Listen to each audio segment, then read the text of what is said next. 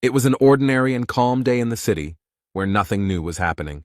From the supermarket, surprisingly, it was filled with shoppers, and in the background, a television was playing the news. A guy takes a bag of chips from the shelf, but it looks like it's defective, and the news says the sky is covered in dust and smog due to recent sandstorms. A little girl next to him says that he is a thief because he steals food that he hasn't even paid for yet, but he denies it. Suddenly, breaking news is broadcast on television that an earthquake has suddenly occurred in the vicinity, but since it was not very strong, there were no casualties. And then they add that this earthquake is starting to gain strength, so it is advisable to protect yourself. There's still something being said on TV, but no one is watching it anymore because something much more interesting is happening outside. Suddenly the ground shook violently and rose up, as if something unusual had crawled out of it. In this place, as if from under the ground, a very strange and tall tower rises at a dizzying speed. All this is very frightening for people. No one understands what is happening here, especially a frightened little child.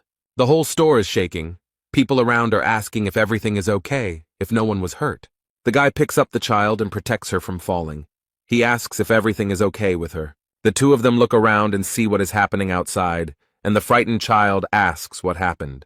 Meanwhile, a new unknown building appeared behind the shop window, frightening in its appearance. This strange building appeared not only in one place, it is also found in others, including England. In addition, this tower has disturbed people in Japan, as well as on all continents and countries of the world. There was a lot of debate and talk about it, but few people knew what it was or where it came from, and people called it the Nightmare Tower. Suddenly, people were told that they had been chosen to save the world, and those who pressed the button to accept the challenge were immediately sent to the battlefield. They were greeted by the system. It was all like a game. You could earn things and skills. But everyone quickly realized that this was not a game at all, and that everything was happening for real. Very quickly, this tower made itself known and caused unspeakable horror among all people. It happened one day when people were actively working around her.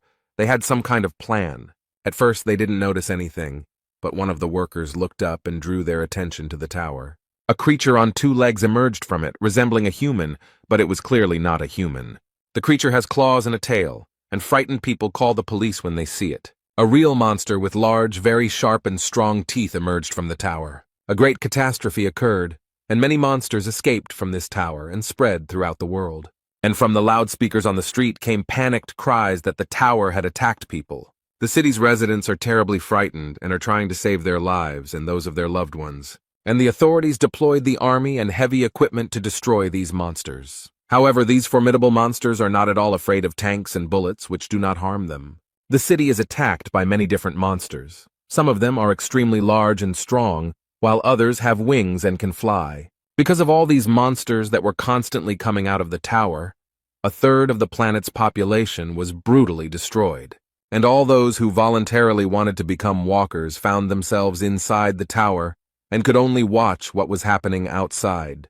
Since the system said they could save the world, people decided to try. So we decided to try to climb the tower, clear it of monsters, and put an end to this horror. These strong and very brave people were the last hope for the salvation of all mankind. But one day this cursed tower was attacked by people called walkers. They are entrusted with a very important mission. They must prevent the end of the world and the destruction of humanity. However, at some point in their journey they came across a wall. A large stone blocked their path, and there was no further passage. No one was sure that they would be able to break this stone by force, but they tried to do it anyway. But strangely enough, it worked, and they managed to make a hole where they noticed something very strange. There was a shiny blue stone lying on the ground that they had never seen before, so they didn't know what it was.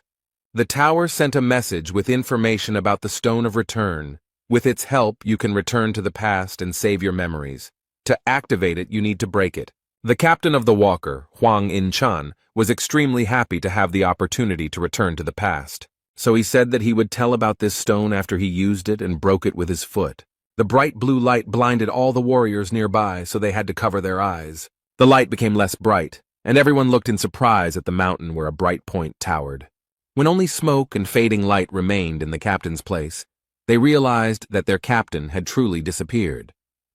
But the only question that hung in the air was whether he would be able to return to the present after being in the past.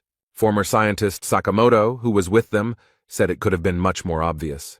He stated that the man had traveled into the past, but due to a space-time rift, he would most likely never be able to return there. He explained everything that was happening based on scientific theories, such as the theory of the multiverse or the theory of parallel worlds.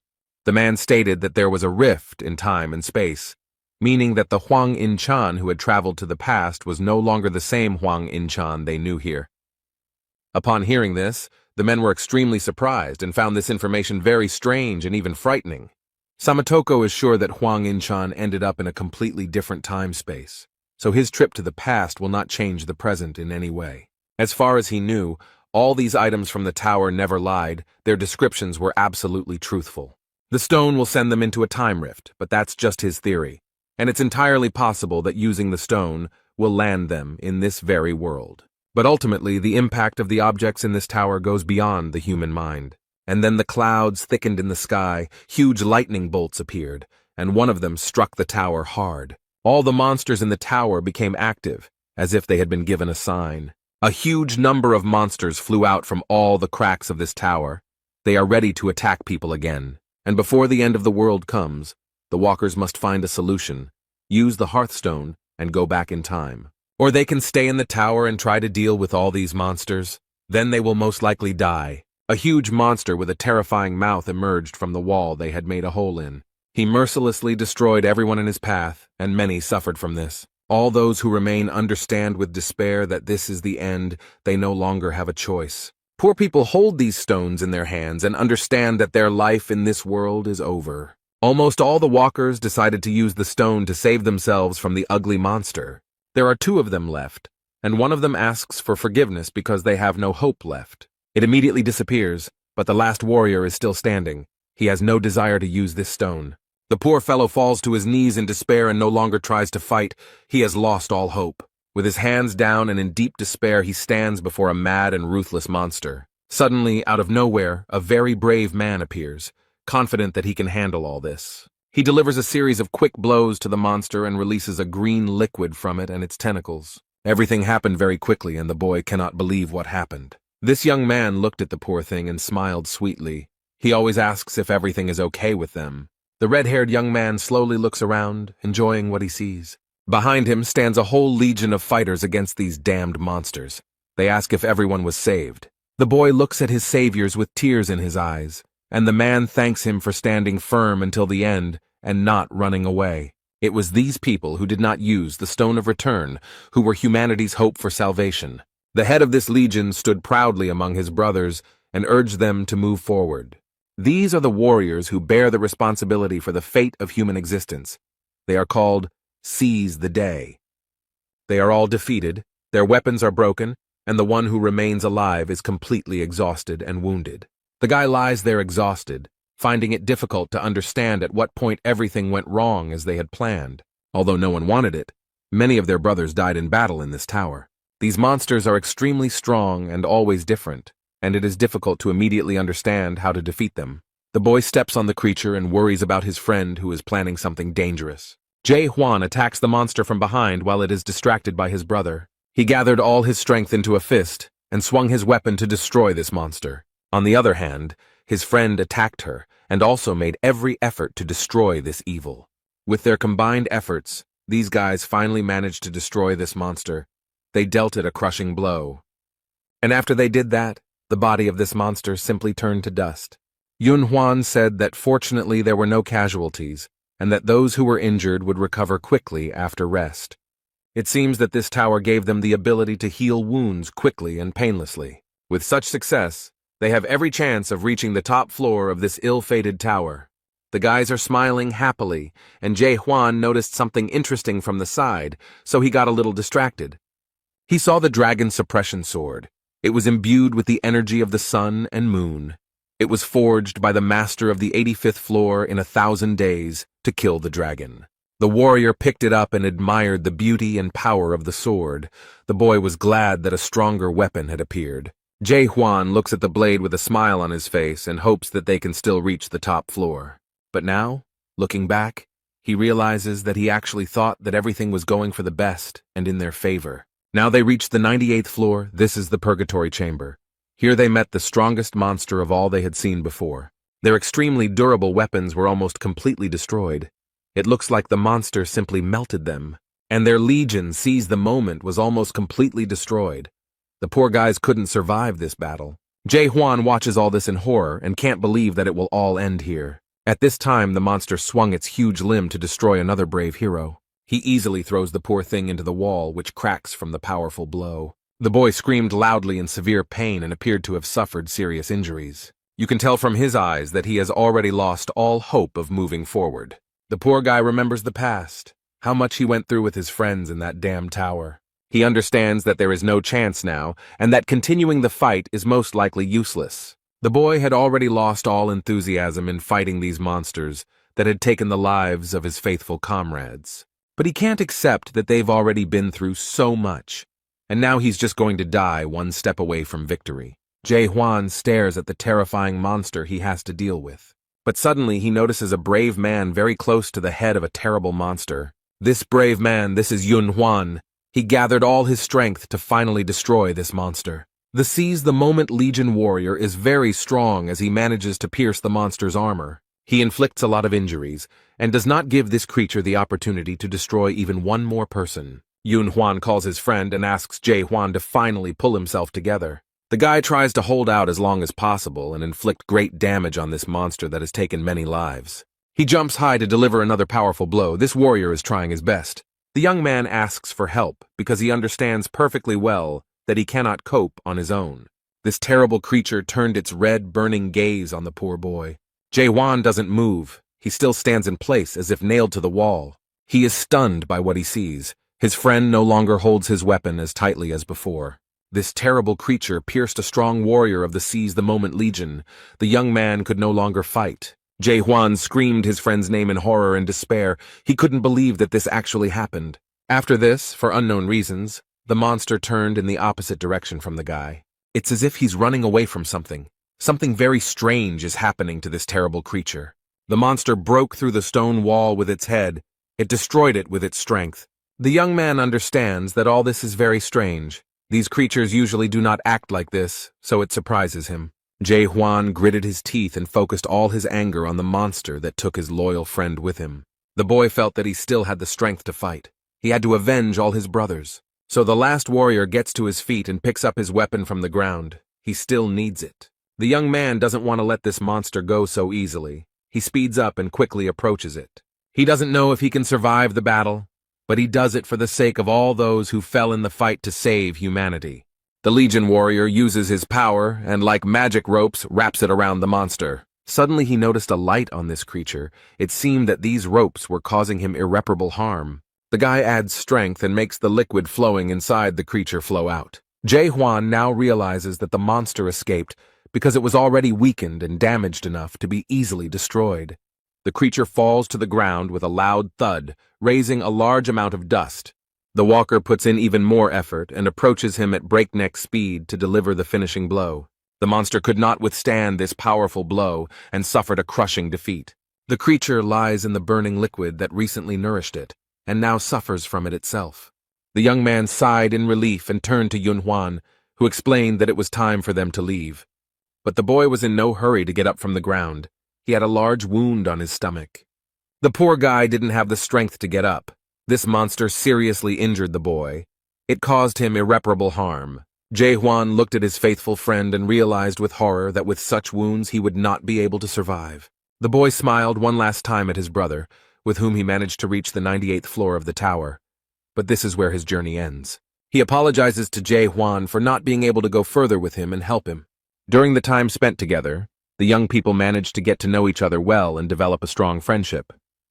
Kim Yun-hwan's smile never left his face, and it always warmed the hearts of those around him. Even that terrible tower couldn't take that away from him, so the walkers began to call him the Knight of the Smile. But at that moment, perhaps for the first time, a smile appeared on his face. The boy understood his end.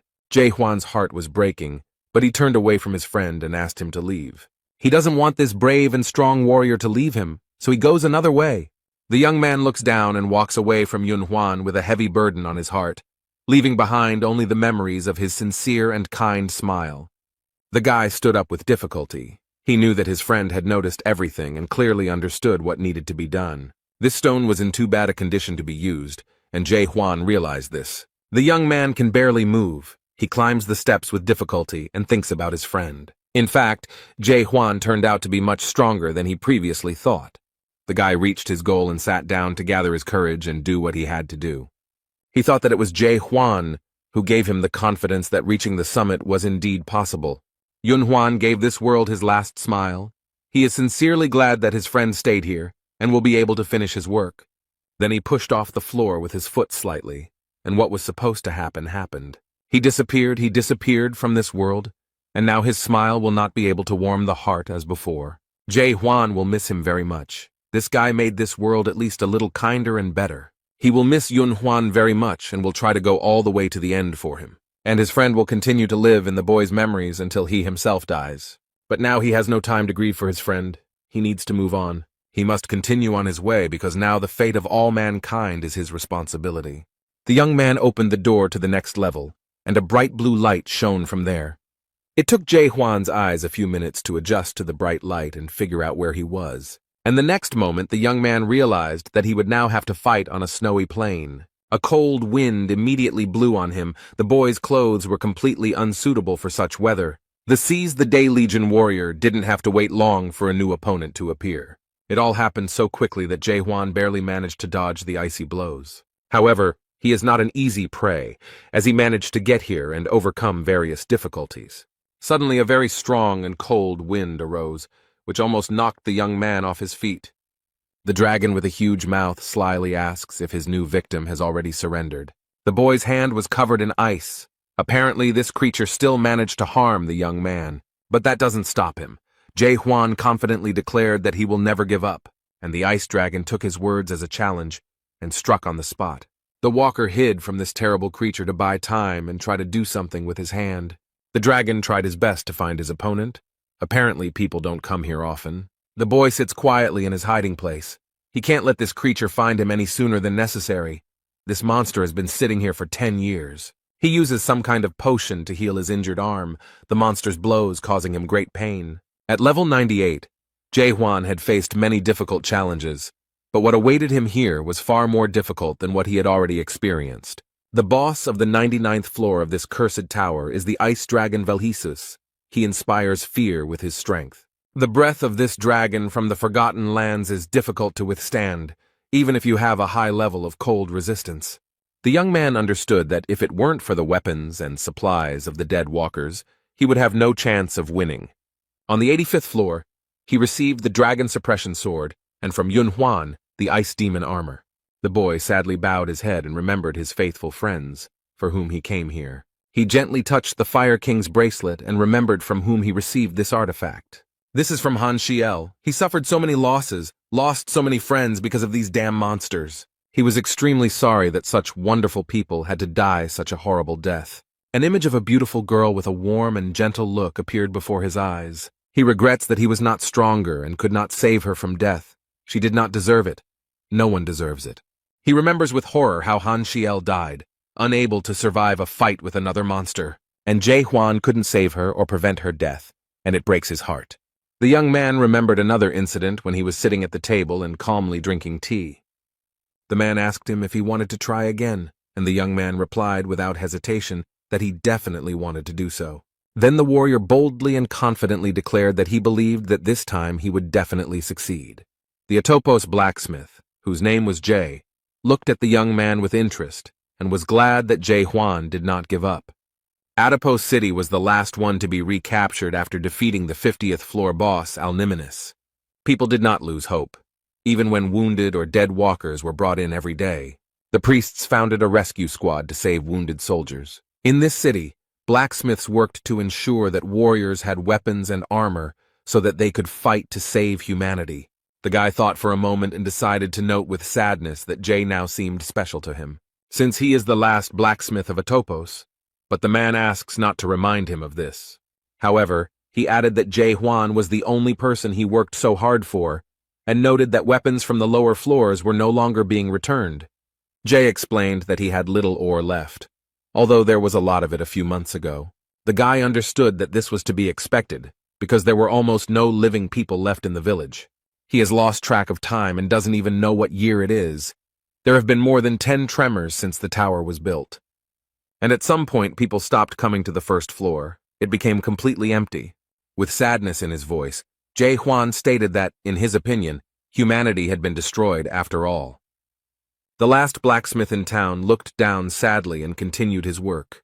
Apparently, he too realized that the boy was right. He asked the warrior if he had studied the tower well and if he had noticed anything strange there, other than the fact that the tower always remained the same. This made the young man think, and he still remembered some rather strange things. He noticed something where the wall had been broken and where the return stones had been found.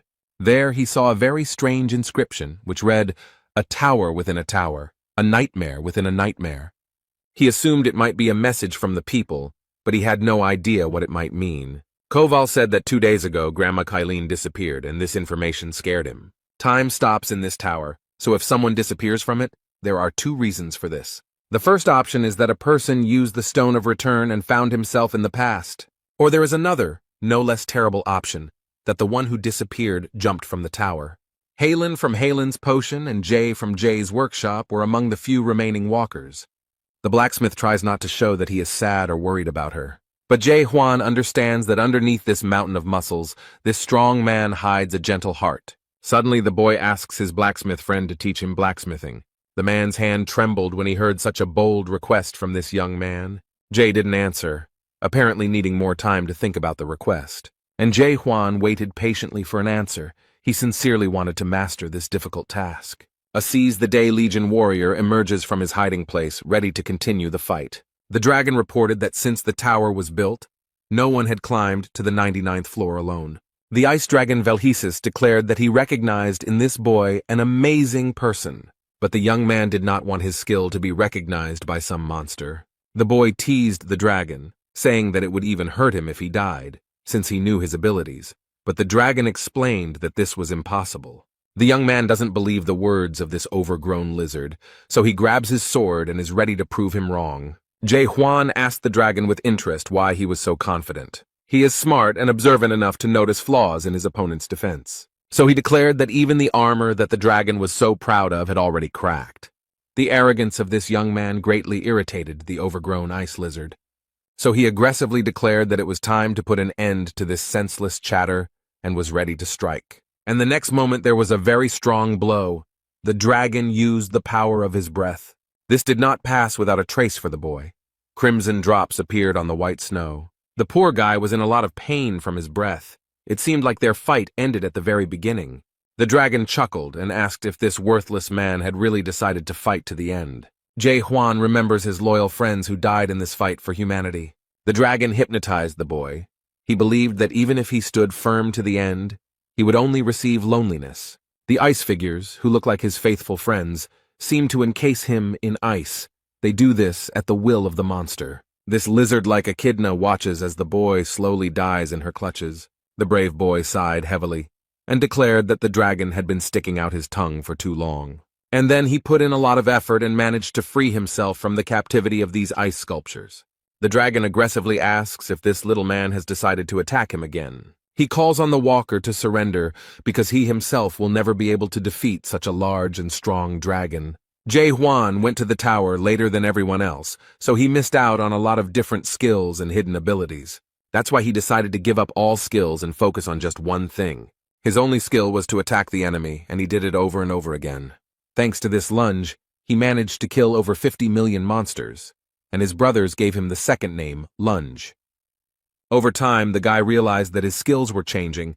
He was becoming faster, more accurate, and stronger, and as a result, he gained such strength that he became more effective than any hidden skills. This technique was not a skill that took away strength, so the boy did not get tired in battle. But despite this, it was still difficult for him. Jae Hwan had already made 100 attacks, but he had only managed to make one small dent in this dragon's armor. It was clear that this creature would not tolerate such a thing. The dragon immediately prepared for his powerful icy breath. The walker realized with despair that he had no time to evade. But suddenly, at the last moment, he noticed something very interesting, and it gave him hope. Jae Hwan noticed a light coming from the wound on his opponent's neck. He remembered everything that happened on the 98th floor and how he defeated the previous monster. The guy realized that he had already seen this same light on another monster, and this was great news. The walker has already gripped his weapon much more boldly and tightly. He hopes that he has a chance. So without hesitation, he takes advantage of the moment and attacks the dragon with his signature attack. The warrior hit the target accurately. His sword pierced the enemy and destroyed his armor. Now Jae-hwan knows for sure that he can do it. He is full of confidence in it. The wounded monster was very angry. He did not understand how this insect dared to do such a thing. But the young man smugly declared that he had not hit hard enough and that he should have simply torn the monster's head off. The ice dragon has spread its wings and does not want such a situation to happen again. He stood tall and declared menacingly that this time he would wipe him off the face of the earth. And without thinking twice, the dragon used his icy breath to destroy his offender. The poor guy barely had time to dodge all the attacks. If even one had hit him, he would not have survived. This is a very difficult test for Jae-hwan. He barely dodges. The boy is surprised that this monster can make such powerful attacks. With great disappointment, he realized that there was no chance of winning. The dragon has cornered him, and he won't be able to defeat this creature. But the monster looks pitiful, its jaw hanging open after being wounded. He explains that if at least 10 pedestrians had come here, they would have dealt with him. And he added that if people had not been deceived by the Dream Demon Stone, everything would have been completely different. The boy doesn't understand what stone the dragon is talking about, so he asks him what he means. However, it is clear that he will not explain anything, but will immediately attack the guy. Jae-hwan does not wait for his death peacefully, but runs away from this dragon. This monster just watches as the guy who maimed him simply disappears. He has reached the door through which he came here. This will be his salvation. The warrior left this floor and closed the door tightly behind him to make sure that this creature would not appear here now. He understands perfectly well that he was a millimeter away from falling. If the claws of this monster had reached him, he would not have survived.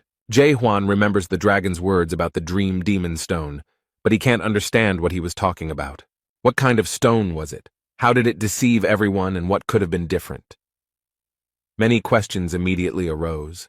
The warrior was glad that he managed to get out of there alive, but he still returned after 5 years. This time he was much stronger and better prepared for this fight, because he already knew what awaited him. The system bombarded him with various messages congratulating him on completing a new level. This time he managed to destroy this monster, so the guy received many congratulations on reaching the 99th floor. Jae-hwan looked at what was left of his opponent and asked what the Dragon Dreamstone was. This creature answered with the last of its strength that it knew the answer to its question without him. But he added mysteriously that he would understand everything when he found himself on the top floor. As a reward for completing the level, the young man received a new weapon, the Ice Dragon Sword. This weapon is infused with the breath of the Ice Dragon, and can determine when its wielder is ready for battle. Suddenly, the young man looked down and noticed that something very strange was happening on the ground. Some substance that flowed out of the Ice Dragon begins to move and rise upward. She rose very high and formed a door right in front of the brave warrior. And at the very top, the number 100 was formed, indicating that this door leads to the top floor of the tower. The guy took a deep breath and collected his thoughts. He was ready to boldly move forward. Without thinking twice, he goes inside, not knowing what will happen to him next. After the boy walks through the door, the number 100 slowly turns into some other inscription. In its place appeared hieroglyphs, indicating that a control room was hidden behind the door. Jae-hwan had already peeked out the door and was looking around with genuine interest. And he was very surprised by what he saw there. Probably the guy expected to meet another monster there. But what I saw there was something completely different. A multitude of different screens and photographs showing the tower and the city. The young man came closer. He was very interested in examining all this and looking at the tower from the side. All these pictures depict places he has already visited. The boy sees the place where the walkers should come. He also sees a topos, a city where those who have not yet perished at the hands of monsters live. He was so focused on these images that he didn't notice someone approaching him and saying they were glad he had come. Jae-hwan looked around and immediately got into a fighting stance, and the voice said that he thought the boy would return to a topos first. And then he calms him down and explains that he shouldn't worry because he completely forgot about him and didn't have time to prepare everything. The boy received a message that surprised him because it said that he was the first to complete the training of the 294th world. His achievements were recorded in the immortal Akashic records, and this record will be visible to the monarch of the great land. The guy read it and realized with horror that it was actually a workout, although it didn't look like one.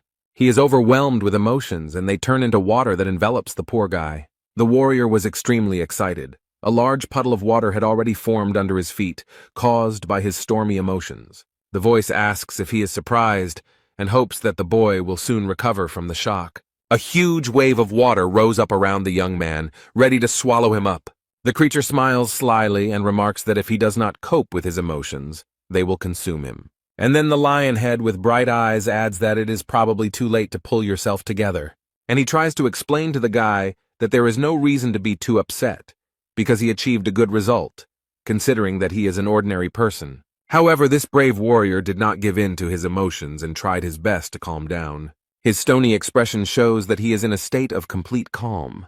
His interlocutor is surprised, because the guy came to his senses earlier than he expected. The young man unceremoniously, and without mincing words, asks what kind of creature this is, and who he is anyway. Then he remembered that he had not introduced himself at all, because he was very glad that this young man had reached the 100th floor himself. Such cases had never happened before. He said that his name was Devil Bystrian and that he was the master of this tower. The warrior noted that if this was just training, then the game itself had not even begun yet. The demon smiled slyly and noticed that the boy had a sharp mind. But first he wanted to show him something.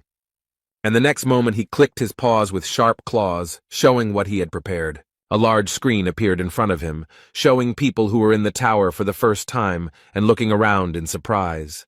The guy watches the video carefully, which shows how he started his journey. These are his memories that show him how he met Seal, how she joined their group. Bystrian slyly noted that at that moment they looked quite happy. He then recalled joining the Seize the Day Legion and talking about how his head was not a weapon, but a sword. These were quite difficult memories for the boy, because everything that happened in that tower was terrible. And the creature noticed that this young man would never again see the faces of his faithful friends. The video shows their difficult battle with monsters, in which many people died. Then, at that moment, no one expected that everything would turn out exactly like this, and that this would happen. Among all those who died in this battle was Seal, for whom the boy fought very hard. He was overwhelmed with emotions. He didn't want her to die. These were very difficult memories for him. And after that, he was shown a video of the death of his faithful friend, and the demon noted that it was a very touching story. He asks the young man how he feels and whether he has tears of anger or disappointment, and suddenly adds that she can give him a second chance, but the guy looks angry, not hopeful. The creature smiles ominously and explains that the boy will have the opportunity to play the game again. He tries to console the guy and adds that this is a great opportunity for him. Like a cunning snake, he convinces the boy that he will be able to relive everything, knowing what awaits him, and adds that in the world of people, this is only possible on the pages of books. Instead, Jae Hwan wonders in horror if this is the end because he expected all this horror to end someday. He doesn't understand. Wasn't he supposed to save the world after taking over the tower? Or was he really being deceived this whole time? Now the warrior understands that in reality humanity had no chance to save itself and survive. All this time they have been trying hard and very persistently to do everything in their power. All this time, people continued to try to capture the tower, dying one after another. All this was for the sake of saving humanity. They all firmly believed in it. They were convinced of it. And only now the boy understands that all this was just a false hope for salvation. The young man is under the power of this demon. He does not think long before answering his offer. The guy very confidently and loudly answered that he would never return to the past.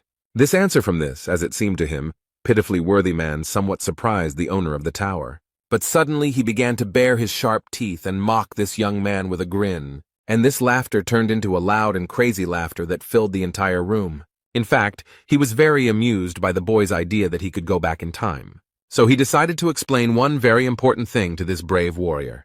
The demon stated that no object or artifact could send him back in time, and there was nothing powerful enough to turn back time. But Huang doesn't understand how this can be true since he himself saw the stone of return.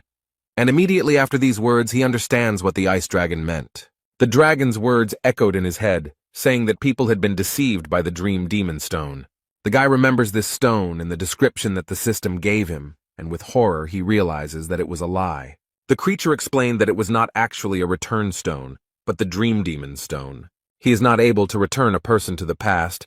He simply locks him in demonic dreams. Bystrian explained that he could not even imagine that people would want to go back to the past and fix it so much. The demon then added with great sarcasm that only humans are subject to such obsession. Jae Hwan, with great sadness and memories of the people who used this stone, noted that this is true. When they had managed to resolve all these issues, the demon announced that the real game could now begin. But she explains that this is not a return to the past, but a start of this game from the very beginning. The boy was asked if he wanted to start the game, and to the demon's great surprise, he refused to play. Jae Hwan didn't think twice because he knew full well that this was just a clever manipulation. The brave warrior explained that thanks to the master of the Tower of Horrors, he understood a lot. A new report has emerged that the Tower of Terror, also known as the Tower of Regret, is created by a dream demon and is placing walkers in artificially created dreams. The young man explained that he had already been in the dream demon's dream and would not return there again. And that is why the boy grabbed the weapon and boldly declared that he would kill the owner of this tower. He did not believe in the cunning and insidious plan of this monster. The warrior was going to kill him and leave. The creature took a deep breath and explained that there was nowhere else to go. This was the end of the tower, although the boy stated that he didn't trust anyone anymore. The demon asks if he is really that bothered by the existence of fake items and achievements. But the boy does not listen to what this creature is trying to tell him, and immediately strikes. This creature is left without a head, but this does not stop it from continuing to speak. The demon, thanks to his powers, tries to turn his head and asks what the warrior wants. He can give him skills or artifacts, whatever he wants. In the end, the young man had come a long way and deserved a reward, but Hwang replied that he did not need anything. Bystrian slyly asks if he wants to return to his previous normal life. The demon explains that he was a prisoner in the Tower of Horror's dream, and therefore no monsters exist in reality. Hwang doesn't understand how these monsters can't exist. The creature snapped its fingers and the boy saw ordinary life before he came here.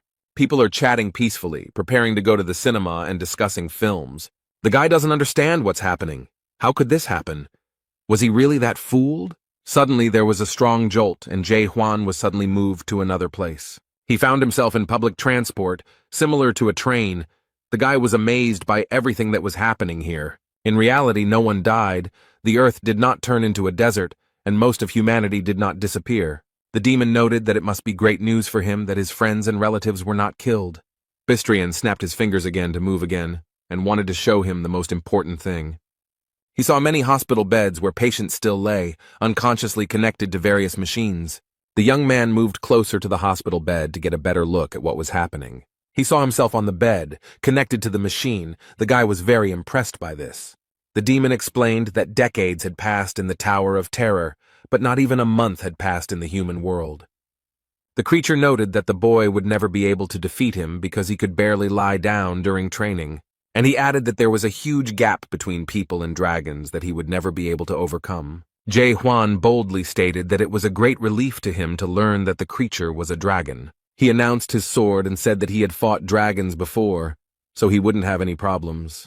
The demon was very angry. He did not like such impudence on the part of this pathetic creature. A brave warrior entered into a fight with a very powerful creature, and who knows how it might end. The heavy wooden door opened, letting a little sunlight into the dark room. Jae Hwan comes in completely exhausted and with severe wounds. He calls Jae and tells him that he's back. But the room where Koval was most often looks as if no one has been there for a very long time. However, the main character needs weapons to fight all these evil demons. So, using the knowledge his friend shared, he tries to make himself a good sword. 72 days passed. The warrior fought the dragon every day, but no matter how hard he tried, he could not leave even a scratch on it. But on the other hand, Hwang didn't die either. For reasons unknown to him, the dragon didn't kill him. The control room shows a video of a guy working in a forge and thinking that no matter how long it takes, he will achieve his goal. The dragon watches this young man with great interest. He is very surprised and even amused by him. He believes that he should keep it for himself because it is a good product that can be sold successfully. This dragon had been cultivating for a long time, and this was the first time he had encountered such a situation. A farmer is a being who must ensure that the product is delivered to the mainland through secondary processing, that is, by sifting out the worst, the product becomes better. And it is during the training that the best products are selected. which are then turned into real games. But suddenly one product appeared that refused to move to the next stage. Anyone in the Tower of Terror can be killed without any consequences. Their souls are still alive in the real world, so it can be assumed that no one has died. But there will be a lot of problems if he accidentally damages the soul of his product. The Reapers, who are closely monitoring all of this, will never forgive him for such a mistake. Therefore, the dragon believes that he needs to sell it as soon as possible. It's time to move on to the next level, because he still has to pay off the debt for buying the tower. He is such a special product that even gods who have no connection to the demon world contacted him about this guy. Suddenly, at this moment, when the demon was calmly pondering these things, Huang appeared and attacked again. The creature easily repelled his attacks and stated that this guy was driving him crazy. He asks ironically if this war is not enough to continue this useless struggle. The demon remarked that he had better start the real game and spend his power usefully. The next moment he repeated his signature finger gesture and was ready to show off his tricks. Literally a second later, he disappeared from the boy's field of vision, and he does not understand how this happened and where the dragon went. Suddenly a mirror appeared in front of him, in which he saw his reflection, and behind him, a dragon. The guy doesn't stop fighting. He swings his sword and is ready to strike again, even if it is useless. The poor guy is trying his best. He is definitely not the kind of warrior who gives up easily. The next moment, this block, which served as a mirror, shatters into pieces from a strong impact. Huang was injured, his head was damaged, and he has difficulty coughing. The angry dragon grabs the boy by the neck and asks what he wants and why he continues to insist on his own. The guy explains that he will kill the dragon and move on, which even disappoints Bystrina a little, and he asks what he needs to do to make him agree to the game. Huang chuckled. He saw that the creature was already on the verge of fainting, and quietly praised himself for being able to hold out for so long, and explained that he wanted to ask for something. The dragon is already sitting calmly and explaining to the boy that the universe does not consist of only one dimension, but he calmly replied that he knew about it, and added that he also knew about parallel incarnations and the multiverse. But the demon wants to clarify something and says that there is one main dimension, the almighty Earth. And then he explained that it was from this great land that many different alternatives branched off. The Earth is a small planet in a large dimensional system consisting of a large number of alternatives, and they called these actions the 294th world. In the Tower of Terror, walkers can gain skills, obtain various items, and level up. In this way, they will be able to adapt to the structure of the mainland and thus have a chance to enter another world. And various evil demons like him have the ability to control this game.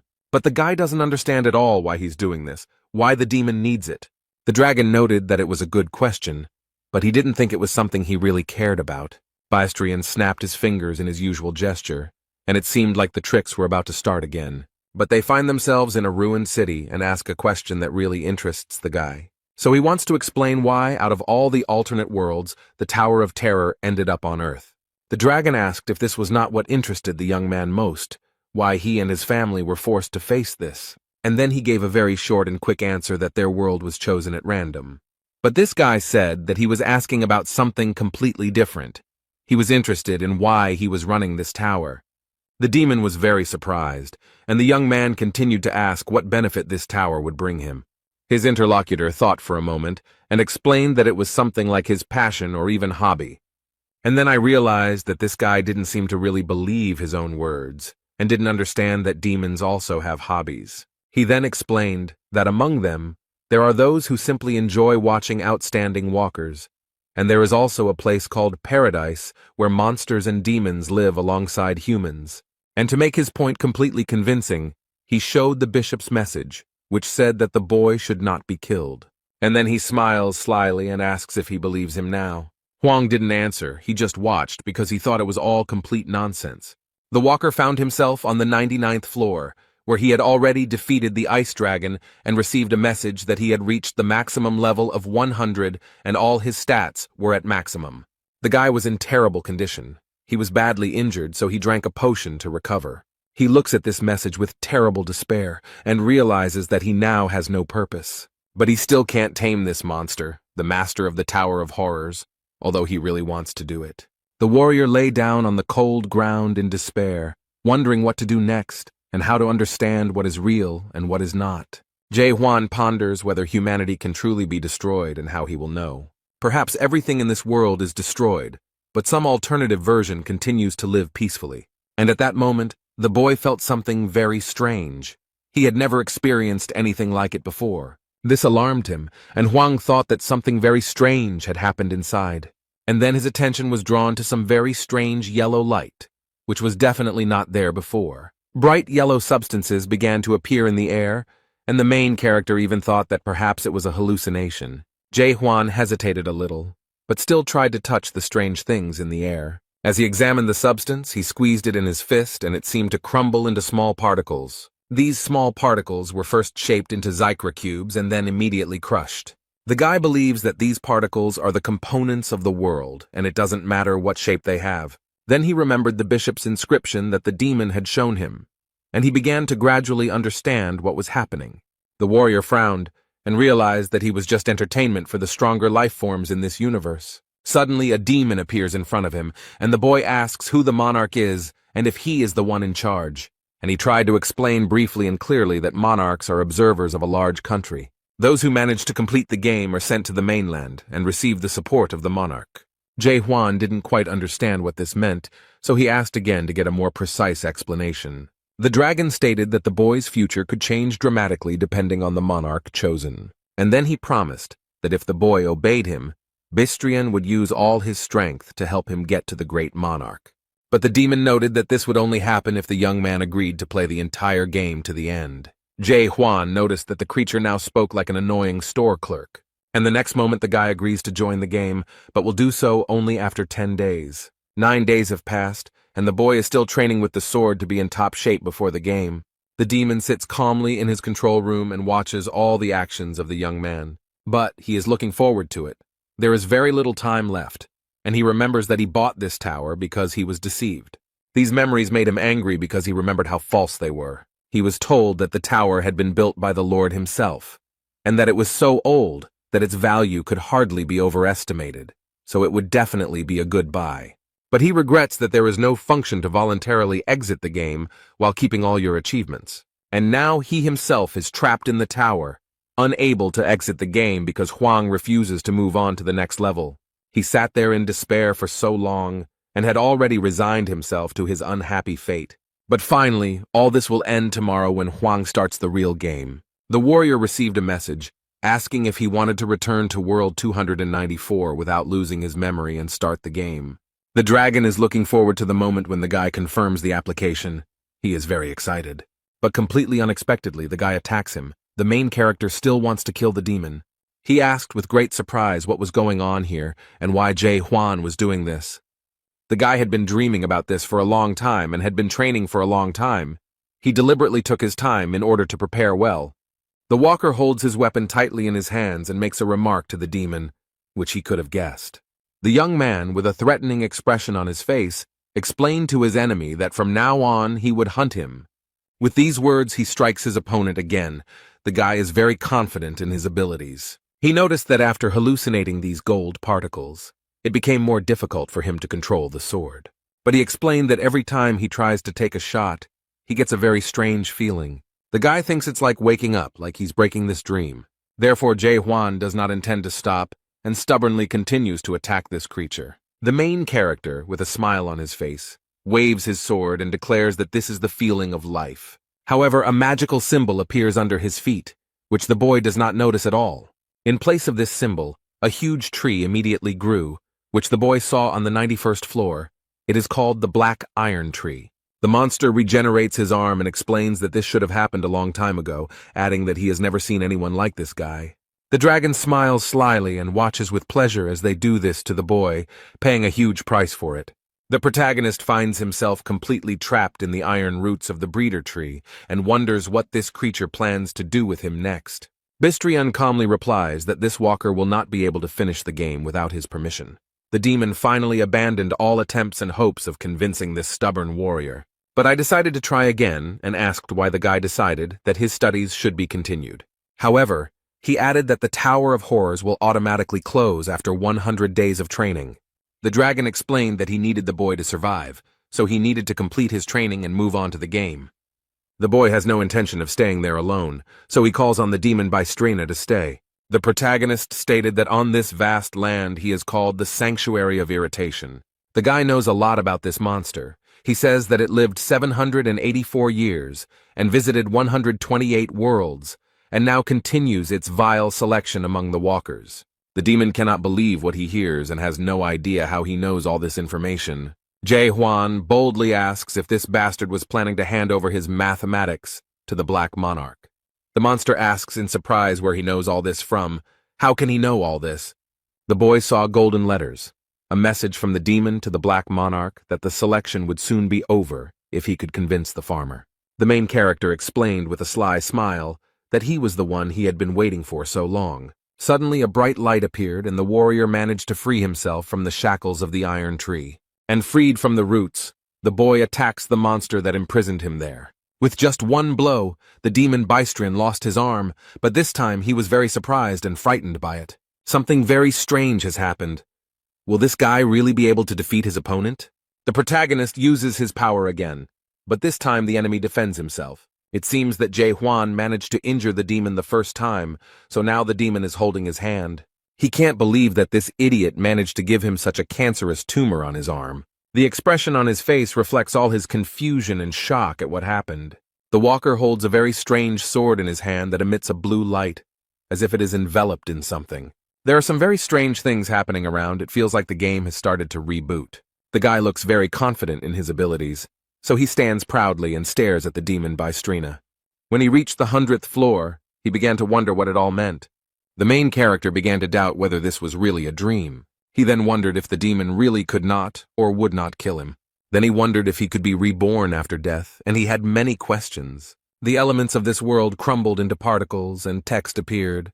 The warrior watched the demon carefully. And now, after a long period of doubt, Jae Hwan has finally reached the stage of absolute certainty. He has discovered something new, penetrated into understanding through and through, and now he can use this powerful force.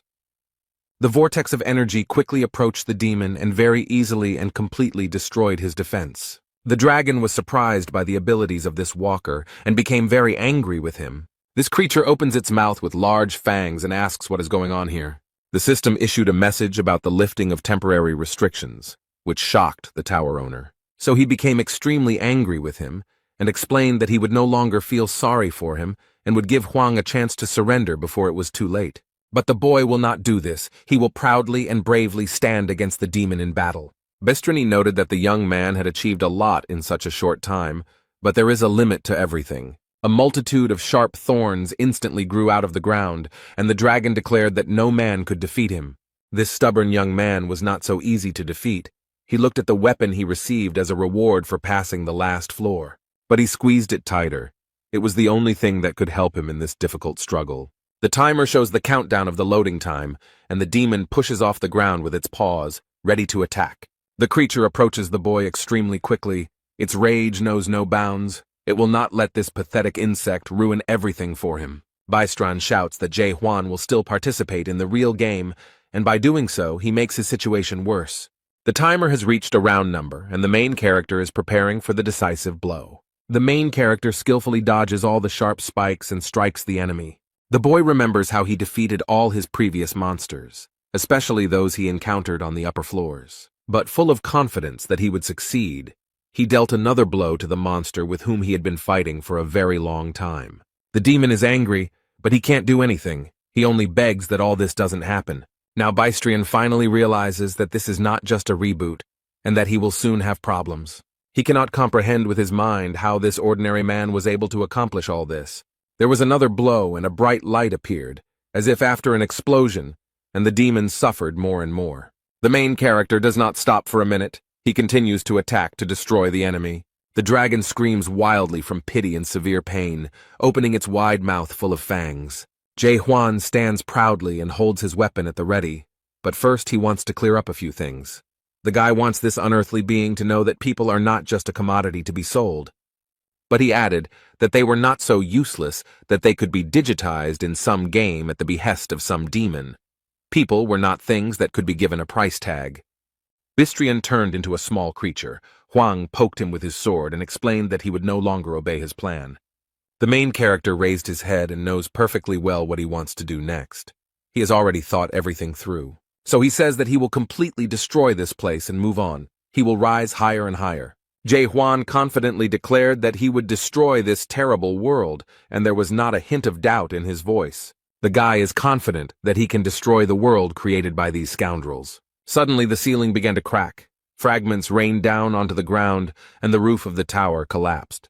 Demon Bystron ducked to avoid being hit by shrapnel and asked the boy to stop. He pitifully begs not to do this and repeats again that there is absolutely nothing higher. However, the summer hero knows very well that in reality it is much more interesting there. But then he confidently added that he was sent here for a reason, and these words shocked the demon. The guy remembers that on many floors he came across strange inscriptions on the walls, and they interested him. He read about the Tree of Illusion on the walls, and wondered if the Tower of Horrors was actually created by the demon sitting at the top of this tree. The young man was sure that there were also inquiries about the dream demon Mulark, so he continued his search. Huang asks if they are now at the root of the illusion tree. If that is true, then it also has a trunk. The demon fearfully asks what the warrior is planning, and he explains that he intends to break through the ceiling here. And the next moment he raises his weapon, and a huge stream of energy rushes upward. The system indicated that an unknown error occurred during loading, and then showed that training was complete. Now the guy is in a completely different place, but the poor guy looks very tired. But despite this, Jae-hwan is happy that he finally found exactly what he was looking for. He wanted to be here. This place is not as quiet and calm as it seemed at first glance.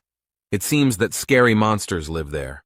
The creatures with large mouths sensed the presence of strangers in their territory and were ready to attack. These giant wolves surrounded the main character, but he is not at all scared. He is alone, and there are more than 10 of them, and these creatures do not plan to leave him alive, so they immediately attack. The wolf quickly approaches the boy, his eyes blazing with fury and his huge fangs terrifying. Jae-hwan is not afraid of any of these creatures.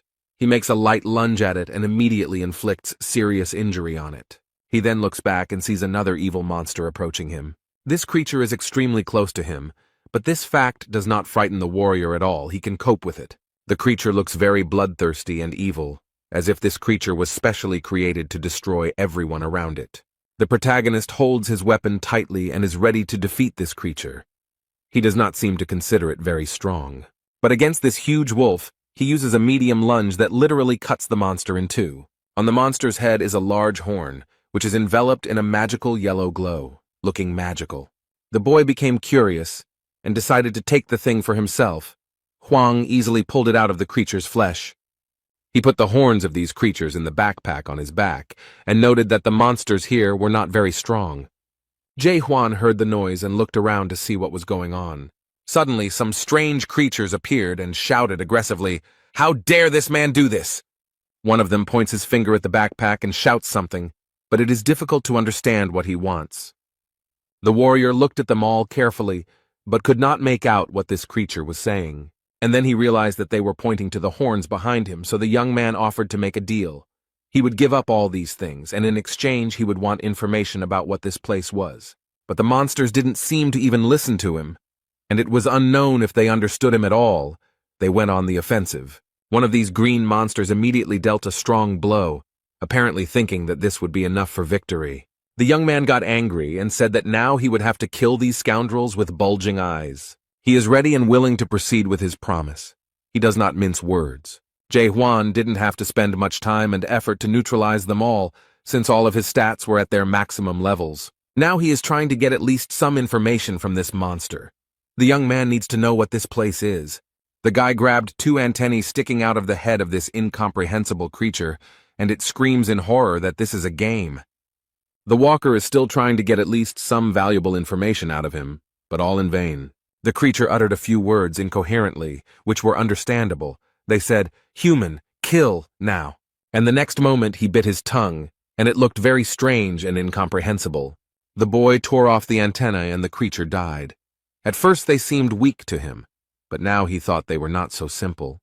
Huang looked at what was left in his hands with surprise and interest, trying to understand what function these things performed. But he decided not to think long and left the antennas on the ground, and went to explore the area.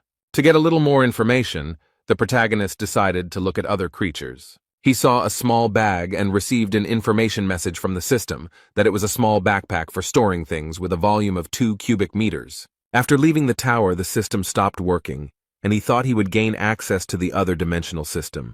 But this did not happen. But fortunately, he at least has access to information, and after examining the bag, he noticed many interesting stones there. The boy examined the stone and was informed that it was a spirit stone, and that it gave him the ability to increase energy. He collected them back into his bag, thinking they might have some value and wondering if anyone made them here. Having completed his search, the guy wondered what to do next and where to go, but he still didn't find out anything about this place. Suddenly, the sword he received as a reward for defeating the ice dragon made itself known. The guy sat down and looked at this thing in surprise, not understanding what was happening to it. And the next moment, the dragon's mouth appeared, as if a ghost was trying to get out of there, or it was a hallucination. It all ended as suddenly as it began. Nothing else happened, and everything just disappeared. The main character props his head up with his hand and tries to understand what just happened. After sitting like that for a minute, he was able to examine everything more closely, and noticing the crumpled paper, he suggested that it might be a map. The guy opened it and saw there a tree of illusions, as well as some other castles, possibly a settlement, and a strange inscription, Chaos. He remembered that the idiot in the tower hadn't told him about this place, so he would have to try to find out for himself. At first, this forest seemed like a very quiet and peaceful place, but these palm trees and greenery create a deceptive impression. A little further away from Jae-hwan, wolf-like monsters angrily open their mouths, ready to attack. Their opponents move towards these creatures fearlessly, quickly, and energetically. It is unclear what they are, but they look very human and seem to know what to do. The girl with red hair looks at the spores with confidence, but her eyes are unusually bright. She threw the blade, probably intending to hit one of the monsters, but something went wrong. Because she stepped on some guy's foot and apologizes, explains that it happened by accident, and promises to change her hunting location. He smiled at her, and when she turned around, it was clear that the man was angry, and thinking about how badly she must be handling the weapon that had accidentally hit him in the knee. The other boys looked in horror at what awaited them ahead and screamed in fear. A terribly angry bighorn, also known as a bighorn, is quickly approaching them. This terribly evil creature with huge fangs and an open mouth runs towards the girl, who does not seem to be scared at all. All this happens near a high cliff, and the people below are trying to prepare for a difficult fight. Hwang watches them from above and comes to the conclusion that this girl looks much stronger than the others, but they don't seem to be very friendly. At this rate, they'll all just die. I wonder how they even got out of the tower with those skills. The man has gathered his strength and is ready to join the battle. He uses his skill, Breath of the Fire King. The girl screams that she will help him and immediately hits him hard on the cheek. She then smiles cheerfully and apologizes again, although this time the guy calls her a whore. The red-haired girl noted that it was very rude to call her that, because she just wanted to help. Hung-nim doesn't notice the monster approaching him with its mouth wide open while he argues with the girl. It seems that the protagonist realized that they would not be able to cope with this creature, especially if they were so careless, so he decided to help. Jumping down from the mountain, Jae-hwan used his sword, made a medium lunge, and easily defeated the monster with one blow. Han-nim seemed to be too close to the monster, so he got slapped quite a bit and he didn't like it very much. There was a lot of smoke, so no one immediately noticed the stranger, only his powerful weapon was visible. Jae-hwan wields a strong and large sword that emits a beautiful blue light. The main character stands proudly on his prey and carefully looks at everyone present. He didn't seem very impressed by what he saw here. These people didn't look particularly strong or smart. They discuss whether everything that happened here was legal and whether they can take Bighorn's body. The man tries to wipe the dirt from his face, and the girl watches the stranger with interest. Someone said that it would take at least 10 people to defeat this creature, and Hwang thought about the fact that the previous creature had 5 horns, so the more horns, the stronger the beast. The girl is still awake, mysteriously and intently looking at the man who so easily dealt with the monster. She doesn't know who he is, so she plucks up courage and decides to approach him. The girl comes up from behind and threateningly asks who he is. The guy didn't expect such a reaction. She then explained that chaos is not a simple world, and no one can defeat Bighorn with just one attack. She asks again who he is and where he is from, but the young man only looks at her with interest. He remembered seeing the word on the map and not being able to figure out what it meant, but now he had a chance to get more answers.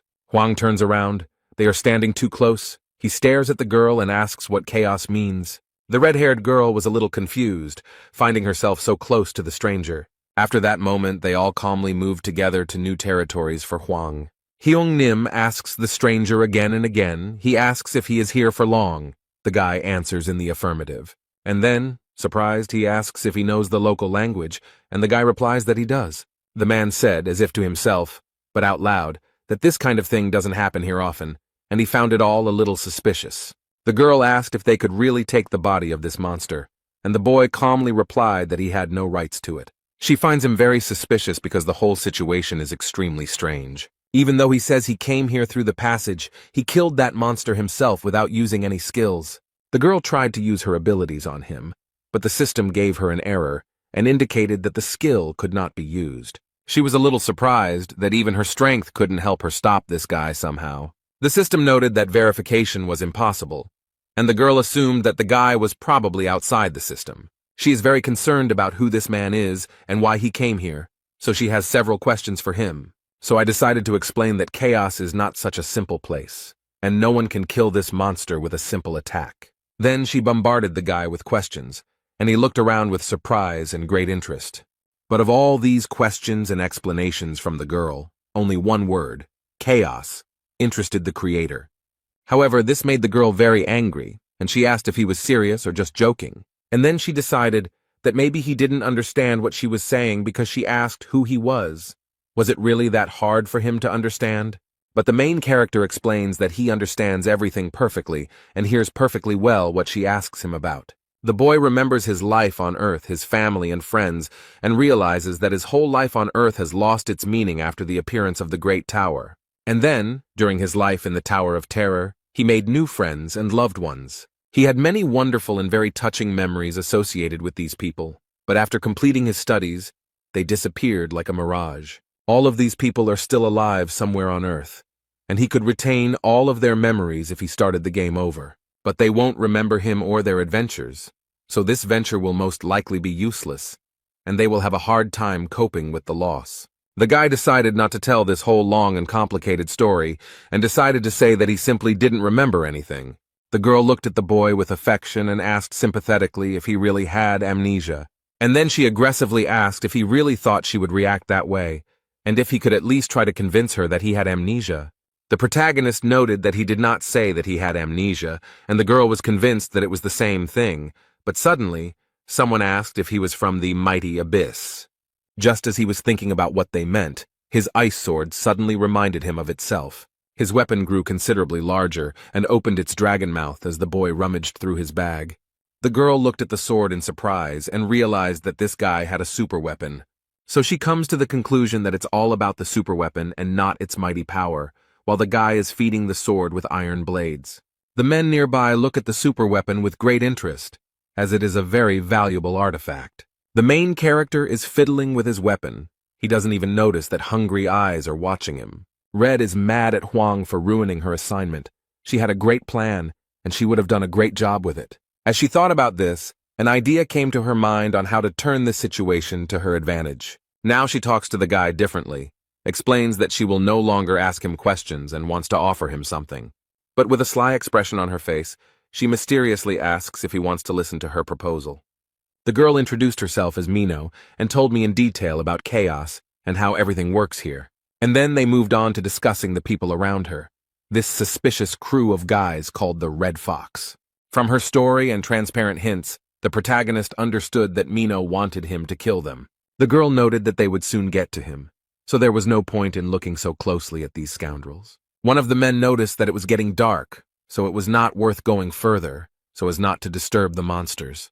So they decided to stay where they were and spend the night in the open air in the middle of the forest. Jae Hwan lies under a tree and looks at the map. According to the map, there is a settlement not far from here. The card magically turned into gold particles and disappeared. This is the advantage of the game. The boy lies quietly and plays with these particles. He sharply clenches his fist, trying to catch something.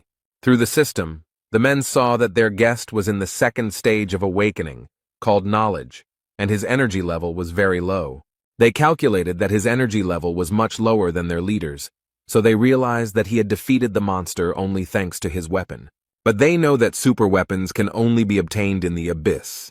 These are the branches of the Tree of Illusions. Huang heard everything and realized that these scoundrels were up to something.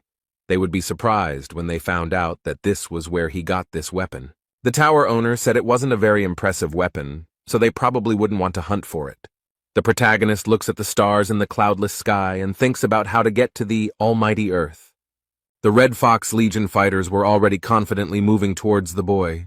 Huang realizes that they have already started to implement their plan, and soon everyone will be here. Mino is shocked and asks the guy why he is lying there so calmly, because those bastards are going to come for him now. The girl tries to convince the young man to use his powerful weapon against them. But Jae Hwan calmly turned to Mino and explained that he did not have any weapons with him. He explained that he had lent his sword to someone on the night shift, but the girl was furious and couldn't believe he had done that. He was surrounded by many people. The leader stated that he would find a better way to use his weapon, although the girl noted that even with this weapon, he was a complete zero. Mino is not as simple and sweet as she seems at first glance. She asks these idiots if they really want bloodshed. The main character looked at the girl with genuine interest, and now saw her true nature, and it seemed that he liked it. Instead, all these people follow the orders of their leader, who threatens to kill them. The redhead doesn't wait for Huang to do something. She knows how to stand up for herself. She uses her skills skillfully. The girl throws blades well, and the first two were all convinced of this. And the girl doesn't even think about stopping after them, and immediately finds a new victim. Mino is actually a very skilled and intelligent girl. She holds her weapon tightly and is ready to use it again. The dagger flies towards one of these villains with insane speed and force. The protagonist stands proudly next to her and does nothing, apparently believing that she can handle it herself. And that's true, Mino can definitely handle this bunch of losers on his own. They seem to already realize what they've gotten themselves into and probably regret their decision, but it's too late because they've already made her angry. She smiled sarcastically and stated that by their decision, they had doomed themselves to a terrible fate. Their leader stands behind the rest of the Legion and admits that he knew she was a witch from the start. This became obvious when she unceremoniously set the monster on them. The man frowned and asked aggressively through clenched teeth who had approached the ghost warrior. Mino smiled cheerfully and sincerely and playfully asked what difference it made to him who did it. But she added that these bastards had killed so many newcomers who didn't understand anything that many of the Chaos inhabitants probably wanted them dead. Instead, Heng Nim noted that the ghost warriors would not help these unfortunate people. And then, with one movement, he repelled all the sharp daggers that were rapidly approaching him. The man pulled out a weapon that belonged to Jae Hwan and threatened that this witch would die right there. Although it didn't particularly frighten her, Mino muttered hesitantly, was he really counting on just a super weapon? But the cunning man smiled slyly and explained that he had an ulterior motive. The girl looked around and was a little surprised by what she saw, although she noted that they were all at least level 1 in strength. Now I could see even more people around, hiding behind trees and bushes, waiting for the right moment. The girl explained that she immediately felt that there were many more of them than it seemed at first glance. The leader asked if she really thought he would go into battle unprepared, especially if he had to fight a witch's ghost and a boy who had killed that monster with one blow. But he would have acted differently if he had known that he would get this amazing superweapon so easily. He wouldn't have gone that far or called so many people for help, but it's already been done. The girl asks in surprise if Black Fox is really here too. It seems like nothing interesting is happening in his life right now. This man, who just now stood out in no way, has now turned into a real monster. He declared with his huge tongue and fangs that she could consider this an honor.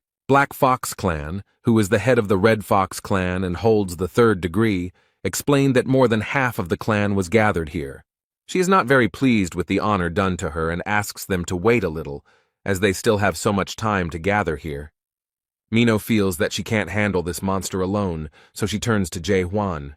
She doesn't want to admit it, but she has to admit that she can't protect him. So she throws a stone to the boy and tells him to grab it and run, and the boy realizes that it is a terrible stone. The girl explained that it was a return stone, and if you used it, you could move to the nearest fortification or fortress.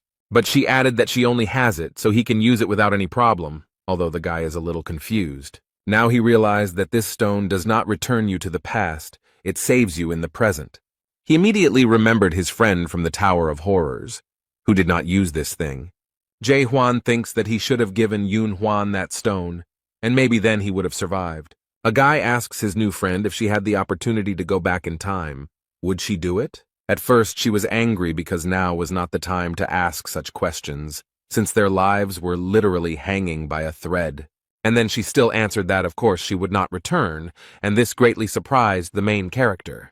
The witch turned around and smiled cheerfully, noting that she had worked hard all her life. She has nothing to regret, and she will never return to the past, even if she dies in this battle today. This answer seemed to surprise Jae Hwan because he moved closer to Mino and placed his hand on her shoulder. The guy stood next to her and declared that she would not die today, and reached for his weapon. His reaction surprised the girl. She did not expect him to protect her or take part in the fight. Without warning, he threw something to the ground, sending up a column of smoke and blue sparks. Jae Hwan uses his strength and easily deals with the attackers. The Black Fox shouted that he was using the Flame King's 14 transformations. After these words, the monster's hands caught fire, and the swords of his subordinates were engulfed in flames. The protagonist does not appear embarrassed or scared after what he saw. He has a plan, and he is preparing to use the lost spell to get rid of all these fools. The guy copes with all this evil without any problems. No one even has time to understand what happened. The protagonist came face to face with the strongest of them. He tried to wound him with a sword, but the monster held him back with his hand. But this did not stop him for long, as Hwang proved stronger and pierced his clawed hand.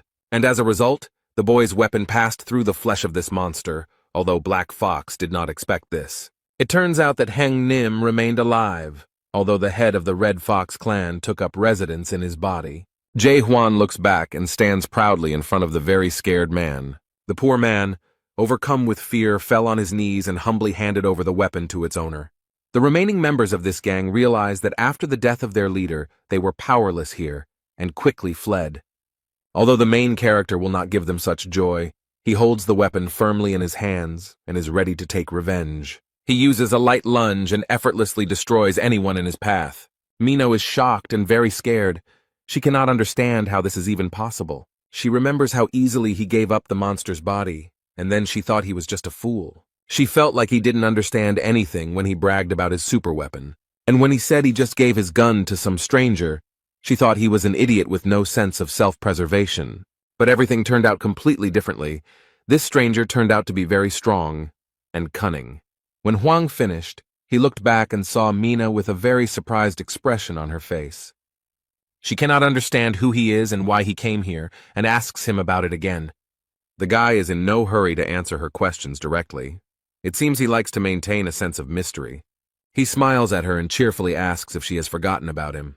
The warrior replies that she already knows who he is, but this greatly surprises Mino, and her face shows that she does not understand what he is talking about. Hwang teases the girl by asking if she has memory problems.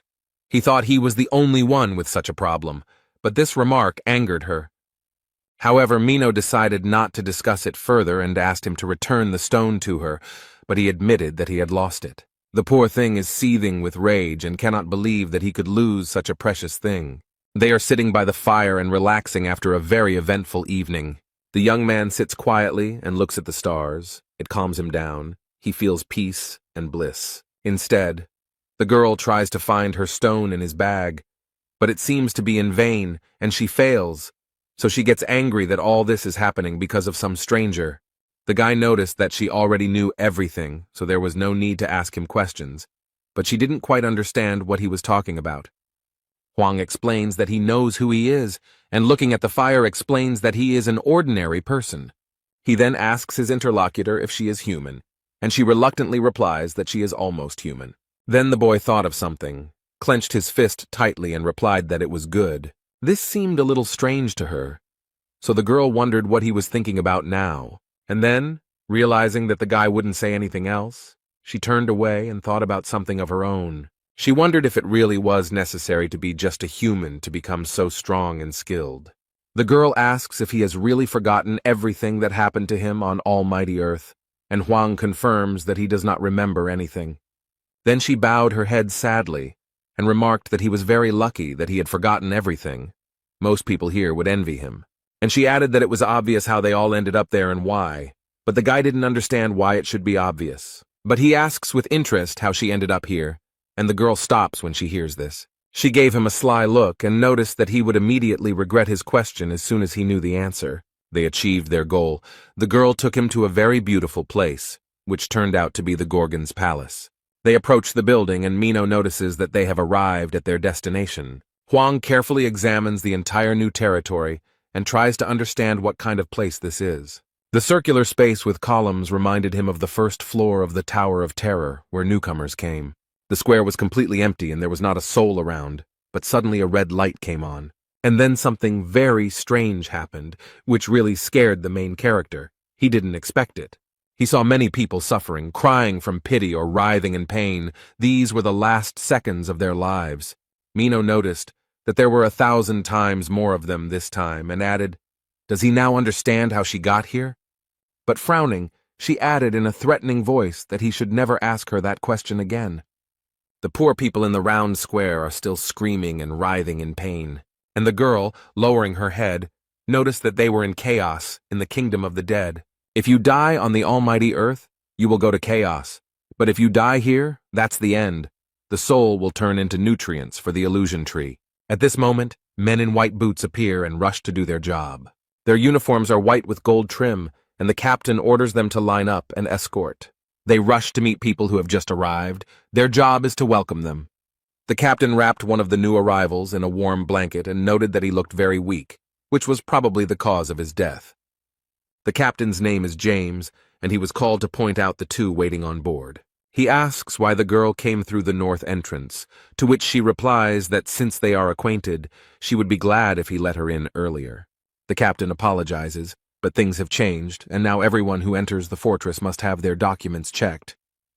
Mino looks back and asks if Huang has an older brother card, but the boy shakes his head, indicating that he doesn't have one.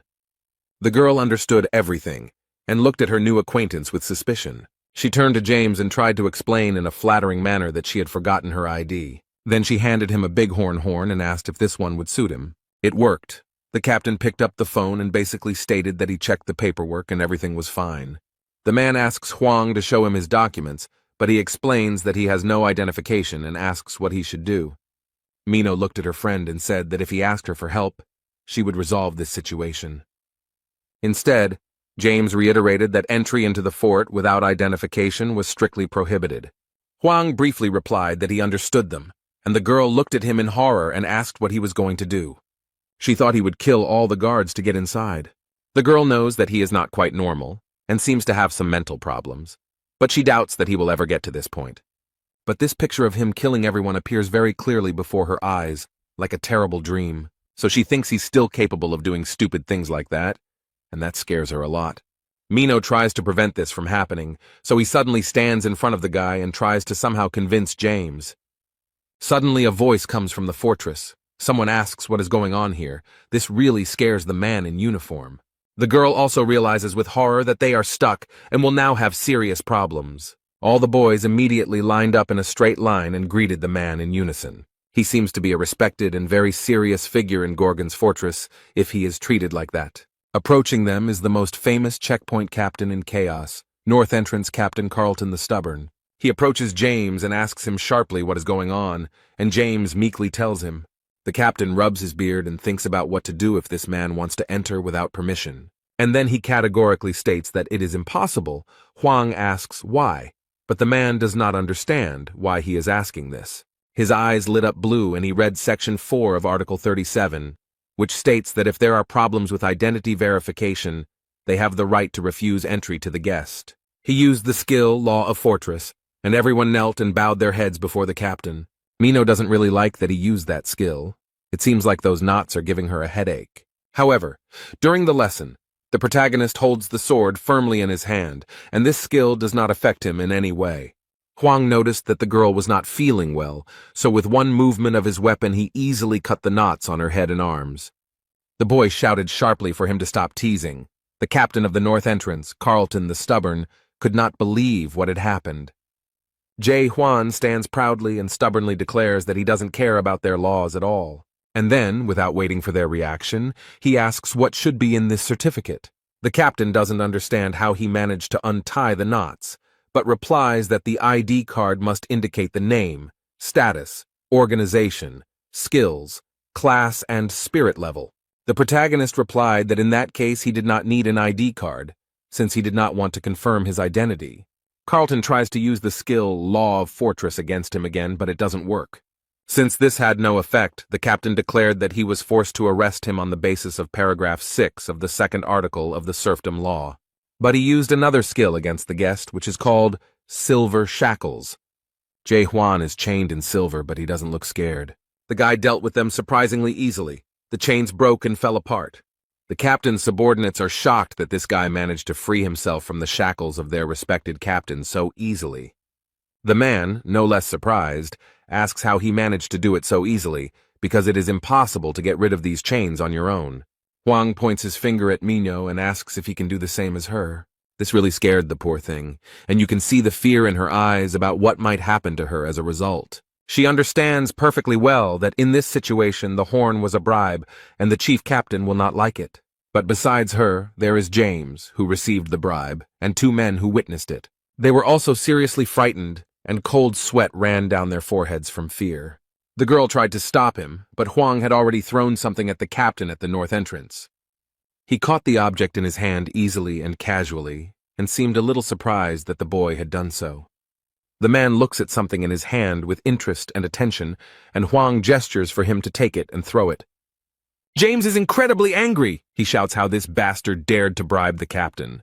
However, the man stopped his subordinate and asked the boy if his name was Jae Hwan, and the young man answered in the affirmative. And then he looked him straight in the eye, called him a gossip monger, and said that he had been waiting for him. Minho was scanned by some device and told that her soul was more than 15% destroyed, so she needed to take medicine.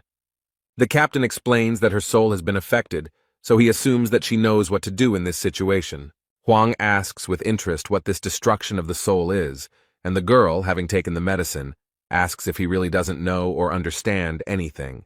Soul corruption is a chronic condition quite common among the inhabitants of the house. The soul of everyone who resides here gradually deteriorates and is eventually completely absorbed into the place. That's why the horn of this animal is so valuable. And in the meantime, James reports that they have escorted all the newcomers to the village. The bighorn horn is the only thing that can prevent the soul from being destroyed, so this man was happy to receive it. The girl also remembered that thanks to him, she received such a valuable horn for free. North Entrance Captain Carlton Stubborn pointed the device at the boy and explained that he would now test him too.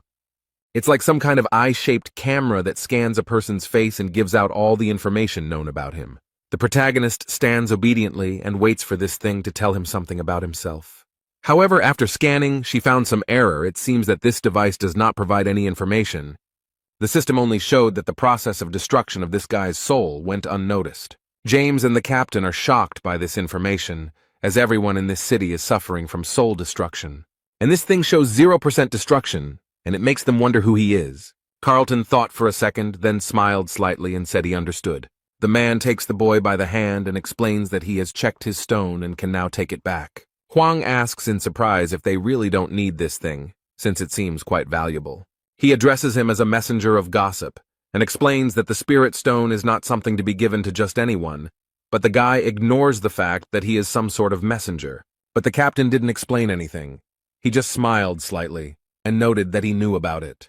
2 guests entered the fortress, and the captain was asked if they could be let in. Instead, the man asked James if he knew what a spirit stone was, and he explained that it was something that increased spiritual energy.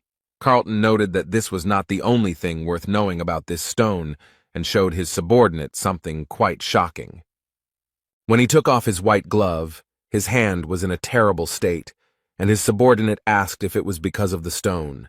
The captain explained that no one except the messenger of gossip has power over this stone, and only he can bypass the destruction of the soul.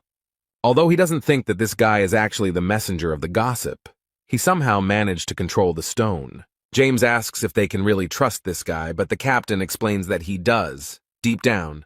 Carlton recalls how he was measuring the level of destruction of his soul, and his subordinate remarked that the device must have broken. But as far as the manager knows, the device is fully functional, and can only show this in one case. This can only happen when his soul is the purest of all that exist in chaos. But James does not understand how this is possible. It doesn't matter whether he is the messenger of the gossip. What matters is that he can control the spirit stone, and what to do with it will be decided by the fortress itself. James asked if this was related to the illness of the owner of this fortress, but the captain of the northern entrance doesn't know about this at all, so he has nothing to say. And then you add that I heard that someone tried to let them through by giving a bribe, and this scared the man. Now he doesn't know what to expect. Huang walks around the fortress grounds, looks around and thinks that the streets here are very confusing. He's also concerned about why this girl is following him and who is in charge here. The captain punished her for not showing her ID and for offering a bribe to a security guard. However, Jae Hwan asked to let her go, so the man complied with this request and let her go, wishing her a good day. The guy doesn't know anything about this city, so he decided to just ask out loud if anyone here knew a good blacksmith. He continues asking questions, shows his sword, and asks if he knows anyone who could help him. Instead, a cunning man appeared who seemed to want to profit from the fool. The walk through the city dragged on, and it seemed they had entered some dark alley. It seems that the girl is already beginning to come to her senses after the captain cast his spell on her. Finally, she feels better and asks how long they have been walking and living in this settlement. The protagonist is glad that she feels better, because finally she won't be following him everywhere, so he wishes her luck and says goodbye. But Mino can't believe that he's just leaving her like that and asks him to wait for her. Huang explains that he has entered the fortress and now he no longer needs help. He looks back at his friend and casually adds that now she will only be a hindrance to him. The guy explained that they were too different to turn their acquaintance into a strong friendship. So he suggests that she go her own way, and this is where their paths diverge. The girl froze in surprise. She could not find words because she was very surprised by his decision. It seems like she doesn't want to part with Huang at all, so she's in no hurry to leave him. Suddenly, a sharp and very loud scream of a girl was heard in the tunnel. She asked the boy to stop. Mino tries to convince the guy that he doesn't know where to go, and that without her, he will definitely have a lot of problems. The young man explained that he could always ask passers-by, but the girl suggested that he ask her, since she knew everything here. Huang seemed to realize that she wouldn't be easy to get rid of, so he seemed to have resigned himself to having her as his companion. Since she had already insisted and said that she knew everything here, he explained that he needed a break now. The girl enthusiastically said that she knew where to find him and asked if she could take him there, to which the guy replied that it would be very appropriate. Suddenly, the guy reached for his bag and said that it looked like they had other things to do first. Now they have to settle some issues with people who are interested in the alien to these lands. They are blocked by guys with sly smiles and asked if he has that beautiful sword that has heat in it or something like that. Mino warns these fools to get out of the way if their lives matter, but the boys don't take her words seriously. She was called rude and warned to watch her swearing. The men explained that the youngest of them had reached adolescence and was highly sensitive to any rude behavior, but they threatened that if they want to get out of here alive, they must pay, so let them give up the sword. Huang calmly replies that he does not agree with their terms, and Mino is shocked by their youngest son. The robbers stand proudly and wait for the right moment to begin their reprisal against these two. But the girl is still under the impression of this overgrown man and claims that he cannot be the youngest and accuses them of lying. The Mountain of Muscles no longer waits for a command from his minions. He quickly approaches them.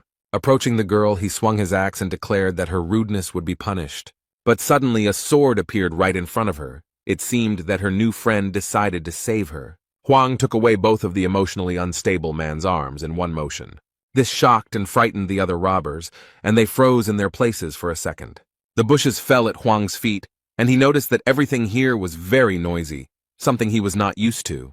The guy holds his weapon tightly at the ready. He knows perfectly well that this fight will not end here. Jae Hwan seems to be confident in his abilities and is not at all afraid of scammers who enjoy profiting from others.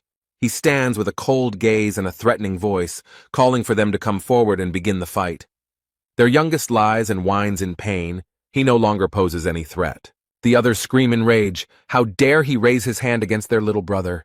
They are bombarded with threats and curses and promise that they will never forgive him for this. But everyone comes forward and shouts that they will show them what true friendship and support are. Instead, the protagonist stands calmly and waits for them to approach.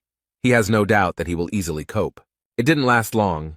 His sword was already dirty, and finally there was peace and quiet around him. The girl is delighted with how easily the guy dealt with the attackers. She is impressed and thinks about how strong his other skills are. but he explained that he only knows how to lunge.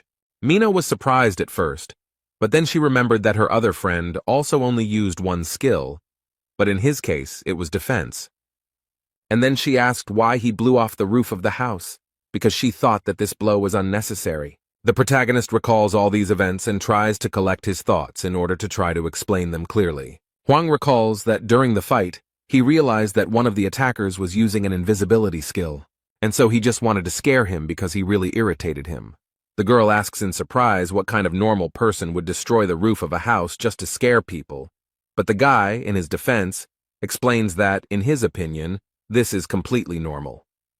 They continued on their way, and along the way the girl suggested that the guy name his blows in a very pretentious way, but Hwang did not like it. They reached the Twilight Strike, the most famous and best forge in the entire settlement. They come closer, and one of the blacksmiths asks if they need help. Master Naven explained that they were very busy right now, and if they ordered anything today, they would have to wait a bit. Mino asks why they have so many orders, and the guy replies that only the deputy owner of the forge is on shift today, and they have a lot of work. However, he added that it would be easier for them to buy a finished product than to wait for the order to be ready. At this time, all the craftsmen are busy examining the dagger made from the horn of a quadriga, and they have to make a slot for the handle. His assistants shout to each other that they want to help with the work with such a legendary dagger. Michael Gernard, assistant forge manager, noted that the horn is not easy to break, making it a challenging task. But he decides to play a game with them, and makes a bet that whoever of them can make a hole for the handle in this dagger will become the owner of the forge's assistant for the whole day. The first volunteer is actively trying to do this. He has made every effort, but he is not succeeding. The assistants take turns trying to make a hole, but they can't do it. The horn is very strong. The deputy is angry that these guys are so weak and can't even scratch him. Hwang saw all this and decided to try his hand too, although Naven tried to stop him. He tried to convince the guy that he shouldn't go there, and Michael heard him. The main character boldly enters the forge and asks to be allowed to try his hand. The blacksmith thinks that the boy might think this is an easy task because his assistants failed to do it, but Hwang knows full well that this horn is made of materials that are difficult to work with. He added that it was not that they were losers, but that he was extremely experienced and had his finger on the pulse. What happened next left the deputy blacksmith completely stunned, and he was so shocked that he couldn't even move. The man can't figure out how this guy did it and what tricks he has. Jae Hwan didn't use any tools, but simply made a hole in the corner with his finger. The boy proudly asks if he can now become the deputy head of the forge for one day. But suddenly cracks appear around the finger on the precious and rare horn. The blacksmiths watch in shock, wondering if he could really destroy such a strong material with just one finger. Michael Gernard is furious. He can't believe this idiot broke this thing. He is ready to tear the guy to pieces and shouts that this is a very expensive thing, and how dare he break it. The protagonist justifies himself by saying that he thought he had calculated his strength, and Mino seems to be getting great pleasure from watching all of this. Now the guy understands that it is easy to break it, but difficult to make a hole in a certain part, and he replies that he is sorry. The blacksmith was still terribly angry. He asked if he really thought his apology would help them in any way. He tries to explain that it is a very expensive thing, and now he doesn't know what to tell his client. Hwang promised to compensate for his loss with an even better horn, but Michael finds it hard to believe. The guy put his hand in his bag and tries to find exactly what he needs now. He pulled out the real horn and handed it to the blacksmith, who was shocked to see it. But he explained that it was a horn with 5 horns, and as far as he knew, it was a little better than what they had. The man holds this amazing thing in his hands and realizes that it is a real horn of the 5-horned Harneck. The protagonist asks if this is enough and explains that he doesn't have another horn right now. The blacksmith is shocked by all this and remarks that this would be quite suitable. The boy sighed with relief and asked if he could stay in their forge for a while. Blacksmith Michael looked at him menacingly and ordered his assistants to close the front door. The young men, still shocked by what they saw, unanimously declare that they will immediately fulfill his request. Jae Hwan continues on his way, where he is led by the deputy head of the Twilight Attack Forge. There's a sign on the door that their forge is closed, and Mino wasn't invited inside, so she'll have to go somewhere alone. This forge is considered the best in Gorgon's fortress, and since the boy is currently acting as deputy, he can use any tools and materials. The guy modestly thanked him, and Michael asked with interest where he got this horn. The protagonist, preparing to start work in the forge, briefly replied that he had received it. The man asked if he had managed to destroy the pentagram on his own, and the young man confirmed that he had. Huang asked for help, and explained that he needed a sheath for his sword, while the blacksmith thought about how rare it was to meet such a young man. The blacksmith very carefully placed the extremely rare and expensive horn on the table, but he was shocked, and asked if this guy was really going to use Harnack's horn for his vagina. The protagonist pulled a sword out of his bag, and the blacksmith, at first surprised, exclaimed that this was such a weapon. And when he picked it up, he assumed that it was a copy of the ice dragon's sword, and added that it was very beautiful and rare. After thinking for a while, the man explained that making a sheath for such a powerful weapon would be quite difficult, and that it would be better to make a new sword out of this horn. Suddenly, completely unexpectedly for Michael, the sword opened its mouth and swallowed the very precious and rare five-horned horn.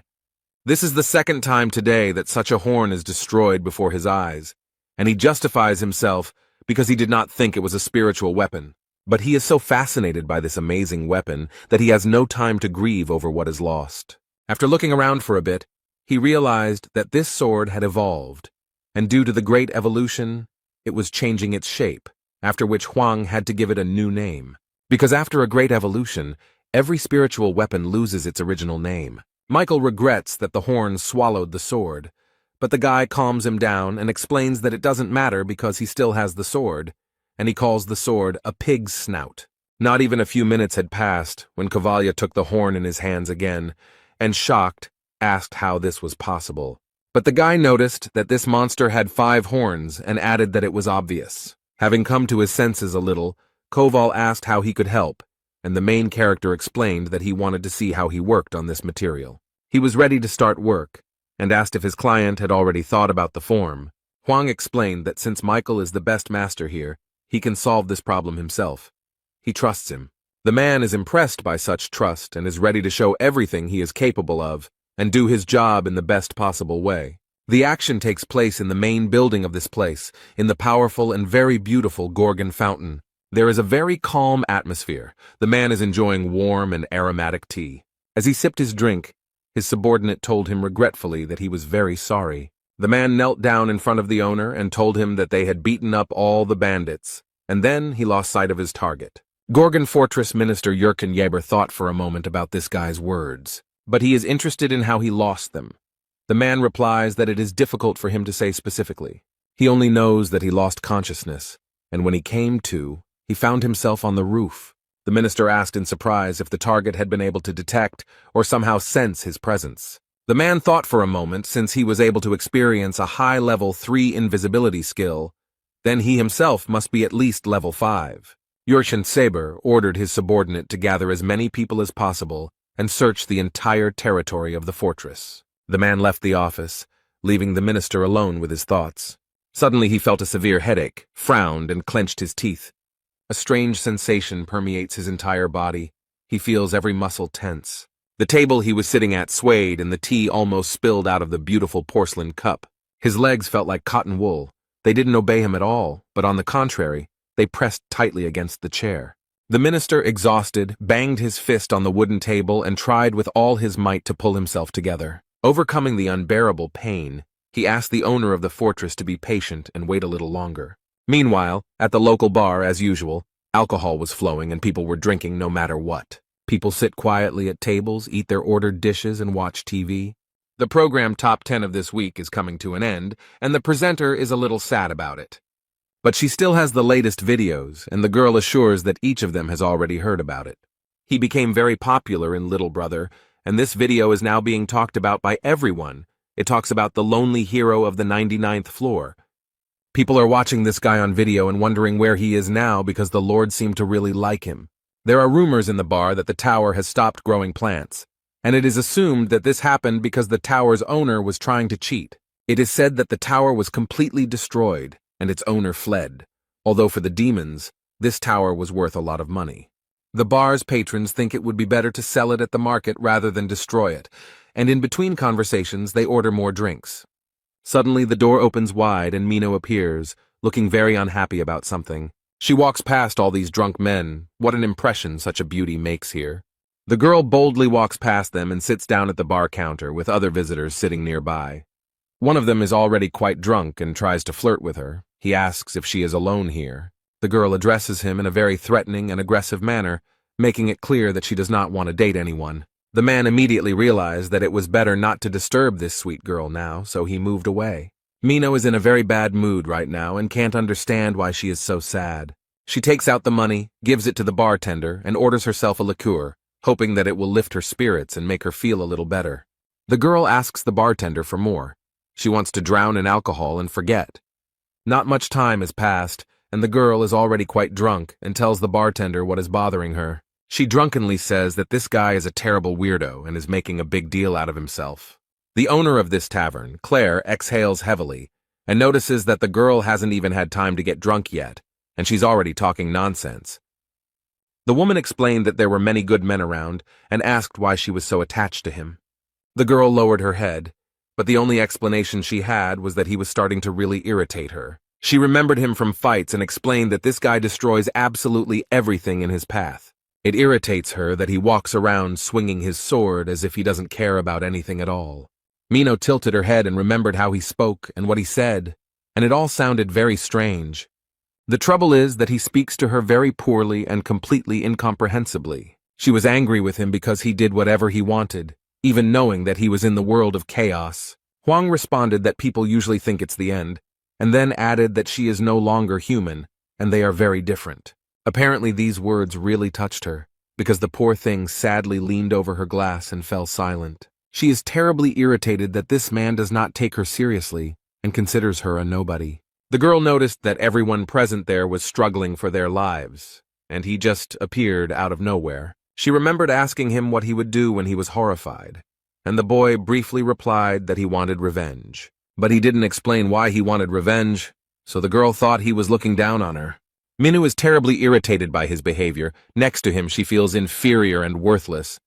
Claire noted that she was still just a child and asked her not to go near the man again. But she doesn't understand at all why she needs this, and asks the bartender to explain it to her. The woman looked at the girl with compassion and noted that if she stayed with him, she might die. But Mino asked why she became so serious and thought she might die, and at that moment the door of the bar opened. The golden glow stretched in a beautiful path from the very door to the red head. A golden messenger bird flew in and brought the girl an important letter with a seal. This letter from Captain Carlton Xavier is addressed to the terror of the dark forests of Mino. The girl wondered with surprise why he had written to her and felt some anxiety as she unpacked the letter. As she read this letter, the girl heard someone behind her asking if she really was the witch who had carried out the massacre. Mino didn't think long and, drawing her blade, replied that it was okay to say that. But at that moment some man grabbed her hand and squeezed it tightly, and the poor thing had to drop the weapon. He explained that he didn't like such rudeness, but he didn't have time for explanations now, and said that she had to help him. Meanwhile in the forge, the men are trying to carry out their plans, but it seems that everything is not so simple.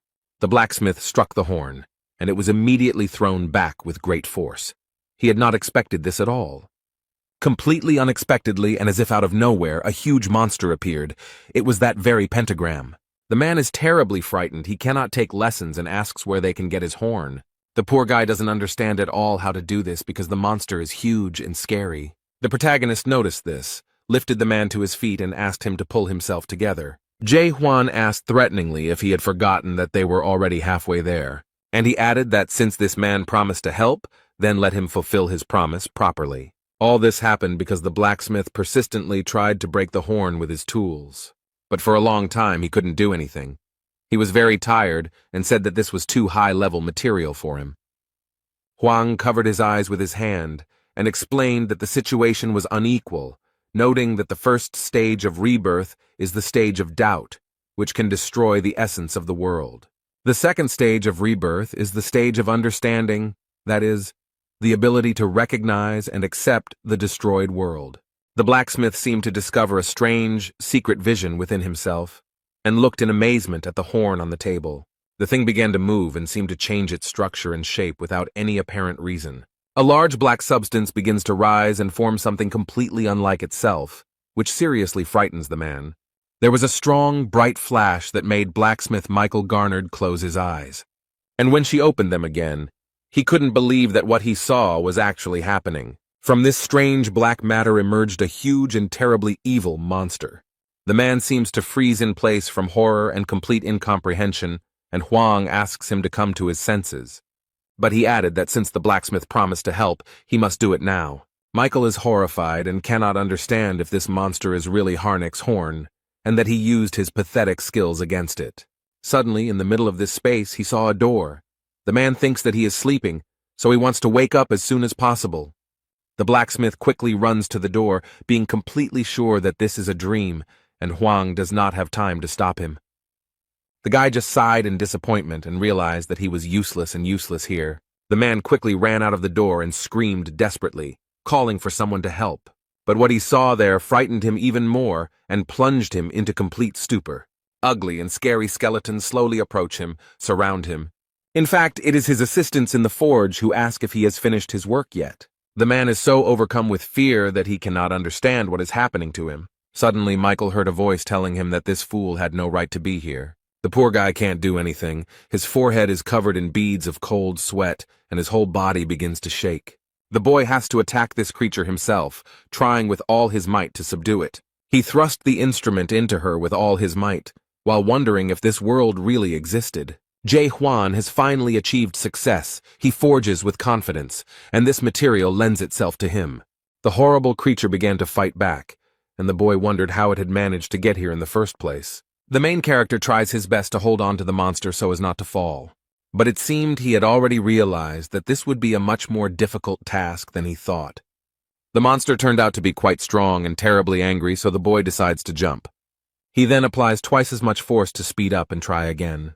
Huang uses his blacksmith's hammer and deals a blow to the creature that breaks its bones. Meanwhile, Michael cannot come to his senses and screams loudly in shock. There are boundaries in this world that cannot be crossed, and no matter how hard you try, a person will never go beyond his capabilities and reach the level of horror. Michael thinks he's too old to work with Harnick's horn, and the guy should have come to him sooner. He understands that this young man came here to see the owner of the forge, but he has not been here for a long time, and adds that he is sorry that only a loser like him remains in this city. He thinks that he cannot consider himself a true disciple since he has not created a single tower, but Huang reassures him by explaining that he is good with weapons, so he should not give up. And he added that no matter how hard he tried, he could do it 1,000,000 times. But this phrase made the man laugh, because only a young guy could say such a thing. Michael noted that the boy might think he wasn't trying hard enough, but that was not the case at all. Believe it or not, this man tried again and again, but he never gave up. The guy remembers the blacksmith from the tower, who said that he has honed all the skills related to blacksmithing and can repair all the weapons in the Tower of Horrors with a probability of 99%. But despite such success, recently he began to be troubled by very strange thoughts. Instead of focusing on the 99% chance of success, he thinks only about the 1% chance of failure and does everything possible to avoid it. Huang noticed that Michael worked harder than the others, but did he know about the principle of craft skill? The skill of the craft of horror appeared much earlier. It existed from the very beginning, like fire and water, but is a person capable of understanding how the world works? Huang asked if he really used this skill without understanding its essence. The blacksmith thought for a moment he had nothing to say or add to his interlocutor. He believed that spiritual power transferred energy to the hammer and the tools adapted to work with the horn. But the boy noticed that if everything was so simple, then why couldn't his subordinates succeed? The blacksmith suggested that it was because they hadn't yet fully mastered the craft. Michael suddenly thought that since the principle of this skill was so simple, there was no point in mastering it. Huang points out that you have no idea what the skill is and continue to use it, and the man defends himself by saying that no one understands how it works. And then he persistently asked if this guy knew how the crafting skill worked. The protagonist calmly replied that he had just figured out how to do it, and reached his finger towards the horn. Under his finger, the material magically begins to melt and change shape. The guy was working on the horn, and asked everyone to look carefully and say what they saw. The blacksmith saw the decomposed particles of matter, but Huang noticed that everything was not so simple. Hard work made his world more stable. Michael doesn't quite understand what he's talking about, but the guy explains that there's nothing wrong with it. But he goes on to say that he doesn't really understand that if it doesn't work even after so many tries, then the problem is not with him, but with the world. Suddenly, the blacksmith remembered a conversation with a monster who explained that his approach worked for monsters, but not for people. The man asks what then is suitable for humans, but the creature does not know and explains that humans cannot achieve anything higher than becoming a disciple. But he still worked hard and tried to achieve this mastery, and it was terrible. And now he doesn't understand what to do, whether this guy is really offering to challenge the world, because this world rewards all efforts. The result justifies the efforts. Huang asked if it was really good, since this world makes you believe in your own inadequacy. The blacksmith is no longer young, but he can still continue the fight. The protagonist asked him to take a closer look and not to believe blindly. The man trusted the boy and looked at the horn carefully. He looked at it for a long time and carefully, and now he saw it, understood the essence and how it all worked, and now it seemed to get through to him. Michael saw the boy fighting the huge monster again, and wondered if he had always known about the existence of this world. This world without deception, where all ranks, skills, and levels don't matter. He finally saw everything for what it really is, and he can't understand how Huang didn't go crazy from this. And then he thought that maybe the blacksmith had gone crazy after all, and he set to work with wild enthusiasm. It looked very inspiring and at the same time frightening. His tools cut into the extremely hard material, causing sparks to fly from his work. After some time, the work was completed, and Jae Hwan had to continue his journey. Here he got everything he wanted, so it's time for him to leave, because the main character still has many adventures ahead. The sword seems to like the scabbard, otherwise it would have eaten it, and Michael asks if the boy has come up with another name for it. But he added that if Huang hadn't thought about it yet and didn't mind, he wanted to offer his own version. The man explained that he was inspired by martial arts and thought the name he came up with sounded cool. It is associated with the ability to enjoy solitude, and it seems that only one name suits this sword: Lonely. At this point they said goodbye. The blacksmith Mikhail kindly wished him a safe journey. They seemed a little sad that he was leaving so soon. But at the last moment the man asks him to stop. He is worried about another question. He puts his hand to his chest and asks with genuine curiosity what he really looks like. He is very curious about how he looks in the eyes of his master, what he is like in the world that Jae Hwan sees. The guy half turned around and briefly replied that he saw a person in him. This answer greatly surprised and greatly pleased the blacksmith of the Twilight Attack Forge, and the boy already set off on his way, boldly passing by all these terrible skeletons. On the city street he was met by Mino, and Huang asked why she was chasing him, but she tried to explain that she was doing it with good intentions. The protagonist looked back and asked if she was up to something sneaky again. The next moment she was already walking next to him and was surprised how he managed to guess so quickly. Without much preamble, Mino suddenly announced that she planned to kill him, and she said it very calmly. And just as calmly, without any fuss, the boy asked what they were going to achieve by this. The girl said that she wanted to take possession of his soul stone and finally live a full life. But when she saw the expression on his face, she realized that he was not joking. She is a little disappointed that he is not impressed at all, so she suddenly gives him the clothes as an apology gift. They walk through the city, and Mino asks what he will do now, since he never got to face this horror. He explained that Michael told him where to find him, so that he would find him and ask about the Tree of Illusions, and then go in search of a way to the abyss. The girl tried to understand what he was going to do, and suggested that he would still get to the abyss, but what would happen next? But Huang said that he was not going to return. And then he added what exactly he was going to do, and this information greatly shocked Mino. She could barely stand on her feet, took a deep breath, and asked in surprise who he was. And then she got very angry, screamed, "Where did he get this from? How could he do this, and who gave him such a right?" She asked why he thought he could do whatever he wanted and didn't care about anyone else. The girl considers him cruel and heartless, and adds that he does not consider others to be people. She explained that she is a human being, even if not very strong, but she is a human being and worthy of respect. Jae Hwan tries to listen to her and understand. He watches the girl carefully. He remembers their first meeting and how she said that if it were fate, she would die today but would not go back to the past. Suddenly he saw her body begin to disintegrate into tiny particles and messages, telling her not to be stupid and not to cause trouble. And the next message said that she should lure him, and if she did not keep her promise, the old woman would die. From this, Huang realized that they had a hostage and they needed him, so they wanted to lure him somewhere. The main character noticed someone very suspicious standing on the other side of the road and following them. He thought that he should give his head to some swindler, but it was all in vain. No matter how hard he tries to save people, it will not change anything, and only doubts allow him to see the whole truth about this place. This world is ruled by money and information, and it is also made up of people who have sold their souls for power and wealth.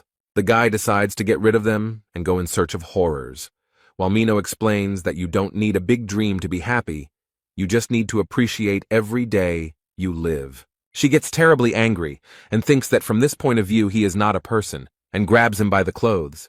The girl boldly declared that she did not want to stay with him as long as he had such goals. When she broke up with her boyfriend, she said she hoped to never meet him again. But at the moment when she was saying all this, the guy saw something very strange. Now she begins to look like an ordinary person. He does not understand why this happened. Huang noticed a message that the witch had betrayed them, and all their plans of horror had collapsed. Meanwhile, the girl headed to the bar where she had recently been drinking and sharing her problems. She walked to the door and thought sadly about how this could have happened. She opened the door, apologized to her aunt, and asked if she had kept her waiting. However, the institution looks in a very terrible state. Everything is broken and scattered. This is the work of Maluzga. There's a man standing in the middle of the establishment with a huge sword and his henchmen around him, and the barmaid remarks that she should have stopped her earlier. And she added that this time she would really die because of her. And the man holding Claire threateningly demanded that she shut up. The eldest of the Kim Chinbang brothers, Jenya, asked why the witch killer came alone, since they had an agreement. But she said he was very naive to think that the witch could keep her promise. She prepared her daggers and explained that he would not come because he had gone to destroy the world. And after these words, she abruptly released her weapon to hit as many opponents as possible. This evil man smiled slyly and noticed that this girl had completely gone crazy. But he immediately cast a shadow on her, and in the forests, she was nicknamed the Witch Killer because of her ability to lure creatures. Jenny is very curious to see how she will cope with these shadows he casts on her. It looks like he wants to see an interesting show. Meanwhile, Mino is doing well. She has learned to avoid the shadows and not give in to any of these creatures. These creatures are no match for such a strong witch. The girl does a somersault and throws her daggers. The man realized that if he wanted to win her over, he would have to put in some effort. So he decided to use his powerful weapon and made several powerful attacks with it. His movements formed a powerful cross, which was now rapidly approaching the poor girl. It's as if he has Mino chained up and she's trying her best to break free. Meanwhile, this man was preparing to approach the witch who had caused the massacre and believed that he had already won. The girl has freed herself from his power, but it is as if she has burned herself, and she regrets that this is happening far from the fortress. The eldest of the Kim Chunbang brothers noted that the soundproofing was good here, so there was no point in shouting. But she had one last chance to bring the boy here.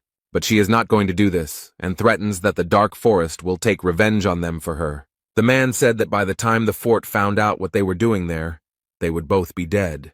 Mino used her skill, Akaram's 7 swords, and added ice defense. Such skill impressed her opponent, so he noticed that she looked good, and he didn't expect her to be so strong. But these skills mean almost nothing to him, and the man promises to tear his opponent apart with his bare hands. The poor thing can't resist his strength. She's in pain, and it's hard for her to keep from falling.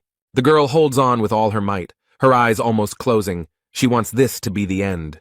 And the last thought that came to her mind was the question of whether she would go back in time if she had the opportunity. And only now did she realize that she wanted to return so as not to leave Huang again. She stood before her assailant, who was ready to take her life, and wondered if she would witness the decline of this world. As soon as the man raised his weapon, his sword was reflected in the blue light of the ice sword. Jenny's followers are surprised by what happened and did not expect anyone to stop them from doing their dirty work. But a guy walks into the bar with confident steps. Now they won't be able to do what they want so easily. Mino is very happy that he came, but ironically says that she doesn't like it when people interrupt her so abruptly and asks why he came, sacrificing his plans. At first she thought he had come to save her, but the boy immediately threw a bundle of clothes into her hands and explained that they were too small for him. The men are glad to see him here because he has made their task easier and has come to their aid himself. The main character looked at them, and the only thing that interested him was whether they knew where this horror was. And then he decided to put the question differently. He demands that these bandits bring this horror to him. One of them said he heard that he had broken the rules of the fortress, and it seemed to be true. Mino warned them and noted that he was on level 4, so he shouldn't be underestimated. The gang leader went on the attack and was ready to show this simpleton what real strength is. Jae Hwan is ready to take the hit and convince this smug fool that he is wrong. The protagonist used his super weapon and aimed it at his opponents. Jenny somehow managed to dodge the protagonist's signature attack. Hwang raised his eyebrows and was very surprised that the man managed to avoid the blow. The opponents are surprised. They thought he was just an ordinary newbie, and now they assume that he can become the champion of the abyss. The guy remembered that the only one who managed to avoid his blow was the pentagram, so he and this person were on the same level. But he doesn't care because in the end the monster gave up, and Hwang will still fight. The protagonist looks confident and completely calm, while Mino is very scared. The girl is very worried about her Aunt Claire, who is still being held hostage and threatened. The gang leader realized that his rival was stronger than he expected and decided to scare them by telling them that their hostage would die. The woman screams for them to attack without delay, but at that moment one of the bandits gives her a hard slap and tells her to shut her mouth. The girl tries to calm the woman down and explains that she needs to be patient a little longer, and she will be saved right away. She turns to her friend and hopefully asks if he will help save her. But he doesn't understand why she's asking him about this, because the guy came here only to see this horror. The main character is confident that he will destroy everyone in his path, regardless of who is nearby. Mino tries to stop him and begs him to save the woman because Claire is also human. Jae Hwan looked at his girlfriend and clearly saw her as a person, no matter where she was. He slowly turns his gaze to those standing in front of him and sees something completely different. There are only skeletons in front of him, but Claire yells at him to stop thinking and attack. Suddenly he begins to see this woman as a real, normal person. It looks like he'll have to save her now, even though he didn't plan on it at all.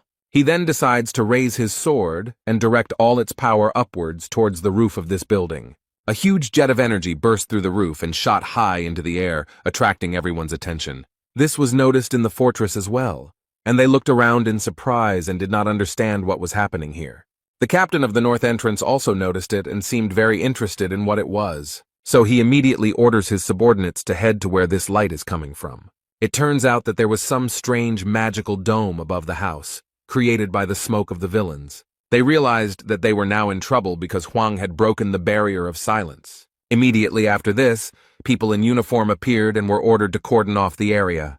The captain and his subordinates suddenly burst into the almost destroyed bar and arrived here very quickly. The captain looked around. He immediately realized that Jae Hwan should be here and asked threateningly what was going on. The main character reported that this man was brazenly violating the laws of the fortress. The guy did not go into details, but he has an assumption that he violated paragraph 4 of Article 276 of the Criminal Code. But he added that this man probably wanted to unite with horror and destroy this world. But Mino is shocked because this was Hwang's plan.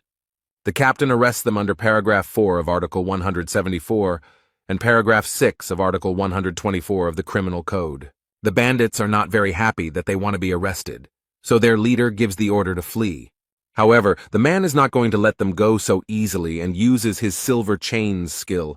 He immediately grabbed himself with 2 bandits who really wanted to break free, but couldn't. The man is not going to stop there, because he still has to catch the leader of the gang. So he takes out his gun and warns them that their best option would be to surrender. However, Zhenya seems to be confident in her abilities and is not going to surrender to the law so easily. He drew his weapon and was ready to fight the captain, just so that he would not be put in prison. A battle between 2 rather strong opponents takes place under a huge hole in the roof. Neither of them is going to give in to the other. Neither of them is ready to lose. The gang leader waves his weapon wildly and shouts furiously, demanding that it burn with a blue flame. However, the captain is not afraid of empty threats. He uses his silver chain skill.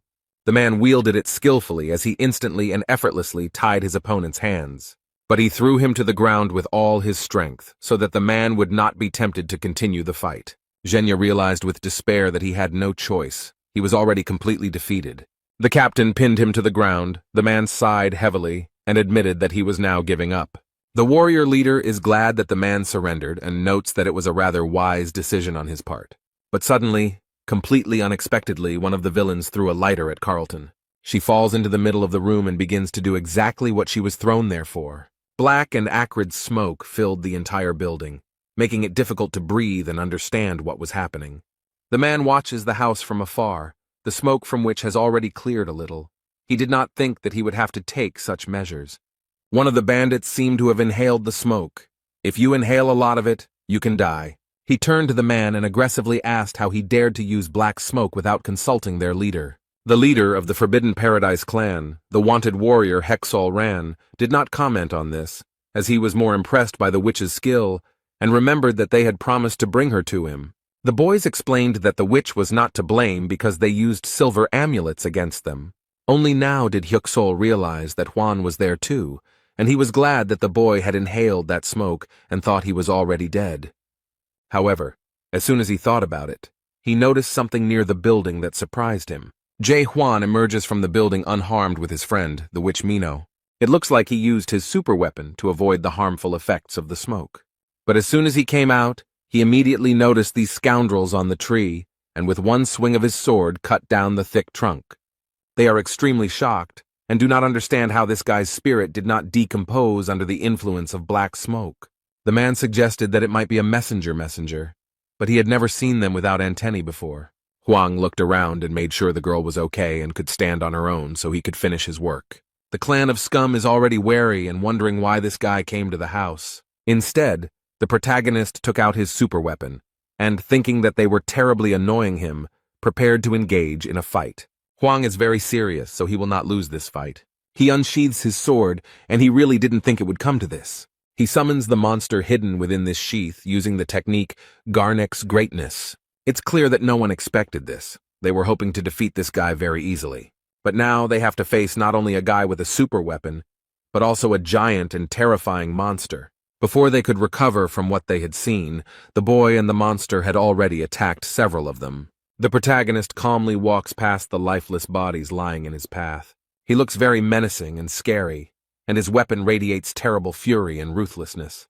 The head of the Forbidden Paradise clan, Hyuksol Ran, looks at the boy with fear and cannot understand what kind of monster this is. And then he probably realized that this creature was much stronger than him, and he didn't want to deal with it, so he just ran away. Zhenya realized that he was left practically alone with a guy he didn't even know anything about.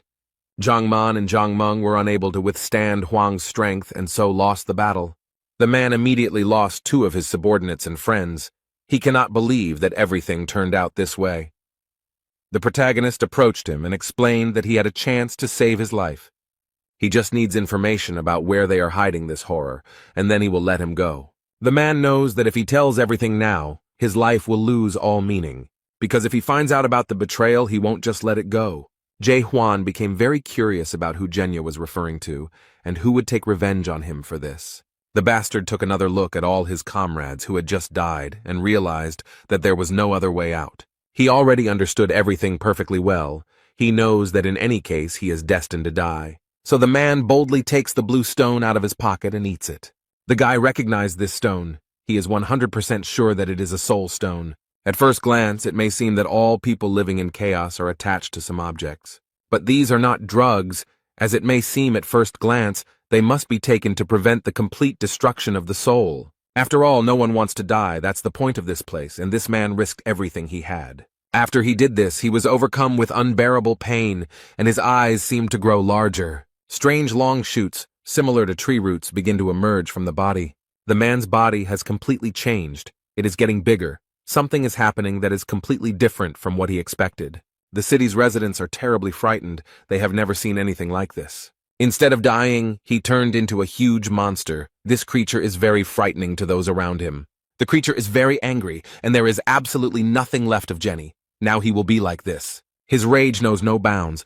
The monster mercilessly grabs everyone he sees in his path. And after him, only lifeless bodies remain, scattered throughout the streets of the Gorgon fortress. The frightened residents run away in horror. They do not want to be left without their souls, which they value so much. And Zhenya finally sees the true essence of this world. Now he knows that there is nothing good here, so he does not need to be afraid to die and give up his soul.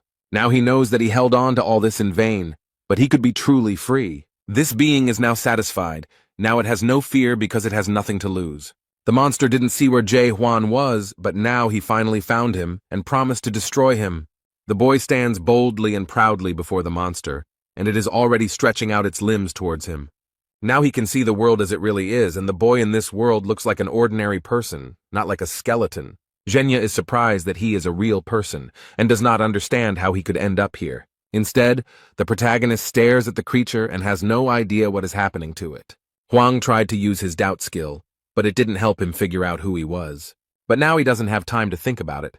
So the guy gave up on this idea. The protagonist points his weapon at the monster, showing that he is ready to engage in combat with it. No matter who he is or what happened to him, this guy knows exactly what he needs to do. Jae-hwan confidently moves towards the creature and believes that his weapon is strong enough to defeat it. The ice sword is a very powerful weapon. The creature Zhenya has turned into seems scared. He didn't have time to do anything or even understand. His end came unexpectedly quickly. Thanks to the sharp blade, the head was separated from the body, and now he will not be able to scare anyone. It seems that this man's soul is dying irrevocably. He remembers for the last time the happiest moments of his life.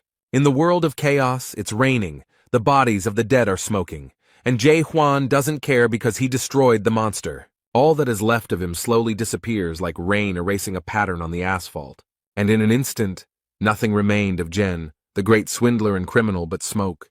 The protagonist realized that this creature had disappeared and would never return or recover, so he calmly hid his weapon. He pauses for a moment and looks at the place where his opponent was and thinks about his own existence. But he is still haunted by thoughts of horror. He is sure that he will definitely find someone here who will tell him about it. After that, he goes on a search. His mission is not yet complete. He has not done everything here yet. Mina never regained consciousness after inhaling black smoke. Hwang did not leave the girl. He returned to her, and in the meantime, his subordinates were worried about the condition of their captain. Carlton is also feeling unwell, but he manages to explain that they need to warn the fortress. He approaches the girl. She is very sick. Mino believes that she cannot be saved in any way, so she asks him to kill her while she is conscious. The guy is surprised to see the girl in human form. He doesn't know why this is happening to him. He sat down next to her and looked at her with sympathy. Perhaps he had some feelings for her. The young man tries, but cannot use the skill doubt against her. This worries him a lot. Why can't he see her as she used to be? There are so many questions, so many unknowns in this city. But he is ready to accept Mino's last will and do as she asks, so the guy reached for the weapon. He understands that good emotions cannot exist in this terrible world. There is simply no place for them here. But suddenly, very abruptly, someone grabs his arm and tells him to stop and not do it. Claire convinces her that there is still a chance. The girl needs to be taken to the hospital as soon as possible, where she will be taken care of. You just need to hold on a little longer, and the chance for recovery will definitely appear. The hospital in these parts looks like a field hospital, with wards instead of wards. Mino lies motionless on the bed, while someone explains to her that if the grinding process does not stop, she will have no chance of survival.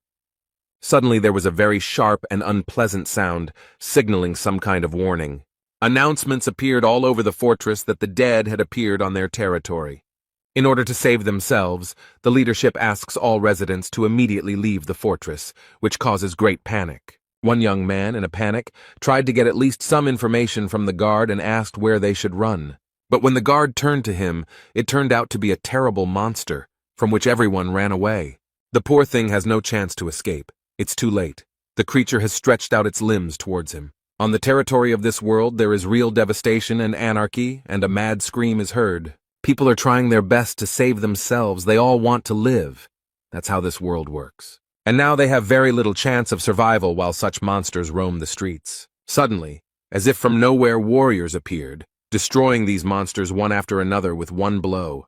They finished their work quickly, so now they look as proud as possible. Hwang calmly watches these events from the room where his girlfriend is located. Claire remembers everything Mino told her about him and asks if he really decided to go against all the rules of chaos.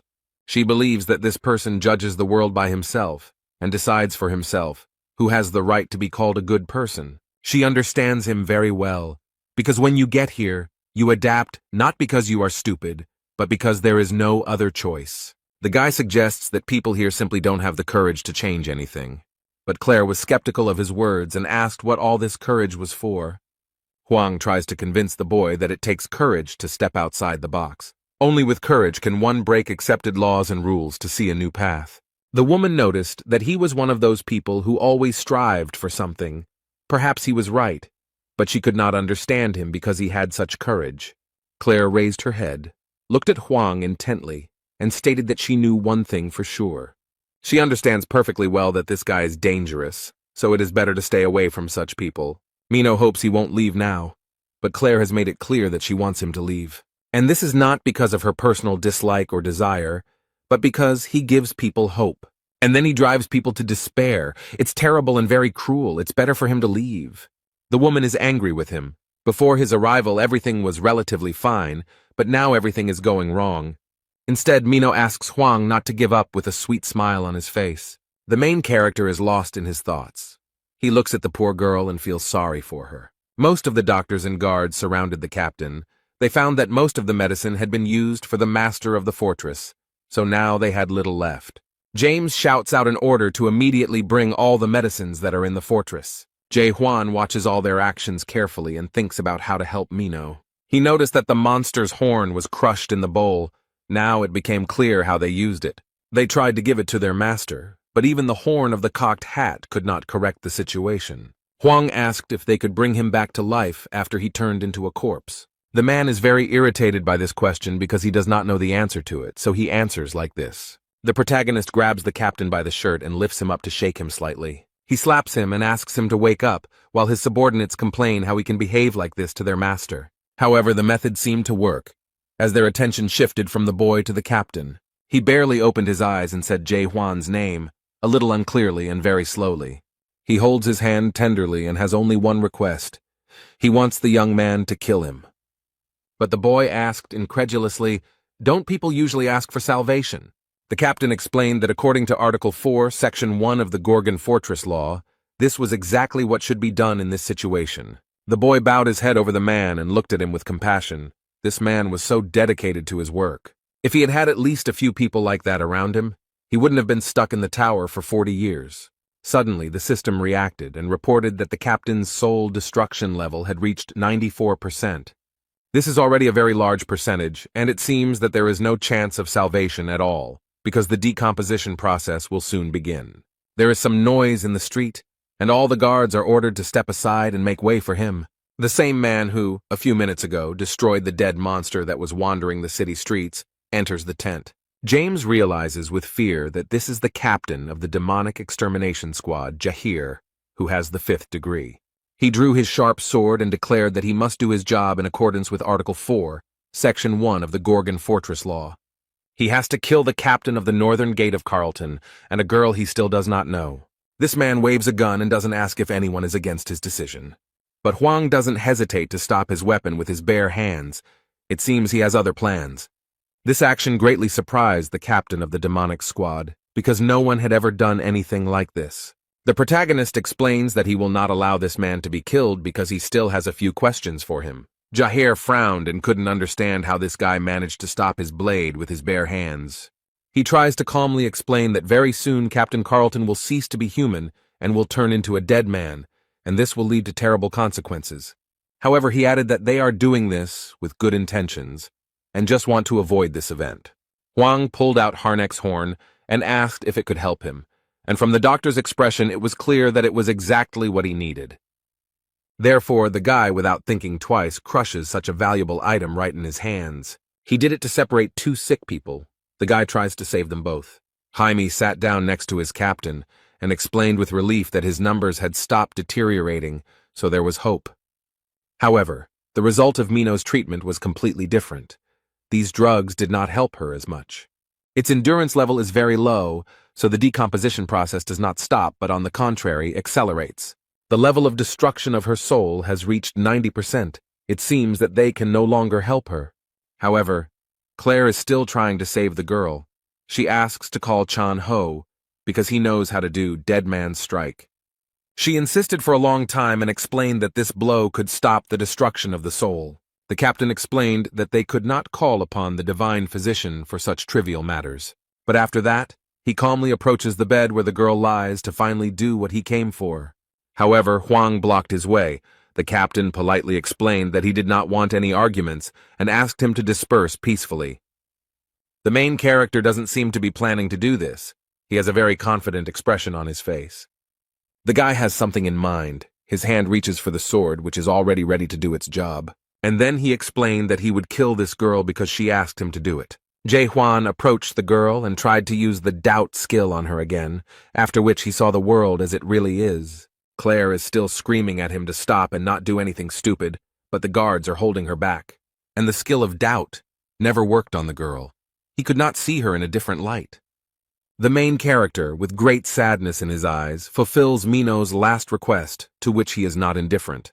He holds his sword tightly and after a split second of hesitation does it anyway.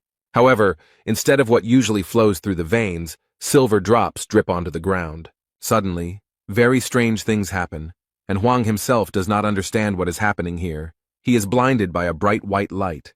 The guy was trying to understand what had happened to him. His expression was very confused.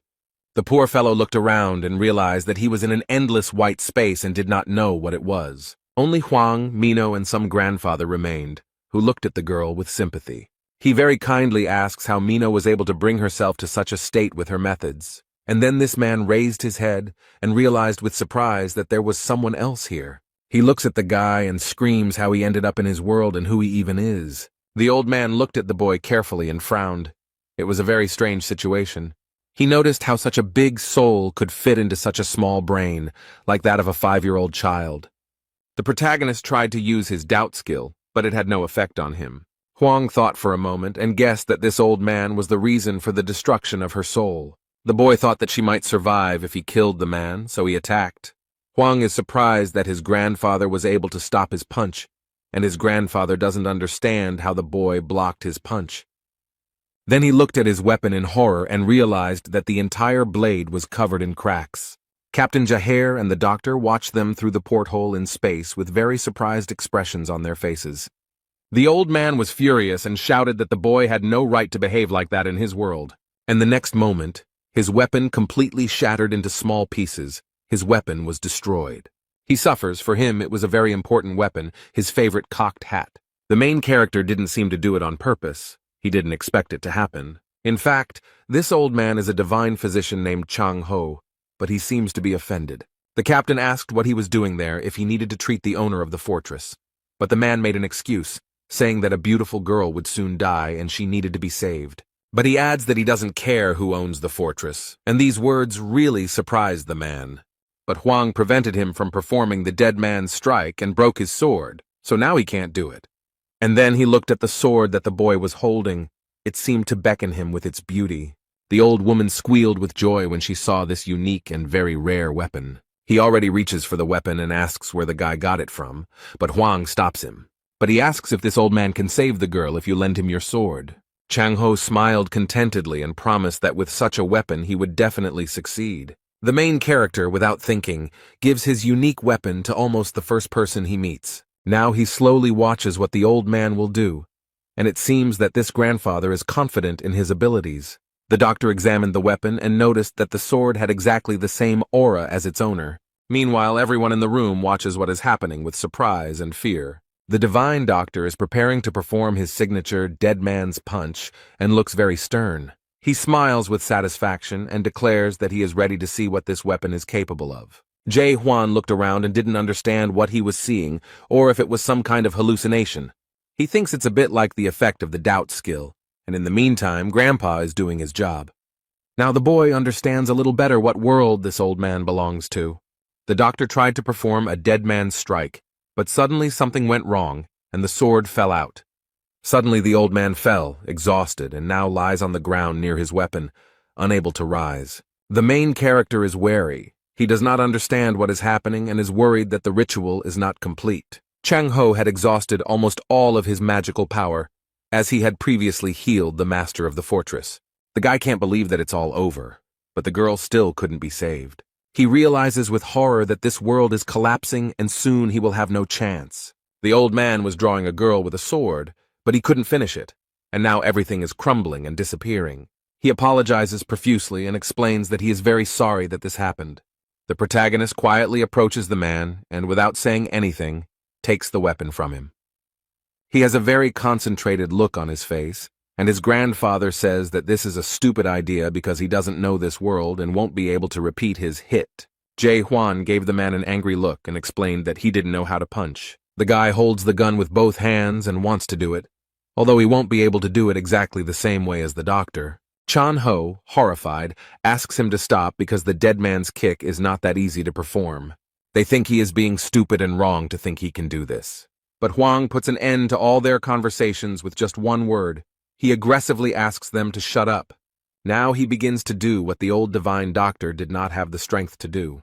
And it's unclear how he does it, but his sword emits something similar to ink. And the boy uses the sword for the first time to save a person, not to kill. The old man looks at the boy with wide eyes and cannot believe that he can do this. Instead, the protagonist concentrates and tries to remember what his girlfriend looks like. He thought for a moment, and the next moment he began to actively draw her as he saw her. The guy knows that the life of an innocent girl now depends on his actions. He remembers everything he knew about her, how sharp and stubborn she was, but too sensitive to be a killer. He also knows 100% that she will never betray her neighbor. This is a very noble trait. Hwang actively tries to impersonate a girl and looks like he's doing it while dancing. The guy looked closely at the portrait and realized that he had forgotten one important detail. He added the final touch by remembering how they met and how she protected him, so he added that she was very trusting. The main character completed work on the portrait and managed to make it very accurate and beautiful. Words of gratitude could be heard from the patient's bed. Mino thanked her for remembering something good about her. The young man looked at the bed with hope and realized that his friend was finally feeling better. They began to look much better, and now the girl smiles sincerely at her savior. The destruction of the soul is on the decline, and the process of decay has stopped. The captain does not understand how this is possible. The guy is surprised that he was able to look at the girl during the examination and ask how she feels. The old man noticed that the young man no longer looked so limited and asked who he was. And then he adds where he learned to perform the dead man's strike, or, more accurately, the lunge. Captain Jaher asked the doctor if the guy had actually managed to perform the dead man's kick. The old man frowned and said that he didn't want to admit it, but he did it. Dead man's kick is not a skill, so no one can replicate it. So the doctor concludes that Hwang is the same as him. Chang Ho means that this boy who strangely appeared in their world is an awakened one. These are creatures that have gone beyond the system. There are few of them. They refused to adapt to the system and gained incredible power. These people possess a power that far exceeds chaos, and there are only a few awakened people in all the great lands. The captain has some plans, but the doctor says it is too early to draw any conclusions and it is better to wait. But he continued and blew, because there was another person who could deliver a dead man's blow. There was a chance to save the master of the fortress.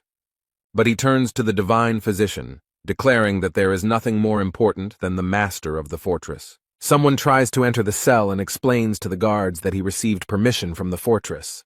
Several people enter wearing long cloaks, and with their faces covered. This is a squad of shadows. They are responsible for internal security and are led by a 5th-rank captain, although they do not understand what these people have forgotten, because the shadow squad has nothing to do with the dead. The captain approached Jae Hwan, knelt down before him and expressed his respects to the envoy. But they politely ask him to go with them to the fortress, and only then do they notice the divine doctor and the destruction squad.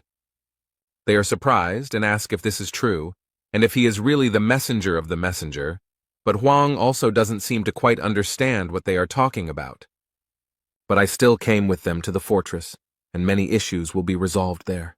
The office is quiet and calm, the sun's rays pleasantly illuminate the room, and it's time to drink some warm tea. Jae Hwan and all the important people who were with him in the hall were also invited there. The man offers to introduce himself before getting down to business, so that he can understand who is in front of him. This is Jürgen Cheever. He handles the internal affairs of Gorgon Fortress, and the man said this with a very wide smile. The man remarks that this is exactly how the divine physician described him, and then asks him directly if he is the messenger of the messenger. Hwang replies that he is not a messenger. The shadow captain is surprised by this, but Jürgen guessed. The elder explained that the soul stone is capable of not only increasing spiritual energy, but also establishing affiliation with the clan of messengers. He added that if he didn't belong to that clan, then where did he get that stone and why didn't his soul break when he held it? But Hwang briefly replied that he found it. He was asked what happened to the owner of the stone, and he replied that he died. But the captain asked who dared to kill one of the 5 squads of the Great Land. The main character does not hide anything and calmly admits that he did it, but this really irritates the man.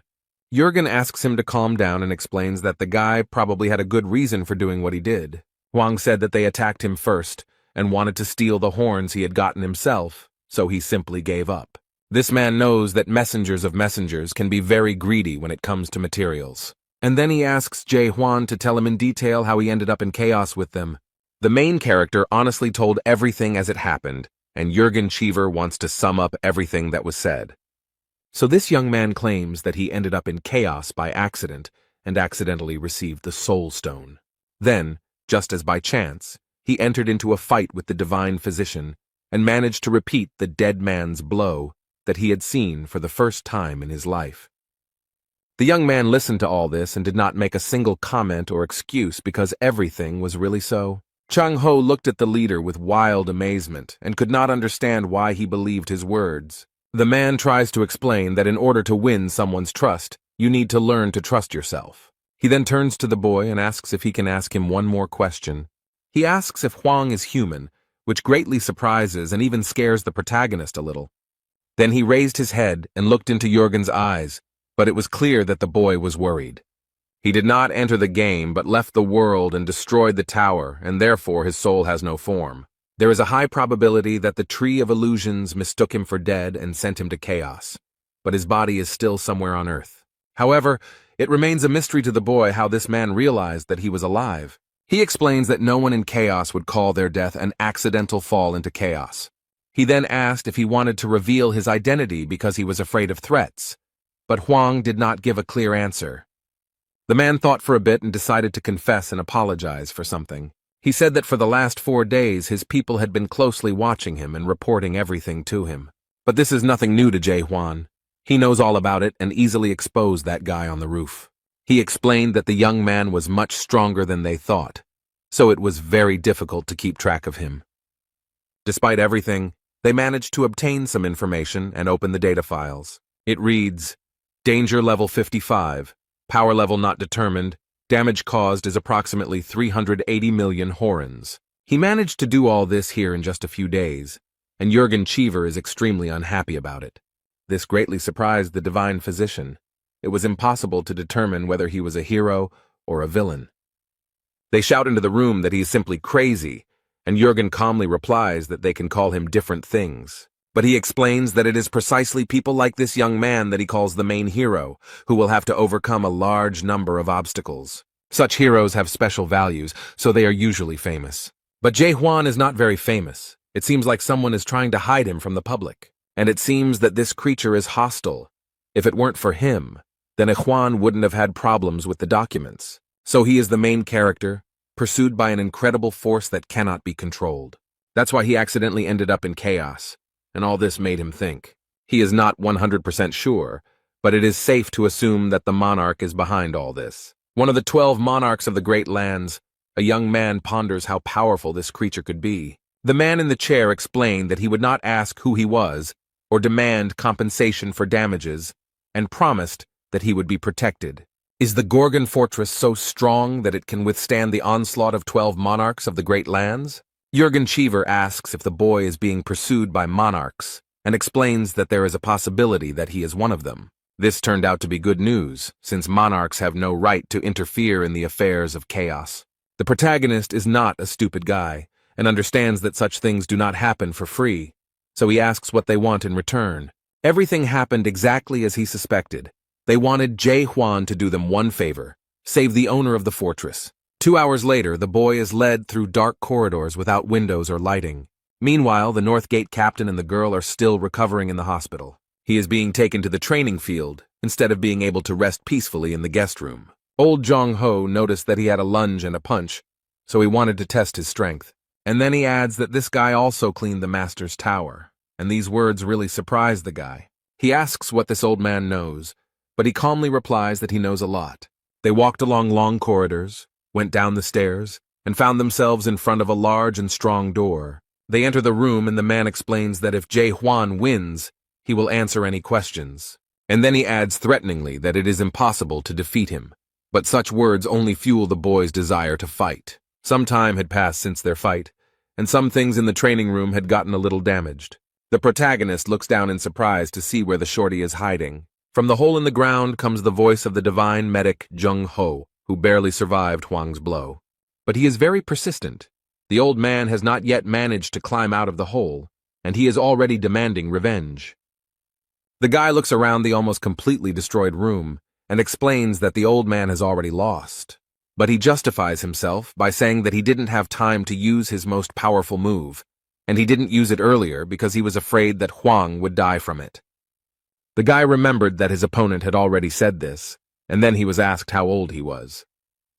Huang thought for a moment, and then said that he was about 60 years old, but oddly enough, he did not know the exact number. And the old man boasts that he has 1,000 of them, and 60 seem like a pitiful little thing compared to his 1,000. The protagonist wondered if this man had really only been doing this for 1,000 years. He replied that it was true, and the young man remarked that it did not seem true, but rather that he had been doing this for about 10 years. This certainly hurt his opponent's immense pride, so he became very angry. That's why he immediately and very abruptly climbed out of the hole into which Jae Hwan had shamelessly pushed him. It turns out that he still has the strength to fight and call the boy a fool. He is ready to give him the strongest blow, and the old man wonders what this guy will say about it. The old man had lived in the afterlife for so long, but he had never been defeated like this. He doesn't want to give up because he can't believe that anyone can be stronger. Jae Hwan has no choice but to enter the battle and try to defeat Jung Ho again. Their struggle continued, and who knows how much time they spent in the training hall. But they continue to fight with stubbornness and stupid obstinacy, and it seems that it will never stop. His opponent used all his strength, so it was a little difficult for the young man to resist him. The boy was thrown back by the impact and barely managed to keep himself from falling with a dull thud. The medic is on the other side of the room and seems to enjoy competing with Huang. Instead, the protagonist thinks he was thrown too far by a normal blow. The old man finds his technique very interesting, so he asks what the boy calls it. He replied that it was a normal punch, but Jung Ho thought it was a terrible punch, then added that with a name like that, no one would think it could be any kind of threat. While this is not all that Huang can do, he promises that he will now show something much stronger. Everything around him has changed. The boy is preparing to show his true power, which will sweep away everyone in its path. The old man seemed a little scared when he saw this. He definitely didn't expect to see such a simple-minded scoundrel.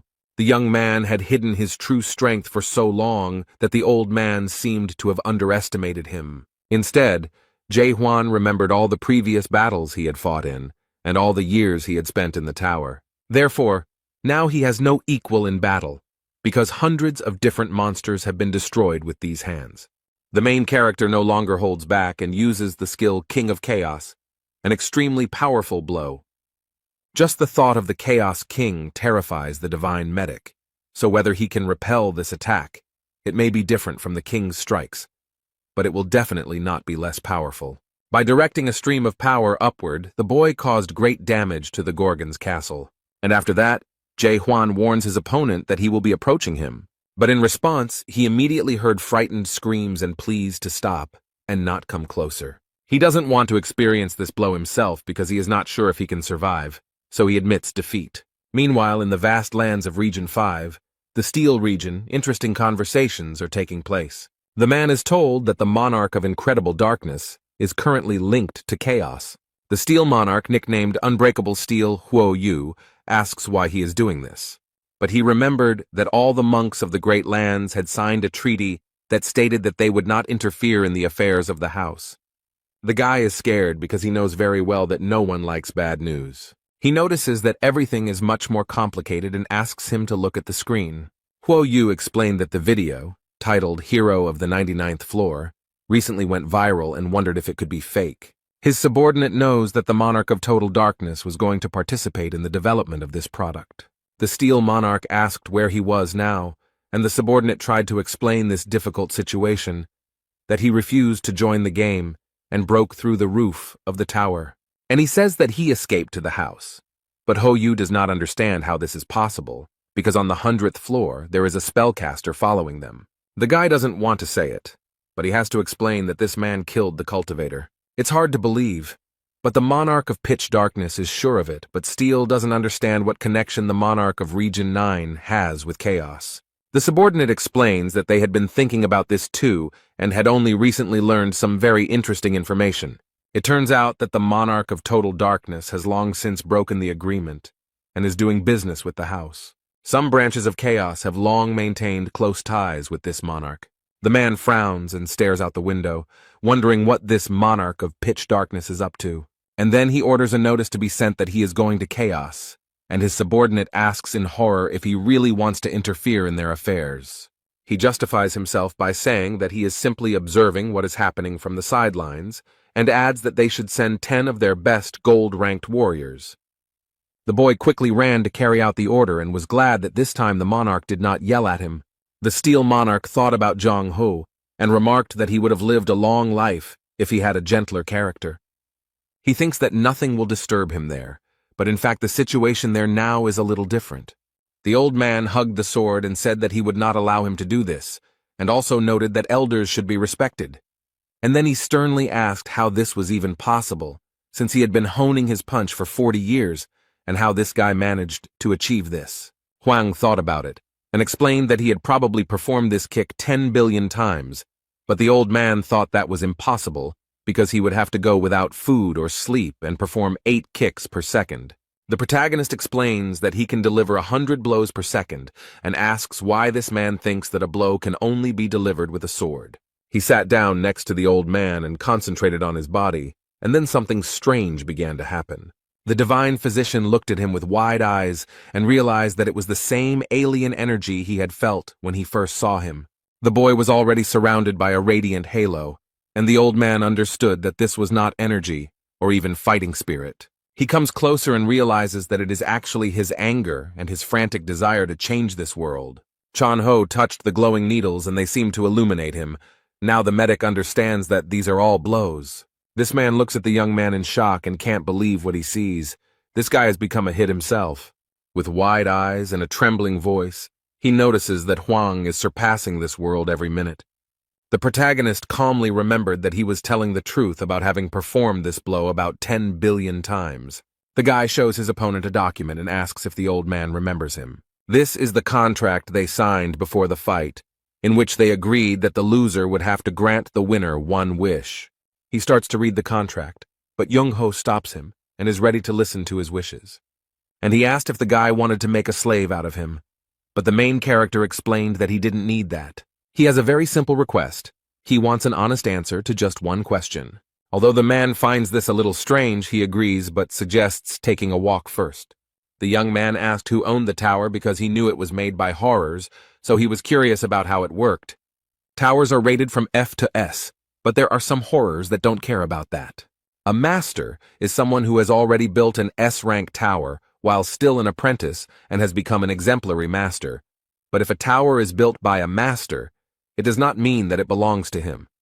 Only the special tower can be considered the master's tower, which has nothing to do with cultivation, but Huang asks what these towers are for. His interlocutor does not know this, because no one can understand what the masters are thinking. But one thing is known for sure. Among those who cleared the tower, sometimes awakened people appear. The protagonist asked if this was the tower that Jung-ho was from, and he replied that he was from the 4th Melville Tower. This tower is also called the White Whale, because on the first floor, where newcomers arrive, a white whale suddenly appears. He turns everything into sheer horror and begins to hunt for frightened and defenseless people. Now this may seem like something frivolous and trivial, but at the time it was a real disaster. The man remembers with horror his past and how many soldiers died in this tower. He thinks it's some kind of miracle that he managed to reach the 100th floor and leave the tower.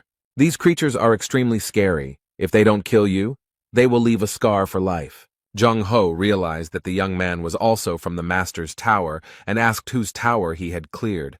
Huang remembered that his name was Mularka. This greatly surprised the divine physician, and it seemed that he knew something about him.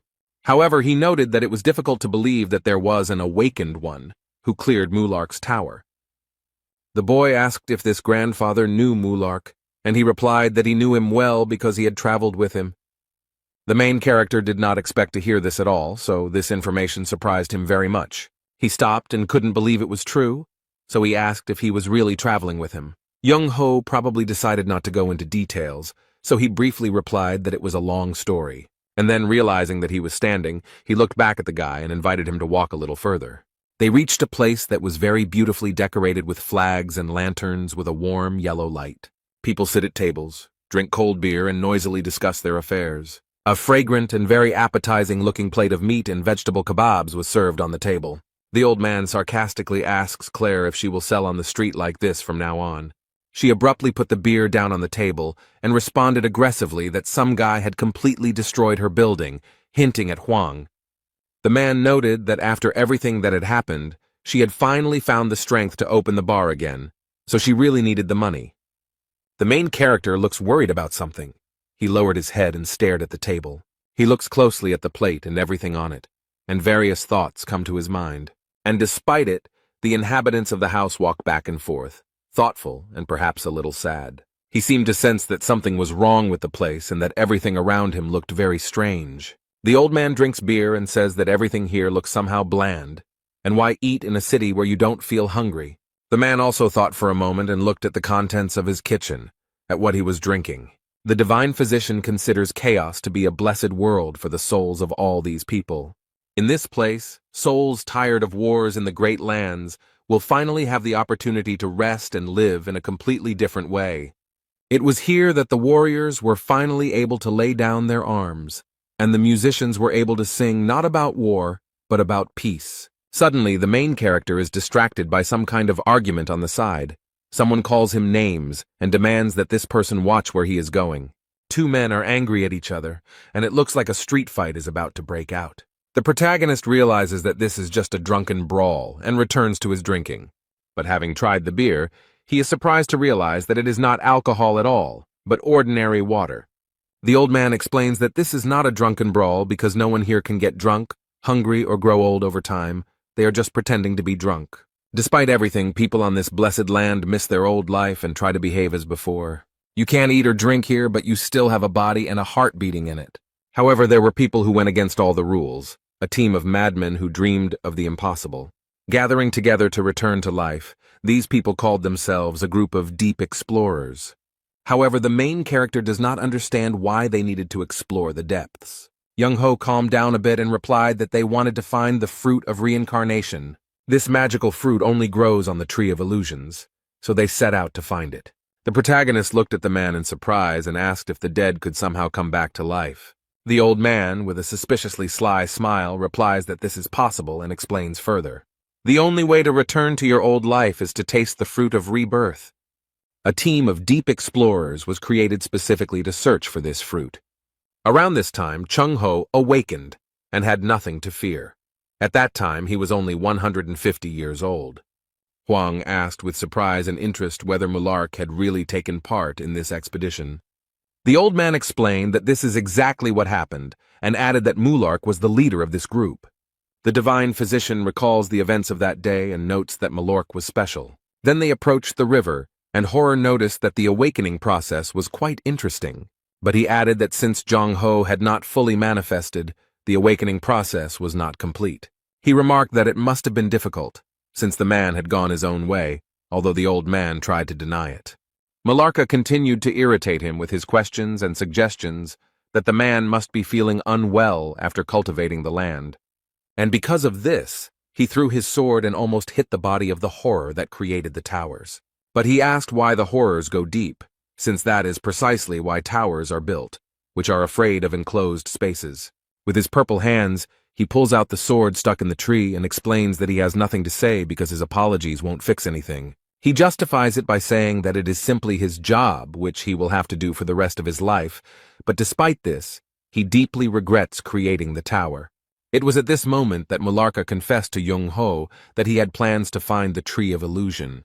It's hard to believe, but he wants to explore the depths, only because he created the tower. He slowly walked up to the old man and sincerely admitted that he wanted to stop cultivating. This is the main reason why he wants to take part in this expedition and why he needs this tree. The protagonist asks in surprise if he really wanted to stop cultivating, wondering if Mulark succeeded. The doctor explained that he had not reached the end of the expedition and was only at the entrance to the depths. but it seemed to him that Mularka had reached the Tree of Illusions. The fruits of the illusion tree began to fall from the branches, and the squad was able to return not empty-handed. However, Huang is thinking that if this old man managed to obtain the fruit of revival, then why is he still here? And at that moment, Claire comes over and tells the man not to lie. She looked at him with disapproval and noted that he knew that this expedition had failed. However, the old man insisted and pointed out that she was not even there then, so she could not have known everything. They received the fruits, but on the way to the house of fortress, some people were already waiting for them. All the lords and chieftains of the great lands gathered and cunningly set an ambush for them. They did this because they themselves were afraid to go down into the depths and get these fruits. Unfortunately, even the owners of all the fortresses and legions that took part in the expedition were unable to offer resistance. The difference in strength was colossal. These attackers were from another dimension, and they still managed to take the fruit from them. After each death, they ate the fruit and were reborn again, and this continued for 900 years. They even had a whole rebirth castle, and any lord could be reborn after waiting their turn. Now Huang understands why all the people in this place look so sad and unhappy. They all know very well that they will never have the life they strive for, and will never receive their fruits. The main character wanted to continue the conversation and ask more questions, but the old man suddenly fell asleep. Claire explained that there was no use waking him up, as he was already drunk, and that he must be tired after all his 1,000 years of life. The woman explained that after this expedition, no one saw Mulark again. He said his last words and disappeared. Suddenly, someone from the outside responded that his last words were, "I lost and I won." James said this, and he also thanked the guy for his help, because if it weren't for him, the captain would have died yesterday. And then he added that if the boy ever wanted to come to the house again, he should come to the south door. Jae-Hwan won't need to show his ID since James already knows him. And then he decided to make a joke and asked the guy to keep it a secret from the captain and continue doing his business. The main character didn't answer, but suddenly he heard some noise nearby and looked around. The man runs very fast and calls for the divine doctor and the boy who is with him. He runs up to the table where a young man is calmly talking to Claire and asking her about various things. Their conversation was unceremoniously interrupted by the captain of the fighter squad, who seemed to be frightened by something. Jaher can't get his thoughts together, so the only thing he says is that they're in trouble now.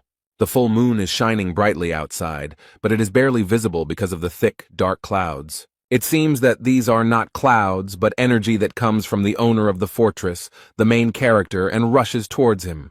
Huang thought that the owner of the Gorgon fortress seemed to be dead. The spiritual pressure is 10 times stronger than what he had heard from the dead before, and is felt most strongly in the fortress, or rather, under it. The boy remembers the words that Jürgen Cheever told him and promised to forget all the evil he had done. But in exchange for one favor, they must save their master of the Gorgon fortress. He asks the captain if the tower commander is getting out of control, and the captain replies that the guy got it right.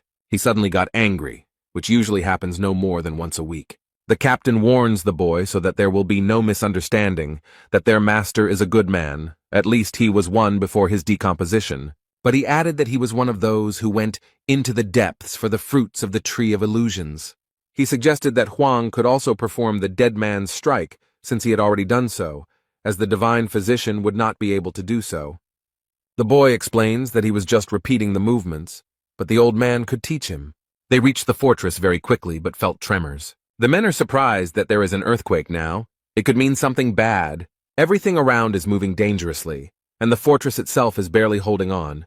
It seems like it will soon collapse. The captain of the destruction squad is worried about his master. He wants to save him with all his might. The captain of the Tower of Destruction and the captain of the Tower of Despair suddenly appeared in front of them and greeted the boys cheerfully. Jahir insisted that they retreat immediately because they had urgent matters to attend to, and they knew it very well. But the men say that no matter what problems arise, they have orders and will not back down. The man frowned sternly and asked if they were really going to go against the rules of heaven. But this phrase seemed very funny to one of the new arrivals and uninvited guests. And then they very confidently explained that their paradise was a forbidden paradise. The next moment where they stood, there was no one left. They were very fast. The warriors, without any warning, immediately went on the attack and found themselves on the man. He reacted quickly and pushed Huang and Young-ho away sharply so as not to hurt them. And a second later, an explosion was heard at this place. The floor collapsed, and pieces of stone flew in all directions. Despite the fact that the blow was extremely strong, the captain of the fighter squadron put up resistance. He was attacked by two super strong opponents at once, but so far he is coping well with them. Jae-hwan appreciated his abilities and mentally praised him for doing such a good job. Instead, the man struggles and thinks about how he didn't expect that the fortress would have its own people from the Forbidden Paradise. The captain noticed that these guys had changed a lot during this time, but one shouldn't think that he too stood still. But he asks them to think carefully about their actions, because if they retreat now, the master of the tower will grant them forgiveness. But these people are not seduced by such a vain hope. They do not seem to take the owner of the fortress seriously. The tower captain asks contemptuously if he is talking about this coil that is underground. This man cannot control his powers, and has long since completely lost the ability to distinguish between good and evil. This man makes a great claim that they were not serving the heaven they had served before, and that much had changed. But he asks the squad captain if he really remains loyal, despite what is happening around him. But man is confident in what he believes in, and his faith is unshakable. He knows that the master will return. One of them said that this is why they do not waste time on unnecessary conversations and attack the man again. He didn't even notice the attack, which is why he was hit in the face with a huge hammer. There was another loud bang. The captain fell to the ground and stones and dust rose high into the air. They smile sarcastically and say that if he had been a little smarter, he wouldn't have had to fight. With these conversations and their actions, they only irritate the captain more, but so far they have not caused him any harm. He knows that they are on the 4th level and won't be able to defeat him even if it's 2 against 1. But he doesn't understand how they can be so fast and strong. It doesn't look like reinforcements at all. It looks more like decomposition. He suspects that something is wrong here and it could be very dangerous. That's why he turns to Jae-hwan and asks him to escape from here as soon as possible. But it seems that the main character has completely different plans. He hands over the divine doctor to other hands. Now the captain of the extermination squad will take care of him, and he is a little surprised by the actions of this guy. It seems that the protagonist realized that his friend was having a hard time dealing with these scoundrels, so they decided to take matters into their own hands. They repeat their question and wonder if this guy can really do a deadlift, and the young man replies that he can. They know this guy is not like them, so it's hard to tell if he's telling the truth or lying, but for some reason they feel like he's nowhere near their level, so he won't be able to land a proper punch. However, while this man was thinking, the main character did not waste time and was ready to attack. He quickly got behind his opponents and asked them what they thought of the blow, whether it was strong enough. They completely underestimated their opponent, so now they have no chance of avoiding the blow.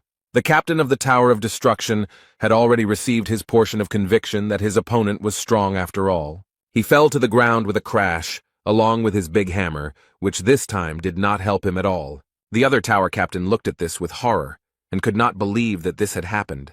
He didn't have to wait long for the protagonist to get into a fight with him and feel the same as his friend. Hwang noticed that the man was too self-confident and confident to defend himself. But immediately after that, he delivers a powerful blow which his opponent did not even have the opportunity to dodge. He managed to stay on his feet and not fall. It seems he is stronger than the man with the hammer. He grabs his weapon and tries to point it at the boy, but Hwang very deftly dodges it. Instead of hitting the enemy, his weapon hits the soulless stone. But he does not give up and does not stop trying to take the life of the main character, although he does not succeed.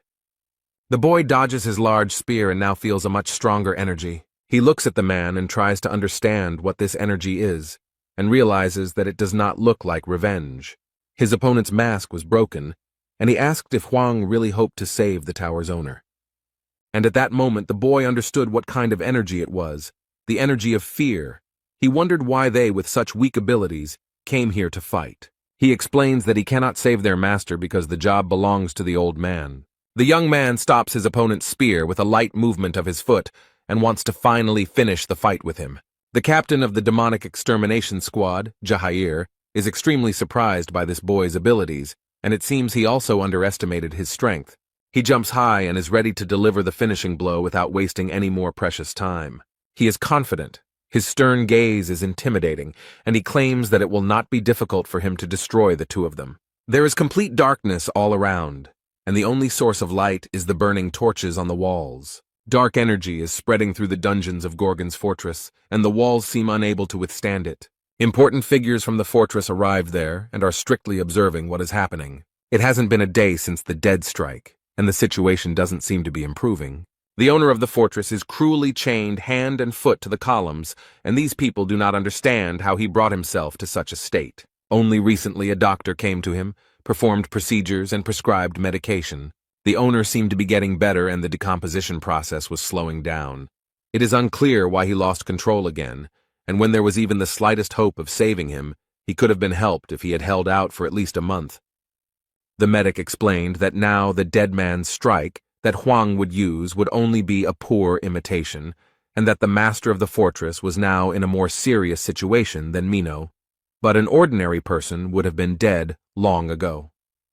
Young-ho assured that they could expect his dead man's punch in just a month. Although he has never tried it before, he believes that two people could help the master, but only if one of those people is Jae Hwan. Jurgen Cheever has thought carefully about the whole situation and seems to suspect something.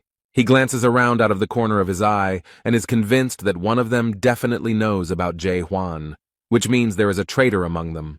Jurgena remembers how the master told her that people have come who can control the decay of the soul, but they are not the messengers of the messenger. With good intentions, he wanted to meet them and see for himself the strength of these people. The man warned him that it was a risky undertaking, since the business of decomposing the soul was quite dangerous. He insisted on sending the captain, since the owner of the tower was quite an important figure. But this man was very confident in his abilities, and stated that he had survived the hell of war, and would not sit idly by when it came to the people of Gorgon. Unfortunately, this venture turned into a terrible tragedy, and this stubborn man now sits with his hands folded.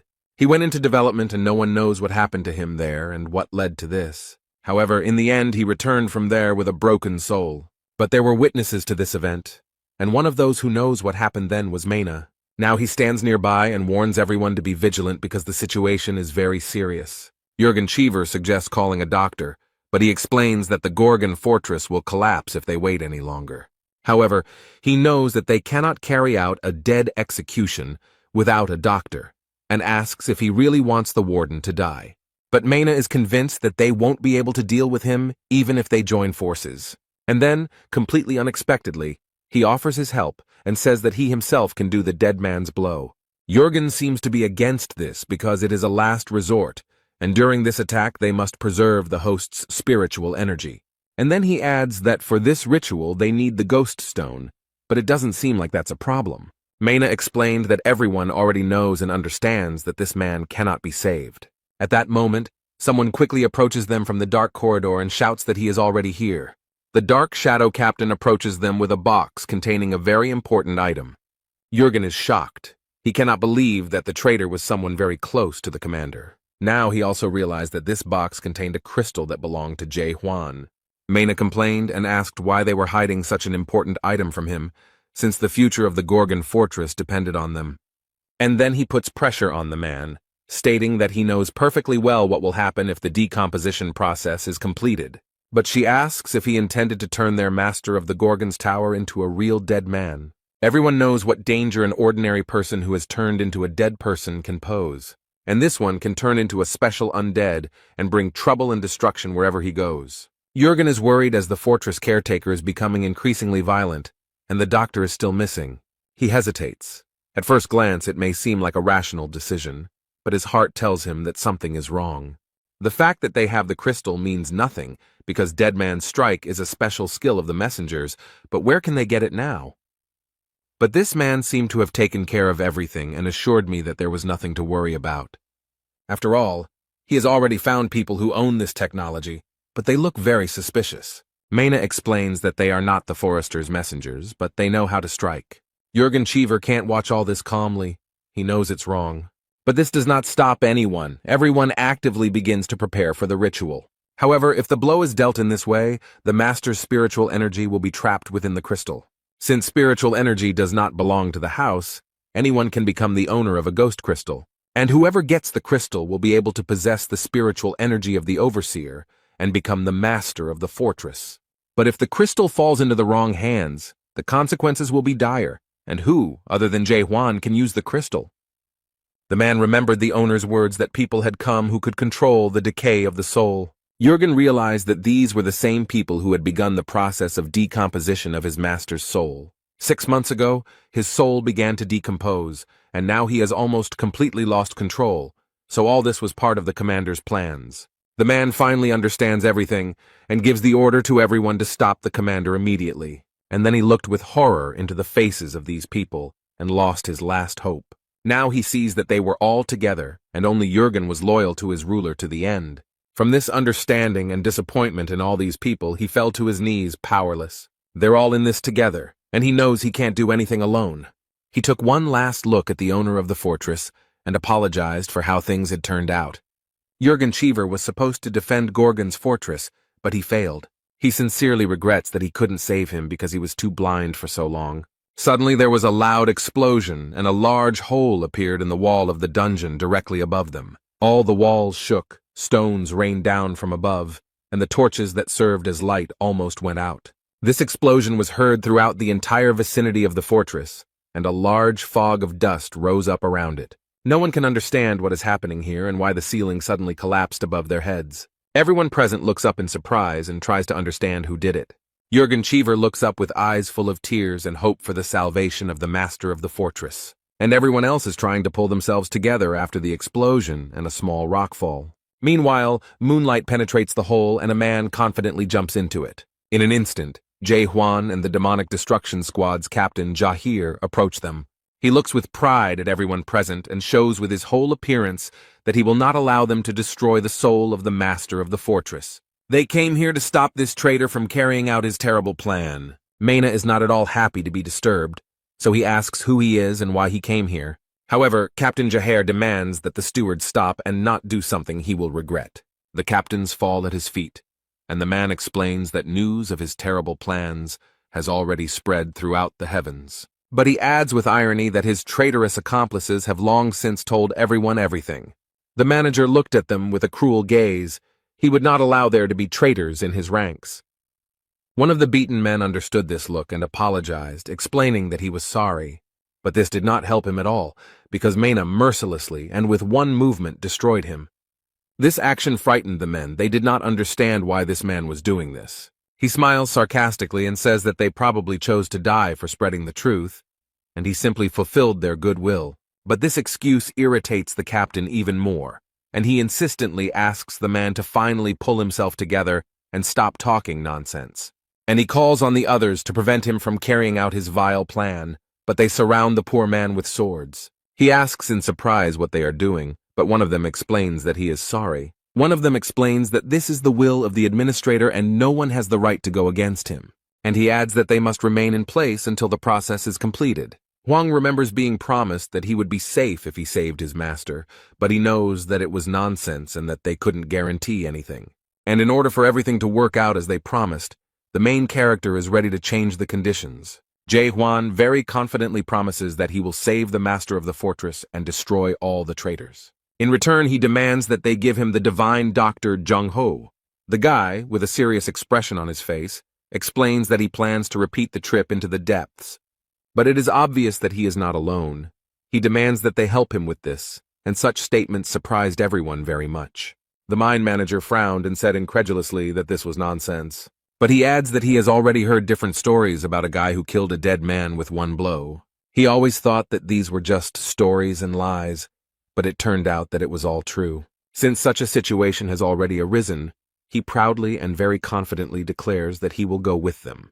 And with these words he pointed at him, and all his henchmen rushed at the boy with swords. In addition to those inside, a whole squad attacked him from above, all armed and trying to kill Huang. The main character didn't lose his head for a second, immediately pulled out his sword and skillfully killed his enemies. Jahir still holds the divine medic in his arms and tries to avoid these chaotic movements with his sword. The guy skillfully copes with the onslaught of carnivores and leaves them without limbs. The man looks at everything that is happening with horror and understands that he will not get out of here alive. Instead, a new group of warriors jumps down from above, hunting only one man. The guy assessed the situation and realized that it looked like an endless stream of manpower. He is alone, surrounded by hundreds of experienced and highly trained warriors who know how to kill. Huang looked around and saw that not only the pawns, but also the stronger characters in this party wanted to join the battle. He quickly approaches the protagonist and looks very confident in his abilities. The guy makes a slight lunge towards him, so that the light from his sword fills the entire room. This man has no chance of blocking the punch because it is simply impossible. The force of this attack surprised the commander. Now he realizes that he was wrong about this guy. So he didn't even try to stand in the way of this energy and quickly dodged, barely surviving. Huang crashed into the wall next to the fortress owner, who was still chained up and waiting to be rescued. This traitor Moy is surprised by such power. He did not know who he was dealing with. Now he is scared. He realizes with horror that he will certainly die if he tries to repel this blow. The captains couldn't even imagine that Huang possessed such destructive power. The warriors don't understand what to do because continuing to follow the plan is useless, so they should move on to point B. They plan to use dark smoke, and they don't care that it might cause the fortress to collapse completely. The boy looked sternly at ManhwaCapped and clearly saw how bad and cruel this man was. He approaches him and states that this man is the manager of internal affairs of the Gorgon Fortress and the foreman of the Forbidden Paradise Squad. He does not understand why this man is engaged in the destruction of souls, why he needs it, what he achieves by this. The guy takes his gun in both hands and says that he knows one thing for sure. He likes people like him. His opponent decides not to listen to this speech anymore and shouts that they must do everything possible to destroy Huang. At his command, all the warriors quickly approach the enemy, despite the fact that they have already seen what he is capable of. The protagonist raised his superweapon and enjoys this moment before the battle. He is sincerely grateful that such people exist because thanks to them, Jae-hwan will easily destroy this world. And after these words, he releases a powerful beam of energy into the sky, which creates a strong whirlwind. This energy extended far beyond the territory of the Gorgon Fortress.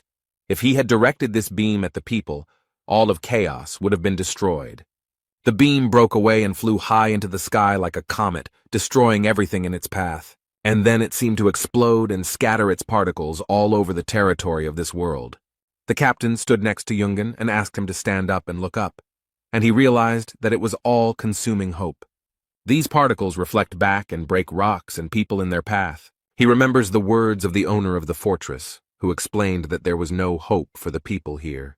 The master explained that strong hope will become a good support that will not be destroyed by any difficulties. The man cannot believe that the boy, in a world of destruction, sees this unshakable hope. Mine didn't survive after such a prank by the main character. He lies motionless, mortally wounded. But he still has the strength to say that Huang is a complete idiot, and perhaps it is the desire to say this that keeps him alive. And then he smiles slyly and declares that it is too late, and the Gorgon's fortress is almost destroyed. The protagonist did not plan to listen to these farewell speeches and mysterious words, so he sped up the process. Captain Jaher runs up to him with the old man on his shoulder, and strangely, he is still asleep. How much he has missed. The man is sure that nothing will be able to wake him up, since everything that just happened here could not cope with him. But Huang doesn't have time to fuss around the old man to wake him up, so he simply throws him to the ground. He immediately screamed that his back hurt, but the boy noted that he could have woken up on his own. Meanwhile, the owner of the Gorgon Fortress still sits motionless in his usual place. His hand lies on the ground, covered in signs of decay and transformation. But suddenly she moved, and the system showed that the destruction of the soul had reached 99.9%, and oppression began. Everyone is seriously scared, exactly what they have been afraid of for so long, and so much has happened. The fortress's master remains motionless on his knees while the system assesses the victim's level of danger. The system cannot determine the degree of danger, so it concludes that the victim is dead. An automatic danger warning for Gorgon's fortress was also immediately triggered. All the city's residents run away in panic and do not understand where to run to save themselves. The soldiers were ordered to evacuate everyone immediately to avoid creating further problems. James looked at the fortress with huge eyes and didn't understand what the hell was going on. What he saw could not help but frighten him, because it looked terrible, and it was scary to think what was happening in the fortress. Someone runs up to them and asks the captain of the destruction squad and the fortress caretaker to evacuate immediately. The old man takes out his new sword and asks the boy to help him escape. The guy noticed the new weapon and asked when he managed to get it, but the medic noted that they did not have time to talk. The divine physician set to work, and in the meantime the fortress in which they were located was almost destroyed. He actively does the same thing as last time. The man draws his sword. He tries to do everything right and as quickly as possible to avoid major disasters. The man is lost in his thoughts and sees his vivid memories behind the back of the owner of the fortress. Chung-ho remembered how good and fun it was for them in the bars with the owner of the fortress, and how sincere he was. Dead Man's Strike helps to bring back all the long-forgotten memories, and Grandpa noticed that Hwang did the same thing when he saved Mino. But he added that such vivid memories could help avoid a bad outcome. But the next moment, Jung-ho heard a strange voice that made him very worried, and the picture before his eyes changed dramatically. He no longer saw the cheerful and smiling owner of the fortress. He sees horrific images of carnage and brutal battles, all accompanied by excruciating pain. And then there are the creature's eerie eyes, which inspire awe even to think about them, let alone see them. A man with frightened eyes and a trembling voice declares that this is not the owner of the fortress. But it was too late to do anything because the creature had come to its senses and opened its glowing eyes. Jae-hwan asked what happened, but the old man didn't explain anything, only said that something was wrong. But he repeated his words again that this was not the master of the fortress, and these words frightened the young man a little. The divine physician screams in horror that it is someone completely different, but the shackles are already broken, and this creature finally comes out unhindered, no longer hiding in someone else's body. Apparently, it has become huge because men have to raise their heads high to see anything. Now, instead of the owner of the fortress, there is a huge and terrible monster, and who knows what it can do. And so he opens his terrible eyes and sows unspeakable horror in all who see him. This huge creature is happy to finally get out of its cramped and small body. Jung-ho didn't expect this. He is very surprised and scared. It seems like he knows what kind of creature it is. His body is raised high above the ground, hovering in the air like weightless dandelion fluff. This creature carefully studies those around it and examines their internal state. And then he spoke and said that he could not even think that he could come into this world with the help of the body. However, he added that the owner of the body was already dead, so he probably didn't care what happened to the body. And now, when I look at the divine Dr. Jung-ho again, he says that he sees a familiar face. He bared his huge teeth in a grin as she remembered that he knew that face. The creature turns to him as if half awakened and asks why he is still in chaos. And he adds mockingly, "Didn't he find what he came to Glebina for 9 years ago?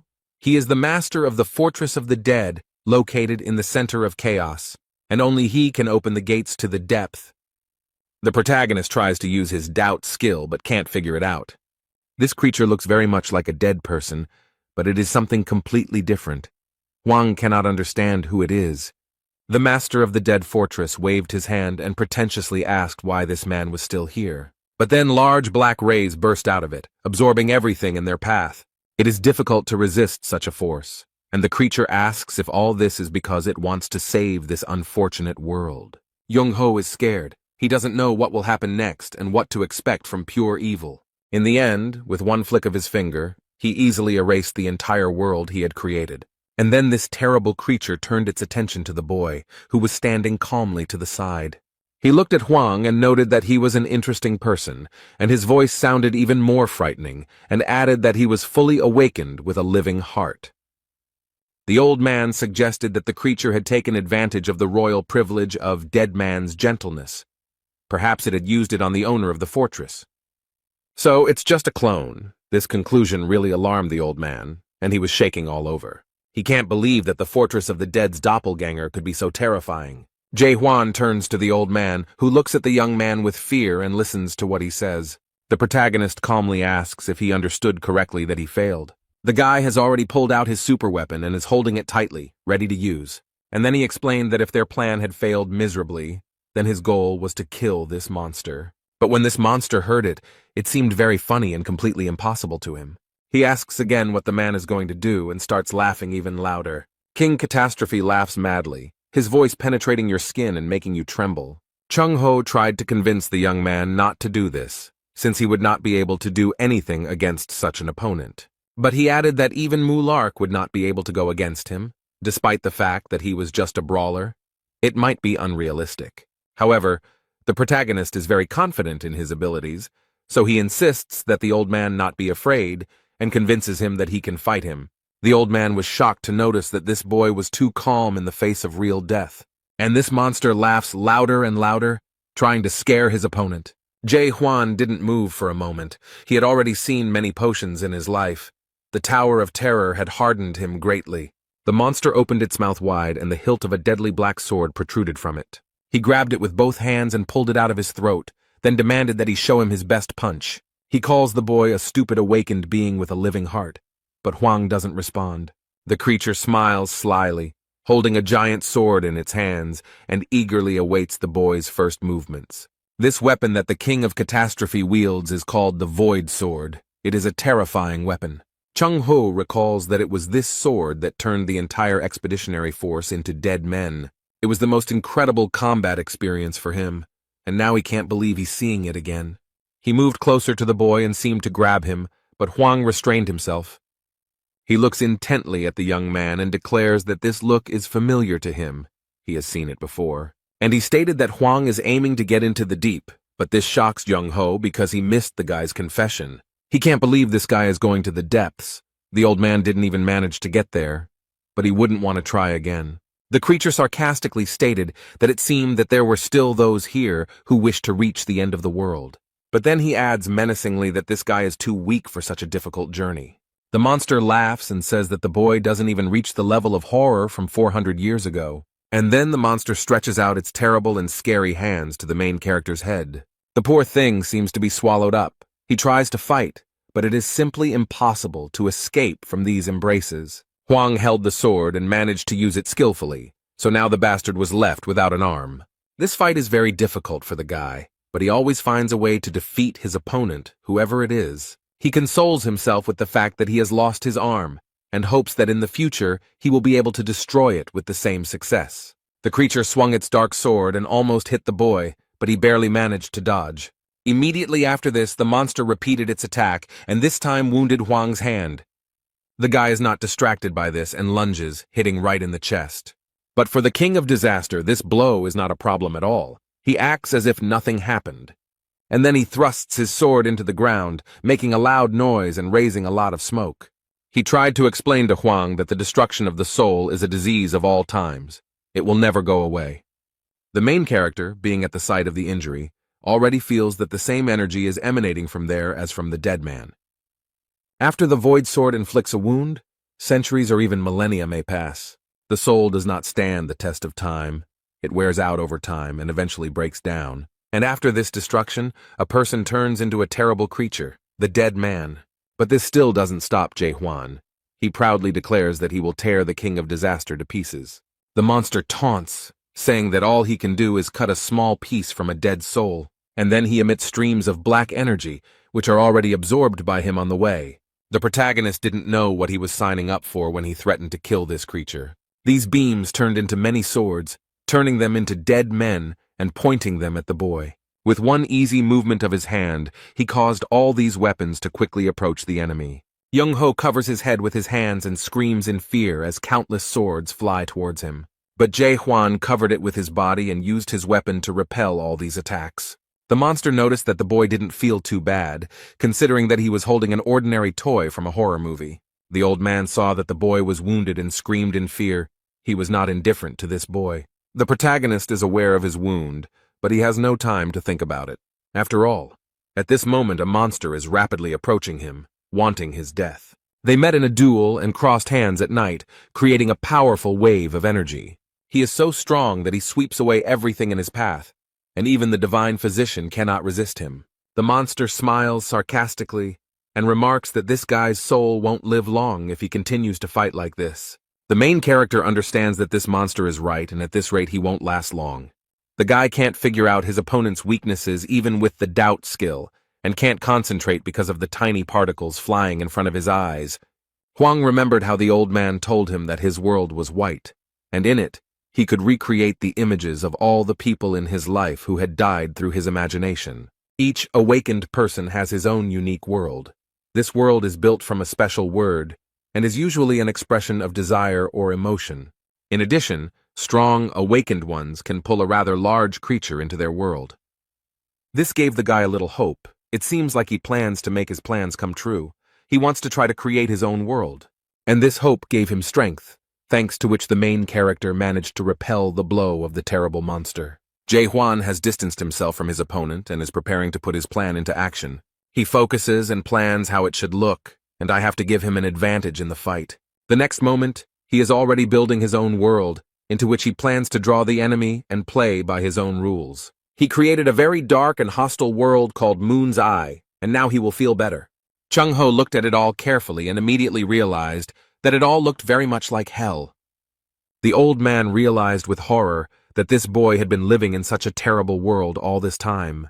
It is a very scary world. The doctor cannot understand how one can exist with such a feeling in the heart. After all of this is built on hatred and disgust, and he cultivates and nurtures all of this within himself. The King of Horrors asked in surprise if this was really his ideal world, if this was what fed him. All this seems very interesting to this potion, and he begins to laugh madly. Jae-hwan doesn't waste time on all this unnecessary talk, but immediately goes on the attack and plunges his sword into the enemy. He is full of strength and hope that now everything will work out for him, because the scars on his eyes have finally disappeared. This creature is not as simple as it may seem, and defeating it with such methods seems impossible. The monster's limbs rise up around the boy, but he doesn't retreat. These things wrap around his arms and block any movement, leaving him powerless. And then they wrap it around his neck. This creature claims that it is attacking him and does not even understand what to do next. After this, the King of Calamity extended his bony hand to the poor fellow. He grabs him and throws him hard to the ground. The protagonist can do nothing about it. The boy feels severe pain from the blow and is unable to use the sword to save himself. This creature repeats this movement once more. It again throws the boy as if he were a doll belonging to it. Chung-ho realized with horror that his friend's affairs were going very badly, although there was little hope of victory. The monster places his foot on Jae-hwan's chest and believes that people like him will never give up their feelings of hatred. Another sword bursts out of his body with which he plans to finally finish off the boy. He pointed a gun at him and admitted that he hadn't met such interesting characters in a long time. He smiled slyly and added that he had a great time and a good time. But everything comes to an end, and now it's time for them to end it because it's starting to get boring. The main character thought with horror that these were his last minutes of life, but he didn't want this. He still had many plans. He is not ready to give up so easily and does not want to die, so he uses a sword. With his blow, the boy cuts the creature in half and prevents it from doing what it had planned. The monster did not expect such a turn of events. He thought that his opponent was already completely broken. But now, as the monster's head falls to the ground, the boy asks if he likes this ending. He stands up proudly and boldly declares that he has only just begun the fight and will not die so easily. However, it's much more complicated than that, and the monster's head laughs, saying that this guy is a complete fool. He reaches his head with his work and explains that no one will be able to make a single scratch on his body. The King of Calamity caused a storm with his mighty power, and Hwang had to cover his face. The monster got angry and decided to show all his strength, so long spikes appeared on his forehead. The main character did not expect this. He hoped to finish the fight. This opponent is very strong. He looks at the creature in front of him and does not understand what kind of monster it is and how to fight it. The young man realized that this monster was very strong, so he needed to be faster and more cunning. In a fit of rage, he throws his black, all-consuming sword, and the protagonist barely manages to avoid the blow. Nothing stops the monster. It wants only one thing: a cruel death for its rival. The creature stretches out its arms to catch and destroy the boy who angered it so much. And then he throws him with all his might against the wall. Few people could survive such a blow. The poor guy was hit so hard that even the stones around him couldn't withstand the pressure and fell. But the main character is much stronger than it might seem at first glance. He coughed several times. The monster is not going to stop there. He wants his opponent to die in agony. But it seems he has lost count, as the protagonist follows him and moves forward. The young man picks up speed and is ready to use his sword against the king of disasters. But this terrifying creature senses him and uses its power to repel the attack. He stated that he had been observing the Mejans of this world with interest for thousands of years. Everyone tried to reach the top of the Tree of Illusions to satisfy their curiosity. The monster noticed that the boy doubted everything and asked if he was trying to find answers to questions in his world. He strikes with his black sword with all his might and asks what exactly is bothering Jae-hwan. The monster tries to solve it like a riddle, and with crazy eyes screams that he understood something. The guy bravely withstands the sword attack and stands firmly on his feet. It is not so easy to defeat him. He grits his teeth and refuses to give in, but the monster taunts him and declares that Hwang's world is a matter of doubt. He wonders what his world really is and suggests that it might be destruction. Options such as destruction or complete extermination are also offered, which for the monster looks like a game. And then he bared his terrible, sharp teeth and added in a terrifying voice that this world was coming to an end. He feels like this is the only word that suits him best. This world feeds on arrogance. The monster wonders if this ordinary man would dare to question the value of the Tree of Illusion. The King of Calamity has turned into a mad and very scary monster, and asks if the boy is turning to his world to find out his destiny. But the main character does not give in to his provocations and explains that he does not understand what nonsense he is talking. The monster still asks tricky questions to distract attention, but the boy is adamant. He is already very tired. This struggle has exhausted the young man, and he does not know how much longer he can hold out.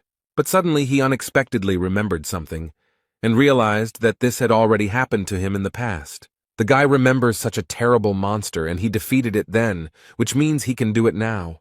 The main character seems to have finally figured out how to proceed and how to stay alive. He remembered how Jong-ho had said that the fortress master's body now contained a double. The young man finally knows what to do, so he prepares his weapon to strike. Now he definitely has a chance. The monster noticed that something had changed in his opponent's eyes, and that a strong blow was awaiting him. Hwang exerted all his strength, and his blow was so powerful that no creature could resist it.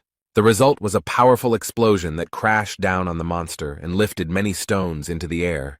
But this creature is still alive. It is so difficult to defeat, and she noticed that its arrogance knows no bounds. He declares in a terrifying voice that this fool will never be able to defeat him.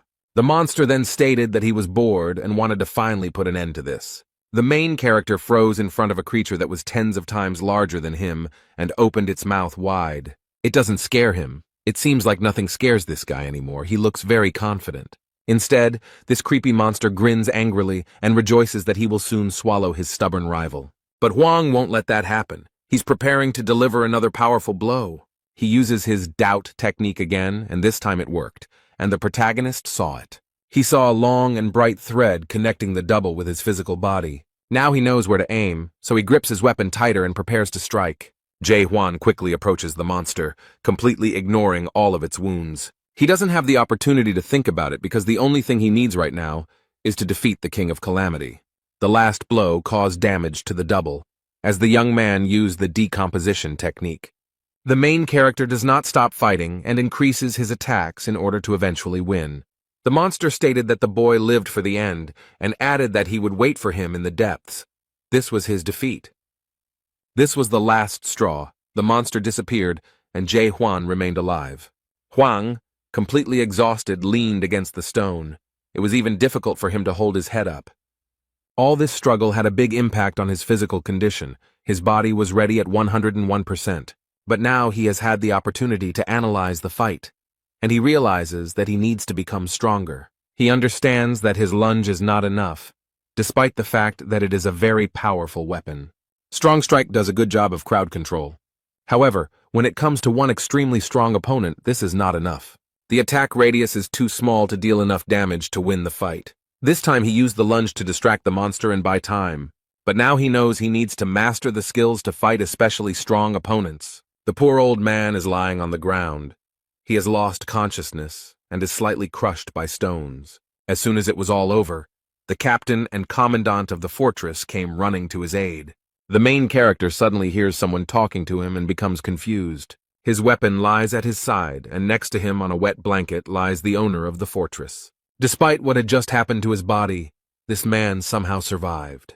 He has difficulty speaking, but he explains that even though he became dead, he was still watching over him. He is sincerely grateful to this young man for his efforts in fighting the King of Calamity. And then, without any warning, he suddenly grabs the protagonist by the tired hand. The guy is a little wary. It seems he doesn't like this kind of contact. It scares him a little. Instead, the owner of the fortress suggests that perhaps it is time for a change in Gorgon's fortress. He asks Hwang to accept him, and then a bright yellow light spreads across his hand. The owner of the fortress sighed with relief and noticed that the young man reminded him of someone. After what this man did, the boy was left with warm memories, but the owner's last words were a request to take care of his living heart. Now others arrive at the scene of the battle, asking if everything is okay and if anyone needs help. Jurgen and James looked back and couldn't believe their eyes. What they saw was shocking. Jae-hwan approaches them with a sign on his hand given to him by the master of the fortress visible. All those present, without hesitation, immediately fell to their knees to pay their respects to him. Jürgen Cheever looked at the young man with tears in his eyes.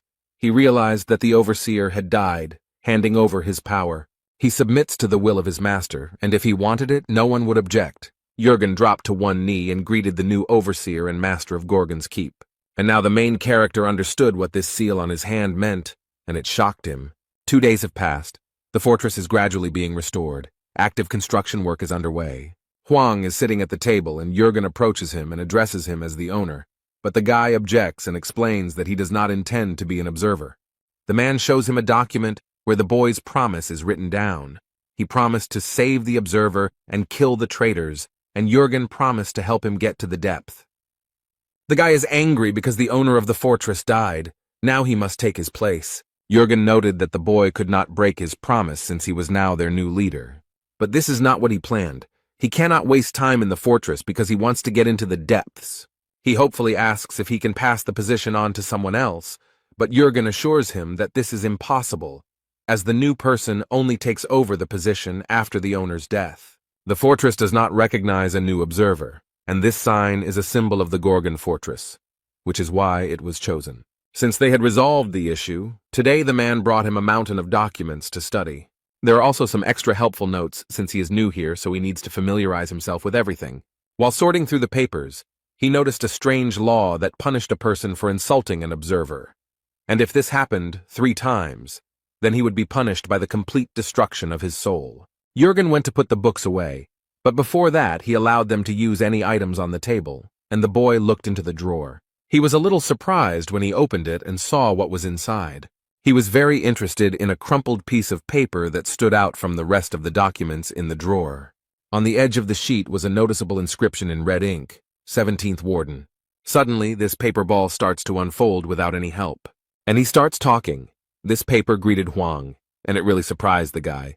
The newspaper continues to talk and explains that if he sees this, then he has become the new warden. The leaf turned into a paper figure, which suggests that the boy is probably thinking about becoming the master of the fortress. But she calms him down and explains that the observer has only one task. But Huang wonders what it is. Maybe it's some kind of magic note? The note says they just wanted to have fun because a good leader is one who knows how to have fun, and will not shift overall security to the management department and all other tasks to other departments. According to Big Brother statistics, many Gashladaks overworked themselves, which accelerated the decomposition of the soul and ultimately led to death. This advice is important not only for him as an observer, but also for the inhabitants of Gorgon.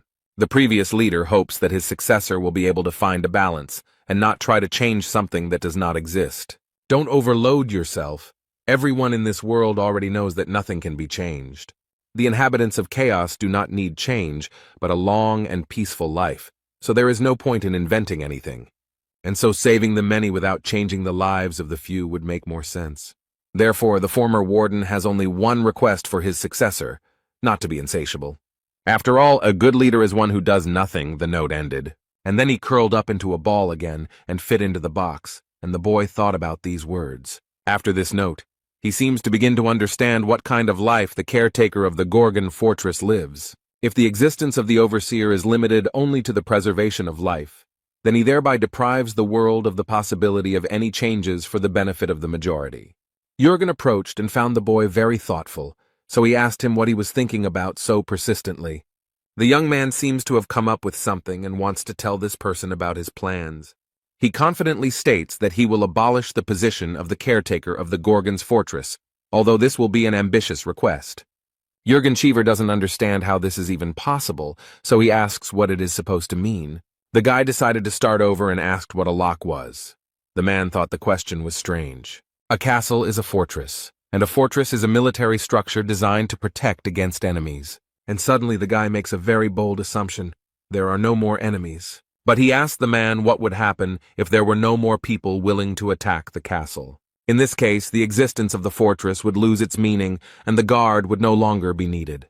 However, this all sounds very false. Jürgen is convinced that it is simply impossible. But the main character is firmly convinced of the opposite, and insists that this is quite real and possible. Jae Hwan proudly and very confidently states that this will happen because he is going to unite chaos. In chaos, people are not buried, but a soul flight ceremony is held to mourn the soul lost forever. During the ceremony, the soul is forgotten. During the ceremony, the life of the deceased is spoken over and over again until it is completely erased from the memory of chaos. This is the last thing the world of chaos can give to those who leave it, recalls Jürgen Emil Groschek.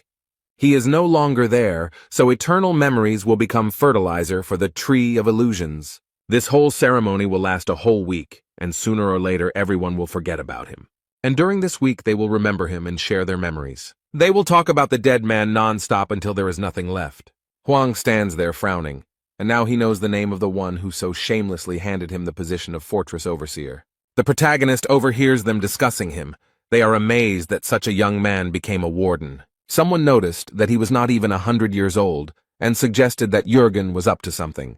And one of these gossips expressed a desire to gain power over their new overseer. The guy noticed a girl who looked at him very strangely and sometimes even angrily. She looks at the guy with interest and intently, trying to understand what kind of person he is. The man boldly approaches the protagonist and attracts Jae Hwan's attention. He has a smile on his face, and at first glance he seems quite nice. The man asked if this was their new boss. Jung Ho turned to the leader of the Holy Maiden Guild and noticed that she was one step behind Old Raccoon of the Lhasa Scholars Guild. She agreed that it was very interesting and asked what bets the doctor was making, who he was betting on in this competition. But the man was very skeptical about her words, since there was nothing to bet on. Here, even without competition, everything is clear. You don't need to think long to guess which of them is stronger. The man asked the new warden how old he was, and he replied that he was about 60. I thought for a moment and wondered if something had really changed in Gorgon Fortress, or if this guy was the son of the former overseer. Everyone around thought that this man was rude, and that age didn't matter at all, and that it was stupid to call him a son. Didn't he know how people got into the house? However, the leader of the Forest Guild believes that there is nothing wrong with his words and extends his hand to introduce himself. His smile doesn't look sincere, but rather mischievous, and the man says that his name is Jang Il-han. And he himself thinks that he has a wonderful opportunity because their new leader is an outsider, and he will finally be able to return all the humiliation that he experienced 10 years ago. He received a request from the previous overseer for permission to establish a new office in Gorgon Fortress. He was caught by the commander trying to bribe the guards at the northern gate and arrested for attempted bribery.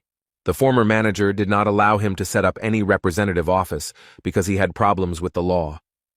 He didn't like it at all. He was cruelly rejected and humiliated, but now this man is already dead, and the commander of the northern gate is in the hospital. He considers the guy inexperienced, so he is convinced that now a great opportunity has opened up for him. She shook hands, and her interlocutor used a high-level combat formation skill. The golden fibers spread very quickly from his hand to his entire body, and Huang couldn't help but take possession of them. Somehow, the main character found himself in front of the 8th gates of hell. Suddenly, the huge and heavy gates open, and the young man hears heavy breathing behind him. Behind him stood a huge and very scary dragon with a huge mouth and burning eyes. He immediately began to attack the boy, and the dragon used his ability to breathe fire. Everyone around noticed that the warden looked strange, and realized that this scoundrel had used the 8 gates of hell, which was very mean.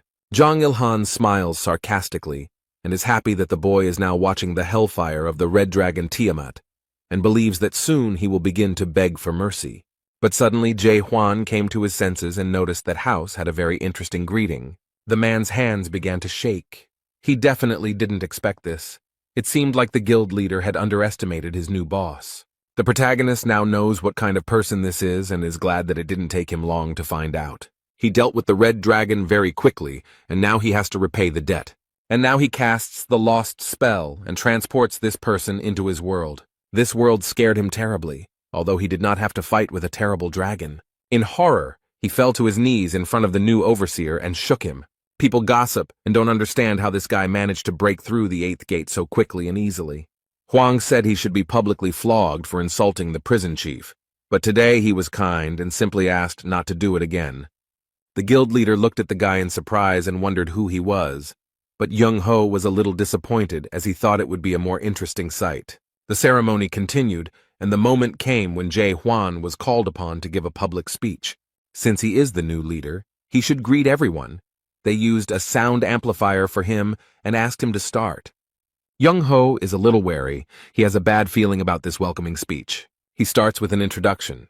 The guy says his name and explains that he will now be the caretaker of the fortress. He blurted out that he didn't know Imel Groshek and didn't know what he did or how he lived. The guy doesn't know what kind of leader he is or anything at all, and these words really shocked everyone present. But he doesn't care at all, and he already knows that the inhabitants of the Gorgon fortress don't like him anymore. Huang noted that they probably thought that this inexperienced boy became the commander of the fortress by accident, and there was probably some truth to that, since he himself did not want it. The protagonist came to the conclusion that they were unhappy with the candidate, and he did not want this position.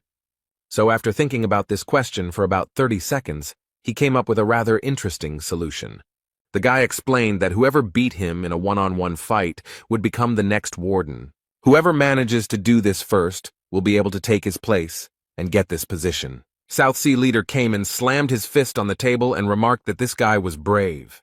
But he added that their former boss, Imel, had chosen an incredible man to replace him. But it's not that simple. There's one small condition. They only have 1 month to do all this, but that's not all. After all, whoever loses the battle to him will be forced to do something that he can no longer refuse. The loser will be forced to join an expedition to the depths that will take place in 2 months. Jurgen still believes in Jae Hwan despite everything because he saved Gorgon Fortress.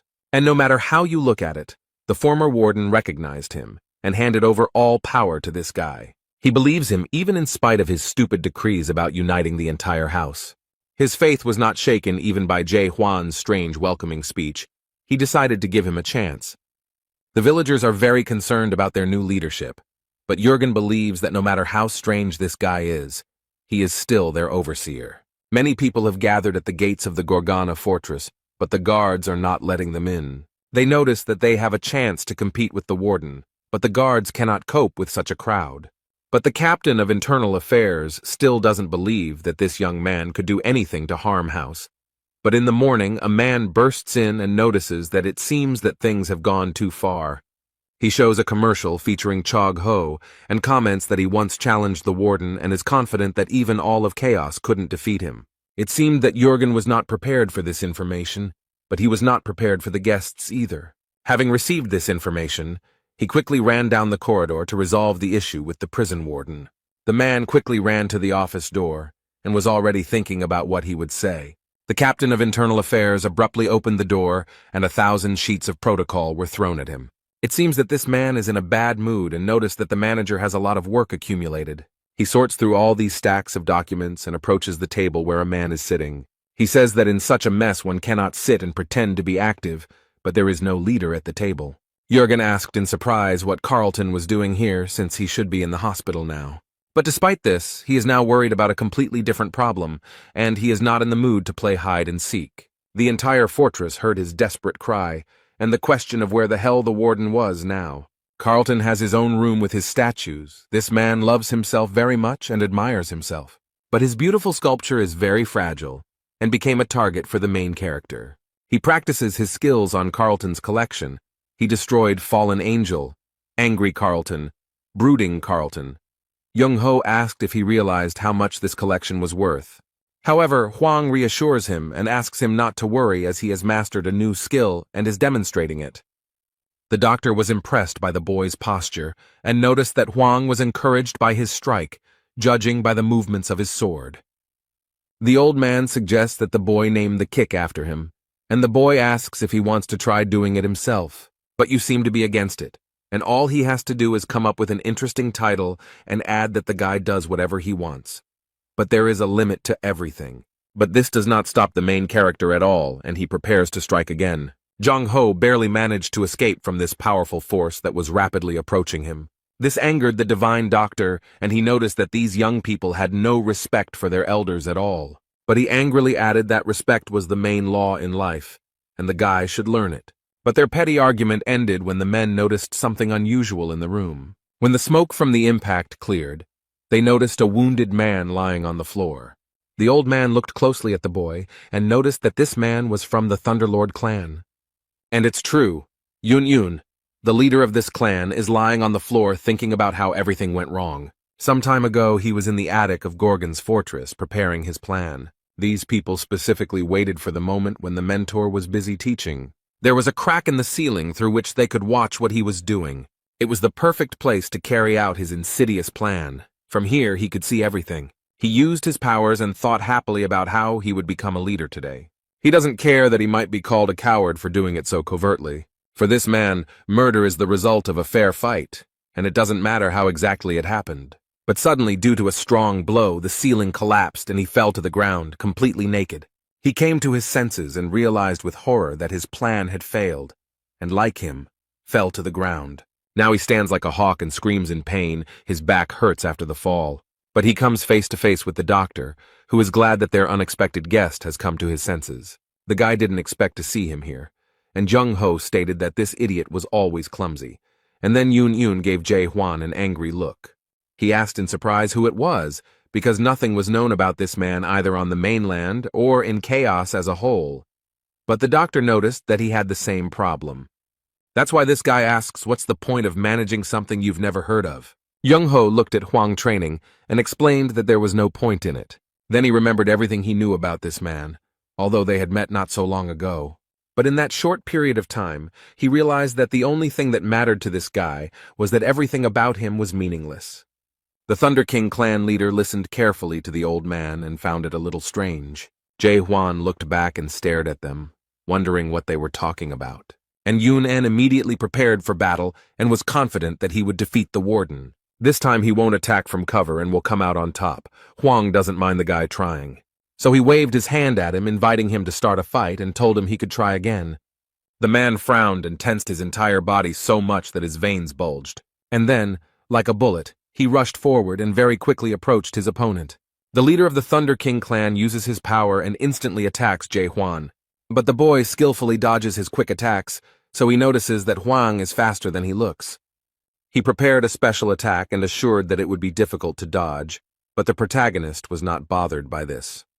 And the next moment there was a strong blow, but the main character dodged and the blow hit the wall. He didn't like it at all. Yoon only became more angry, and his desire to kill Hwan became stronger. He creates a huge blue ball of lightning and remarks that he didn't mean to go that far. He gathered all his strength and used the technique, Power of the Thunder King. He looks terrifying. The guy smiles slyly and believes that this move will finish him off. But while he was preparing, he lost sight of his target, and Jae-hwan ended up behind him. The protagonist noticed that this skill takes a lot of his time, which is unacceptable in battle. At this moment, the boy realizes with horror that his enemy is too close to him. That's how their fight ended. It didn't last long, since one of the opponents turned out to be much stronger. Yoon learns that the fortress overseer has defeated the leader of the Thunder King squad. Instead, the old man is glad that things turned out this way and praises his friend for a job well done. After all, he now has the support of some of the best warriors, and this will help him a lot in the future. To achieve this, Yoon had to put in a lot of effort. He spent exactly 100 years on it. He was a member of one of the 5 famous squads of the Great Lands, the Yuan squad. But he didn't have any high status or power. This guy was just an ordinary slave. His life was very difficult. It was not what everyone dreams of, and he wanted to escape from it. Those players who cleared the tower also became members of the team, deciding to spend the rest of their lives together. But in the end, fate did not spare them, and they all died, some in battle, some in slavery. He worked for 100 years and saw his friends die, but he miraculously managed to survive. Thanks to the trust he had earned over all this time, Yoon was able to receive the official status of minister. It was then that he challenged his destiny because he was not going to live like this anymore. He wanted a better life. He betrayed the trust he had earned with such hard work and duty and stole Yuan's secret treasure. This is how he acquired his highest level of mastery, Lightning God.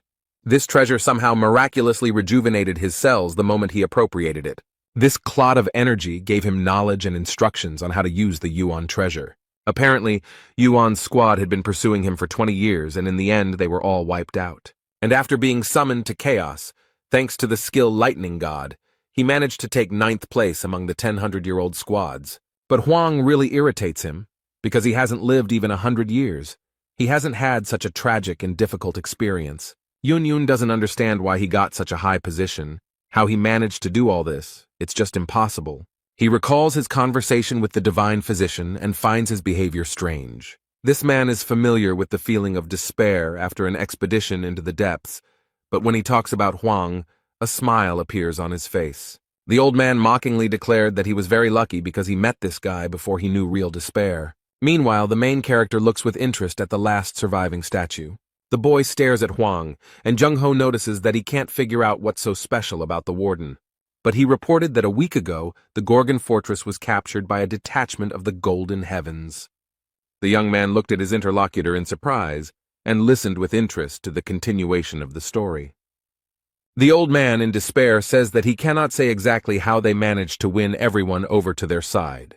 But one thing is clear. They had been preparing for this for a very long time and were close to victory.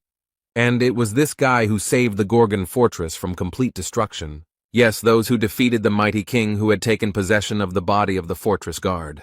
The doctor explained that for this, Jae Hwan received the fortress seal from the former overseer and became our new leader. The guy was surprised and complained why the doctor didn't warn him about this from the very beginning. But in his defense, he replied that Yun-en attacked very quickly and did not give him a chance to explain anything. But at that moment, someone entered. The strong man smiled cheerfully and proudly declared that he had come to defeat the warden. This is the leader of the Fire King's squad, Gang Hwan. He came with the leader of the South Sea squad, but he wants to go first. Jae Hwan noted that it is not at all necessary to stand in line and wait for your chance. Therefore, he proposes to begin the fight immediately and does not object to being attacked with a slashing blow. He explained that he was practicing new techniques and had a lot of free time, but this remark surprised the men. The divine doctor sighed heavily and thought that many people would suffer today. On the contrary, his opponents seemed confident in their own strength and even welcomed the opportunity to attack together. The leader of the Fire King's squad believes that the warden will later regret such a choice. And this man suddenly attacks Jae Hwan with his flaming sword, confident that victory will come easily to him. The fire engulfed the squad leader's weapon and sought to burn the enemy to the ground. This fire almost touched the main character, but he does not look scared or embarrassed. The guy easily dodges the fire stream, and now it's his turn to attack. The fire spread to the wall of the house and damaged it. It doesn't look like a suitable place for a fight. Young-ho got angry and shouted as if he wanted to burn the entire hall down. But Yun-young noticed that the man in such a state probably didn't hear him. They met and crossed swords. They are quite strong opponents, but Gang Hwan still does not lose confidence in himself. He smiled smugly and noticed that the boy was afraid of his fire sword. However, Jae Hwan quickly convinces him otherwise and states that this is not true. And then he, with all his strength, with his bare hands, without any hesitation or fear, strikes with the fiery sword. Now the main character has grabbed the sword with both hands and is ready to strike again. The overseer of Gorgon Fortress is too powerful an opponent to be defeated so easily. He asks the leader of the Fire King's squad to tell him if he was scared by his blow. After these words, which slightly confused his opponent, he gets up and hits Gang Hwan hard.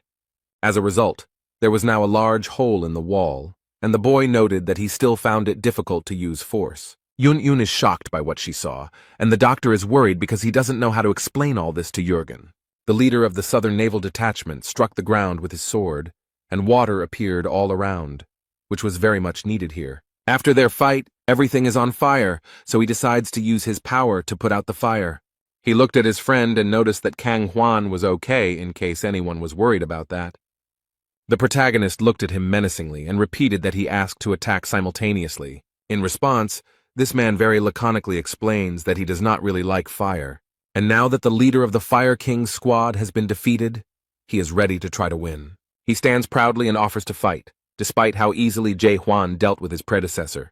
It's amazing that after everything he just saw, he still has such enthusiasm for the fight. The main character thought about how first there was white electricity, then fire, and now water, and it reminded him of Pokemon. However, upon closer inspection, this man turned out to be stronger than his previous opponents. But without further warning or prelude, Jae Hwan takes the first step towards his opponent. He went on the offensive, and the leader of the Southern Naval Detachment defended himself with weapons. The man frowned and no longer looked as confident as his predecessor. Both have large and powerful swords, and each of these warriors knows how to use them skillfully. During the fight, Huang noticed that this guy was different from his previous opponents. He doesn't just mindlessly rush into battle like the others, he finds it interesting. It seems that the leader of the South Sea detachment has taken control of the situation and has prepared his weapon to strike. Huang was right in front of him, so the guy swung and hit, but fell to the ground. He was surprised because he had not noticed at all how the warden had managed to disappear from here. When he raised his head, he saw his opponent, which was a bad sign for him since he would be attacked from above. The protagonist gathers his strength. The golden rays of energy almost reach the squad leader. The man understands that his opponent has great strength and it is better to dodge this blow than to resist. So at the last moment he barely managed to jump back to avoid the merciless blow. It was a huge wave that destroyed the floor and scattered many stones to the sides. The squad leader looked around, assessed the whole situation, and came to the conclusion that the overseer was clearly stronger than him. He admits that if Jae Hwan had hit him, he would have been left in pieces. The guy has enough pride and strength to admit his defeat, which surprises the main character a little. Huang noticed that this young man had not yet shown all that he was capable of, but the squad leader was not going to continue the fight, because everything was already clear to him. Cayman smiles. Since he lost, he now wants to discuss the rats in detail. The Fire King squad leader is extremely angry and cannot believe that the Lightning God squad leader has lost. Instead, Young-ho asked why he was blaming that guy when he should be blaming himself for the loss. Now all three have lost, and the leader of the Lightning God squad wonders what they plan to do next. However, he added that since they had been defeated, they had to join the deep detachment of the expedition. One of them noted that this was precisely the reason he came here, to which the main character looked around in surprise. But I asked the South Sea detachment commander if he was joking, and he replied that he was absolutely serious. The leader of the Fire King's squad, Gang Hwan, looked at him very aggressively and thought that this was to be expected from him.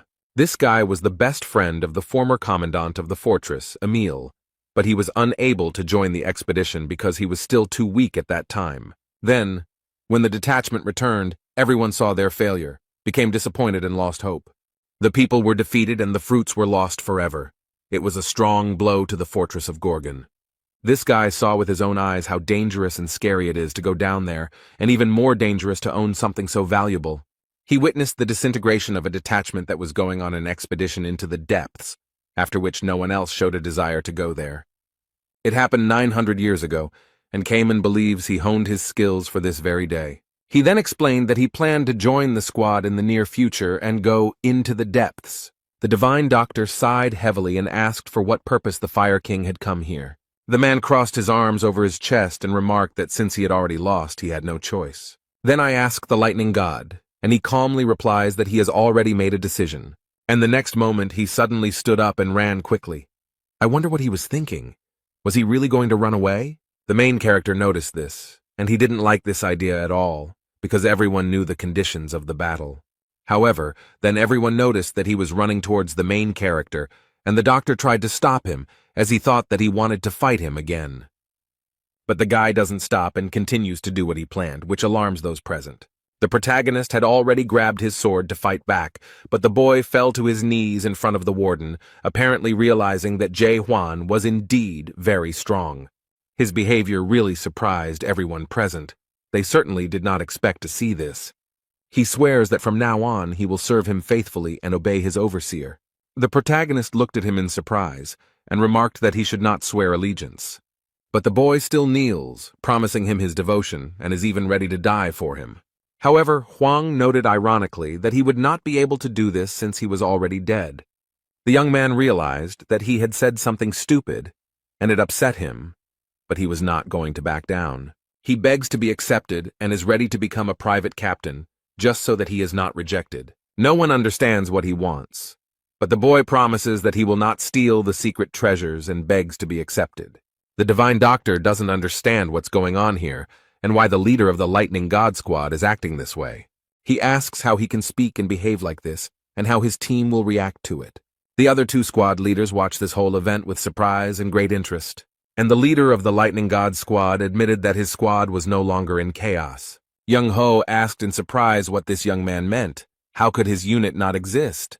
He admitted with regret and sadness that there were only 7 people in the detachment, including him, and no one else was left. The Lightning God suffers greatly because of this, because he has been the leader of the squad for so long that now he does not know who he is without it. His squad has completely fallen apart. This prevents him from living a peaceful life. The poor guy doesn't know what to do now. All this happened a week ago, and everyone in the room is listening to it with horror and great surprise. The poor guy is completely broken and disappointed. Suddenly, everything he worked for has come crashing down. Young-ho thought for a moment and asked if he really meant that his squad had fallen apart. The young man sadly lowered his head and, without looking anyone in the eye, noted that this was indeed the case. They ask him when this happened, and the Lightning King repeats that it was a week ago. The old man thought for a moment about what had happened a week ago and what events it coincided with.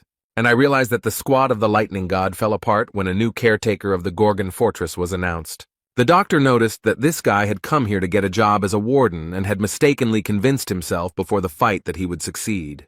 But very quickly something went wrong as he planned, and he realized that this was too strong an opponent for him, because as soon as he decided to strike first, he was immediately defeated.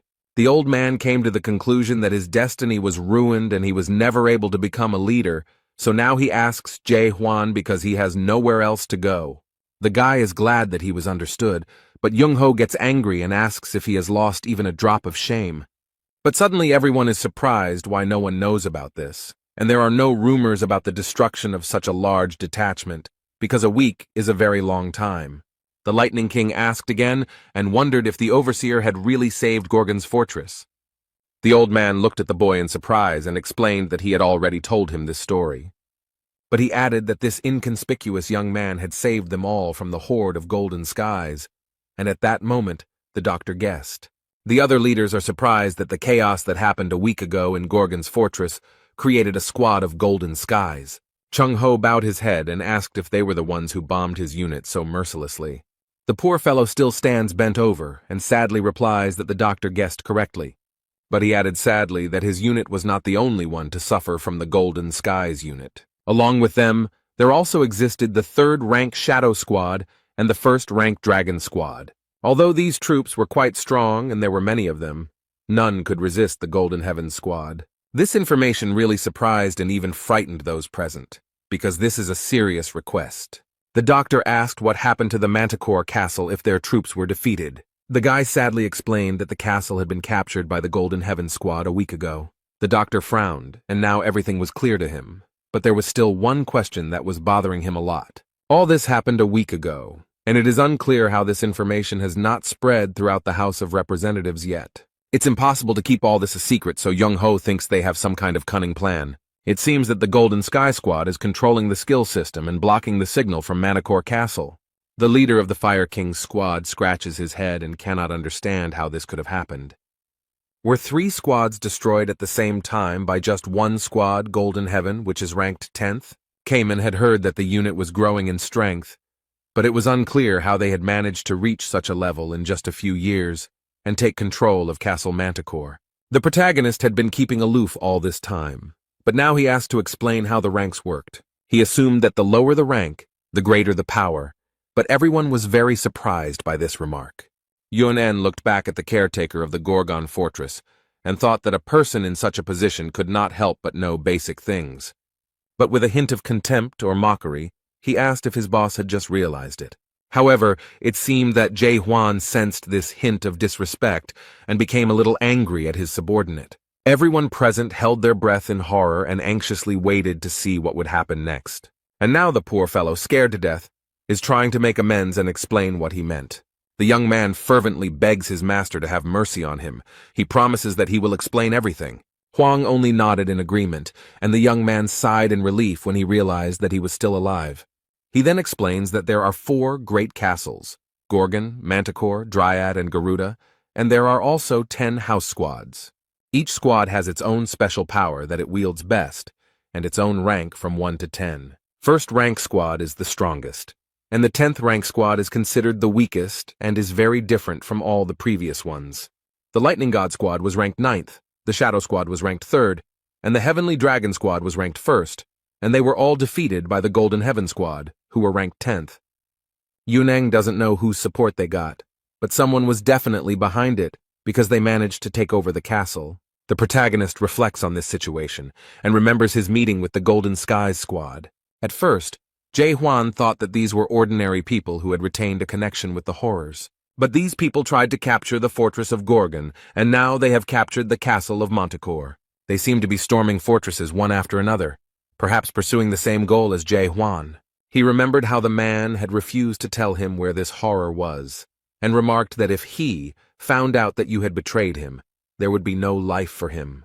Then the main character became very curious about who he was talking about, and who he meant, who this he was, who this person was very afraid of. And now Huang wonders if there are horrors in this mysterious he in Manticore Castle now. Meanwhile, terrible things happen in the captured castle, and in such cases many innocent people usually die. It seems they wanted to get the guard's horn, but they failed, but this did not upset their leader. Now he sits on the throne, and at his feet lie the lifeless bodies of the previous throne holder and his subordinates. This man is the leader of the Golden Heaven Squad, Lim Jin Hong, and he is happy that his plan is coming to fruition so wonderfully. Meanwhile, Yonen decided to give an introductory lecture to those who had just entered chaos. The main squads are also called the 10 Chaos Sects. They emerged 900 years ago when the first squad was assembled in the Depths. Each detachment has its own commander, and besides him, each detachment has a deputy and a foreman. They all remained in the shadows because Jae-hwan is very strong, but the leaders also have a lot of power. The leader of the South Sea Squad is rank 5, and the leader of the Fire King Squad is rank 8. The lower the number, the stronger the squad. The captured castle is full of people from the Golden Sky Squad. They continue to clear the territory of enemies. The men report that the leader of the Celestial Dragon Squad was captured, but not before they left him without arms. But they added to their master that the leader of the Shadow Squad was still fighting at this time. Meanwhile, their leader sits on his throne and plays with daggers, throwing them at now motionless targets. This man eats an apple and casually asks if they managed to catch the leader of the Lightning God Squad. One of his subordinates reluctantly reported that they hadn't caught him yet, and it seemed Lim Jin Hong didn't like bad news. The poor fellow with a dagger in his shoulder fell to his knees and began to beg his master for mercy. But the guy just smiles sarcastically. It seems like their leader is using all his power to the fullest. He asks if they know where the guy ran off to. His subordinates assume he's in Gorgon's fortress. Lim Jin Hoon didn't think that the leaders would unite after he took over the castle. He thinks about what is happening in Gorgon's fortress, and remembers that great changes are happening there now. The squad leader heard that some madman had appeared there, who was gathering people for an expedition into the depths, while simultaneously playing the role of an overseer. He couldn't even imagine that there were still such ambitious people left in chaos, but he sent a slightly smaller detachment there. But Commander Mena is on his side and is doing everything possible to strengthen his position. The guy thinks that now meeting with the monarch of pitch darkness seems somewhat pointless to him. Then Lim Jin Hoon wished for a screen to appear in front of him and show him the boy. He asks if the new leader's name is Jae-hwan, and the system confirms that it is. The guy leaned closer to the screen and noticed that the news viewer reminded him of someone. But the system can't say anything about this, and only shows an error without any interesting information.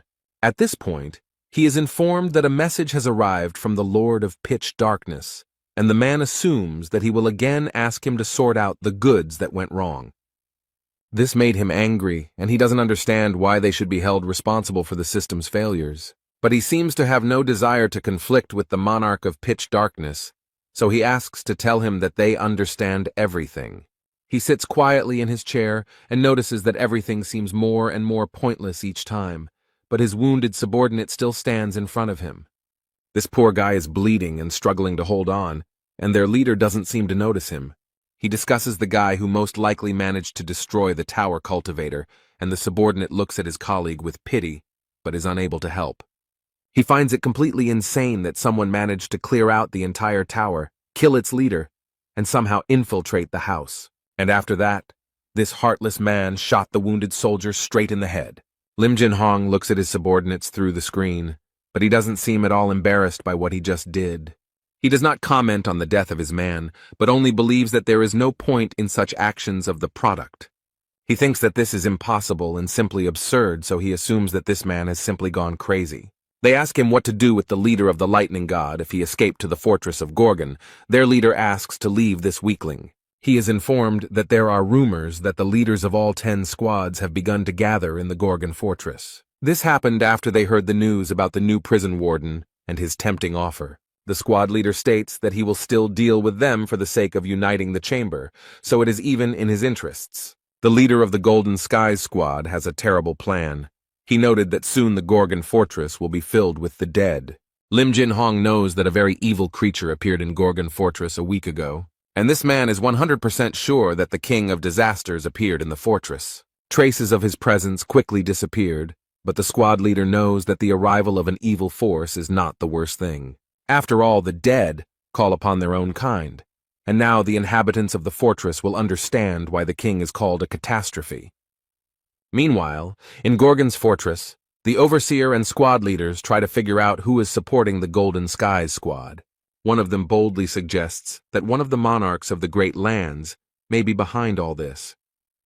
Although they are prohibited from interfering in the affairs of the House of Representatives, no one else can finance such a powerful and large organization. The Fire King heard that there was a war going on in the Great Lands, so someone could easily take advantage of this situation and interfere in politics. That's why he suggests turning to the Renaissance Court, and this suggestion somewhat frightened the leader of the South Sea Squad. This is the place where the resurrection ritual is performed by the monarchs, members of the 5 noble families, and members of the organization that owns the fruits. Jung Ho was asked if any monarch was involved in this. Does that mean he broke his oath? The old man reminded everyone that in exchange for receiving the fruits for the Court of Revival, the monarchs and members of the 5 noble families swore not to interfere in the political affairs of chaos. The Fire King is furious and believes that this issue should be raised publicly. However, it was rightly pointed out to him that none of them had direct evidence of the monarch's involvement in this. In addition, the leader of the South Sea Squad is against asking outsiders for help, but he asked what they would do if the Renaissance Court did not side with them. It seems the Divine Doctor wants to intervene in the conversation. He has a few questions. Jung Ho notices that the situation looks much more serious than it seemed at first glance, so he asks the prison warden what they should do now. Eventually, Castle Manticore is captured, and 3 of the 10 squad leaders are captured by the Golden Heaven Squad. He suggests that if this continues, a major and brutal war could break out. However, their leader noted that none of this mattered, since they still remained their enemies, whom they would have to fight sooner or later. The doctor recalls being told that Jae Hwan has plans to unite the house and get rid of all enemies. In this case, he will be able to leave his post, because if there are no enemies, then there is no need for security or a fortress. Now he asks the guy if he really wants to unite the house, and explains that it's not the same as capturing 4 fortresses. The doctor adds that the Renaissance Court is a much more dangerous and terrible enemy than all 10 squad leaders combined. The old man believes that the boy will not succeed with his abilities. He believes that there are many things in the world that are simply impossible to do alone, even if you are very strong. The clouds in the sky have parted, and rays of sunlight are penetrating through a hole in the ceiling. He filled the whole room with his warmth and bright light, and the boy noticed that none of it mattered. But he added that this is precisely why the old man is here, to help when needed. The main character looked at the Divine Doctor with hope and respect, because he had a lot of experience. However, it seems like he didn't like this hope at all. Jung Ho looks a little shocked. The caretaker of the Gorgony fortress noted that he was quite young and did not have much experience, but this did not matter as long as they had a doctor with them. But Jung Ho got angry and asked why the guy thought he would go with them too. But Jae Hwan looked at him and said, "Isn't that so?" The straightforwardness and spontaneity of this young man simply amazed him. Jung Ho can't believe he was so easily seduced by such a green and frivolous guy. The protagonist looked at the squad leaders and decided that it was time to tell them about his plans. It consists of several points, the first of which is the unification of chaos. But Huang does not specify how exactly this will happen. After that, he plans to destroy the Court of Rebirth that stole the fruits 900 years ago. And only after this will their expedition into the depths begin. But for this, he needs devoted people who will work for the common good. Therefore, if any of them are not confident in themselves and understand that they are not ready to sign up for all this, then it is better for them to leave now. Cayman wondered what the warden would do if everyone refused, and no one showed any interest. Jae Hwan said that he would go alone then, but the squad leader pointed out that such a plan could not be carried out if you were alone. However, the main character proudly noted that he had traveled this entire path completely alone, and therefore was not afraid of anything. His interlocutors looked at him in surprise, and now they at least understood a little what their leader had to go through. Suddenly, the leader of the South Sea Squad started laughing loudly. It looks very strange. And then, cheerfully declaring that he would join Jae-hwan and noting that he would follow his leader anywhere, Yoon also confirmed his participation in his plan. After the confession, everyone looked at the Fire King and began to wait for his answer. The man rubbed his head in confusion and explained that he had not yet decided what he would do. In his defense, he stated that it was completely normal, and they were very calm about accepting an offer from a complete stranger. He explained that he was not sure that Jae-hwan would be able to lead the expeditionary force because the enemies were too strong. But he expressed his wish quite confidently. The Fire King wanted their overseer to prove his worth. The man explained to those present that there were now 6 squad leaders on the side of the Gorgon fortress. If 3 more leaders, not counting them, recognize him, then he is also ready to stand on his side. The protagonist folded his hands and agreed to these conditions, but it seems that no one expected him to agree so easily. But then the guy thought for a bit and added that he also had certain conditions for them. Since they must recognize him, it is only fair that he recognize them. The leaders ask curiously what conditions he came up with, and Jae-hwan replies that they will have a competition. He is organizing a competition among the best, and you need to get into the top 8. This will be enough for him to be able to accept them, and after that the overseer is ready to carry out any task. This angered the Fire King, but Kaiman noted that it made sense, since being the leader of the squad did not yet guarantee them unconditional power in the world of chaos, and asked when the competition would begin. Meanwhile, along the corridor of the fortress, someone is quickly approaching the door of the hall where they are. He opens the door with different movements and eavesdrops on their conversation, but it doesn't seem to bother him at all. This is the Minister of Internal Affairs. He looks very strange and shows some document. The guy looked at the man and realized that something was wrong with him, so he said that he thought the competition would start right now. And the man shows an announcement that anyone who wants to become a leader can come today and take part in the first stage of the competition. Not long before this, a management meeting was taking place in one of the fortress's offices. The Interior Minister appears extremely upset by the whole situation. They ask him what the fortress commandant's plan is because it seems he has something in mind. The situation has become even worse than before. The outer borders of the fortress are overcrowded and the guards are having problems checking people. Carlton noted that the minister did not seem to like what the warden had proposed. He noted that it was a matter of principle, but Carlton did not understand why formalities could not be avoided in such an extreme case, especially if the majority supported it. Moreover, the supervisory authority has already received approval, but the minister is not confident in this majority. Since 3 of the 5 ministers who agreed were recently appointed, he probably does not have much confidence in their decisions. They seem to have gotten the hint and are not very happy to hear it because it does not show respect for them. The recent disaster killed 4 of the 5 ministers and left the remaining ones seriously injured. In this case, new ministers were appointed from among the inner circle, so Claire became the Minister of Finance, Zaire became Minister of Security, and Carlton was appointed Minister of Justice. But this caused everything in the fortress to go wrong. Claire noted that the Home Secretary was not very happy with the new prison governor's policies, but she wondered if he even understood what values they stood for.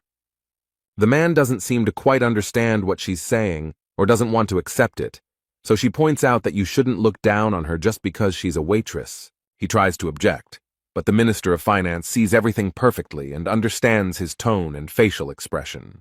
The woman explained with a smile that where there are people, there is money, and now many guests come to the Gorgon fortress because of competition. She confidently asks if he even knows where the competition will be held, and the man is a little confused because he doesn't know. She then tells him that all this is happening on the eastern shopping street outside the fortress, the same street that was destroyed in the disaster. Residents of Gorgon are currently repairing the street and helping with the competition. The man thought for a moment. He knew there would be a competition, but he didn't expect Huang to be able to find people and a place for him. This disaster caused damages amounting to 12,787,000,000 gold units, and then asks how much he thinks they have earned so far in these 2 days of competition.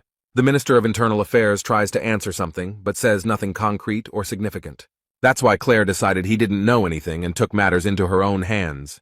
The woman excitedly announced that they had already earned 13,280,000,000 gold units. These figures really impressed the minister. He does not hide that he is very surprised by such calculations.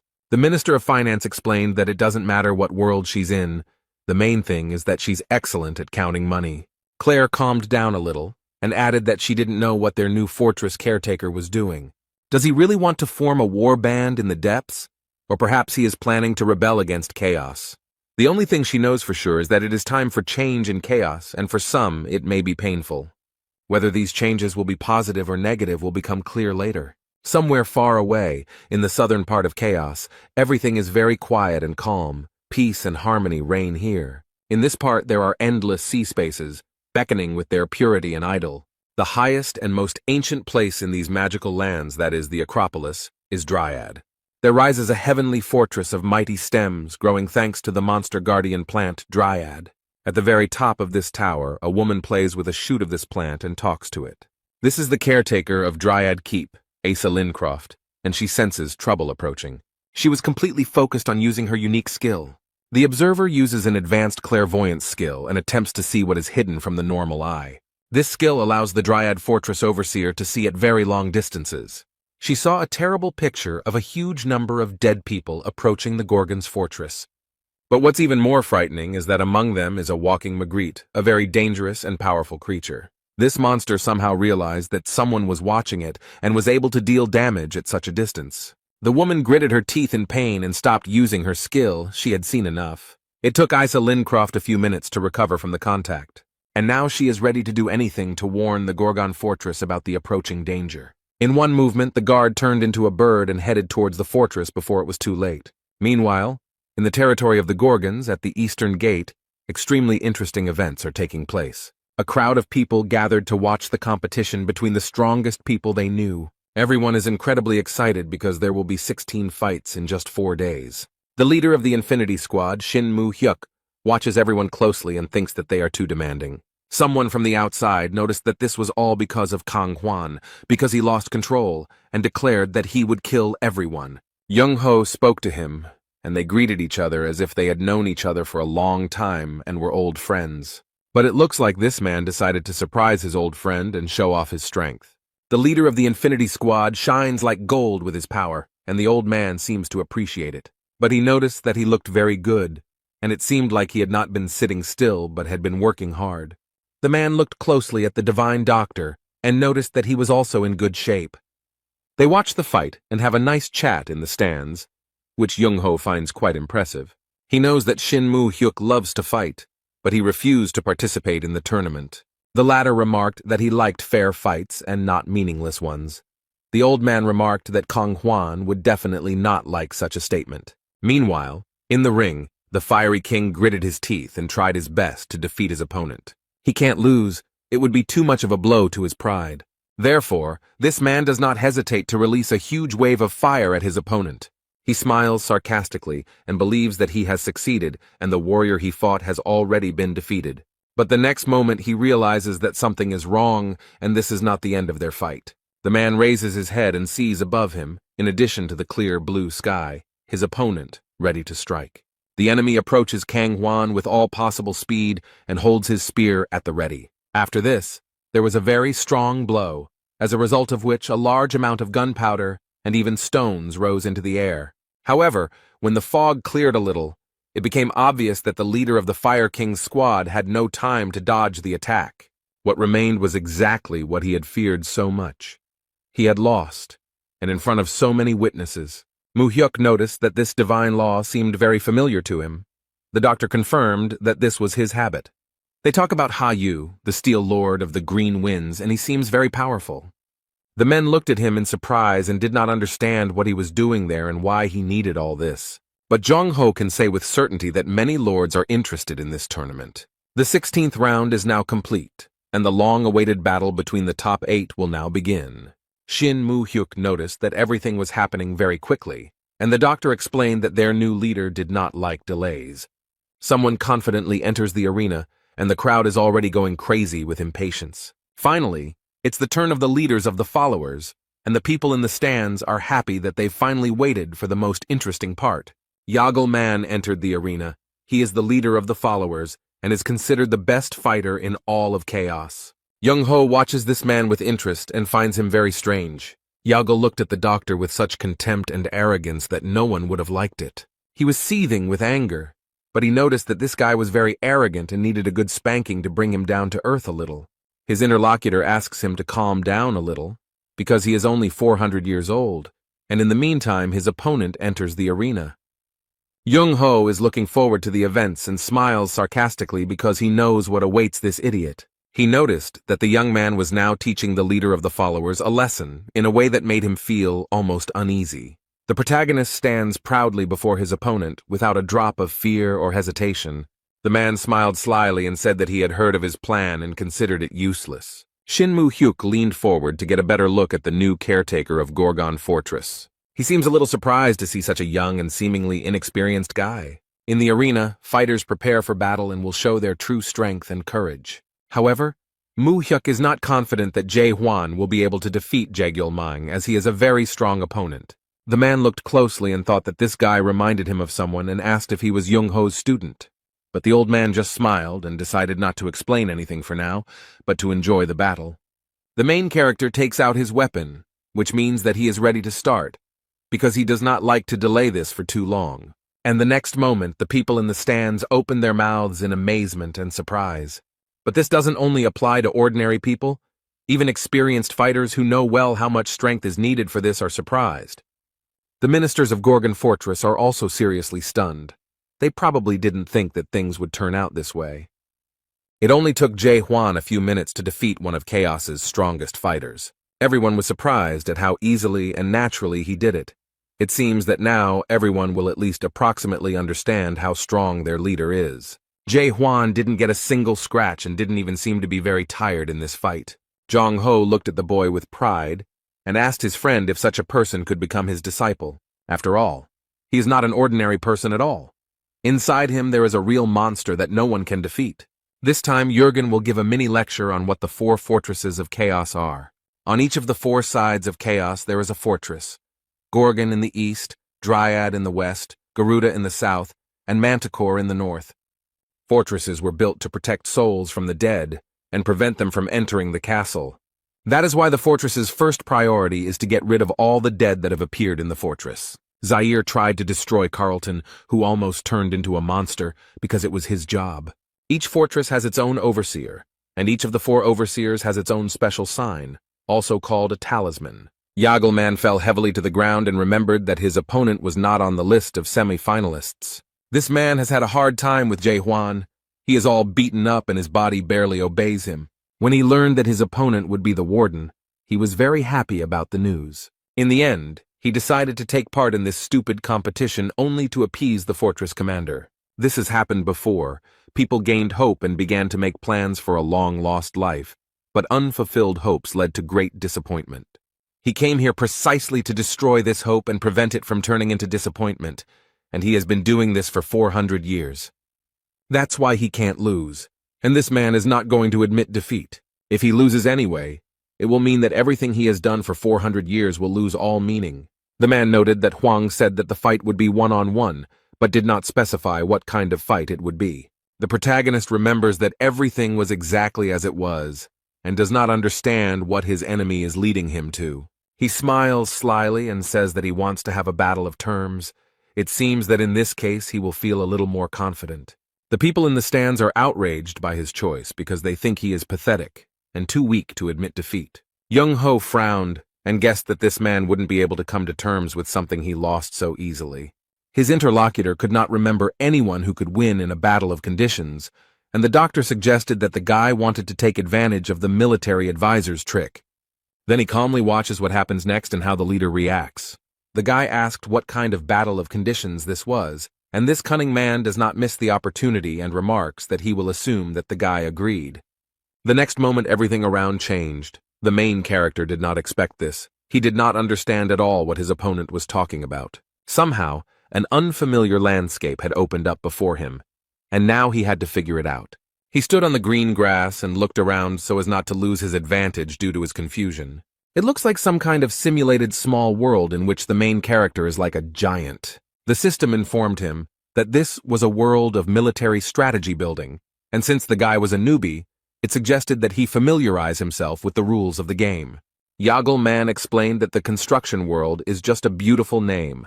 According to them, one of the 13 masters, the horror Maris, was inspired by military strategies when creating this game. The manager carefully studies what the system offers him. He must understand how everything works here if he wants to win. And his opponent noticed that all the strategists of the great lands love to play this game, and mentally added that he was one of the best players. He asked if his opponent needed time to understand the rules, but Huang said the game was actually easier than he thought. It seems that the main character has figured out how it works, and now he is not as confused as he was at the beginning. This game is built on the confrontation of 3 races that need to accumulate resources and train their troops. The main goal of the game is to destroy the enemy's defensive fortresses and capture it. Jae-hwan knows such games. On Earth, he actively played a similar game and knew absolutely everything about it. He was such an avid gambler that he played over 10,000 games. Now he wonders who these horrors are and if they just stole someone's idea, while his rival asks if this is the right place for him. The system reported that Yagelman had chosen the Lost Garden as his battlefield, and it was perfect for him. Jae-hwan chose the human race to fight as in the game and seems to be very confident in his choice. Instead, his opponent has chosen the race of the dead and smiles slyly, believing that victory is already in his pocket. He finds it very strange that this guy chose the human race out of all 3, and remarks that he acts arrogant when in fact he is just a newbie. The undead race becomes stronger in the second stage of the game, but can sometimes win during the game. He makes plans and wants to first train warriors, build fortifications and a base, and then go on the offensive with dozens of warriors. But while he was thinking about all this, his rival had already gone on the offensive and was destroying his race of the dead. The main character already has his own army and weapons. They use swords and arrows, and they easily destroy their enemies until they gain strength and become stronger than them. Yagelman was definitely not prepared for this turn of events. It seems he underestimated his opponent. He didn't think that Huang would attack so quickly and use the farmers as warriors. But while he was angry and waving his arms, something else happened that surprised him very much. The enemy starts building his towers on his territory and doesn't even notice when it happens. Jae-hwan's characters use bows as weapons against their opponents, and they do so quite successfully. They use these towers as defensive structures and actively attack monsters. Yagel is very surprised by everything that is happening. It seems that he cannot win here either. If he destroys the enemy's towers now, farmers with more endurance will rush into his territory. But he has no other choice. He must stop it, because he has no way to accumulate resources or build structures. He gets incredibly angry and shouts that this is an unwise strategy, but the protagonist is absolutely sure that he is doing everything right. This strategy is very popular in Korea and is extremely destructive to the enemy, so it is usually frowned upon by society. However, now the spectators in the stands are pleasantly surprised by the success of the caretaker of the Gorgon fortress. The doctor and his friend watch the battle closely and worry about Jae-hwan. Yagelman understands that soon he will not be able to continue this battle and will lose where he is the best in all of chaos. He got angry and shouted. The man asked if it wasn't customary not to attack for the first 10 minutes of the game. However, the main character looked at the man in surprise and asked what he meant. His opponent explained that players usually spend the first 10 minutes building structures and gaining strength before the battle. Jae-hwan looked at the man with disdain and asked where such a rule was written. Hearing no answer, he remarked that since it was not written anywhere, it did not matter when exactly you started the fight, and this greatly angered his opponent. The poor man fell to his knees in despair and realized that this was the end. He had no more chances. He doesn't want to admit it at all and doesn't understand who this guy is and where he came from. After all, this young man ignores all common sense and bypasses generally accepted rules and norms. Yagel looked at his opponent and was forced to admit that he had no more aces up his sleeve. He knows that he can do nothing to equalize their strength or gain an advantage. No matter how hard he tries, Jagelman knows he can't beat this guy. He bowed his head and thought that perhaps he had been waiting for this very moment for all 400 years. It's very hard for him, he doesn't want to admit it, but this is the end. He admits that he lost. The hall exploded with applause. Everyone was happy with the victory of the fortress commandant. People really enjoyed the spectacle.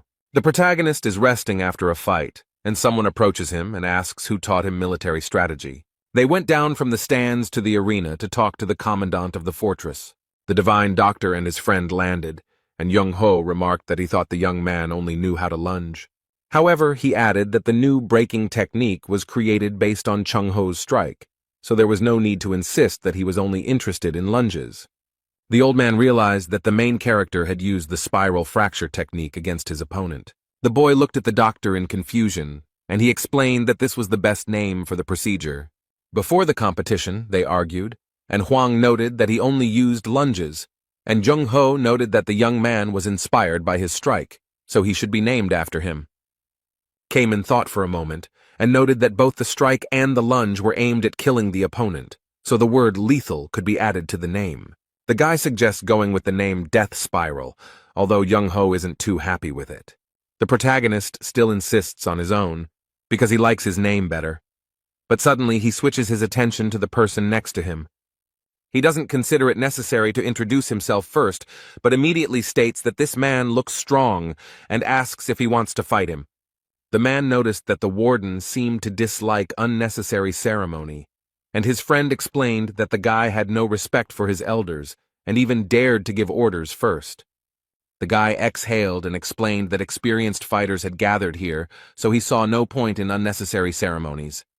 For the first time in 900 years since the Deep Squad disbanded, Shin Mu-hyuk sees Jung Ho actively participating in a conversation. Mulark was the captain of this squad and gave everyone hope, but in the end he left behind only despair. He wonders if this guy can be compared to Mulark, if he can replace him. Judging from the previous fight, this guy is actually very strong. He boldly suggests that Jae Hwan might even be as strong as Malarka. But he is not particularly interested in this. A person is more interested in his soul. After all, he doesn't see any loyalty or obedience to the rules in him at all. It's the complete opposite of Mulark's wisdom and caution.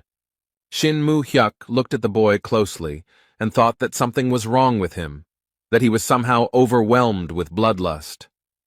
Thinking about all this, the man's eyes widened in surprise, because all this could only mean one thing, and the next moment he seemed to understand something, his mind putting all the facts together. He looks back at his friend and studies him carefully before asking a question. Mu-hyuk can't control himself and doesn't know how to ask the right question, so he decides to do it directly.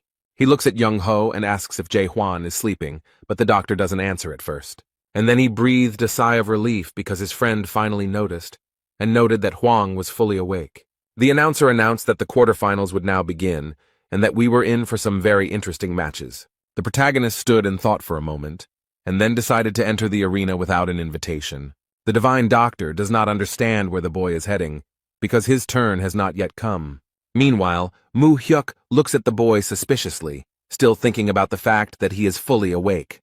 He looks around and explains that he is tired of sitting and waiting for something to finally happen. So if he is fully awakened, it means he has passed the third stage of awakening. The old man looks at the boy with slight fear, because he has absolutely no idea what to expect from him. There is only one question spinning around in his head. It is impossible to predict what this young man has planned this time. He carefully studies those warriors who reached the finals. These are the strongest people of those who participated in the duel. It seems he uses his doubt skill to figure out who is who. He sees that everyone except Kaiman and Yunen look like pretty strong opponents, especially the woman with the sickle, and even his skill cannot help him understand her essence. He cannot understand who she is. Zaire was surprised and asked the warden why he was here now, since his turn had not yet come. People are going crazy. They saw that the warden came into the arena and are waiting for some words from him. Journalists got ready, turned on their cameras and microphones so as not to miss anything important. Meanwhile, the main character has taken the microphone from the presenter, and it seems that he really does have some kind of announcement. First, he raised the microphone to his mouth and greeted the spectators in the stands, asking for a moment of attention. The guard of the Gorgon fortress reported that he had already managed to assess the strength of the participants and made a conclusion about each of them. The guy noted that he was bored watching this gray mass. Such statements surprised the leaders. That's why he's trying to completely change the course of this competition, and everyone is listening to him attentively. The leader of the priest clan, Ja Hekran, stopped him and asked what he meant, but she asked who gave him the right to change everything so abruptly at the last minute, and why he makes such decisions himself. Jae Hwan stated that he wanted to abolish one-on-one fights, and Ja Gukryong asked if he suggested holding fights in squads. However, she noted that this would not work as the distribution of participants would cause many problems, and it would also be difficult to determine the winner. The main character noticed that he was not quite understood, and now he would explain how everything would look. He does not plan to separate them. There will be only one squad consisting of 6 people. This rule update really surprised all the participants. They didn't expect it. The fortress overseer declared that he alone would repel the attacks of all 6 members of the squad. But he promises to hand over the post of overseer to the first one who defeats him. Such bold statements surprise Chung-ho and his friend. The guy never ceases to amaze him. The audience will not be able to contain their emotions. They will have a real chance to see how strong the warden is. One of the soldiers laughed merrily and remarked that it would be very interesting to hear what he would come up with. The guy looked at the person who said this, and it turned out to be the same mysterious woman with a sickle. She added that she had a feeling that something very interesting and unexpected would happen soon. The main character, having finished his speech that stunned everyone, returned the microphone. He carefully monitors the audience's reaction and whether they like his statement. He has a plan, and in order to carry it out, the boy needs the trust of his people. Hwang remembered the comrades he cleaned the tower with. He knows that trust grows through closeness. But it takes a long time to build close relationships with people. It doesn't happen overnight. Now the main character has very little time to prepare to achieve his goal. The only way to gain trust in such a short time is to show how strong and invincible he is. The guy didn't even notice how, while he was thinking, a beautiful girl entered the arena. She stood too close to the fortress overseer to look decent. The squad leaders are so surprised by this spectacle that they cannot find words. It seems that not only the squad leaders were surprised, but also the ministers, and all the spectators in general. The girl came closer to Jae-hwan and noticed that she liked him. And she added that she would be very sorry if he died in this fight, but the guy did not react to her in any way. She did not continue the conversation, explaining that this was the end of her acquaintance with him. The girl turned on her high heels and walked away, waving her short skirt. Then she paused for a moment and added that this stupid competition would end very soon. And he appears. The warden listens and does not understand who she is talking about. The leader of the Lightning King clan happily raised his hand and announced that he was surrendering, as he didn't think he could defeat the fortress's overseer with his abilities. Hwang considers him a lying idiot who is willing to join the expeditionary force to maintain his dignity. The leader of the South Sea clan announces that as a loyal servant of the overseer, he also withdraws from the competition. He admits that he won't be able to even touch the warden's hair, adding that it's unfair to turn everyone against one person. In response, Jae-hwan gets angry at this behavior because with this decision they are ruining his plans. And now, even if everyone else fights him, his plans still won't work. The girl smiled sarcastically and noted that it seemed like things weren't going as he planned, so Hwang suggested that at least the 2 of them attack him. Instead, she responded that his arrogance knew no bounds and that everyone was just trying not to screw up. His rivals communicate secretly through the system in the hopes that Hwang won't hear, and one of them offers to show him what they can do. However, she noted that his strength didn't matter, as he wouldn't be able to repel multiple simultaneous attacks anyway.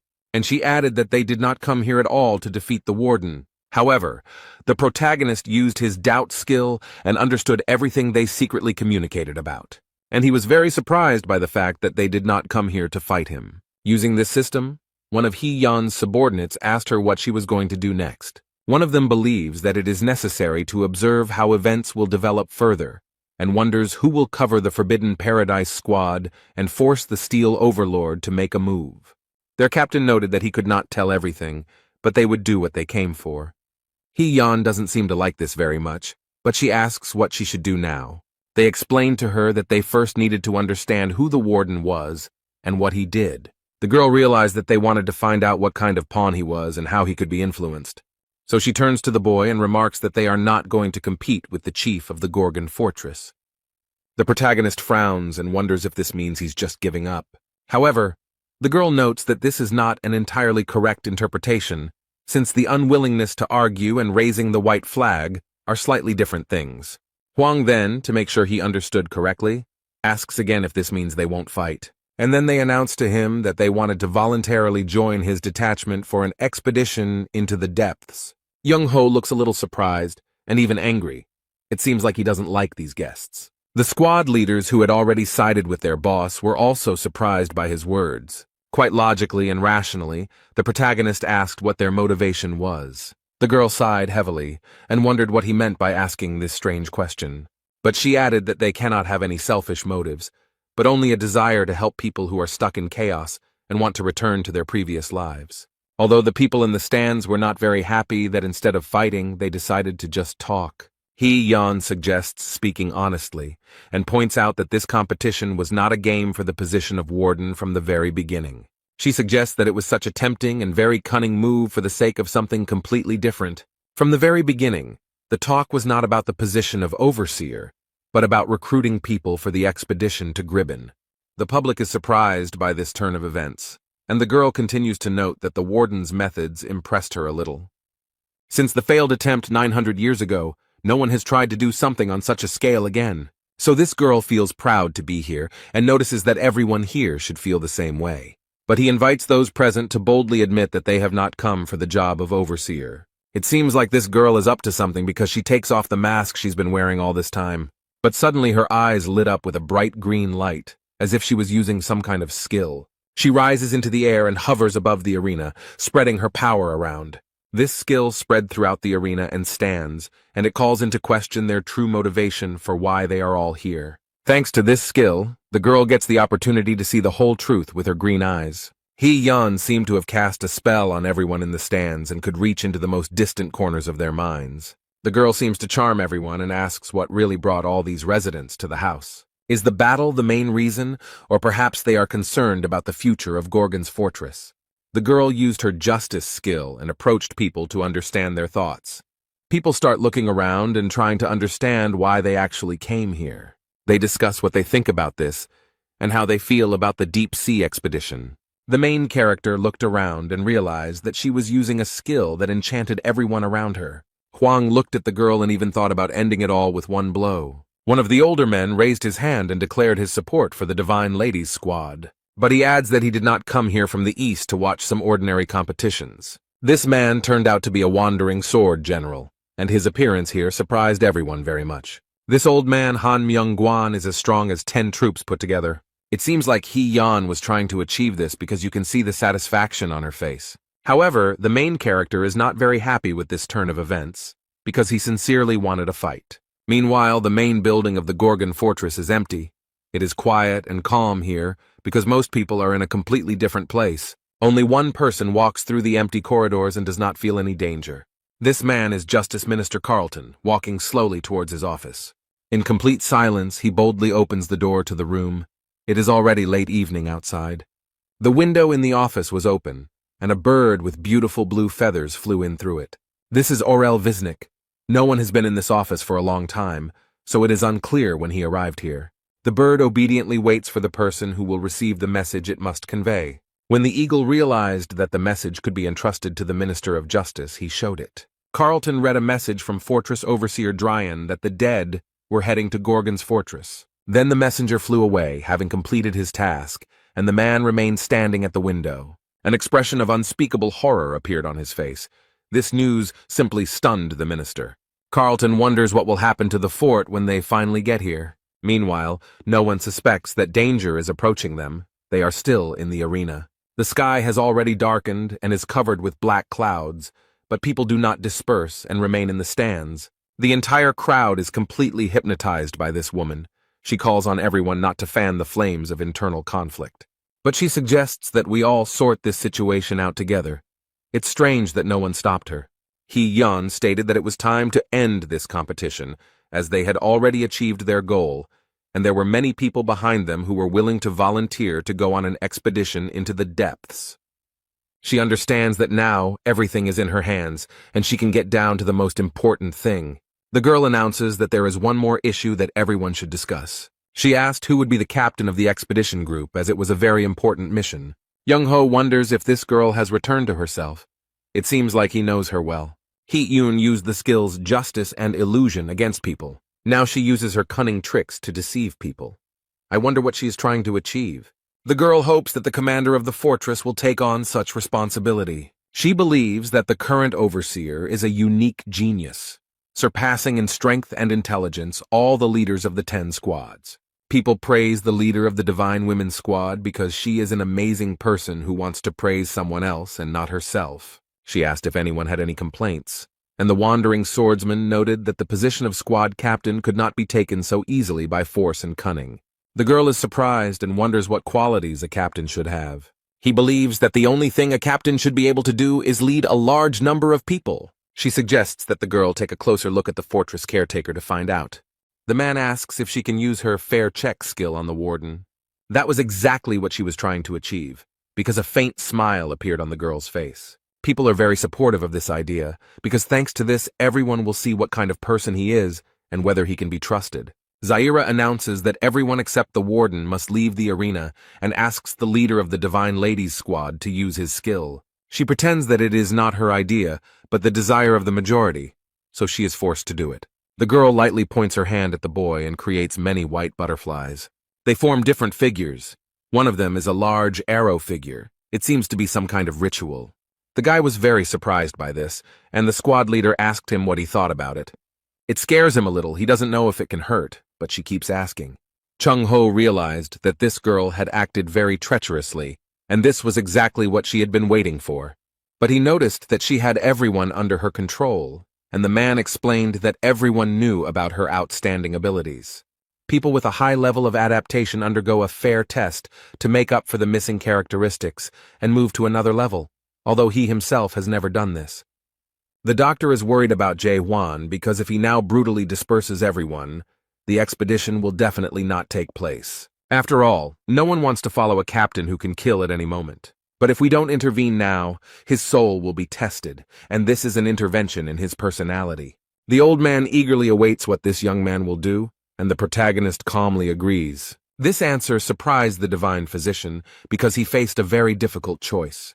She asks him again if he is ready to undergo a fair test, and he repeats his answer. The girl didn't just like it. That's why she came here. She needed to find out what kind of person he was. The audience can't wait for something to finally happen. They're tired of watching these two just stand there. But immediately after that, she announced the start of an audit, and what happened next was quite surprising. Suddenly, out of nowhere, a huge wooden ship appeared with white sails raised. This ship is caught in a strong storm. The cold waves are battering it and breaking it in two. Suddenly, and for some unknown reason, Jae Hwan found himself on the ship, holding tightly to the handrails.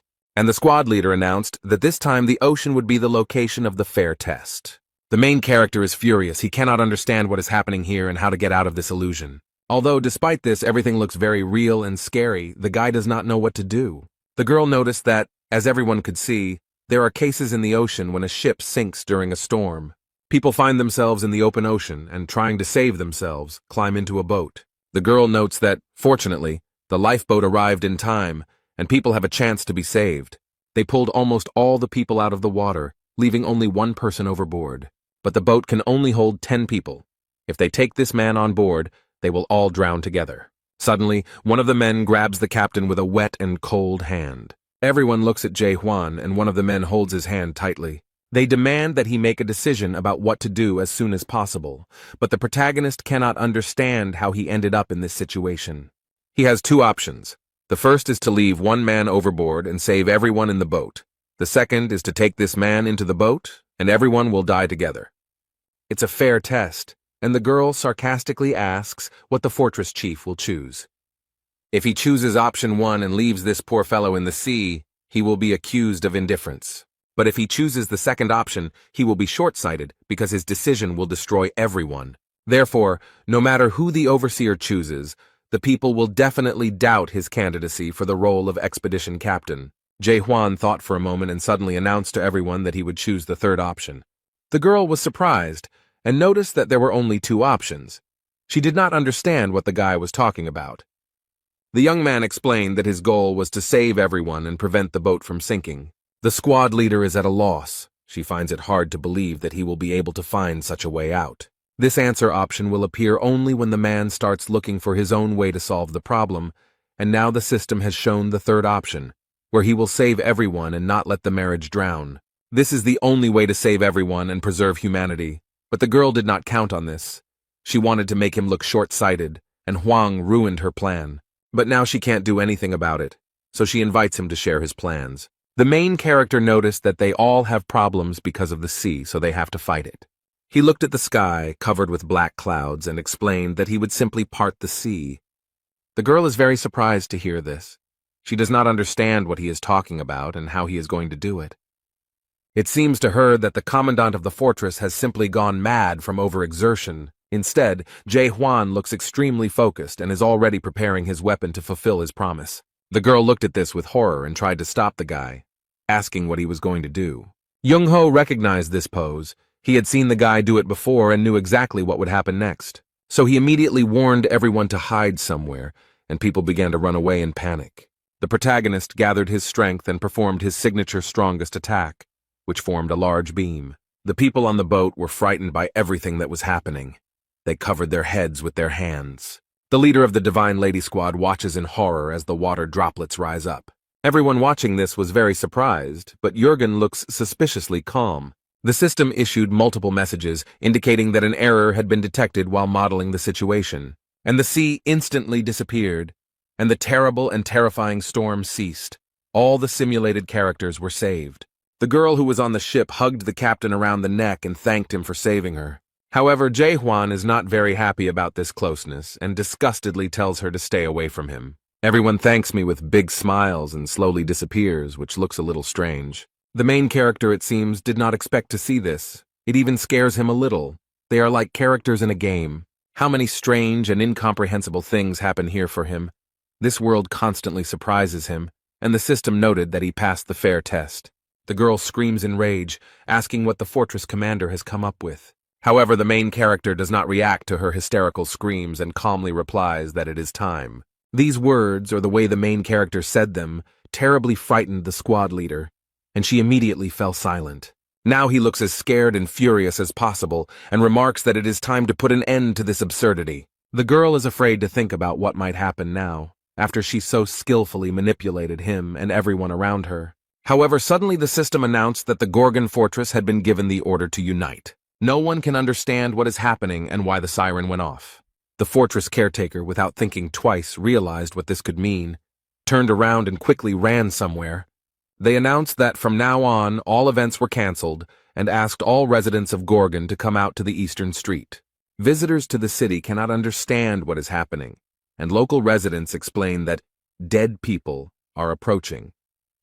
The most powerful personalities present at the event gather together to plan their actions. They gathered on the fortress's observation wall to assess the situation and saw that Black Spot's squad had been completely destroyed. Most of the Lightning God's squad was destroyed in Manticore, and today they must face these fearsome monsters. But the Fire King laughs at his fear. In turn, the Lightning God noticed that his friend's knees were shaking with fear, and he could not remain silent about it. Instead, Young-ho looks into the distance, remembering events from his past and assessing the situation. He can't believe that a guy who didn't even live 900 years is in charge of Gorgon Fortress. Many strong people, the captain of the Southern Sea and the god of lightning, gathered here. A scientist with whom the protagonist fought and won in military strategy. The Fire King, ready to fight side by side with other squad leaders. Infinity, the faithful and longtime friend of the divine physician and a strong man. The very same leader of the detachment of divine ladies who never managed to set up the commander of the fortress. The 6 leaders gathered in the Gorgon fortress. The old man never thought that something like this could happen again. It all reminded him of the events of 900 years ago. His friend remembers these events well and knows what the doctor means. He is talking about the courtyard of the dead. He looks sadly at the divine doctor and notes that there really was something like this once, but he doesn't understand why they are all here. It's then that Young-ho realizes what's going on here. The dead are attracting other dead people. When mid-level undead appear, they attract other small monsters. When a large monster appears, it attracts mid-level monsters. And a week ago, a great catastrophe occurred in the Gorgon fortress. The real king of the dead appeared. This disaster forced all the fortresses to strengthen their borders and build huge walls. And now, because of this, the most terrible catastrophe is approaching chaos, devouring all living things. In addition to small and mid-level monsters, mega undead are approaching them. This terrible monster is called the One Who Walks Backwards, Magrig, and it inspires terror. A terrible darkness enveloped the city. Screams of horror and pain were heard from everywhere. It all began. People can do nothing against these monsters and only shout for them to go away. A terrible end awaits them. The monsters know no mercy. They destroy everything. The leader of the Divine Ladies Squad looks at all this horror with huge eyes. They are being attacked by a huge number of monsters that no one can cope with. They have no hope. The inhabitants of the Gorgon fortress scream in horror and die from the sharp claws of the monsters. Poor people have nowhere to go, no way to save themselves or avoid their death. The girl realizes with horror that this is the end of a huge invasion that no one can stop. People try to save themselves, but because of their weakness and helplessness, they fall to the ground. There is no point in running or hiding. It is too late to do anything about it. The monsters have already arrived, and they will do what they do best: destroy everything in their path. The Divine Lady understands that this man is about to be destroyed by the monster, but she froze in horror. The old man doesn't even try to run. He has already resigned himself to the fact that his death has come. Suddenly someone will run very fast. Maybe he will save him, and will be able to save many more lives. This is the wandering swordsman. He is definitely very strong and will help them get rid of this trouble. The girl gains hope. She sighs with relief and asks him to help them. However, this man does not touch the monster. He passes it by and allows it to continue its evil deeds. He doesn't even try to do anything, but gives up and explains that even he can't fight such monsters. The poor woman looked at her husband and despair overcame her. She realized that she could do nothing. Instead of trying to fight, the swordsman surrenders himself to the monsters because he sees no other way out. The squad leader believed that in this world, any choice you made would lead to nothing. There are tears in her eyes, and inside there is a complete emptiness that is slowly taking over her. She has become disillusioned with everything she believed in and lived by, and now she is unsure if justice can be achieved in this world. The girl stands motionless, looking at what is happening in horror, and does nothing. She looks at the monster right in front of her and realizes that there is nothing in this world but blind hope. However, suddenly someone in front of her destroyed this monster and did not allow it to kill the confused girl. The poor thing is in shock. All these events do not allow her to think clearly and perceive reality. The lightning god saved her by killing the creature with one blow. He doesn't look confused. On the contrary, this guy is trying to take control of the situation and asks the leader of the Divine Women's Squad to pull himself together. Cayman also holds his gun and fights monsters. He does not engage in philosophy and does not measure his chances of winning in percentages. The Fire King also bravely joined the Chaos Fortress rescue party. They all bravely went into battle with an incredible number of monsters that wanted to destroy them. However, the girl does not understand why they are doing this, because it can only stop the enemies for a moment. She is sure that they definitely won't win and looks at the guy. She thinks he is fearless, and this is probably because of his recklessness. Although upon closer inspection, she realized that he was actually trembling with fear. The girl suggests that it is hope that makes them fight and not give up. The squad leaders were scared. The monsters were surrounding them. They knew it wouldn't be easy. However, among them there is a man who can easily deal with all these monsters. Jae Hwan has his weapon ready and is ready to show who is the strongest here. A monster approaches him from the side, but compared to the main monster, this one is not at all scary. The protagonist doesn't even use a weapon. He grabs the dead man by the neck with his bare hands without hesitation. And then he clenches his hand into a fist and leaves this creature without a head. It looks very threatening. Their leader seems to be unhappy that a normal human can deal with these creatures so easily. And because of this, he destroys the buildings in the territory of the Chaos Fortress. The fortress will be seriously damaged by this invasion. The fortress's caretaker warned the creature not to destroy the buildings so carelessly. However, huge boulders fly straight at him, and the guy manages to retreat and escape. He stopped and tried to approach the monster again to destroy it once and for all. But this creature does not allow this to happen, and stretching out its bony paw tries to catch him. Huang steps back again and assesses the situation and the creature's behavior to see how to deal with it. He had already noticed some pattern in his movements and understood his tactics a little. The monster destroys objects when the fortress guards approach it, which is a bit annoying, and if Huang increases the distance, the monster will take advantage of this moment and attack.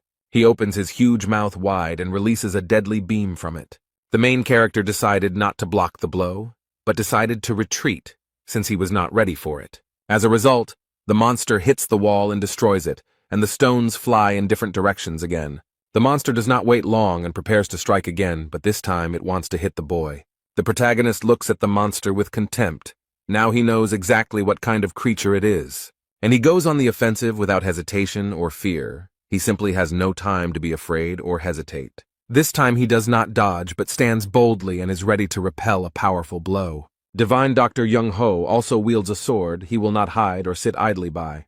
Although looking at the way his body is trembling, one can understand that he is experiencing great fear. He had seen this before and been on a similar battlefield, although he did not want to remember it.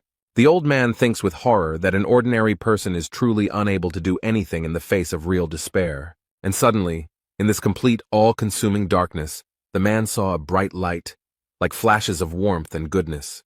He remembered the words of their previous leader, who said that people here needed hope.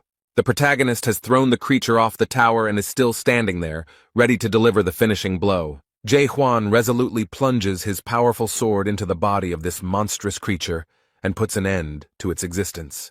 People in this place need an all-consuming hope that nothing and no one can break. Life in this place is very difficult for people who cannot come to terms with the loss of their past, so hope is the only thing that makes them continue to live. There was a lot of dust and rocks flying around, and in addition to that, a bright yellow light was visible. This created such a powerful wave that the fighters could hardly stay on their feet. Young-ho looks on in surprise. He can't believe his eyes. He's surprised that this actually happened. Through the thick fog, the man notices the faint silhouette of a monster with a sword in its chest. This is the final victory over him. This monster will not have to fight for long with the fortress overseer. The old man froze in surprise. He saw Huang and clearly understood that this guy had just achieved success. The main character is happy. This is his victory. And now he has definitely won the hearts of all the inhabitants of the Gorgon fortress. The divine doctor screams in shock. Who is this guy doing such things? But he noticed that there was more than one monster attacking him from behind. These monsters were everywhere, and were not going to stop. The leader of the South Sea Squad is very concerned about the condition of his leader and friend, so he shouts to warn them. Chung-ho saw all this, and realized with horror that the fortress guard was in great danger. Since he destroyed their leader, all these Traryuks will now attack him. Although the monsters are already very close to the young man, he does not look scared or panicked. On the contrary, Huang is very confident and tells these creatures to get out of his way. The protagonist, with one sharp movement, pulled his weapon out of the body of the monster he had destroyed. Now the boy points his sword at his enemies and is ready to brutally destroy them all. His eyes are burning and his sword is glowing. He is not going to think long or wait to assess the situation. There is no time to think at all. There is only one option to destroy all this evil. He uses his most powerful attack. Young-ho is extremely surprised that this guy has such strength. It's something incredible. Everyone does not understand much, but what they see amazes them. It is hard to believe that a person can have such power. There was a strong blow. Part of the fortress wall collapsed, but many monsters still remained. They continue to attack, and the residents are scared of everything that is happening here. The warriors look around in surprise and now understand how strong their overseer is. The warriors thought it was a bit careless, but Young-ho noted that he made the decision to protect this carefree creature. Everyone must have been impressed by Huang's strength, so they also agreed to carry out the mission of the divine physician. They are all ready to fight to the end with such a strong leader. Now they have no drop of hopelessness or despair. But they bravely enter the battle and defeat a much stronger and larger enemy. Even those who initially did not believe in Huang's strength and power join them. Now no one doubts their victory. They have hope. And now it helps them fight. The main character seems to have raised his fighting spirit. Everyone gives it their all and bravely destroys these terrible monsters that attacked them. Now these creatures have no chance to win because this team will not let them. They may seem to be full of strength and energy and can fight at this pace for a long time, but these creatures don't seem to be going away.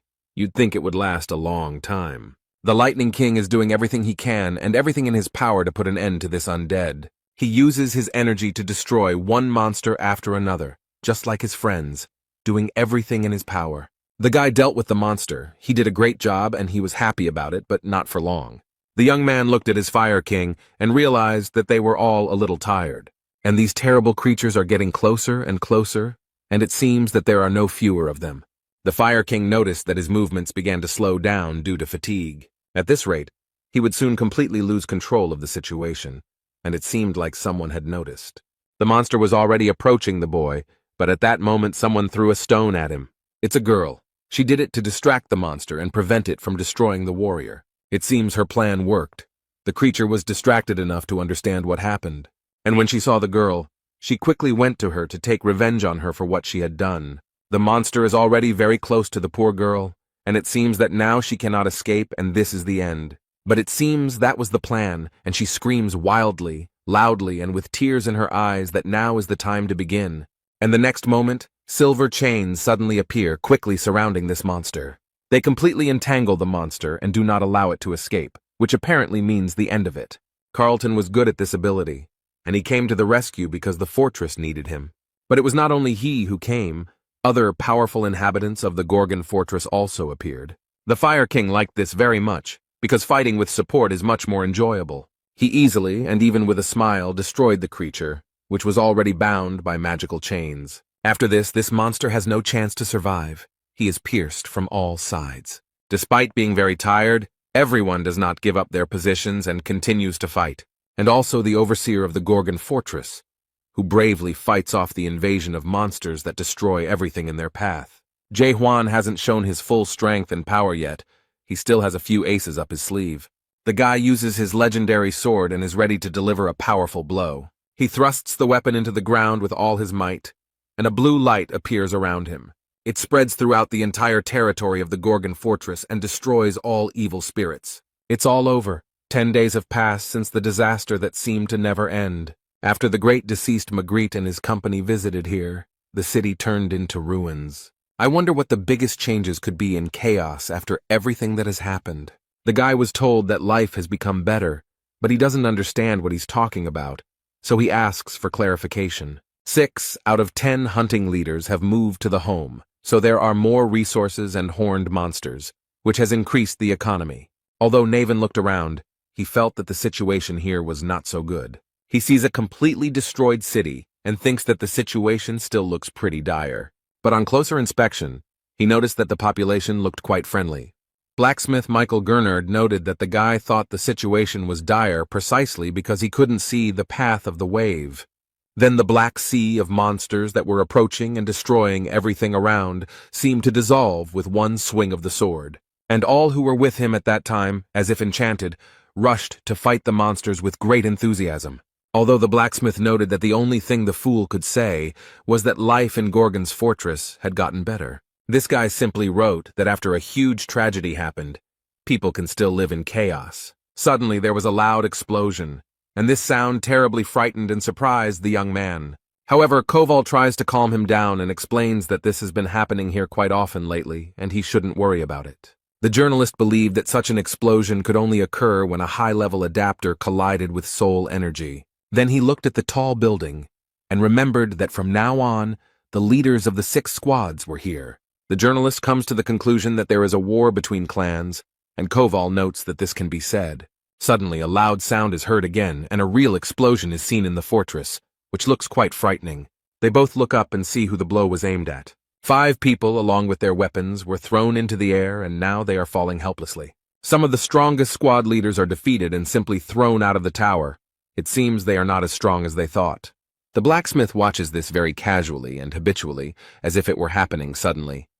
And the main character sits in the fortress and notices that these people have a difficult path ahead. Meanwhile, there is unrest in the Manticore fortress. It seems that bad news has reached them. The commander of the detachment that captured the fortress cannot believe what he just heard. He was told that the great late Magritte, who had gone into chaos, had been completely destroyed. This guy is getting angrier and angrier. He knows very well that this monster is not so easy to defeat. This monster is located on level 9 in the Great Lands, and can only be defeated by a very strong opponent. It could have been a general or someone even higher up, and he doesn't understand how they managed to destroy one of House's 3 unique dead men. Therefore, the guy orders his subordinates to immediately find out everything and report to him. He is 100% sure that this is impossible, so he thinks that this is some kind of mistake. 4 days later, news of the destruction of the Eastern Forbidden Paradise detachment at Gorgon's fortress spread throughout chaos. Meanwhile, completely different events are taking place in the Gorgon fortress. The main character notices that his subordinates are very weak. He looks closely at the leaders of the squad and asks what they have been doing all these centuries. The Lightning King is disappointed to think that this guy is completely unbeatable. Suddenly he turns to Yun, and the guy immediately replies that he is ready to listen. The protagonist notices that this guy has nothing but fast legs. Kang Hwan explained that he was strong but very slow, and Jaegyul Myung thought for too long. Divine Lady is very fast, has excellent reaction but very poor endurance. The guy explained to Cayman that he was the best here, had perfect command of the basics of combat, and had no particular weaknesses, but at the same time, he had no advantages either. Jae-hwan comes to the conclusion that they all have one problem in common. They somehow managed to achieve success without putting in much effort. Young-ho noticed that the warden had no mercy for the youth, and the protagonist was irritated that these old people had also achieved nothing, considering that they had already lived for over 1,000 years. 900 years ago, the 10 squad leaders were level 7 or higher. The Sky Dragon squad leader was level 9, and Mularka was stronger than all of them combined. The expedition turned out to be difficult, even for such strong leaders. The depths are a serious test. During the battle with the Eastern Squad of Forbidden Paradise, half of them found themselves on the verge of death. The main character noted that they didn't even attack their base, that is, Manticore. They barely managed to deal with one squad, so it is unclear how they will now be able to go on an expedition. Jae-hwan decided that from today onwards they would all undergo special training. Yagelman knows well how much work it takes to move from one level to another, so this news surprises him greatly. He explains to the manager that all the managers here are transitioners, and moving to a higher level is not so easy, and it usually takes a person at least 10 years to reach at least the first level.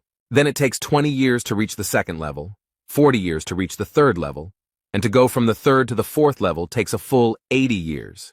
This is why anyone above level 4 is called a high-level adapter.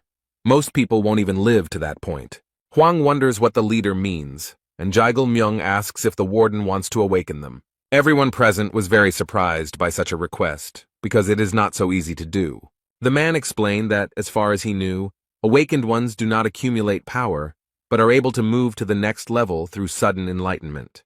Jae-hwan is going to do just that, but only if they are willing to leave their homeland. The bosses can't believe their boss actually came up with something like this. It's so brave. Chung-ho decided to intervene and explain. He noted that in order to achieve full awakening, one must go through 3 stages, and he added that at one of these stages, they will have to destroy their own world. Anyone who can do this will destroy their world and learn its true nature. Hwang understands that the old man is talking about his questionable skill. The Divine Lady explained that they were talking about giving up status, which is an advantage in this world. The leader of the Lightning God's squad finally understood what they meant, and the girl was surprised at how this guy with such meager knowledge managed to occupy such a high position. However, he explained that despite everything, they are also absolute adapters, people who have a strong connection to the skills and the system. They can be 10 times stronger and 100 times faster than normal adapters. They are a minority that has received the blessing of the system. The 12 monarchs are also part of this minority. The Fire King called the boy a fool and remarked that everyone here was a real adaptable person. Instead, Kamen, the leader of the South Sea Detachment, noted with great sadness that he was not part of that minority. But he added that he was willing to give up any skills if it would help him become stronger, and he felt nothing but hatred towards monarchs. The girl asked in surprise if he understood what he was talking about, since he was being asked to give up everything he had worked so hard for. She added that this may not be the end yet, and that everyone seems to have completely forgotten about the Great Disappearance. The main character doesn't understand what he's talking about, so the girl explains that it all started with the appearance of a fracture. 700 years ago, they began to appear on the mainland, fought with farmers, and a terrorist group known as the Rift was brutally killed by the monarchs of the 4 cardinal directions. The monarchs struck back, declaring that anyone who wished to awaken must travel to the Forgotten Lands and renounce the world. Then, in the Forgotten Lands, thousands of adapters of different levels gathered, but almost no one knows what happened that day. If you believe all the gossip that came out after all this, they simply ceased to exist. Of those who returned, only a small part remained. They said that they had awakened, but it turned out that they were only in the first stage of awakening. The protagonist crossed his arms over his chest and wondered what happened to these people. The girl didn't want to say it, but the truth was that the children were nowhere to be found, so she explained that they had all committed suicide. Due to the severe shock they had to endure, some of them went crazy and some lost their memory. Everyone had different symptoms, but they had one thing in common. They couldn't figure out who it really was. The caretaker of the Gorgon Fortress wants to clarify everything now so that unnecessary misunderstandings do not arise. Firstly, he has nothing to do with the breakup, but he understands perfectly well why he might be suspected of something. Secondly, he knows that awakening can be dangerous, so he is only willing to accept those who want to awaken themselves. The girl asked what would happen to those who refused, and Huang explained that he would still help them become stronger. He had to help them increase their adaptation level. But the Divine Lady reminded her that the leader of the scientist squad said that it was impossible to level up in a week. The protagonist is not too bothered by this. He notes that he will solve this problem and invites them to follow him. They left the fortress and walked outside, following their leader, not knowing what to expect. They came to a very strange purple tower that the workers on the mountain were still finishing building. Here they meet the blacksmith Michael Garnard, who looks very stern and even a little threatening. The man greets the boss, who immediately asks if he can activate the tower now. While they were talking, the Lightning King came closer and realized that the structure was made of horns. The blacksmith agreed to activate the tower, and the building immediately seemed to light up from within. The guy was frightened by the surprise and hastened to warn everyone that he had done nothing. The leaders received a message from the system asking if they were ready to take on the Tower of Terror's challenge. Jong Ho looked at the message in surprise and couldn't believe that he was seeing the Tower of Terror again, and in chaos at that. They immediately moved to the center, and the Tower of Horrors greeted the Seize the Moment squad. Now they are all here, and Jung Ho is surprised that someone managed to create such a tower, and Cayman is very impressed with its appearance. Yagelman is excited because he is not here to gain power, but to do without it. But the lightning god is very happy to be here. Huang explained that now all their training would take place here. In this place, time flows 100 times slower than outside.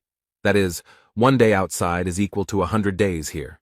This means that 1 week outdoors is equal to about 700 days here, so they have about 2 years to prepare, but the rate of soul destruction is inversely proportional. Therefore, as soon as the destruction of the soul exceeds the 80% mark, an automatic disconnection from the system occurs. But he added that the monster's horns would always be there, so you wouldn't have to worry about your soul being destroyed. The boy looked at the overseer in surprise and admitted that he thought he was heartless. Now the main character wants to divide everyone into those who want to wake up and those who don't. Those who want to awaken should stand on his right, and those who only want to level up should stand on his left. But it seems that only Cayman has made a clear decision so far. Their training began. The Divine Lady attacks, but the lightning god is very fast, so he manages to dodge the attack. The boy finds comfort in the fact that no one can catch up with him or hurt him, no matter how strong he is. But suddenly, he receives a strong fire blow, and his words no longer sound so convincing. But still, his speed helps him navigate and instantly avoid attacks. This fire was sent by the leader of the Fire King clan. It seems they have no rules for one-on-one combat. The man ironically states that speed is not so important, but destructive power is much more important. Yagelman looked at them and noticed that they all looked unhappy. He added that this was why they were not getting stronger, but no one liked these words. So now the 3 of them are attacking one arrogant guy. They won't let themselves be treated like that. These battles are closely and strictly observed by the leader of the Infinity Squad, Shin Mu-hyuk. As expected, Cayman was the only one who expressed a desire to undergo awakening. This guy was extremely confident in his decision, and despite the difficulties that awaited him, he did not change his decision. The girl is interested in how they will increase their level, because for adapters of such a high level, it is not so easy. To do this, you need to achieve a certain level of knowledge or master new specialized skills to improve your qualifications. However, Jae Hwan seemed very confident in his decisions and noted that they would be easy to implement. However, the girl insists that finding a book of the highest quality is not so easy. And then she asks if he's really going to steal her from the big clan's basement. She remembers that the lightning god already stole from them. The protagonist explained that they didn't necessarily need a book. They just needed a good teacher. The Divine Lady suggested that the matron would teach them, but the boy refused. But she doesn't understand who can teach them then. But then she seems to understand what Jae Hwan means. The boy noticed the girl's confused look and smiled slightly, declaring that they would become teachers for each other. Shin Mu-hyuk thought that this was something new. The squad leaders were very proud, so they themselves would never have thought of this. Now they compete with each other for the title of the strongest. Each of them, without a doubt, considers himself the strongest and, of course, wants to prove it.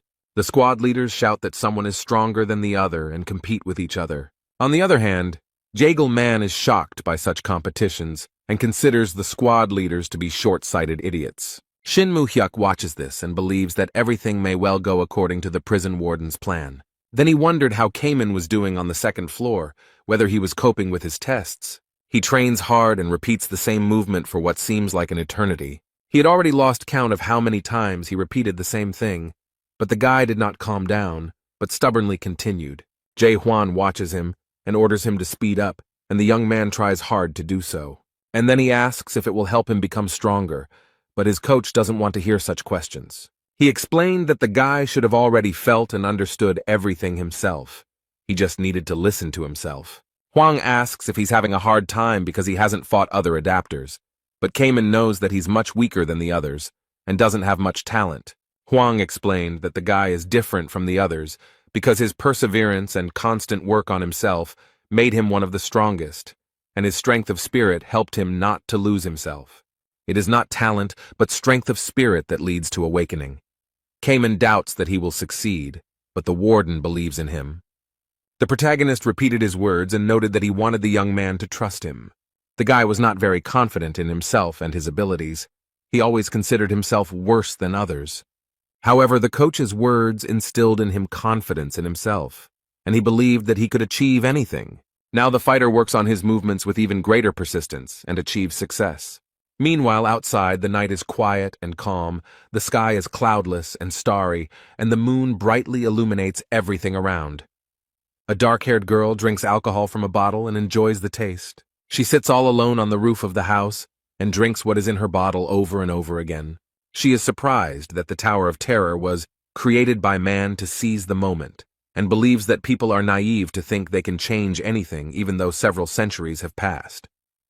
But now it seems that she is addressing someone is approaching the girl, but she is not afraid at all. In the shadows, the divine Dr. Young-ho stands motionless, watching this girl intently.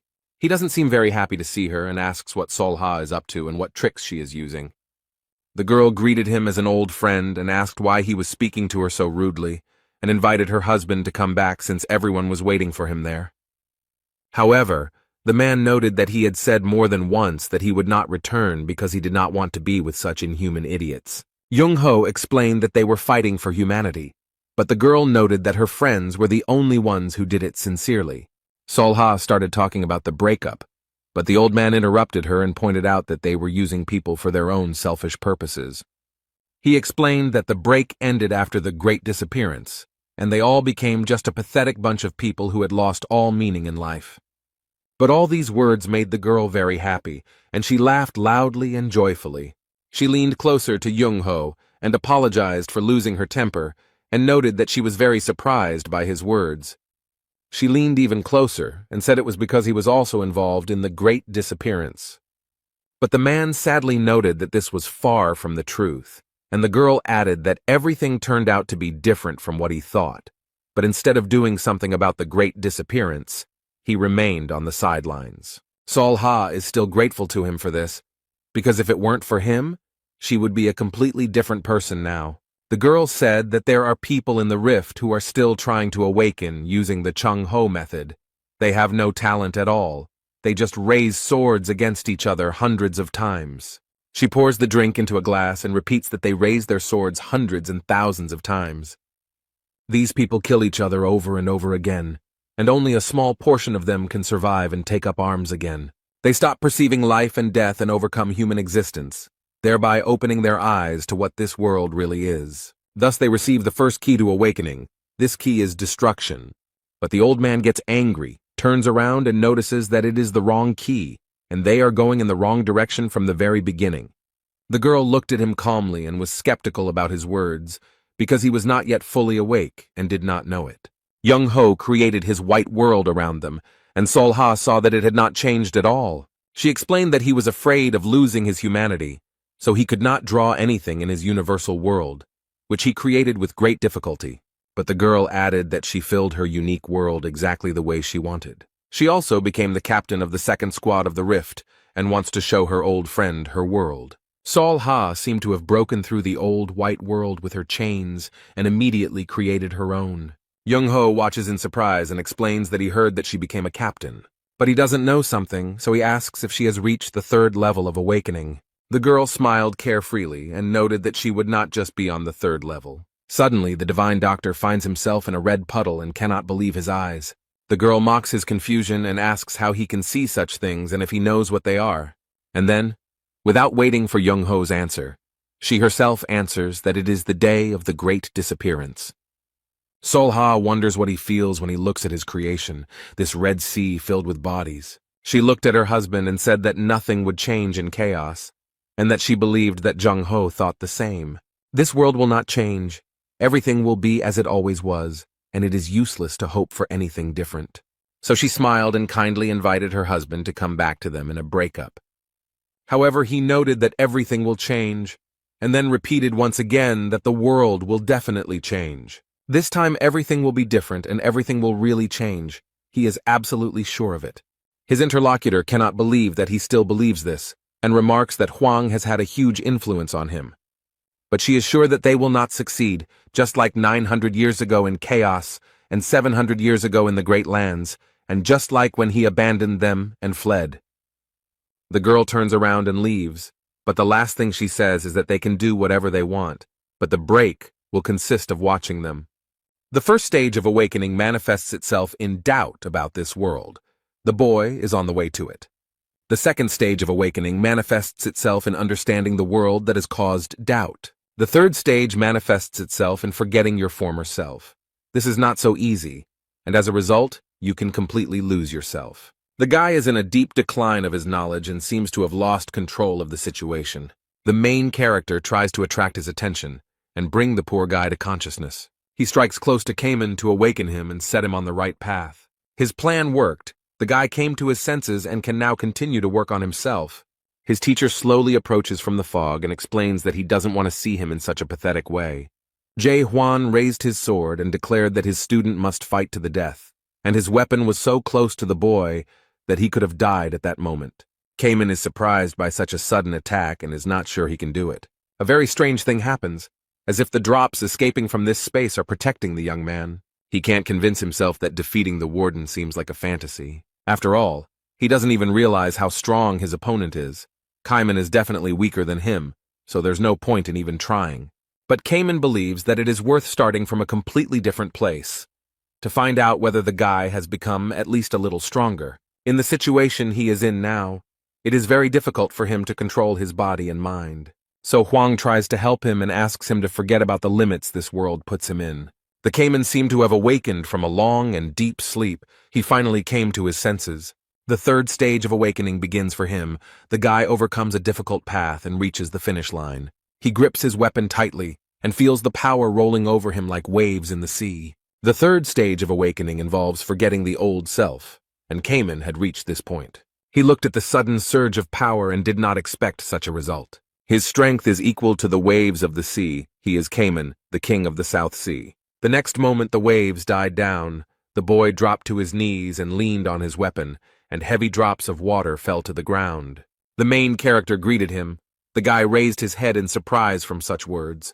Jae Hwan came closer, extended his hand to help him up, and noticed that Cayman had reached the third stage. He incredulously asks if he has really become stronger, and his teacher explains that he is now much stronger. But the fortress warden is also in the third stage of awakening. The boy doesn't think he can catch up with him no matter how many restrictions he overcomes. There is a meeting of the 3 fortresses in the office, and some of them say that the expedition plans are very shaky, and they are not sure that the overseer is a good candidate for the role of leader. Organizing a hike through the Gorgon Fortress is a violation of the rules of the 4 fortresses, but others point out that these rules have existed for a long time, and there is no point in following them now. The lightning god noticed that the humans had been sitting idle before they organized the expedition into the depths, and now their judgment seemed very unfair. Jurgen tries to calm everyone down and explain that the topic of the meeting is different, and they gathered here to discuss what happened to the Forbidden Paradise squad, but everyone wants to continue discussing the expedition. The master of Garuda Fortress, the cold-blooded golden monarch Gal Huidon, took the floor. He wanted the captain of the expedition to be chosen after an honest assessment of each candidate. The mistress of Dryad Keep, Aisha Lincroft, believes there is some truth to his words. and people began to ask where the owner of the Gorgon fortress had gone, because he should have been informed about this meeting.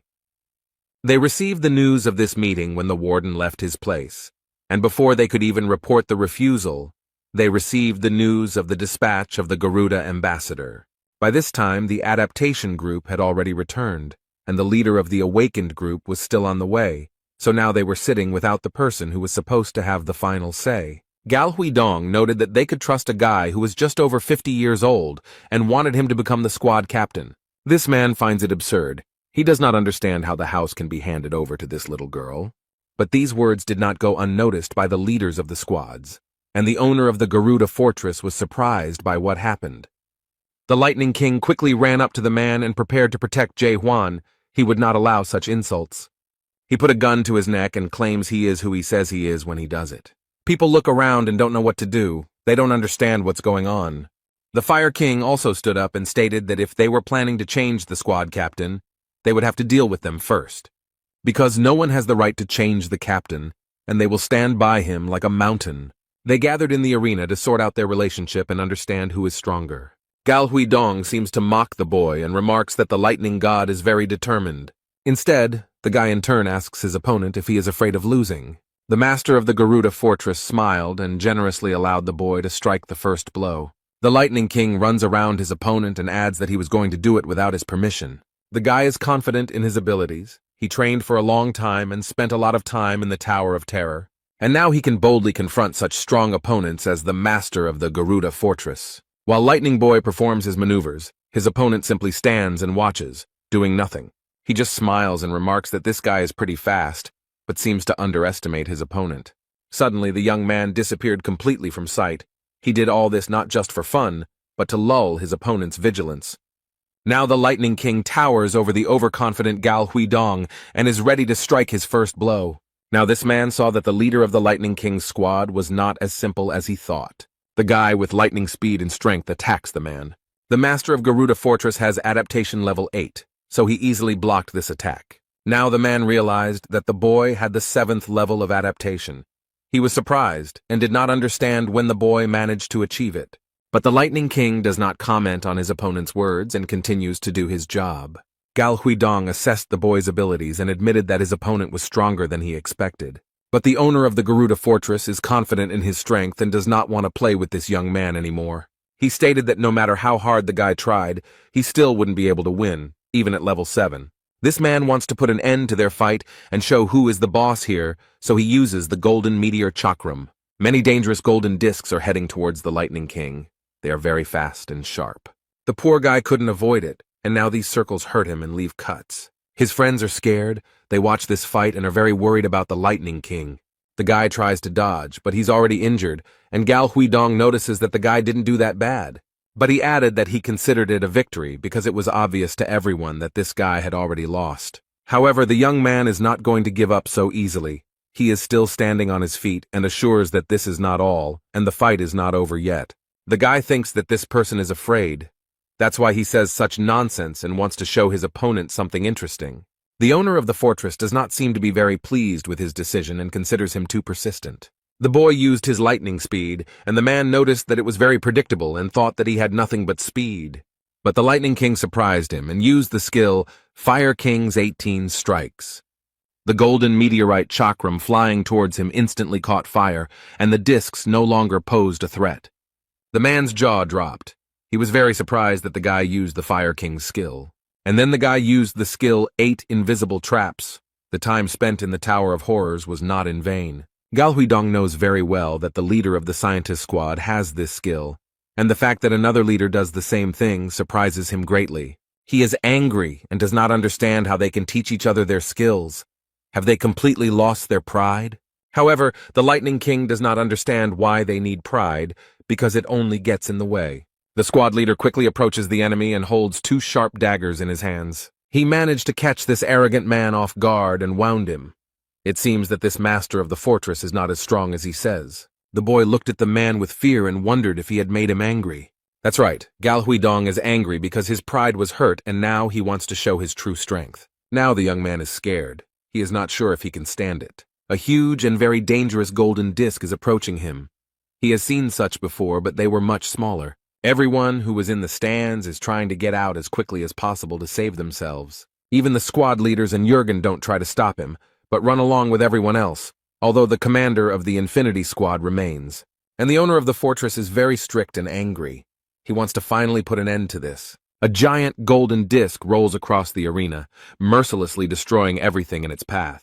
The disc rotates non-stop. It is a terrible and powerful weapon that no one dares to stop. Gal Huidong used the skill Golden Sea Jug. It's a terrible cycle. Besides spinning, it also picks up rocks and throws them in all directions. Aisha Lincroft can't believe this man is capable of such a thing, and is ready to use the most powerful weapon he has. The master of the fortress stands in the center, not knowing where the lightning god has gone, and arrogantly states that it will be interesting to see if he can escape. Everyone is actively watching their fight. The leader of the team of scientists cannot take his eyes off his friend. He is worried about the guy.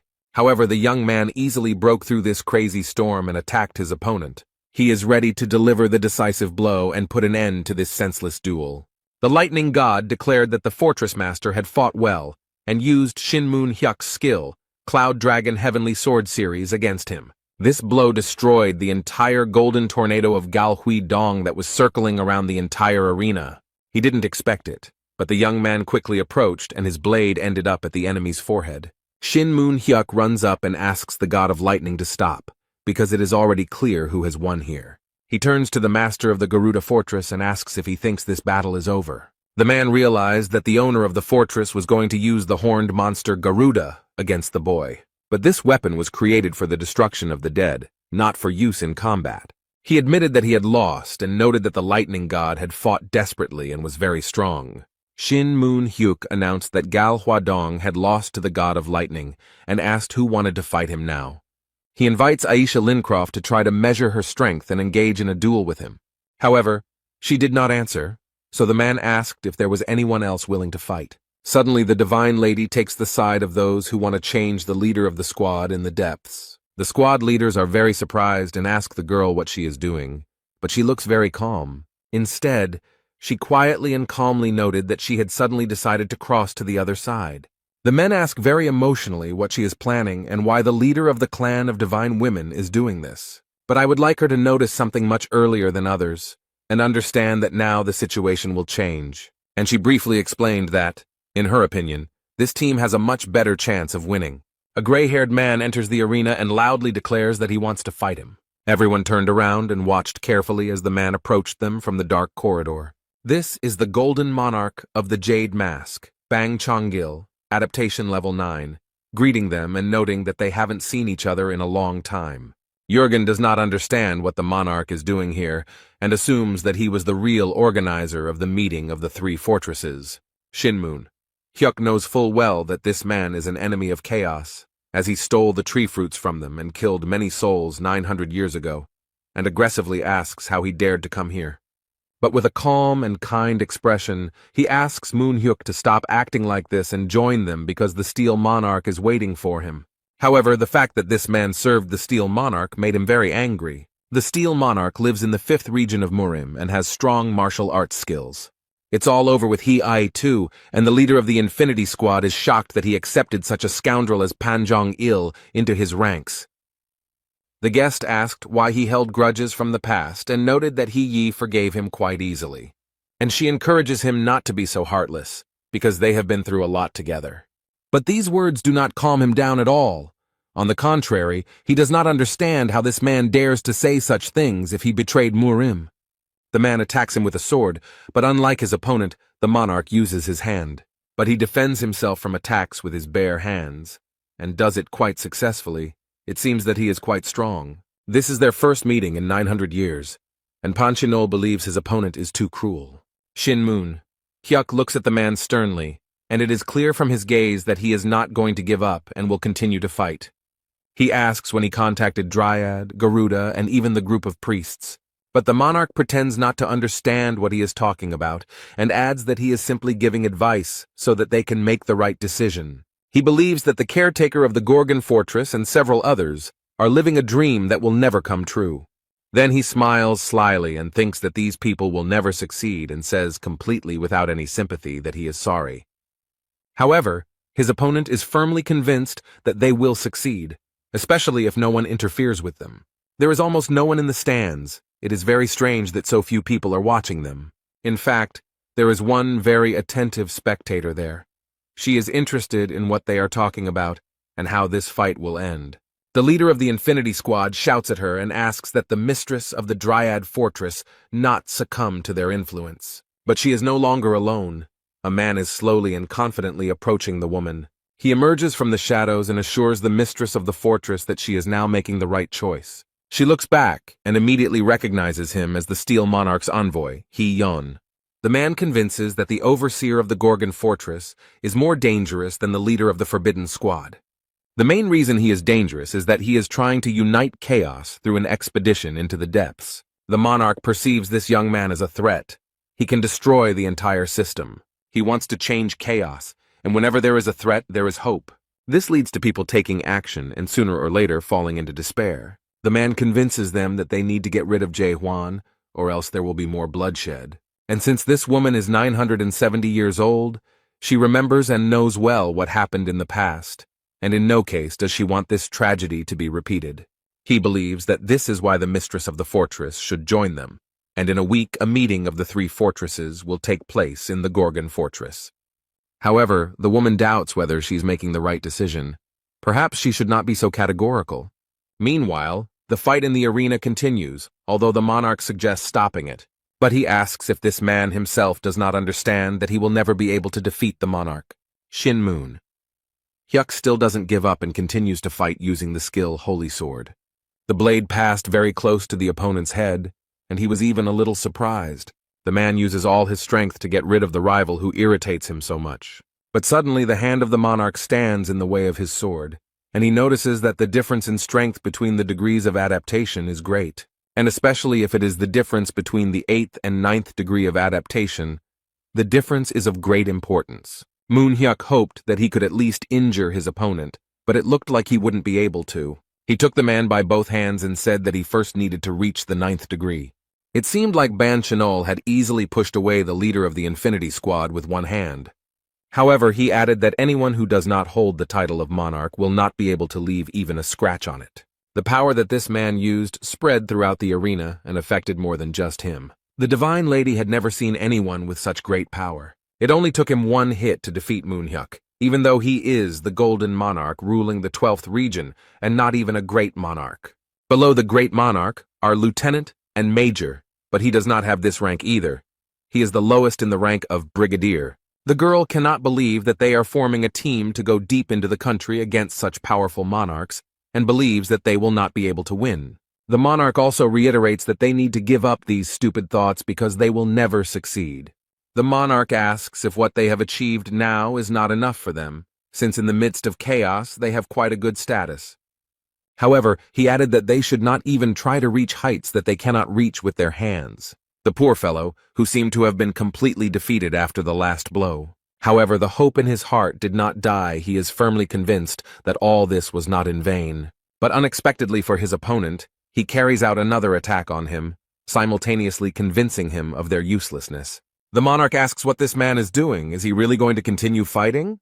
The group's leader claims that 900 years ago, this man was defeated by the resurrected court and stole their fruits. And they lost their friends and loved ones. Moon Hyuk will never forgive him for this. He will not forgive his opponent for what he had to go through then, and adds that times are changing. The squad leader raised his sword at him, but the monarch remarked that it was very sad that he had chosen his own death. Instead, Moon Hyuk doesn't listen to him and uses the powerful skill Holy Sword Riddle. The monarch was very surprised to see such a display of strength and power from his rival. The man doesn't wait and uses his next skill, Holy Destruction, ready to finish off the intruder. It is clear that he puts in a lot of effort for this and is ready to sacrifice it. Bang Jinyol raises his right hand and says that he is very sorry to do this, but it seems he has no choice. He uses the skill Bottomless Pit and many black rays come out from his palm. Moon Hyuk is very surprised. He didn't expect this at all. His opponent is really very strong. Instead, Monarch noted that this time, the leader of the Infinity Squad failed to reach the heavens. He couldn't do it 900 years ago, and he can't do it now. His face almost completely taken over by his opponents. Mr. Chinol had already grabbed his opponent tightly, and added that this man would not be able to change anything. His friends are shocked by how this quarrel ended and rush to help. And the monarch says that you better remove the caretaker of the Gorgon fortress for creating this stupid dream. Suddenly, someone from afar apologizes to Manhwa for being late, which surprises the monarch. He slowly draws his weapon and adds that Gorgon, the overseer of the fortress, will be a little late as he is very busy. Cayman took his place and with pride and confidence declared that he was ready to join the fight. Jurgen, holding the Lightning King in his hands, is outraged that Huang did not come, because what could be more important than being here? Because the expedition into the depths will soon fail, although it has not even begun yet. However, the guy reassures the Minister of Internal Affairs and notes that now everything will be under control. Then he calmly looked at Manhwa and asked compassionately if he was okay. No matter how much the man wants it, he asks the guy to give up because he is too strong an opponent, and it is not even worth starting with him. But the guy does not respond to such a request and explains that there is nothing to worry about. Cayman asks everyone to evacuate along with the fortress's residents, but the leader of the scientific team does not understand what he is talking about. But he notes that even Manhwa couldn't defeat him, and he believes that even if they join forces, they won't be able to win. But the boy approached the monarch and declared that he would fight him one-on-one. The head of the group of scientists is horrified and begs Cayman not to do this, because he himself has just seen how strong this man is. However, the guy does not pay attention to these words. He looks closely at his opponent and notices that they have not seen each other for a long time. Instead, his opponent tries to remember where he knows him from and when they met. And then he remembered that this was the same guy who couldn't join the previous expedition because his abilities were too weak. Cayman convinces the monarch that all this is in the past and that he has now changed a lot. The man remarks that if this guy is trying to stop him, he must really have gotten stronger. The young man pointed his sword at him and asked if he really wanted to see its power for himself. The monarch accepts the challenge and wants to see what this guy can do, and the fight begins. Cayman skillfully dodges the first blow and focuses completely on his opponent. However, they are not going to fight without their unique abilities, and Banchinol is ready to use them.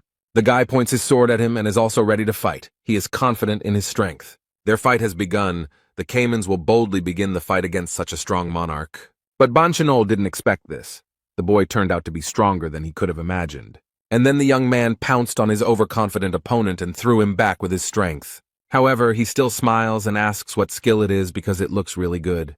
Cayman explains that it is weaker than a strong blow, but much stronger than a normal one. He didn't lose any confidence in himself, gripping the sword tightly and proudly declaring that it was a crushing blow. The leader of the South Sea team looks closely at his opponent and notes that he will have to try hard. Because if he doesn't take this guy seriously, he could easily die at his hands. However, this man does not take his words seriously. He finds it difficult to believe that this young man is capable of such a thing. He asks if Cayman really thinks he can kill him because it sounds a bit ridiculous. And he added that this young man is just an ordinary weakling who is not capable of such things. He does not believe that such a thing can happen.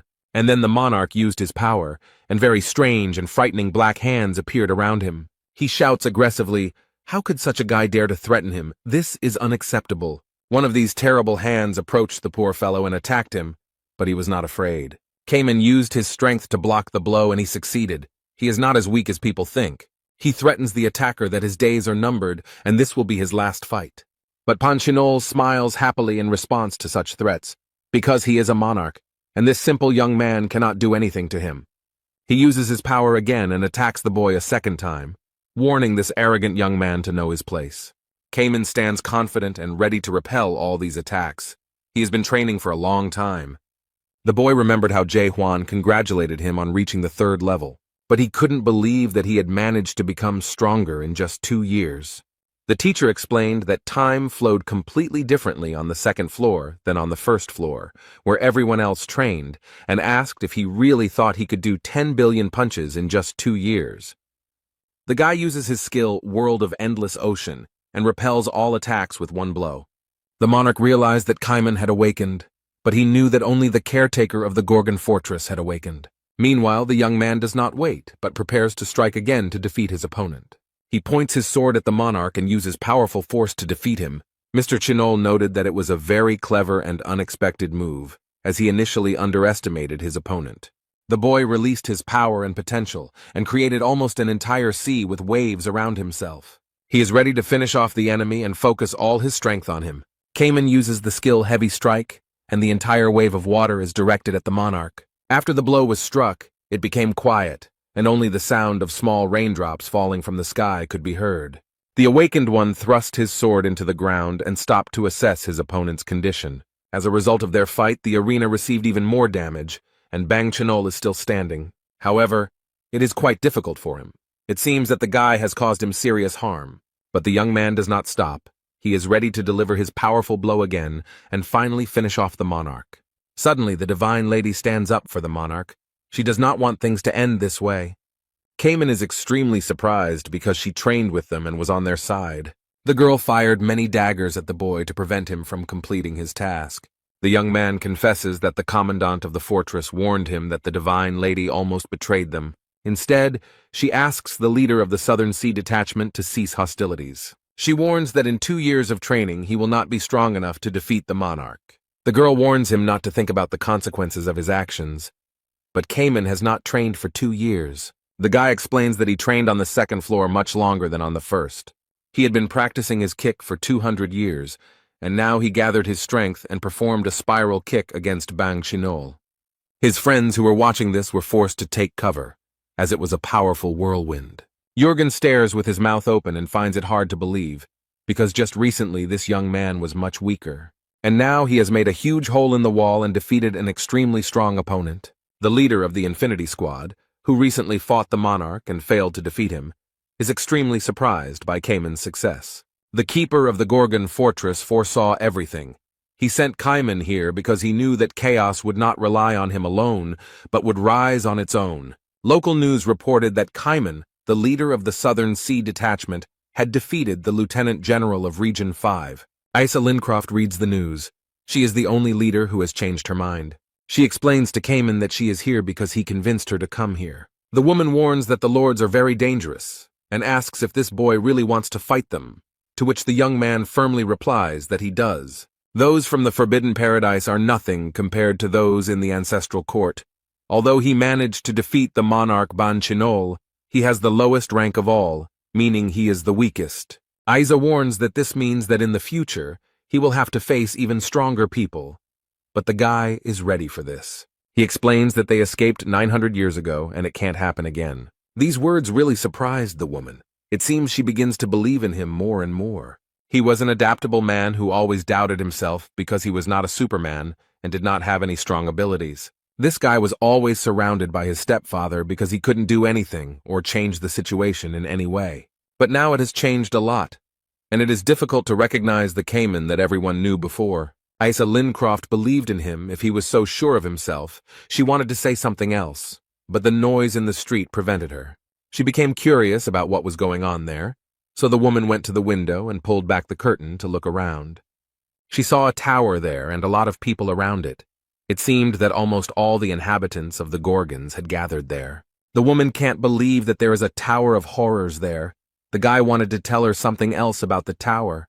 However, Isa interrupted him and asked if he had undergone cultivation there, and if he had only become stronger there. Cayman explained that it may seem that way, but in reality, no one can become a product in this tower. This was because there was not a single cultivator in this tower, and this really shocked his young girlfriend. She can't believe that this guy became so strong thanks to this strange and completely unconventional tower. The guy comes to the window and wants to explain his opinion about this whole situation. With the fighting spirit of the common people rising, chaos can now stand firmly on its feet. She noticed that even ordinary people were trying to enter the tower despite their fear. They had dreamed about this for many years and finally got the chance and the opportunity to make a choice. 900 years ago, they lost such an important freedom for everyone, and it was a terrible event. But now it all may be for naught, unless ordinary people try to get it all back on their own. Isa Lincroft looked carefully at everything that was happening outside the window, and she began to understand something. She feels like Cayman is acting this way now because he wants to believe in himself again, and then she wonders where the caretaker of the Gorgon fortress is now, because he has not been seen for a long time. He sits with the divine physician by a lake surrounded by palm trees, and reflects that the meeting of the 3 leaders of the fortress is probably over. Young-ho wonders if the guy will get into trouble for not showing up for the meeting, but Hwang is confident that Kaiman has already sorted everything out. But he adds that the boy is stronger than the old man, but the old man does not agree, because he is much wiser than all of them. Jae-hwan noticed that Young-ho was also starting something and agreed, but he had some difficulties. The protagonist knows that this person has almost reached level 3, but he does not understand why the awakening has stopped. The old man explained that this was because he had chosen a different path, but the boy suggested that if Young-ho had woken up with a different word, his path would have changed too. These words greatly surprised the divine doctor, because he did not even imagine that Hwang knew about this. Jae-hwan noted that he knew they had different views on the world. The divine doctor looked at the boy and thought that he and everyone else from the break had awakened, having gone through the same stages. And the first stage of awakening was destruction. Its path was very cruel. After this, the old man remembers that the second stage was the stage of creation. It was not easy. Then man approaches the third and final stage, this self-denial, the awakening that he knew was different from what Hwang knew. For Chung-ho, this question was not so philosophical and incomprehensible. He simply cut up enemies on the battlefield. Destruction did not cause him any doubts, and the creation stage did not cause any torment. That is why the old man experienced awakening without any questions or suffering. But with Jae-hwan, it was completely different. Doubt made him doubt his own truth, and realization made him think about the meaning of the world. Thus, he went through torment and suffering, and found a unique path that makes him constantly doubt the justice of the world order. Young-ho is curious about one thing, and he dares to ask his friend. He touches the third floor of the tower. It is said that time passes 100 times faster there than on the second floor. By chaos standards, Jae-hwan was outside the second floor for 2 days. The old man suspects that the young man spent this time on the third floor of the tower and asks how long he has been training this way. The protagonist smiles slightly and briefly replies that he has been here for 2,000 years. The divine doctor's eyes widened, and he thought he was being tricked because it sounded crazy. The boy noted that he could now be considered older and should be treated with respect, but Young-ho didn't think so. However, Jae-hwan was not able to spend as much time there as he had planned. He wanted to train more. And the next moment, the guard of the Gorgon fortress rose from the sand. Apparently, their retreat was over. He looks at the man across from him and notices that it's time for them to leave. They've been sitting here for too long already. And then he jumped up. And the old man instead noted that no matter how many years he lived, for him, this guy was just an ordinary slob.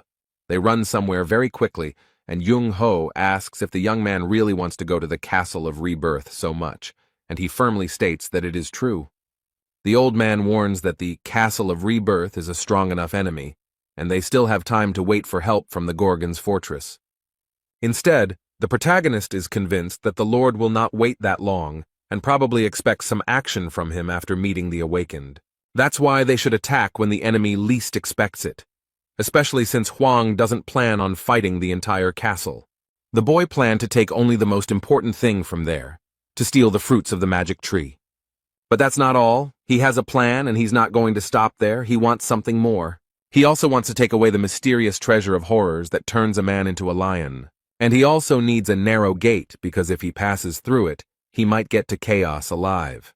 If you steal all the fruits and destroy the narrow gate, the lords will no longer be able to fall into chaos. They will only be able to do so after death. In any case, to carry out the plan, he first needs to get there, to the Acropolis of Manticore, which stands at the entrance to the Castle of Rebirth. Now Manticore is ruled by a forbidden paradise, and these guys aren't letting it go that easily. Young-ho asks in horror what Jae-hwan is going to do, but the young man sees no need to explain his plan of action. The protagonist performs a trick and destroys everything with his power, and then explains that he will do the same thing as always. Cayman will kindly tell us about the lords of the Great Lands.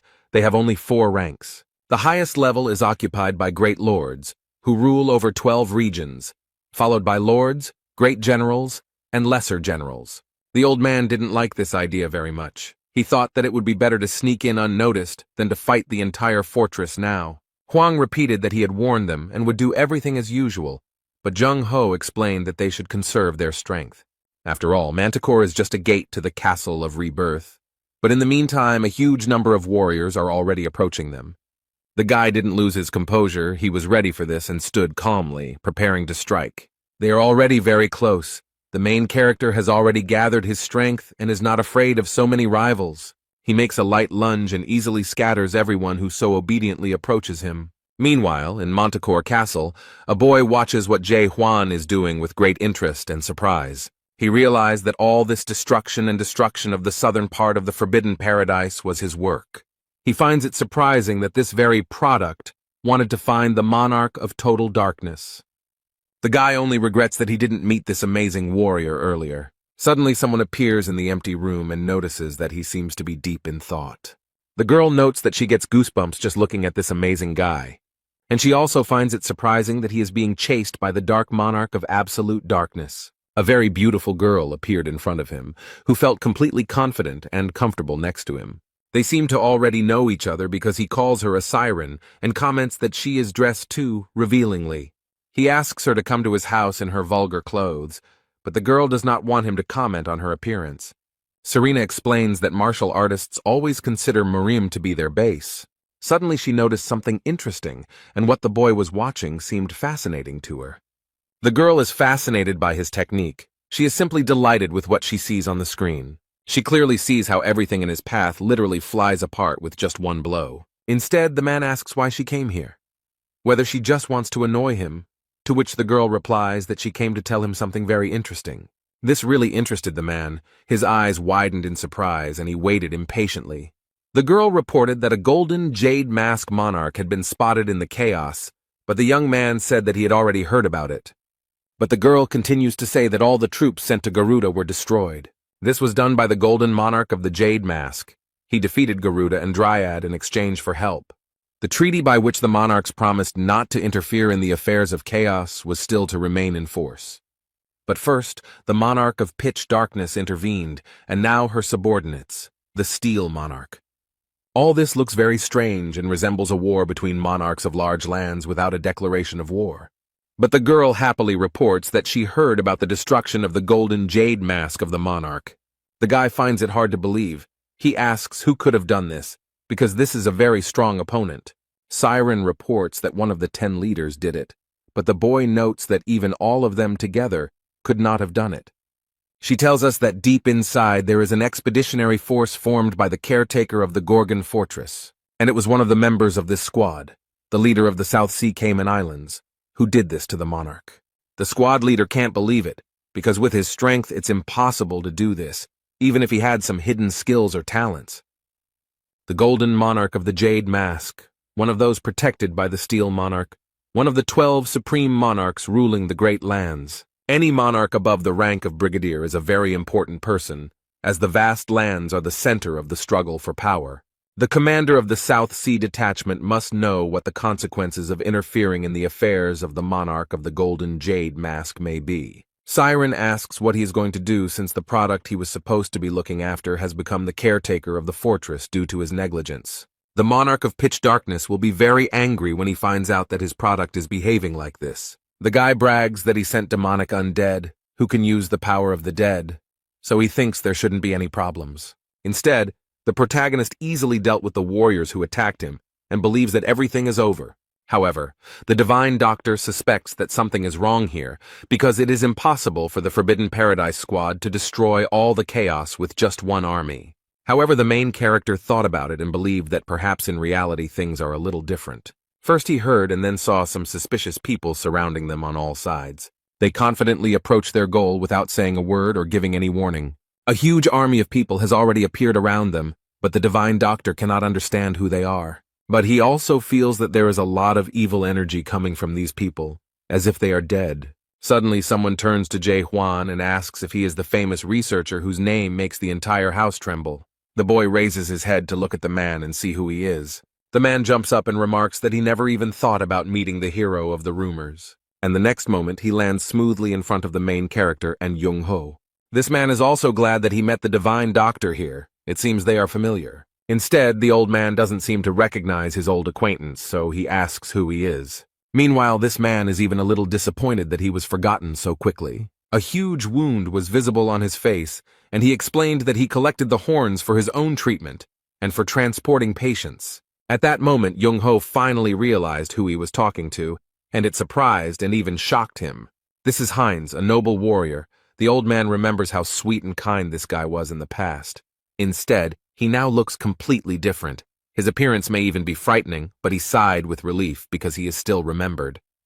The old man asks with fear what the guards of the Gorgon Fortress are doing with the Forbidden Paradise Squad. Young-ho states that the Divine Paradise Squad is not suitable for this guy, and he doesn't understand why he hangs out with people like that. On the other hand, Heinz doesn't understand how a divine doctor can say such things, because he knows what he had to go through in the Gorgon's fortress. The old man fell silent. He had nothing to say, because he remembered well these terrible events that happened 100 years ago.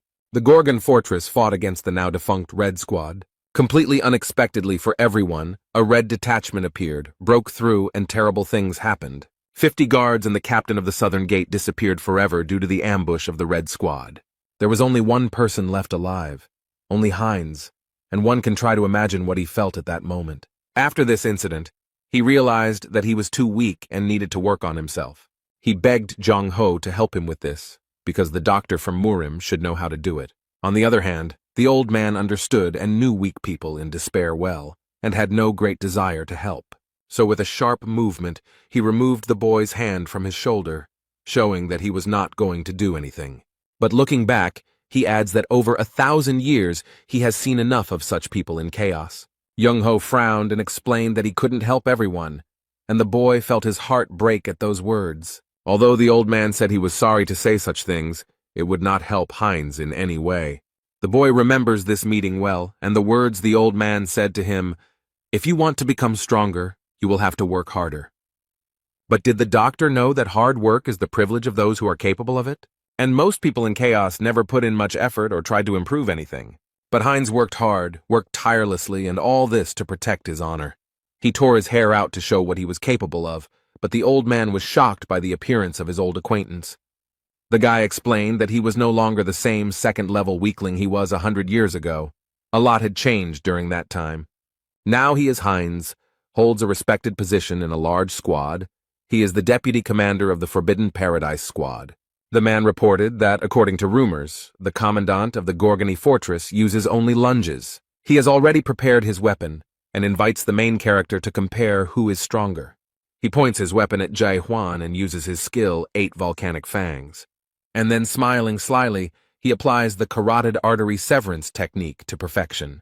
Many red and evil mouths with sharp teeth approach the guardian of the Gorgon Fortress. But the guy is not afraid of anything. He is ready to fight anything. He is confident in himself. The protagonist uses a sword to defend himself and points it at these evil mouths. But he destroys them with his power without any problems. These techniques won't be able to defeat him.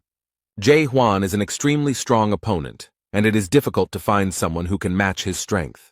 Now Heinz saw this and realized that this guy was stronger than him. It seemed he had underestimated him. He is angry and does not understand how this could happen because he considered himself strong and trained a lot. Someone stands behind Heinz and thinks it would be better to attack together. And the next moment, this army of incomprehensible souls began to attack just 2 people. The fortress commandant and the divine doctor are ready to fight back. They have no other choice.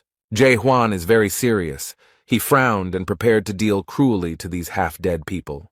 The squad leader watches the battle closely from Manticora Castle and is very surprised by what is happening there. He doesn't understand why this guy can deal with the half-dead so easily, and now thinks that he can defeat the fortress's caretaker if he joins forces with the army of the dead. But now they can't avoid losing half of their troops, and if they lose them, their plans will collapse instantly. This guy turned out to be too strong. He approaches Serena, but she doesn't seem very happy to talk to him, as the guy said that she irritates him. She did everything he asked, found the soul stone, created a smog cloud, and formed half of the undead squad. He looked at the girl and realized that their plan would most likely not work. And now, they would have to come up with something else. The girl saw that the squad leader was in despair, so she exhaled loudly and thought for a moment. She saw her advantage in this situation, and it was clear that the girl would take advantage of it. Serena approaches him and with a seductive smile asks if he wants to make a deal with her. Meanwhile, on the battlefield, Heinz realized that the overseer of the Gorgon Fortress was a legend of the Wave Path. This guy standing in front of him, fighting skillfully, is a seeker of the impossible path. The half-dead man doesn't like that this guy got such a high rank in just a month, although there is nothing special about him. Instead, Heinz, even after 200 years, remains just an ordinary man, while the one who came here no more than a month ago has already become a leader. This fact irritates him very much, and this man promises that he will never leave just like that. Therefore, he warns the protagonist that he will now show him all his power and convince everyone that he is unworthy of his position. He quickly approached the protagonist and seemed to destroy him in an instant. Heinz continues to brag about how hard he worked on himself while Huang manages to avoid getting hit. The man hits the wall, destroying it, and many large stones fly in different directions. With this blow, he made a huge hole in the wall and seriously wounded several soldiers of his army. But this doesn't bother him at all. The man is so angry that he doesn't notice the damage he has caused. He wants his opponent to see what he has achieved despite the ridicule. Heinz boasts that everything he has now he achieved solely through his own efforts. However, the main character is already tired of this bragging, and he declares that it is time to put an end to it. The next moment, something happened that Heinz did not expect at all. A huge wave of force crashed down on him. The fortress overseer uses his lunge and destroys almost everything in his path with one blow. But this monster turned out to be stronger and more resilient than Huang imagined. But that's not a problem. Heinz is wounded and has difficulty clearing his throat, but he is not going to give up. The man is too confident and angry. The protagonist stands proudly and asks if his opponent really thinks that all people in chaos are the same. Meanwhile, the soldiers of this army believe that their enemy is very strong because he managed to knock down the vice leader of the 9th level. Someone shouts at them to attack the fortress guard first, as their leader, at his age, needs time to come to his senses. Young Ho noticed this and tried to calm the guy down and asked him to be careful. Jae Hwan frowned and stated that everyone was trying their best. And the end result is that every single one of these idiots will say that they tried their best and did everything they could. The guy used his sword and did something incredible. Everyone was blinded by blue light. No one can understand what is happening, but there is no way to avoid it or protect yourself from it. Heinz seemed to be enveloped in a white light. The boy became blind. He no longer sees anything. And the next moment, everything around him turned crimson, and he couldn't understand what was happening. In front of him is a tree with bare branches and a huge eye that watches everyone. He wonders if this is really the world of the awakened, the very world he has heard so much about. He can't believe that he now sees the same world as those who went against everyone. This eye seems to illuminate everything around it, noticing every tiny detail and observing the world. Heinz finds it surprising that the fortress commander is trying to go against them. It's even a little crazy. He thinks about what would have happened if he had remained a noble man, whether he would have been able to follow the path he dreamed of. The fortress commander declared that his rival was a terrible person, since he had destroyed 1,000 years of Manticora's history in a matter of minutes. He is considering changing the name of his lunge from Strong Lunge to World Lunge. He's fed up with all this nonsense and reports that he's broken through. Young Ho notes that there are still a few warriors left, but he doesn't think they can stop them. The divine doctor asks the commandant of the fortress how he managed to do all this, because he had never seen anything like it. The protagonist states that he just made a strong attack, but the old man wonders how the world could be destroyed by one strong attack. Is this guy really approaching the end of the Oblivion stage? The guy explains that he doesn't feel any spiritual pressure from the lieutenants and generals, and it seems that this attack caused a lot of inconvenience to the leader of the Golden Heaven squad. Suddenly the sky turned pink, which the divine doctor and the fortress caretaker did not expect at all. Something strange is going on. Someone seems to want to interfere in their affairs, and some people are very scared. But it seems that the divine doctor has already seen this.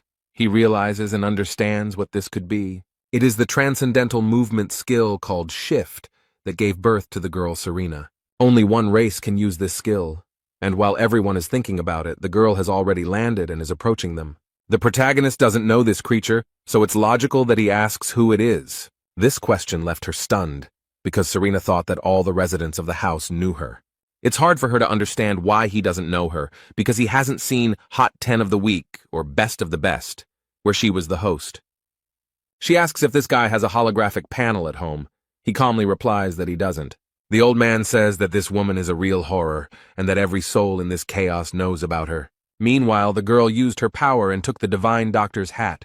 She noted that the old man didn't seem to realize that a succubus wasn't exactly a horror. She explained that all the horrors come from different races, and it was very tactless to talk to her like that. The siren throws the hat back to its owner and explains that at his age he should know about it. And then she smiles sweetly and says that her name is Siren Armelt, and adds that she is not just a horror. Huang thinks that she must be a thunderstorm from the Golden Heaven Squad, and he has many questions for her, but now is not the time, so he kindly asks her to step aside. Instead, she just as sweetly replies that she's very sorry, but she can't do that. But she still decided to explain that all this was because she received a task concerning him. Siren still sweetly replies that she was asked to stop this guy because he went too far. Well, in that case, Jae Hwan won't wait long and discuss anything, but will take action immediately. But the girl begs him to stop and asks why he is so impatient, asks him to wait another minute and asks if he wants to become a product. She explains that the one who asked her to stop the guy is now dying because of his blow. She agrees to forget about her promise, only if he agrees to become her product. But the guy is not going to listen to her and wants to destroy her immediately. Serena wonders if he will continue like this and does not understand the situation he is in. Huang noticed that the soul pressure here was definitely much stronger than outside the fortress. She probably had the same rank of Major General that he heard about. The girl states that the owner of the Gorgon fortress is being sought by complete darkness, and he really doesn't understand what that means, but she promises that she can help him. If he goes to her, she will make it so that no one from all 12 regions will be able to touch him with a finger. But the main character refuses such an offer. Serena wanted to resolve everything peacefully and not resort to such manipulation. But now she will have to use her strength, because she does not know how to take refusal. The girl proudly declares that since he does not voluntarily accept her conditions, she will force him to do so. The divine doctor knows what is going on here and tries to warn his friend. He sees Siren Armelt using divine terror magic and warns the boy to be careful. Meanwhile, she claims that the guy can tell her about it at any time if he changes his mind, because she does not want to waste her energy thoughtlessly. However, the main character is not afraid and is not going to give up right away. He enters the fight. Meanwhile, Serena is watching all this through the screen and is very angry at what this guy is doing. She orders these snakes to surround them, and the divine physician believes that there will be no end to this. Although the protagonist does not lose hope, he holds his weapon tightly and is confident in his abilities. He skillfully destroys all these snakes one by one, not giving them a single chance to get to him. Huang lifts up the sand to hide in it and launch a surprise attack. The girl noticed this and said that he was quite a smart guy because I wanted to hide. Meanwhile, the main character quickly dodges all the snakes and quietly but very quickly moves towards the siren. And the next moment he is already next to her, but the girl is not at all surprised, and she wants to explain something to him. Serena says it wasn't unexpected at all because she clearly saw him on the screen. The main character did not expect this. He thought that he had outwitted this cunning woman, but she turned out to be stronger. That's why one of those sand snakes swallowed the guy very quickly and sharply, and he couldn't do anything. Serena rejoices at her victory and asks him to calm down a little and think, because he understands that she is the only one who will lose from this deal. Meanwhile, the girl watches her videos, where she claims that her charming fire ranks first in the popularity ratings among her little brother. But the fortress guard, it seems, has not calmed down and is not sitting idly by, but is trying to free himself. And it seems he succeeds. Such a surprise really surprises and even shocks the girl. And literally in a split second the guy is next to her. Jae Hwan does not give up so easily. He holds out his hand to Serena, and she thinks about how he managed to materialize his image. The overseer of the Gorgon fortress has a firm grip on this treacherous girl who thought he could be defeated so easily. But he is in no hurry to destroy her, but asks if she really wants to continue. The guy feels that this horror does not feel any hostility towards him. He thinks that if he saves her life and listens to her, she will be able to help him on an expedition into the depths. He might even be able to gain information about the first horror, which is rumored to be at the top of the illusion tree, and he tries to convince her to go with him to the Gorgon's fortress. But the girl smiles slyly and asks if he really gives up. The young man is still holding the girl, but Serena asks him not to joke with her. Suddenly a sandstorm arises. Jae Hwan loses his position. He will no longer be able to dictate his rules. The girl is already far from the main character and declares that she would never do this. The next moment, when the portal opens, the guy will no longer have the opportunity to get even one answer to his many questions. Siren Armelt waves goodbye to him and asks for forgiveness because she almost got to him. Jae-hwan is disappointed to realize that she simply ran away and avoided what could have happened next. But as he watched the portal disappear into the sky, a girl suddenly appeared behind him. She grabs the boy tightly by the neck and pulls him into the portal to transport him to a completely different place. The main character finds himself in a very strange and dark place. At first, it is difficult to understand where he is. And then he realizes with horror that he is near the 8th gates of hell, and Hwang was sent to hell. He stands in front of a huge door and remembers that he has already been in front of the gates of hell. A hologram of a siren appears and cheerfully asks if he is surprised, since he has probably seen something like this before. But she explains that this is a little different from the fake gate he had before. The girl stated that the skill 8 Gates of Hell was created by horror, and therefore it evokes pity when a person uses it. She opened the gates and announced that the first gate was the storm hell that he must survive. However, the boy dealt with the first 3 gates easily. The 4th gate is a hell of black chains. The main character looks very focused and confident. He doesn't get lost for a second. He easily manages to destroy all these chains that are approaching him at great speed. The guy handles the following task very well and without any extra effort. Beyond the 6th gate, called the Ice Hell, a dragon awaited him. But he got off easy. All this really surprises Serena. She didn't think it would be so easy for him. She asks if he is really a man and adds that she is very surprised by his strength. The young man does not react to such words. He simply asks if she has any other knowledge. She admits he's amazing, but promises the next attack will be very, very hard. The boy looks back and sees the gates of the next hell that awaits him. It's a huge gate that is held tightly by many strong hands, and it looks a little creepy. Then these hands unclenched and slowly opened the huge and heavy gates. Some liquid began to pour out from there, and soon it approached the main character. She quickly and decisively breaks out of there and looks like she's about to knock Hwang off his feet. The liquid washed over his feet, and when the young man lowered his head, he was stunned by what he saw. The reflecting waters reflected his most painful old memories, the ones that were his heaviest burden. He definitely didn't expect this. All this really scares the guy, and he can't understand what it could mean. Serena smiles sarcastically and declares that even he will have a hard time from now on. Because since the creation of this skill, no one has been able to go beyond the 7 gates. The main character is confronted by many figures. This is himself from the past. He has to fight with himself. This turn of events scares Jae-hwan a little. He is not ready for such a fight. The 7th gate is hell itself. The young man looks closely at the figures and sees that they are all himself, just at different periods of his life. But he can't understand what's going on here and what it's all supposed to mean. All this looks very strange, but at the same time even interesting, although it is unclear what will happen next. These figures look gloomy and a little angry. It seems like they are all preparing for something. They seem to be attacking the protagonist, pointing their weapons at him. The young man noticed this, and the whole situation scared him very much, and he definitely doesn't want to take part in it. But Jae-hwan has nowhere to go.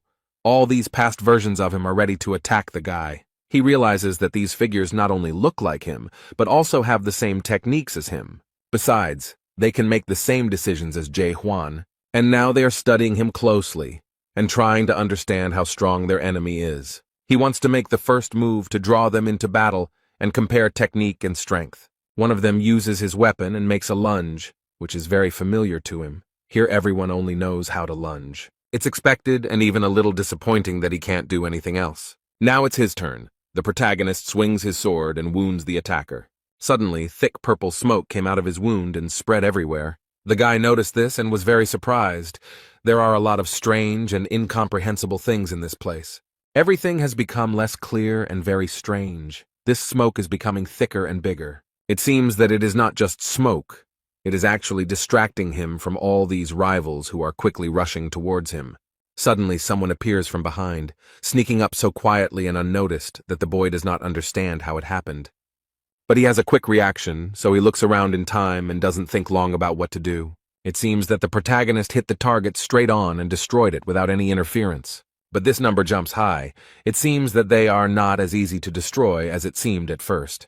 The creature, falling, stares into Jae-hwan's eyes, and the boy's skin crawls from this. These deep and bright eyes inspire fear.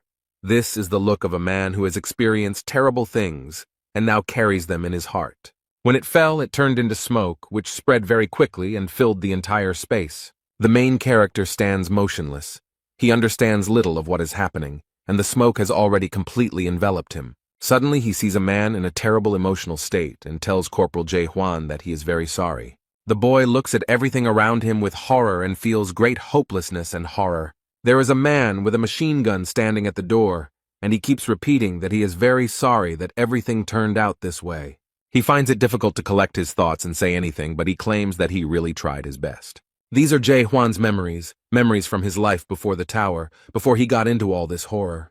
The man put the gun to his head and thanked Corporal Jae-hwan for everything as he left. And then something inevitable happened, a moment that would forever remain in his memory. He was a loyal man, his advisor and follower, and he certainly did not deserve such an end.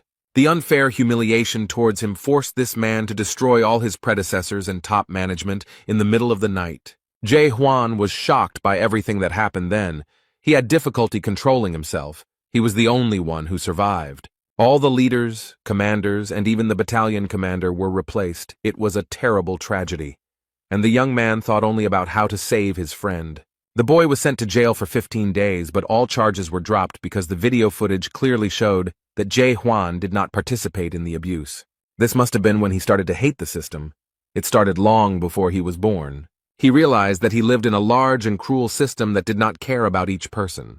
The boy lived in a world where a huge system suppressed individuality for the sake of an obedient mass of people. All these memories are extremely irritating to the main character. He is angry at everything he had to go through in the past.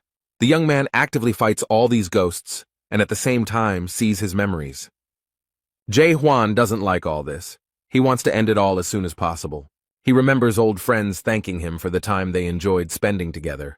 The young man thinks about his faithful comrade from the tower, with whom they walked this entire path. He also remembers the other faithful brothers he befriended on his way to overcoming this cursed tower. In addition, he has memories of a little me, crying from hurt and regret. All of this irritates him greatly. Jae-hwan is angry at his ex, at the system, at the fact that he now has so many painful memories. The main character just destroys everything he sees. He is nervous about everything and everyone. He does not want to go through all this again. Suddenly he sees himself as a little boy, crying with fear and asking who he is. This makes him stop and think. The young man can't even move. His eyes fill with tears. It is not easy to look at this defenseless and frightened boy. But he can't stay here any longer. Jae-hwan wants to get out of here as soon as possible. So he does what he has to do. Destroys all these memories that are eating him up from the inside.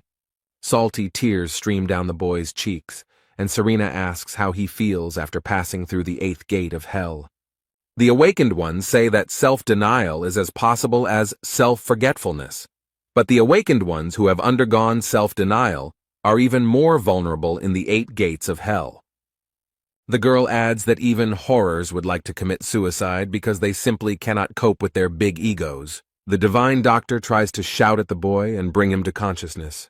Siren holds Jae-hwan unconscious and wonders if his soul will be able to return in time after his self-denial. He left all his memories in self-denial, and this place is a real hell for anyone. It is a terrible world in which he must kill himself to be able to move on. From the gate, he heard a question about who he is. The guy can't answer anything. This place fully justifies its name. It's a terrible hell. His body became heavy, and the boy could no longer see anything. He was enveloped in complete darkness. Suddenly he sees a memory of Cayman asking what awakening really is. The divine physician explains that this is the ability to see the true essence of this world, its truth. The awakened ones see the value of the true creation of the world, and the ability to recognize the particles that create this world. Adapters are able to read information that is not accessible to the normal eye and see things completely differently. This is self-denial. But the awakened one should be careful with forgetting, because when you have the opportunity to see everything in such detail, you can lose your sight forever. The protagonist realized that he was now at that stage of oblivion that the old man had spoken about. He who sees too much will certainly go blind. He who feels too much will remain without any feelings. But it is difficult for him to understand any meaning in this. The protagonist knows that he has already done a lot. No one has ever managed to go so far. But in reality, he is just going through a hard time right now. He is that same whiny and offended child. He looked up and saw the starry sky and bright falling stars. It was mesmerizing. Jae-hwan can't take his eyes off the sky. He can finally clear his mind of all these thoughts for a moment. Memories came flooding back to him again, but this time they were happy, joyful moments of his life. He stands with his head held high and again hears the same question. Who is he? He holds his powerful weapon tightly and very firmly admits that he does not know who he is. Jae-hwan raises his sword and realizes that he knows for sure that he is here. Over 2,000 years of continuous training, he had countless memories. And the link between all these memories is him. It is his personality, the personality of Jae-hwan. Now something extremely strange happens, everything seems to disappear. The main character is very surprised. Serena is shocked by what happened. She did not expect this and could not even imagine it. Essentially, there is a rollback. Everything that was here simply disappears and returns. The main character has succumbed to the elements and seems to be floating behind all this. He no longer does anything, but simply waits. He waits to see what will happen next. All this happens against his will. The young man does not try to offer any resistance to this element. He just thinks that all this cannot happen this way, because his life expectancy is more than 2,000 years. Everything around them is raging and collapsing as if they were in the eye of a powerful hurricane. And the next moment everything became quiet. All this horror stopped, and the main character saw a bright light. He stands and thinks about what word should come next after the word self-denial. And now he stands before the 8 gates of hell and finally wants to get out of here. The guy thought for a moment and decided to open the door and go further to complete his journey.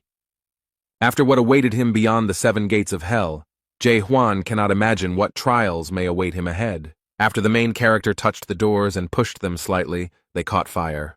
The door opened easily, and what the guy saw there surprised him a little.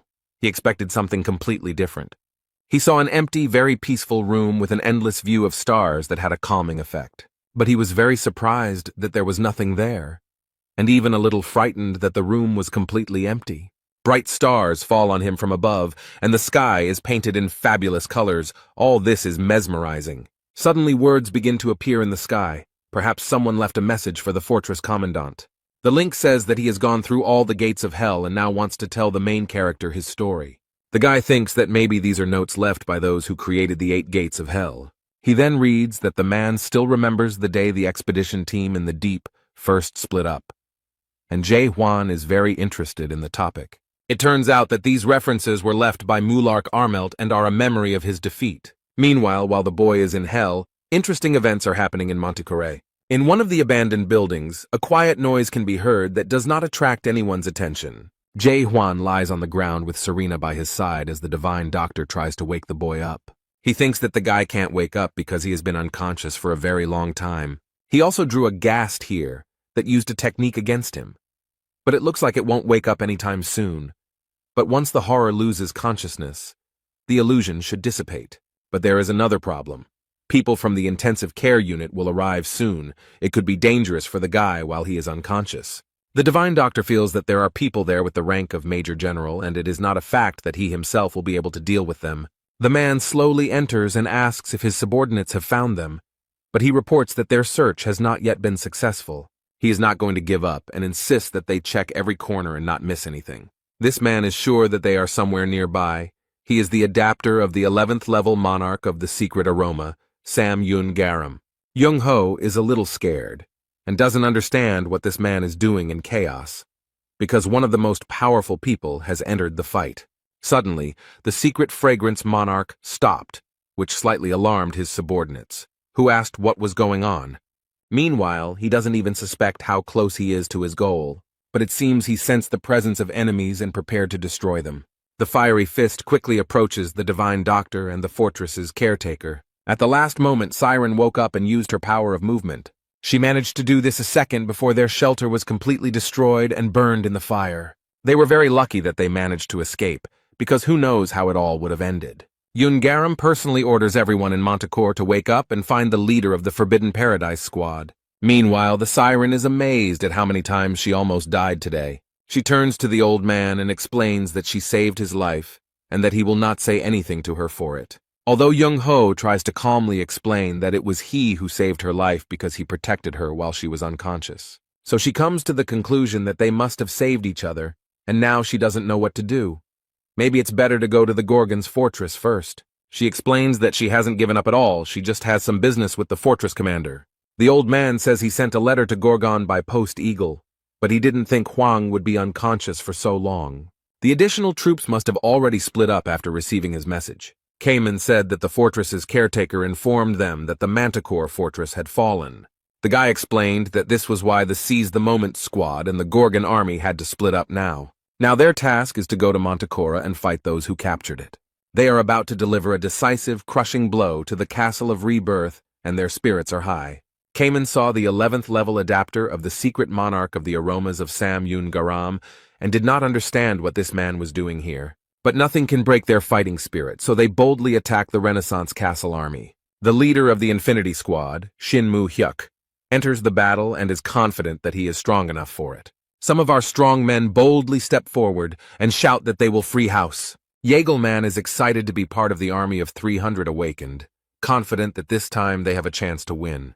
Yun Haram himself watches this and does not understand why they are so stubborn in their beliefs. He thinks it would be better if they all just accepted the existing system and sat quietly. This man has no choice but to interfere with everything that happens here. He gathers all his strength into a fist and is ready to deliver a fiery and crushing blow to the army opposing his forces. He thinks these people are too ambitious and punches the wall with all his might. From this blow, many stones fall on the army of the Gorgon fortress, destroying people. Yahello is shocked by what happened, because just a minute ago he considered his army incredibly strong. And now a giant fireball is approaching him with great force, ready to destroy everything around. He was unable to avoid or defend himself from the blow and was seriously injured.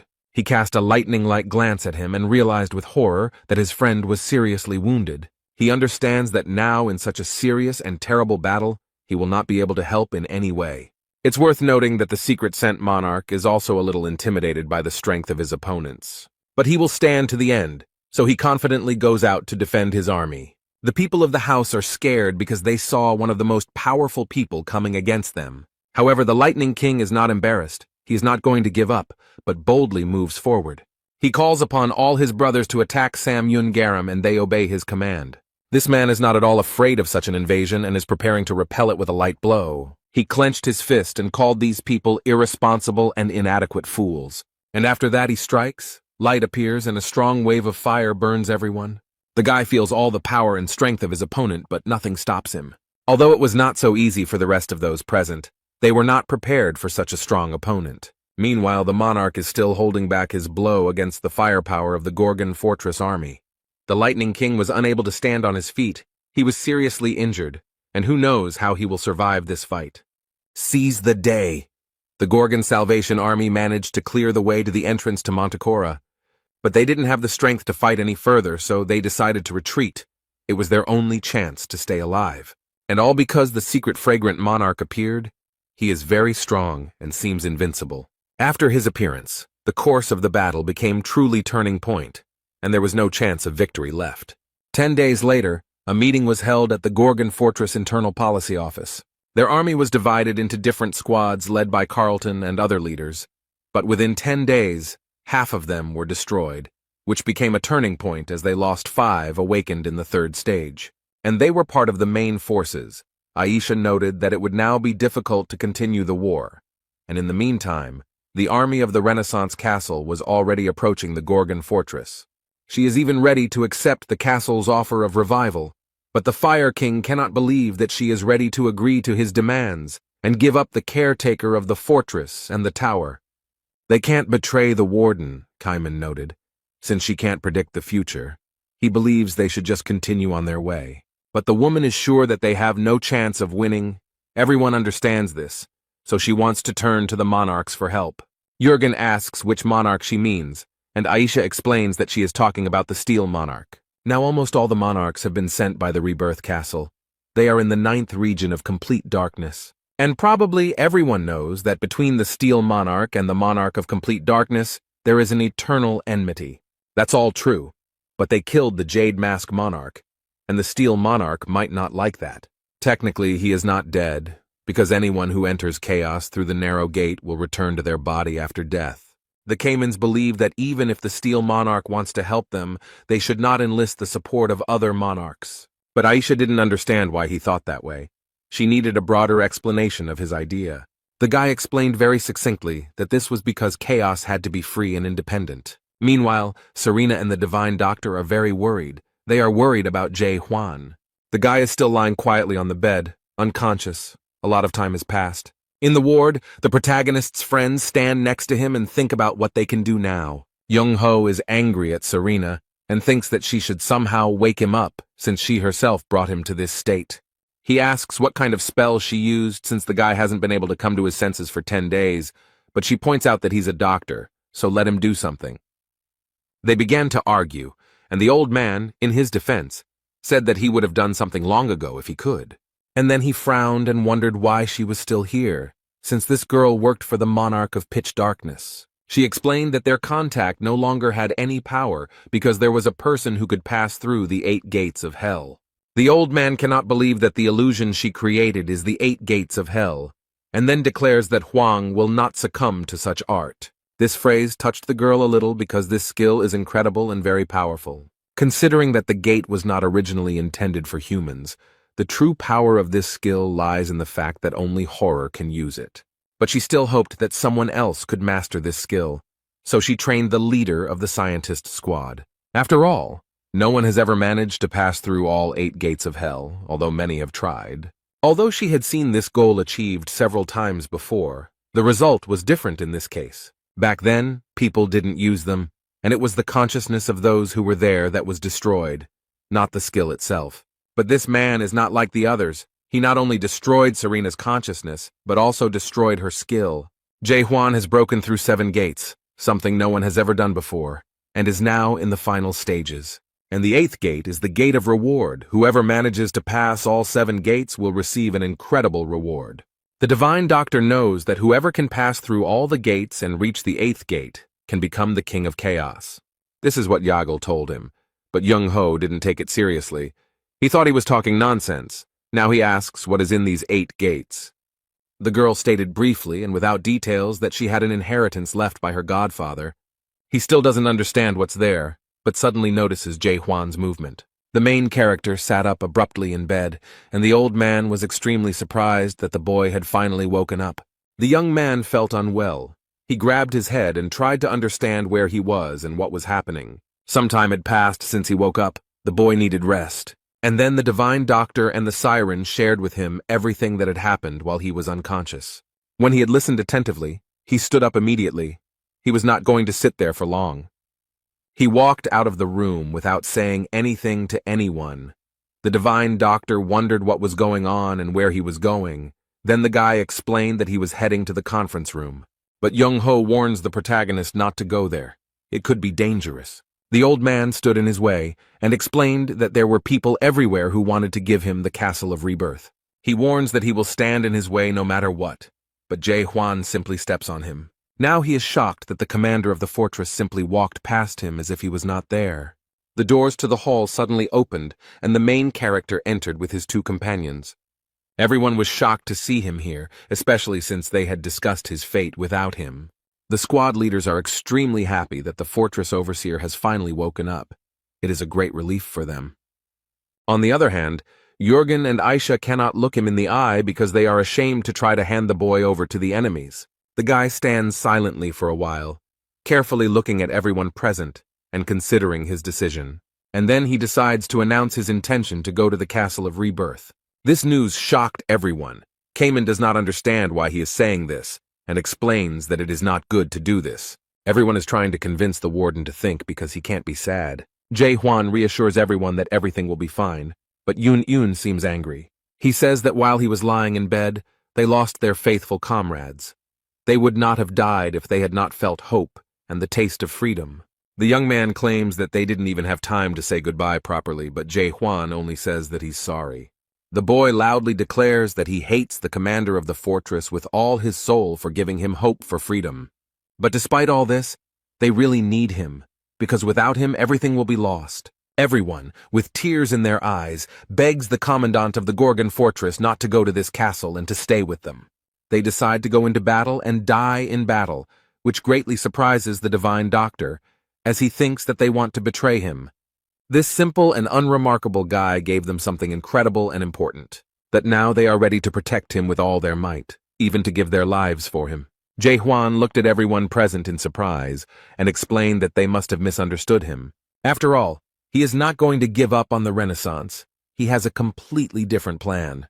Young-ho seems to have an idea of what the man is up to, and he doesn't like the idea at all. The main character loudly and confidently declares that he is going there to destroy everything there. This news stunned everyone so much that at first they couldn't even say anything. The divine physician thought only one thing: this guy is just crazy if he says so.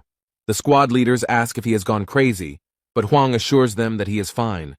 They can't believe he's serious and ask when he'll do it. The protagonist calmly replies that he was going to leave immediately and carry out his plan. Serena finds him very strange. It seems to her that the word reality simply does not exist in his mind and vocabulary. She believes that people always have to just accept the circumstances and believes that no one will follow him. But completely unexpectedly for the girl, someone announced that they would also go with him. The people in the room, one after another, declared that they wanted to leave with the commandant of the fortress and asked him to take them with him. The girl cannot believe what she sees. It seems to her that they have all gone crazy. She does not understand why these people are rebelling. Previously, they were all peaceful souls and existed in chaos without any problems. And it is unclear why they suddenly became so concerned about freedom, real life, and liberation. Was it because of him that all these changes that had happened in Gorgon's fortress and to these people happened? Jae-hwan expresses his gratitude for the words of support, but this time he will only need 4 people, including himself. The boy wants Young-ho to go with him, and the old man is glad that the man needs him. He also chooses Cayman, and it is a great honor for the boy to go with the fortress overseer and help in such an important matter. The last one to go with them will be Serena, although she has shown no desire to do so. The girl looks a little embarrassed. She was not ready for this. She had no desire to go with him. Serena asks if he really meant her. Maybe there's some chance she heard him. But the main character looked at her intently to assure her that she would not back down. She asks why she needs to go there, but no one listens to the girl. The fire horn declares that 4 people will not be enough. She's already screaming that Hwang should listen to her first. She doesn't want to go anywhere, but he's deliberately ignoring her. The fortress's commandant says that those who remain here will have much work to do, and he has already been bombarded with questions about what will happen after he destroys the rebirth castle and how chaos will unite. Aisha explains that not everyone will accept the Gorgon as the center of chaos, so they will have to plan it all out. The Lightning King thinks that perhaps it is better to put this planning off until later. After all, the lords will not be able to intervene if the narrow gate is destroyed and Siren is still fighting the old man. Hwang asks how he can be so sure that if the gate is destroyed, the war with the lords will end, since the narrow gate is not the first path to chaos. Yun knows only one way into chaos, not counting the gates, and that is through death, but it seems impossible to him. Instead, the protagonist assures us that we must be prepared for any turn of events. Suddenly, Serena attacks him for repeating that she is not going anywhere, and the boy realizes with disappointment that the old man has lost. But when he asked her if she wanted to know what he saw beyond the 8 gates, she immediately calmed down. Hwang promises to tell her everything he saw there if she goes with him and helps. It turns out that the girl has a personal laboratory, and it is a nice and very cozy place. In addition, there are many books and records, bottles with various liquids, and many other necessary things. The divine doctor holds one of the girl's strange things in his hands, and it seems a little strange to him. They look at her shirts, her dolls, and everything else, and come to the conclusion that, having become a sorceress, she has become very narcissistic, like all horrors. Serena gets angry, asks not to touch anything, and explains that it wasn't her who did all this, but her godfather. The poor thing can't believe she brought people into her personal lab, and she wouldn't have allowed it if she hadn't been asked to move them to the rebirth castle. But to do this, she needed to clear out the strange lab, and Young-ho noticed that she was creating her own tower. Information about the tower that was reborn 10 billion times. After so many rebirths, they set out to conquer the vast lands under the blessing of the legendary horror Serena Armeld. The girl doesn't like that everyone is looking at her personal things, and she asks to remove them, because she did this when she was only 1,500 years old. Cayman looked at the girl warily, and thought that she was probably one of the 500 most famous masters. They all continue to look around the tower and her other personal belongings, and Serena asks everyone to just stand still. The old man looked at all this and remarked that it was surprising that he did not feel any emotion when looking at this tower. Cayman explained that it was just a lot of time that had passed. The girl overheard their conversation and remembered that they were all also products and passed by the tower. These guys were creatures that would be locked in a tower in a space of imaginary horror. She studied her models carefully. He takes one of the figurines lying on the table and gently strokes it, imagining that these are the same products. And the next moment, it will suddenly fall apart into small pieces. It will be a bit unexpected. The fortress guard approaches the girl and asks what the name of her tower is. She looked at the boy with sadness in her eyes and thought for a moment. Serena seemed to not know what to say. And then she answers his question anyway. It's called The World After Destruction. And he adds that the work is not finished yet. But Huang looks very surprised. It seems that this reminds him of something. In fact, she created this tower after she first saw it. It inspired her. It's hard to imagine what Jay Huan must have felt when he looked at her. Serena had never really thought of the tower as a product.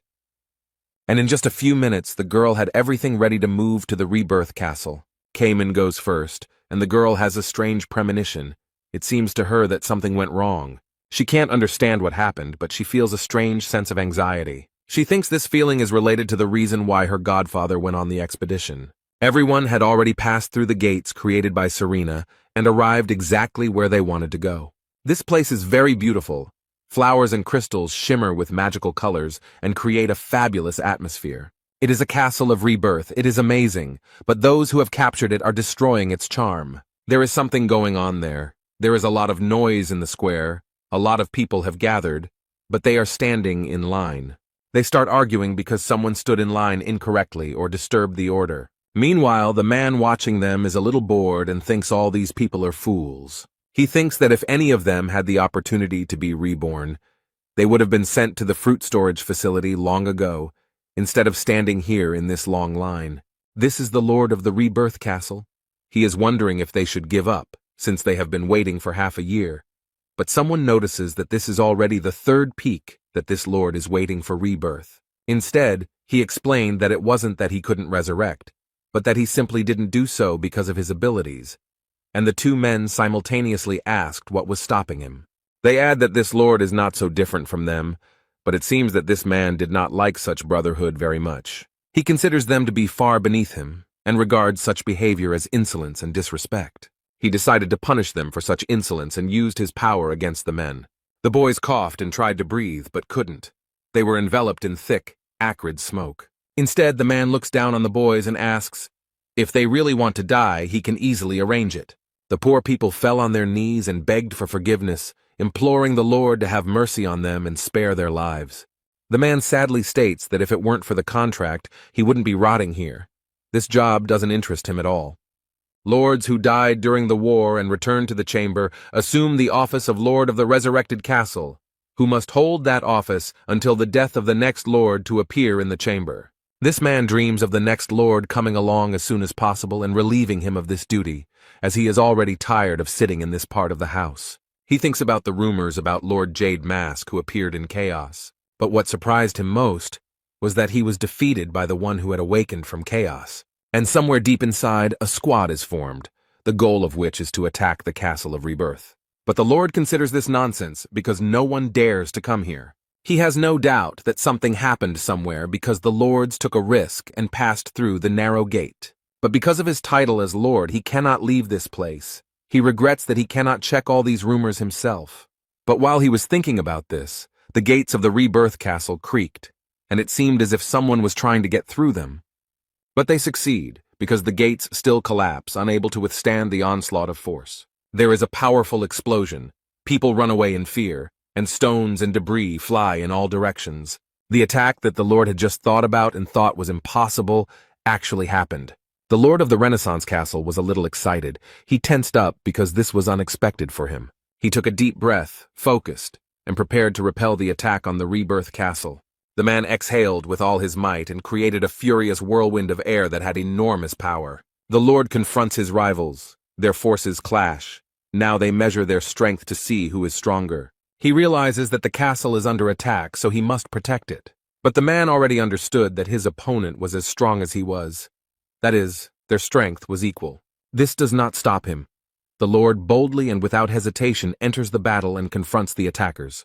He assumes that this is the same famous man who is called the Lord of Gorgon's Fortress. But when they crossed their swords, the Lord of the Renaissance Castle saw the power of the water and was amazed. This is the strength of the leader of the South Sea Detachment, Cayman. He made an effort and smoothly repelled the enemy's attack. After that, the guy loudly declared that he was not a lord, although he was quite strong. Finally, the man from the Castle of Transformations was able to clearly see the people who attacked him. Cayman stands up proudly and greets him. It seems as if they have already met and are acquaintances. Standing confidently next to them is the Divine Doctor, who has happily joined this enterprise. And of course, the head of the Gorgon Fortress, Jay Huan, who is absolutely confident that their plan will work. They are not verbose. The guy never doubts for a second the correctness of his leader's decisions. Young Ho is also confident that everything will work out, because they are led by the strongest person he knows. The Caymans loudly declare that they have come here to take revenge for what happened 900 years ago. The guy made several attacks and thus tried to gain an advantage in the fight. However, his opponent was about to repeat his signature defensive move again, so he took a deep breath.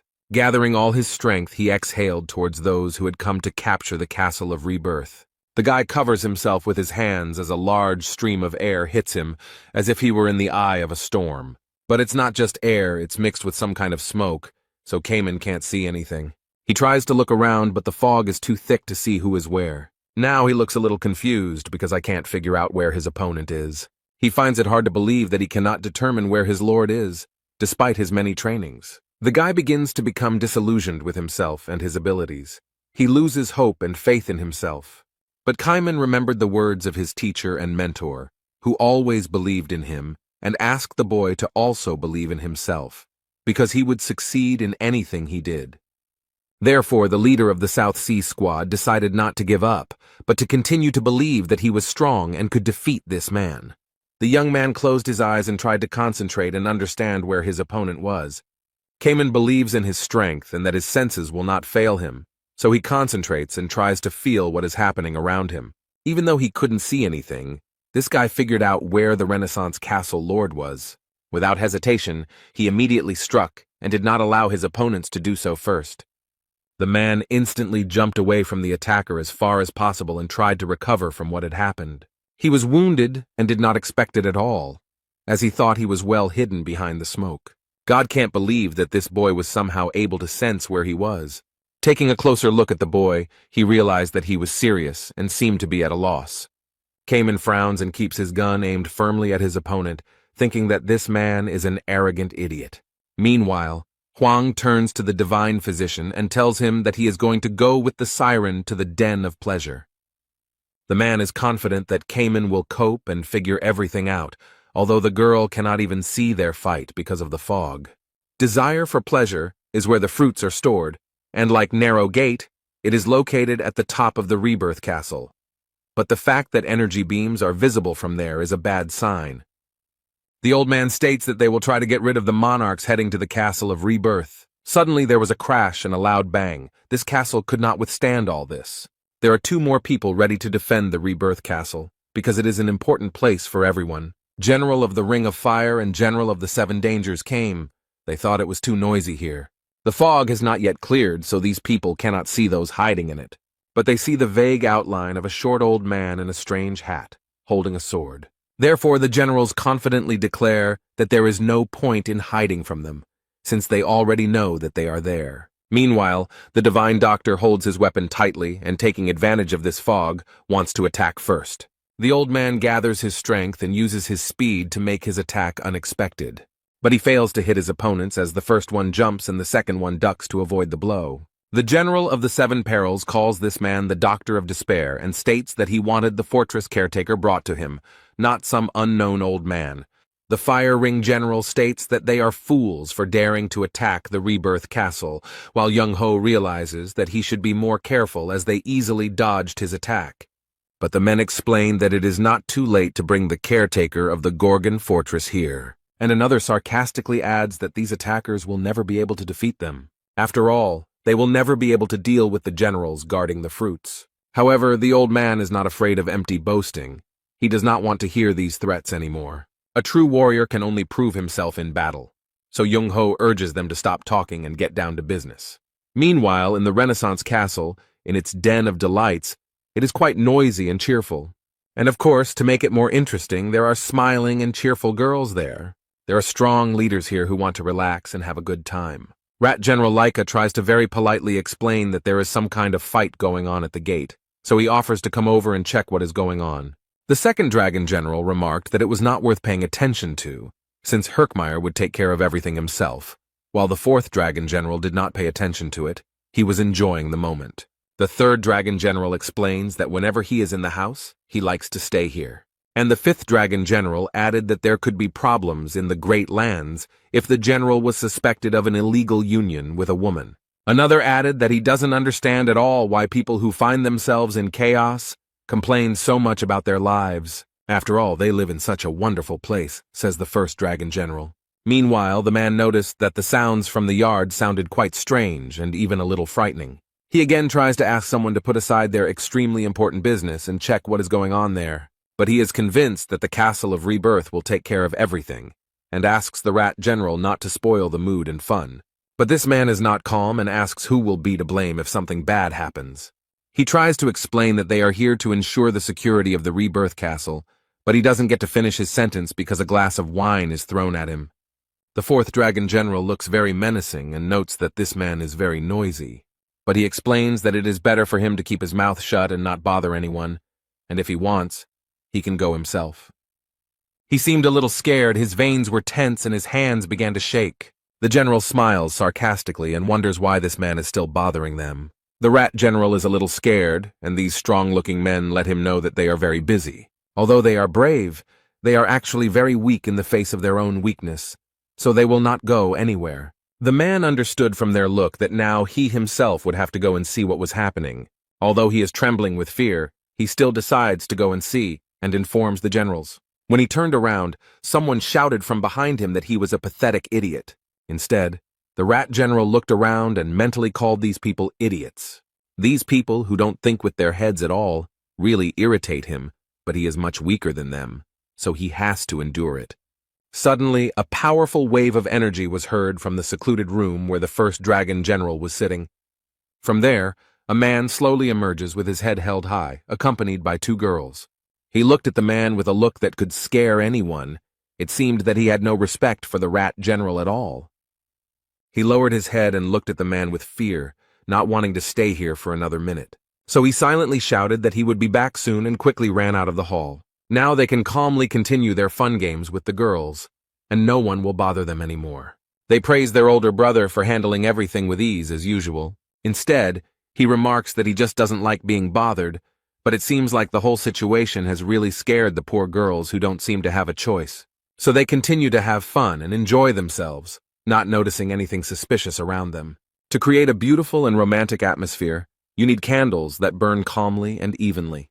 But this atmosphere will soon end, as the overseer of the Gorgon Fortress will rush to destroy it. The way Serena moved with Jae Hwan made the candle flame flicker. For some reason, these people were not so attentive, so they did not notice all this at once. One of the generals at first cannot understand what is happening and then freezes in shock. The main character, together with his friend Serena, are already approaching these people. Meanwhile, the generals are screaming in shock and do not understand how these people managed to break through here. Jae Hwan is ready to strike at the generals he has caught off guard. He has no intention of sparing them. Someone shouted for everyone to disperse, but no one had time to do so, as the attacker was already aiming at the center of the room. The first general gritted his teeth in anger and covered himself with his hand to protect himself from small stones and debris. Smoke rose and people found it difficult to understand where the attacker was and who he was. When the fog cleared a little, they saw the commandant of the fortress standing calmly with armor in his hands. This guy is very serious, he has a plan and he will definitely follow it. The first Dragon General approached and recognized himself as the overseer of the Gorgon Fortress. The young man doesn't say much. He just confirms that this man is right. The general is surprised that this guy came here in person and asks if he has gone crazy. He took a sip of alcohol from the glass, put it back on the table, and thought that the guy had decided to keep his word. However, the main character decided to disappoint his interlocutor and stated that he had not come to surrender at all. And then he added menacingly that he came here to get rid of all these clowns. It seems that his interlocutor does not like the way he is spoken to because he is not used to such disrespectful treatment. And then he smiled sarcastically and said that this guy was too confident in himself and his abilities. But he wonders how such a worthless soul from House dared to say such things, while he is preparing an attack from behind. The mouth of a red, voracious dragon appears behind him, and the general considers his interlocutor too arrogant. Serena is scared and tries to warn the boy that he is in danger. The main character was not prepared for such an attack, so he looks a little confused. The dragon suddenly approached the boy to destroy him, but Huang used his sword as a shield. And then he was thrown back with all his might and hit the wall hard. He tries to get up and pull himself together, but notices that he is already being attacked from above. For a moment he is frightened by what he sees above him. The boy is a little confused. He is attacked by two generals at once. They consider him a narcissistic scoundrel and declare that he had no right to even approach the Castle of Rebirth. Huang decided to act quickly and avoid these blows rather than resist them, so he jumped away from the spot. The poor guy landed hard on the ground. He probably thought it would be easier that way. But his opponents are quite strong and there are many of them, and he is only one, so it is not easy in such a fight. The first dragon general slowly approaches and asks the boy to stand up. But she declares that she will make him pay in full for ruining their fun and peace. There are 5 generals standing in front of him, and one of them is still threatening to hurt everyone he cares about. Instead, the protagonist says nothing, frowns, and waits to see what happens next. The first dragon general, in great anger, orders his subordinates to attack in unison. At that very moment, attacks rain down on him from all sides, but he still couldn't concentrate. Huang uses his sword and does what he does best. He performs his signature lunge. But the blow goes through, despite the target, and one of the generals smirks and remarks that strong attacks are pointless if they do not hit the target. The Gorgon Fortress overseer looked at them intently, a little disappointed that his attack had failed. Meanwhile, he is attacked from all sides and is not given a second of respite. This kind of struggle can become a problem for the main character. It's a little difficult for him now. One of the dragon generals wishes death on his opponent and swings his sword furiously. The fortress guard barely managed to dodge the blow and jumped back, which could have seriously injured him. But then 2 more generals appeared next to him, with whom he tried to deal. However, all this is not easy for him, because when several people attack at the same time, it is difficult to manage to repel all the attacks. Suddenly, another general strikes him and he rushes headlong towards the target. The guy noticed him at the last moment, and he didn't like it at all. It could have ended badly. He was attacked from 2 sides. He could not help but dodge and defend himself, as a result of which he was wounded. He is sure that no matter how strong he is, he still will not win this fight. Another claims that even General Mayan alone will not be able to repel all their attacks. The guy has a serious hand injury that could make his fight even more difficult, and he agrees they are right. And then he complains that it's hard for him to fight them off alone. The commandant of the fortress honestly admits that this whole situation irritates him greatly. The guy uses a sword and is about to deliver one of his most powerful blows. The dragon generals are frightened by the sight of this energy. They even feel a little dizzy. It is a powerful force. The protagonist states that he will simply blow everything up here if he cannot defeat them without him. Jae Hwan lunges forward with a powerful force, and the power and energy illuminates everything around him. The Rebirth Castle has a hard time withstanding such loads. These battles are taking a toll on it. The General of the Ring of Fire and the General of the 7 Dangers continue to fight the Divine Doctor. From this loud noise, Young-ho realized that Wang was now fighting his rivals. Inside the castle, there was serious damage after the main character's blow. The walls of this fortress barely withstood the onslaught of all the people inside. The fortress commandant had spent a lot of energy, so he was a little tired and exhaled heavily. But when he finally raised his head to look at the success of his work, he was deeply impressed. Jae Hwan is told that he must be having a bad day today because things are not going as he planned. The young man cannot believe that after everything he has done, someone managed to survive. Or rather, not just anyone, but all 5 of his attackers, all of the dragon generals, standing before him without a single scratch. In the center stands the first general, holding his arm straight, apparently having managed to use his strength as a protective shield. Serena watched all this from under the dome of the castle, and everything that happened here really impressed her. She couldn't believe that this man had managed to block such a powerful blow. It seemed impossible. No one thought that the defenders of the Rebirth Castle were so strong. It seems like Jae Hwan is having some kind of trouble. The first general is outraged that this guy came to them and is trying to somehow win with these cheap tricks. This even offends him because it seems that the fortress overseer underestimated the generals. All this made the man very angry, and he is ready to show this parasite from chaos how far he is from them. He looks very stern and focused, the general trying to pull himself together and use his technique against Huang. Meanwhile, the others stand to the side and smile slyly. They find this whole action very funny. A huge vortex of energy has formed near the main character, which can even knock him off his feet. The poor guy is trying to figure out what's going on there and what he should prepare for, but it's difficult. Meanwhile, the general enjoys the process of creating all this and considers the fortress overseer pathetic. And then he adds that Huang should consider it an honor that such good technique is used on him. The protagonist raises his head and freezes for a second, shocked by this power. A huge dragon head looks at him, ready to swallow him whole without even chewing. The general laughs sarcastically and asks Jae Hwan to give it his all, although the young man doesn't know what to do now. But if he wants to survive, he cannot stand still. He must fight until his last breath. The guy jumped high and ended up above this monster. He wants to take advantage of the moment. The protagonist grits his teeth and gathers all his strength. He plans to deal a powerful blow to the dragon. A large, bright beam of blue energy collided with the face of the huge monster. However, this strong blow did not cause any harm to the dragon, which greatly disappointed Huang. The general grins and assures him that this loser won't be able to leave even a scratch on him. Huang jumps back and the dragon is now even more angry and determined to win. He directed his energy at the protagonist, who was barely able to stand on his feet. The guy no longer looks so confident in his abilities. Now his faith has been shaken. The dragon opened its mouth wide and formed a huge and very dangerous ball. The fortress commandant understands perfectly well what might happen, so he already has his sword at the ready. And the dragon has already managed to form this dangerous ball and directs it at his opponent. Huang tries his best to block the punch, but it's not easy when you have such a strong opponent. The dragon does not give up and thinks that in a moment he will be able to defeat the guardian of the fortress Gorgon and show him who is the boss here. The main character's powers are actually no match for the first dragon generals. Jae Hwan considered himself strong enough and thought that he could easily handle this task. But it seems that this is too strong an opponent to be easily defeated. The impact was so strong that the entire building shook and the floor shattered into small pieces.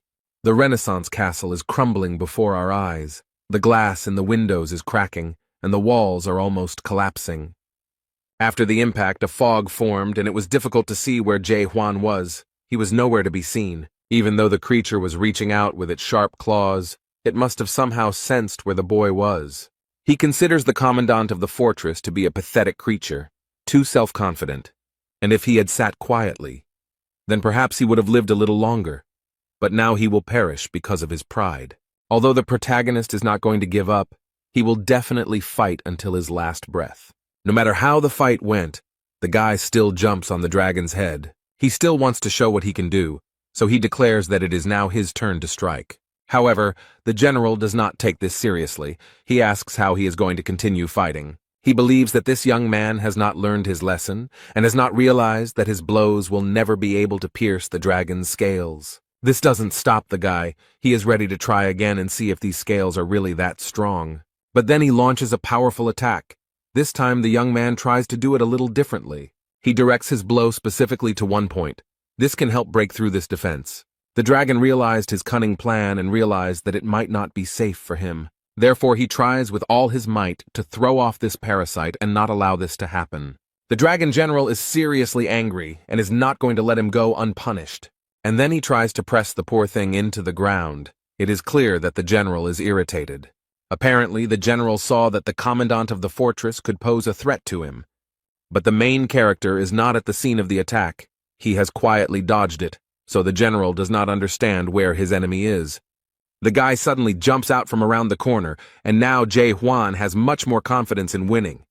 He proudly noted that the first dragon general talked too much without doing anything. The dragon looks a little confused and even scared, but this guy can still do something. The Gorgon Fortress Overseer uses his Power Strike skill, and the dragon has no way to resist it. The impact was so strong that it destroyed the roof and lifted a huge beam into the sky. It was visible from everywhere. Cayman saw a bright light and immediately understood everything. Here he fought fiercely with an entire army that had come to support Peresvet's castle. But no one could defeat him. And now he sees that the Yortex keeper has succeeded. Young Ho also noticed that it had become very quiet, so he thought that the guy had already done everything. The old man complains that trying to catch up with Jae Hwan exhausts him, and that his whole body aches after such fights. Meanwhile, inside the Rebirth Castle, the fog from such a strong blow gradually dissipates. The dragon is defeated and its body slowly disappears, leaving its master in its place. Jae-hwan holds tightly to the sword that has never let him down. It is his loyal friend who will not betray him. Serena remembers that when he said that only 4 people would go to the castle, she thought he was forcing things. But now that she saw the defeated first dragon general, her opinion changed a little. The man is wounded, he doesn't like this whole situation at all, he expected a different ending. This irritated him greatly.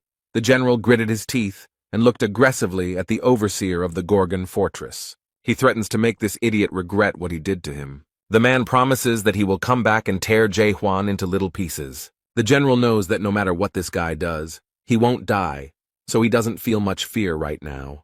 The protagonist looks closely at the man and asks if he has passed through the narrow gate. He looked at him with fear and did not understand how this fool knew about the narrow gate. And then he laughed, sarcastically, because they couldn't do anything to him anyway, because as long as his body and soul were connected to his mind, they would never die. In the big pictures, they would just return to their bodies, but Jae-hwan had already used his doubt skill. With it, he can clearly see the thinnest thread connecting his soul and body and cut it with ease. The general certainly didn't expect this turn of events. He can't believe what just happened. His life is over. He won't be able to come back many times. Hwang broke this connection. Now the main character looks extremely confident, because he was able to defeat such a strong person. But I wonder what the general feels when he finally comes face to face with the true face of death. The general is shocked that his life was cut short and cannot believe what happened. The first dragon general was incredibly strong, so he never thought that someone would do such a thing to him. He was convinced that he could pass through the narrow gate and reap the magical fruits. But now he is convinced that he does not want to die. The man begins to bargain, asking what Hwang wants, perhaps skills or status, and promises that he can ask the great monarch for it. He continues to beg and promises to speak with the monarch of pitch darkness, convincing him that he can get what he wants. The poor guy doesn't want to die so much that he convinces himself that he can do whatever he wants, as long as he doesn't get destroyed. I promise that I will never lay a finger on anyone who lives in chaos again, but the main character doesn't seem to be interested in all these promises. It only took one swing of his sword to destroy this man's soul, and Hwang has no mercy for him. These are the last seconds of his life. The first dragon general cannot believe that this happened. The rat general was watching all this from behind the screen, and he was shocked that one of the 5 monarchs had just died. He wanted to check the main gate because of the strange noise, but he didn't dare, and immediately turned back. And so he saw how someone broke the connection between the soul and the body, and not everyone can do this. He understands that he must report this to the major general in any case, but he does not notice that someone is standing behind him. The divine doctor, with a crazy smile, scares the man and asks who he is and why he is spying. It looks like the rat general's plan has failed, and no one will allow him to tell his superiors about it. South Seas Detachment Commander Kamen has returned after successfully completing his mission. Young-ho also went with him, complaining of back pain because he was no longer so young. The overseer of the fortress praises his subordinates for their good work, but the old man asks why he ordered these people to be left alive. But he's in no hurry to answer, as he noticed the man the old man was dragging with him. Young-ho explains that he grabbed him because he was hiding near the entrance. Serena remembered this man. He is a weak monarch. He gained the spiritual power of a general, but everyone despises him because of his very little ability. He is the weakest among the generals. Instead, the old man repeats his question about why he needs these people alive. Hwang explains that he wanted to personally verify their irreversible death. After these words, the main character raises his heavy and extremely strong sword. But he breaks the invisible threads that connect the body and soul of these people, and now they will not be able to be reborn and return. The rat general understands perfectly well what happened here, but he cannot believe that someone has such power. Everything that happens here terrifies him terribly, because before his eyes, some of the strongest people he has ever seen were destroyed. After the creation of the Renaissance Castle, the monarchs gained immortality, unlike ordinary people. The life of ordinary people is limited, but the monarchs were given infinite life with fruits that helped them forget about the finiteness of life for as long as 900 years. Now the rat general understands that he will die at the hands of the overseer of the Gorgon fortress, but he is terribly afraid of this. So he falls to his knees and hysterically begs for mercy, because he didn't intend to fight in the first place. Serena looked at Huang in surprise and wondered why he stopped if he was really going to kill him.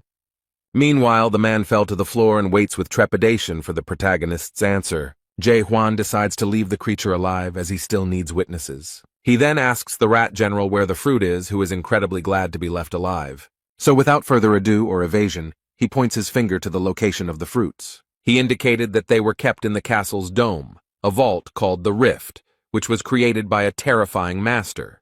It can create an infinite number of password combinations, and will be difficult to open without the help of the owner of the revived castle, who has just died. But there is a chance to do it if there is a horror movie with great skills. Serena was glad that it was probably about her. The fortress commandant looked at the girl, thought for a moment, and said that he understood everything. The guy decided that he would try to hit him. It might not be easy, but it seemed to him that this was the only way out.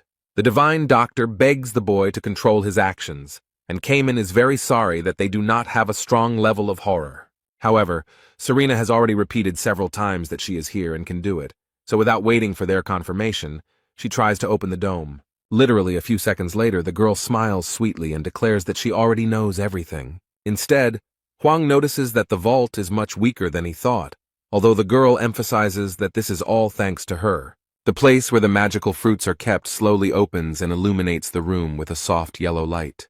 The guard of the Gorgon fortress looks up in delight and watches this beautiful process. Serena also can't take her eyes off the vault, even though the lights are blinding. Cayman looks at this with sadness, because the expedition into the depths was carried out precisely for the sake of these fruits. And then he remembers what a fiasco and disappointment it all ended in. It's impossible to forget. The guy is simply torn apart by emotions. He can't hold back his tears, because this is such a long-awaited moment.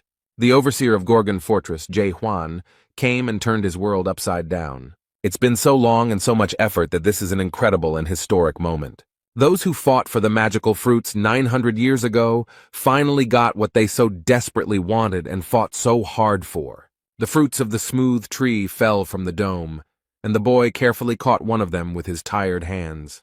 The commander of the South Sea detachment looked with sadness at this magical deed for which so many people had died.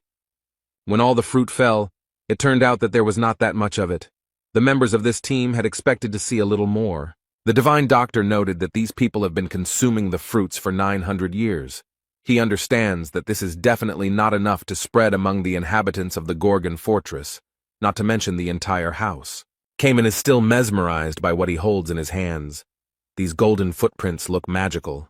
The main character noticed that his friend looked rather sad and thoughtful. So he thought for a moment and said that Cayman could have the fruit for himself if he wanted. The guy is extremely impressed by such words and the fact that such a valuable attribute was obtained so easily. The protagonist looked at Cayman with tenderness and noted that the young man more than deserved it.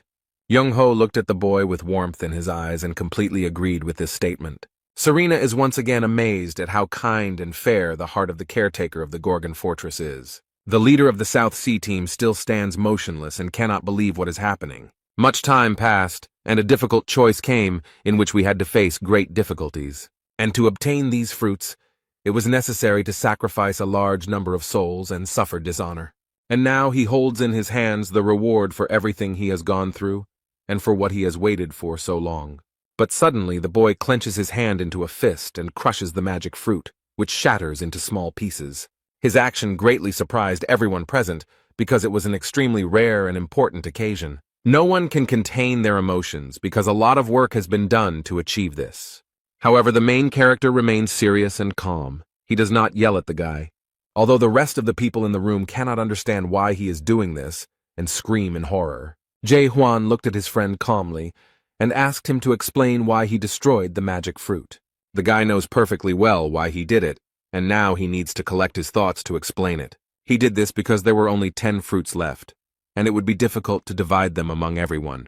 And the moment the fruit was in his hands, he realized that there would be a lot of conflict over these 10 pieces. They will all start fighting each other in the hope that at least 10 people will be able to come back to life, in which case, House will no longer be able to be saved. The main character listened carefully to her friend and realized that he was probably right. It was a difficult decision, but someone had to make it to avoid disaster. Kaimana looked closely at the overseer and asked if he could do the same with the other fruits. Huan didn't think for long. He nodded his head affirmatively and handed the fruit he was holding to Kaiman. And the boy did the same with the other fruits. No one from the team dared to stop him.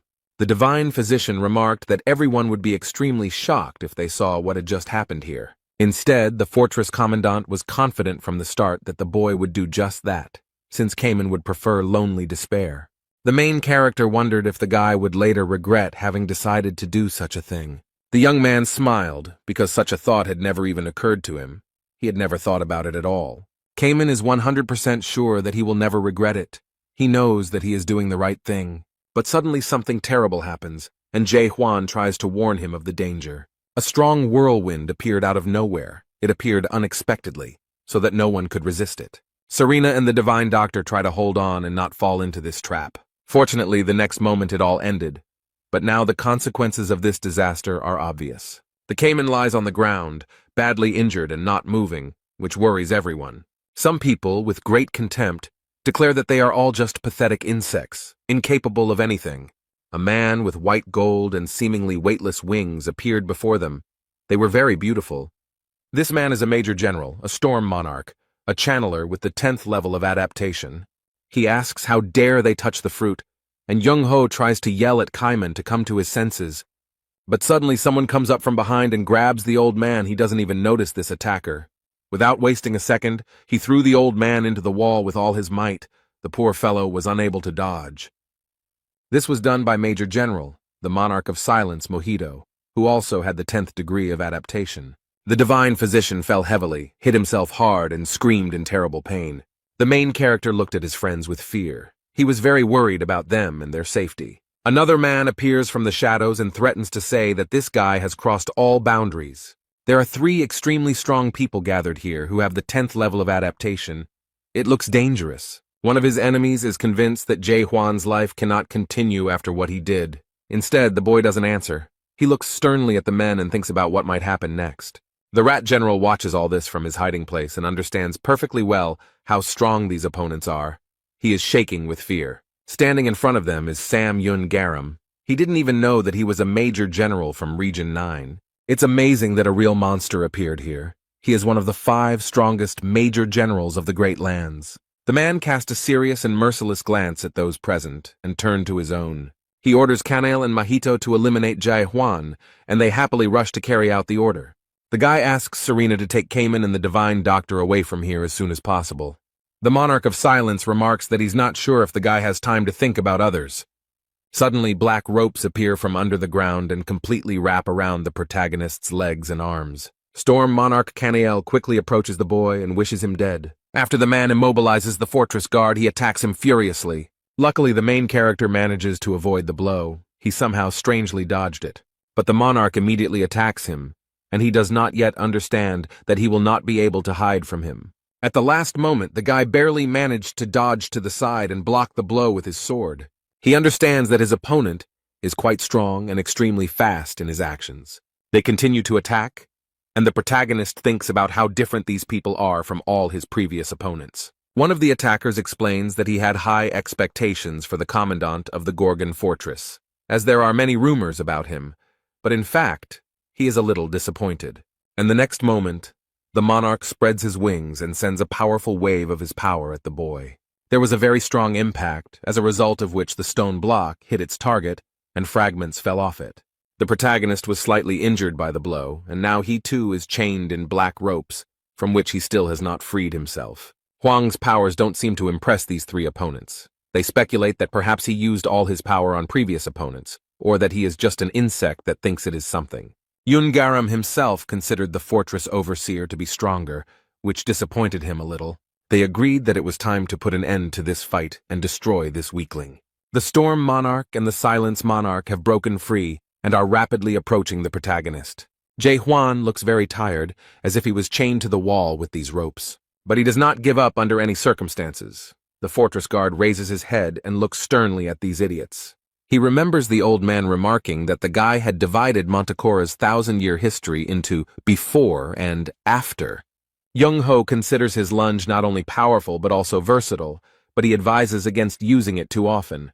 Awakened ones can use spiritual energy without limit, but in exchange they absorb a large amount of mental power. So, although using such powerful equipment is quite safe, problems can arise. These people are now at the same level that Huang was at when he first came to Chaos. They need to be gotten rid of as soon as possible while they underestimate him. So he's going to end it all right now when these two monarchs attack him. The main character gathers his strength and is ready to deliver a crushing blow capable of destroying everyone. His sword changed color from blue to an ominous red, energy swirling around it. Jae Hwan used the technique of doubt. It helps him see everything as it really is. This guy looks very scary now, and his sword has opened its mouth to swallow his opponents. His eyes glow red and a mad and terrifying scream comes out of his mouth. The protagonist performs a 5-hit combo, which he calls a universal strike, which is very powerful. No one expected to see it, so they didn't have time to defend themselves and block it, although it's unlikely they would have succeeded. There was a large and powerful explosion, in which the two monarchs had no chance of surviving. Yun Haram himself simply watches everything that is happening from the sidelines. He is also amazed. Serena, who is guarding the unconscious Young-ho and Kaiman, is shocked and scared. Haram is surprised that Jae Hwan was able to develop such strength through physical exercise alone. It seems incredible to him, and the guy is very tired after this attack. Unfortunately, it took a lot of his strength, and who knows if he will be able to defeat another person. Instead, Sam Yun Haram can't believe his luck that after so many years, he finally met such a strong man. He remembered that long ago, the monarchs of the 12 regions were persecuted by terror. He did not give up, even after receiving refusals from almost all monarchs. The last time he visited the 9th region, he wanted to see the monarch of pitch darkness. He had a plan to climb the illusion tree, so he asked to give him some strength. Mularka believed that the value of existence and the sublimity of life were abnormal, and it was important to remember the suffering you experienced when you were weak. He wanted to change this world. He believed that this could be done by destroying the first horror, which is at the top of the Tree of Illusions.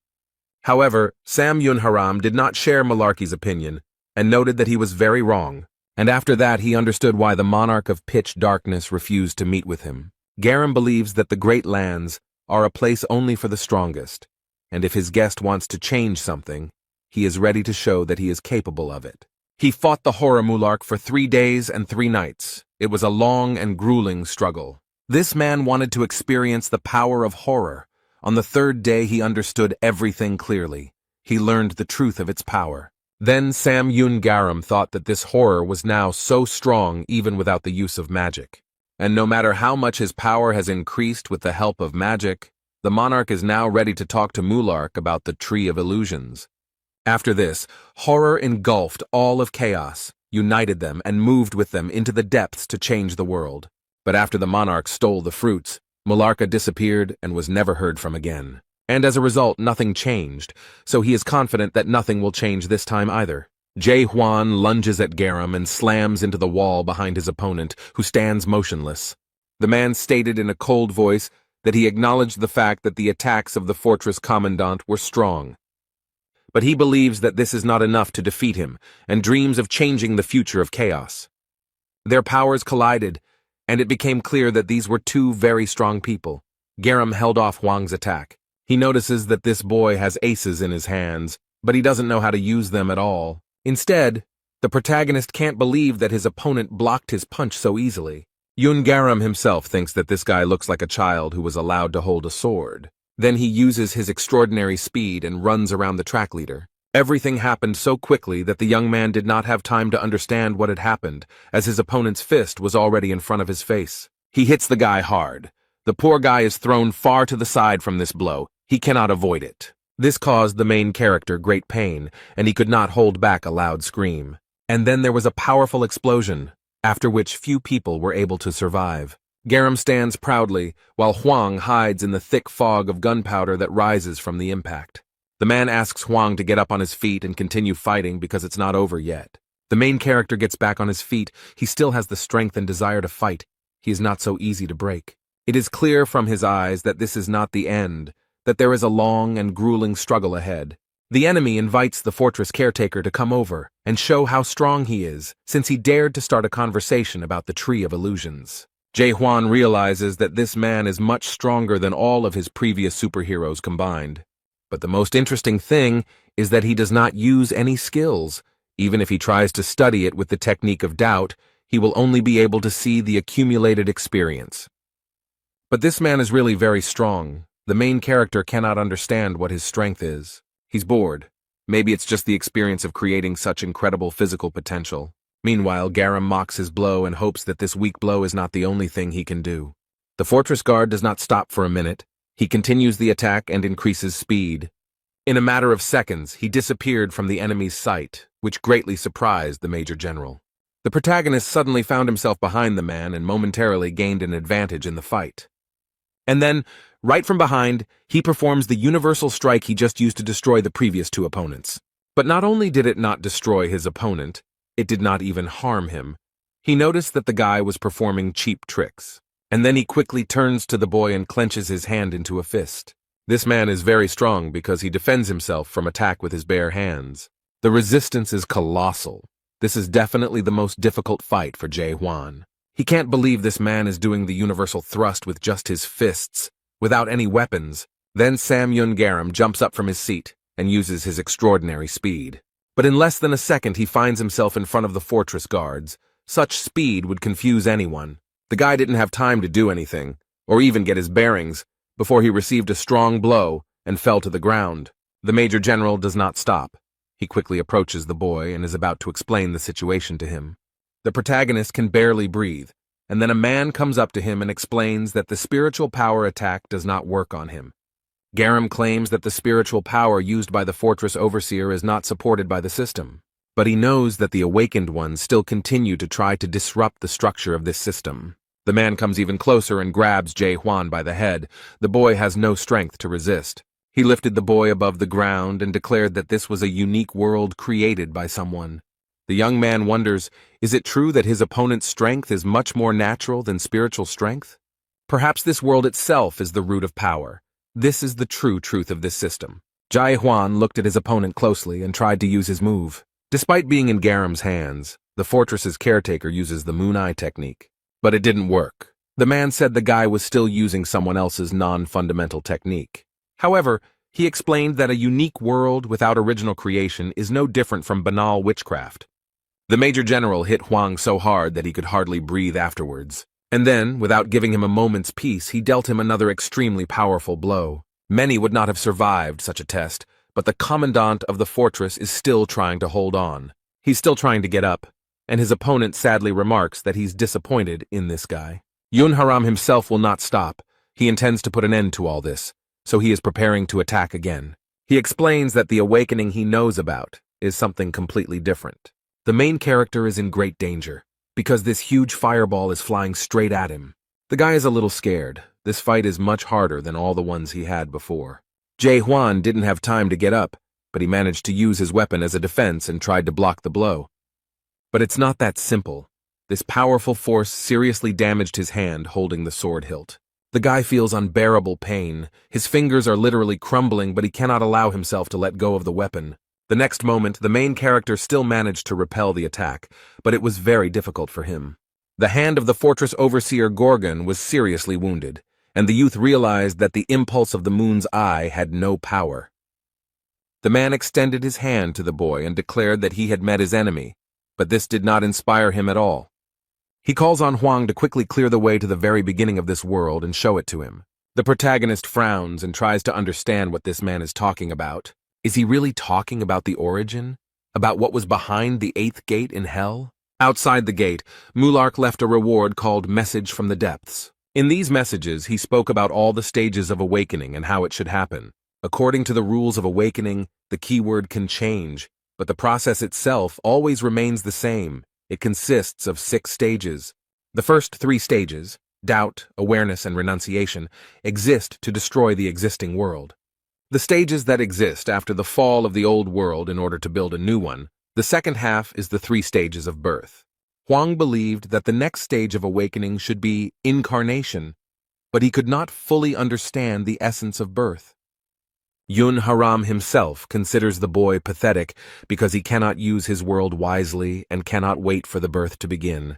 He is not one to wait or teach softly, so he plans to forcefully open this stable in Hwan and points his hand at the wall. There Serena hides with the old man and Cayman and tries to escape somehow. The guy understands what is happening and he doesn't want this to happen. These are his true friends who don't deserve this. The fortress commandant quickly gets up and wants to save them. If they die under such circumstances, he will not be able to forgive himself. The only thing he thinks about now is his great desire that nothing happens to his loved ones. This devious man knows that he is pressing on a sore spot, and he does it on purpose. He even enjoys playing with the lives of innocent people. But this life is all they have, and no one wants to lose it. Serena is very scared. They have a completely different experience compared to the main character because he can be reborn at any moment. Instead, this world is exclusive to them, so Huang stood up for them. The girl can't believe that this fool deliberately resisted such a strong blow. And the next moment, there was a deafening explosion from an extremely strong blow, after which no one could survive. The entire Renaissance castle is engulfed in flames and shrouded in thick, foul-smelling smoke. Serena, the divine doctor, and Cayman were able to survive, although the explosion destroyed part of the wall. When the girl realized that it was all over, she dared to raise her head and see what had happened to the boy. And what she saw shocked her so much that she couldn't even find the words. The fortress commandant somehow managed to resist such a force and protect his friends. This guy's strength and ability are incredible, simply amazing, although it doesn't come easy to him. But thanks to his persistence and the fact that he never gives up, the guy is now beginning to understand something. This is their only world, adults under the wing of their parents, school years, new acquaintances and friends. Beyond the tears and laughter, the feelings of sadness and devastation, these are all countless memories. The guy never thought about it, so now he tries to remember the time he spent here and make sense of it all. In the past, he never doubted the world around him and lived peacefully because he did not even ask himself questions about the structure of the universe. The world system was created through this confidence, so to begin the Genesis stage, he must believe in his world. Faith is a long-forgotten but powerful part of conviction. Peace can only come into being through a feeling of all-consuming faith. But Huang is convinced that he can't do it alone. He needs support. The new world needs not only the present, but also the many versions from vague memories. While the boy tries to put all these thoughts into something meaningful, Sam Yun Garam is ready to strike again. His versions from the past question this world. They believe that the world the boy created is fake, and are sure that he simply wants to escape from reality. They have a lot of doubts, and they think they shouldn't help him. So Jae Hwan realized that he wouldn't be able to convince all the versions of himself from the past, and he didn't have time to do it. All his past versions have become silent. They no longer inspire doubt and uncertainty. After all, the main character is confident in himself and his faith is unshakable. He is not so easy to break. So he says that if they are not all going to help him, then they should disappear, because he will not convince anyone. The castle is almost completely destroyed. There have been too many battles here. It lasted for a very long time. But that's not all. Jae Hwan continues his fierce fight with the Major General. More precisely, he continues to receive strong blows from him. It is hard to believe that he has endured so much. Before he could recover from the previous attack, he received the next one right in the face. This man is extremely cruel. He does not give a second to rest. Huang does not have the slightest chance to attack. He doesn't even have time to run away or defend himself, as the fortress guard Gorgon is already very exhausted. But his opponent does not stop for a minute. He stubbornly continues his work. The boy received another strong blow that destroyed the walls and destroyed the castle. Yoon Haram himself approaches Jae Hwan, his gait smooth and light. He steps slowly on the ground. But at some point the man stopped. He was a little surprised by what he saw. The young man can no longer withstand all these blows. Now he just lies motionless. It seems like it was too much for him. The main character lowered his head and barely breathed. Perhaps he had already given up. One of his past versions approaches and asks if he really chose to die such a horrible death. If Jae Hwan dies now, all of his previous versions will die with him. The main character remembers all the events that happened in his life and how difficult it was for him to go through all of this. Has he forgotten everything he went through to get here and become who he is now? It's better not to be stupid, but to run from here as fast and as far as possible, otherwise it will be the end. The poor thing is struggling to stay on her feet, but they have already been through too much. So he falls to his knees, and one version of it claims that he has already reached the pinnacle of despair. Yun Garam himself thought that the Guardian of Gorgon Fortress would last a little longer. He was even disappointed to see this. These words made a big impression on the main character, so he decided to try again. This surprised everyone present, because the guy no longer had any strength left, but he continued to try. Jae Hwan is breathing heavily and can barely stand, but he believes that he will succeed no matter what. His gaze is full of self-confidence, and he asks what exactly has disappointed his opponent. According to some versions, he completely lost his mind, and for a moment even forgot that they were all one person. Thanks to his strength and confidence, the guy convinced himself and all his versions from the past that he can do anything.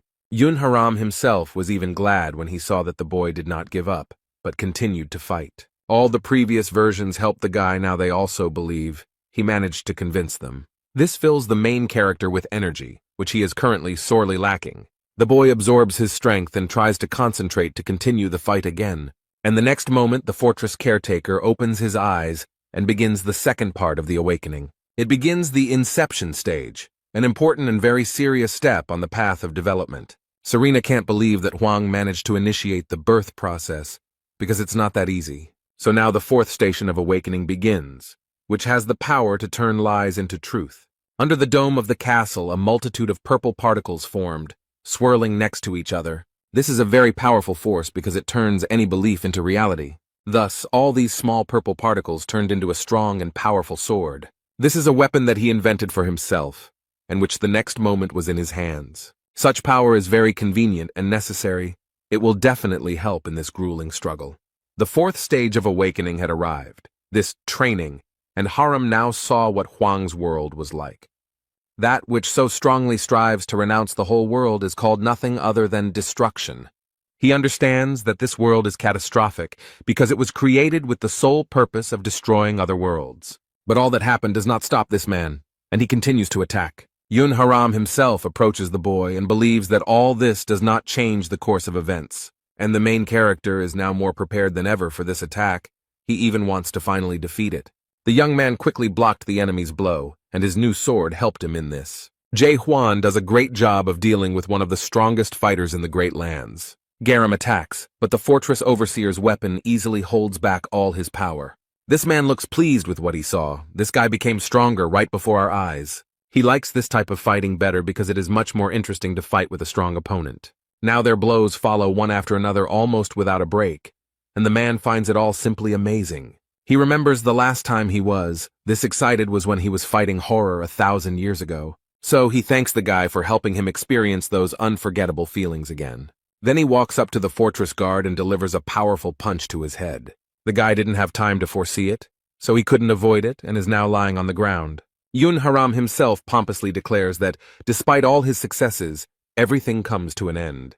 However, the main character is not going to give up or stop there. After so much effort has been put into getting him to where he is today, it's impossible to just stop it. And the enemy came up very quickly and looked intently at this very confident guy. Another blow occurs. It seems that it will never end. Their fight continues for an unusually long time. And then everything turned into a huge explosion. Fire and smoke rose up. It was difficult to see anything. The main character has defended himself from the blow and is now preparing to attack. Huang has long wondered why he lived such a long life, trying to survive and perfect his lunge. Yun Haram himself had already managed to approach the boy and swing his fist. However, fortunately, the main character managed to dodge. He bent down and the blow hit the wall, not him. Everything happens very quickly. While the major general strikes, Huang is already behind him. The protagonist begins to understand what mistakes he made, but now knows how to correct them. All this time in chaos, this guy only did lunges, nothing more. It was his strategy, to learn one thing, but to perfection. He did it over and over again, as if he didn't understand how this world worked at all. It was completely different from the one Huang came from. Jay Huan was like a little child, completely unaware of what he was doing or whether he was doing anything right. Now the main character feels like everything he did before was just child's play. After being exposed to new and such fundamental information, he has a lot to think about. The protagonist looked at his opponent and realized that he finally had every chance of winning. Garam enjoys watching the fortress's caretaker realize the true truth of this world. Jay Huan smiles and believes that he can now put an end to this long and grueling struggle. But despite everything, he is glad that he met such a strong opponent. He will definitely remember this fight. He even wished that this momentous moment could last a little longer. However, it was not so easy to catch this man. He dodged the blow quite skillfully. The guy is not disappointed at all. He smiles sarcastically and is ready to continue. And then he pretentiously asks his opponent if this is all that the system has to offer him. The Major General bared his white teeth and cheerfully declared that he still had something to show. She attacks the boy, but Jae Hwan easily blocks the blow using his sword as defense. They met again in battle. They are very strong opponents and their strength is almost equal. Because of all this, many explosions occur and the Rebirth Castle is completely destroyed. And Serena is scared and doesn't know how to protect herself from Chung Ho and Kamen because there are so many rocks falling from everywhere. After a while, everything became quiet. They stopped measuring their strength, and small fragments of the building continued to fall to the ground.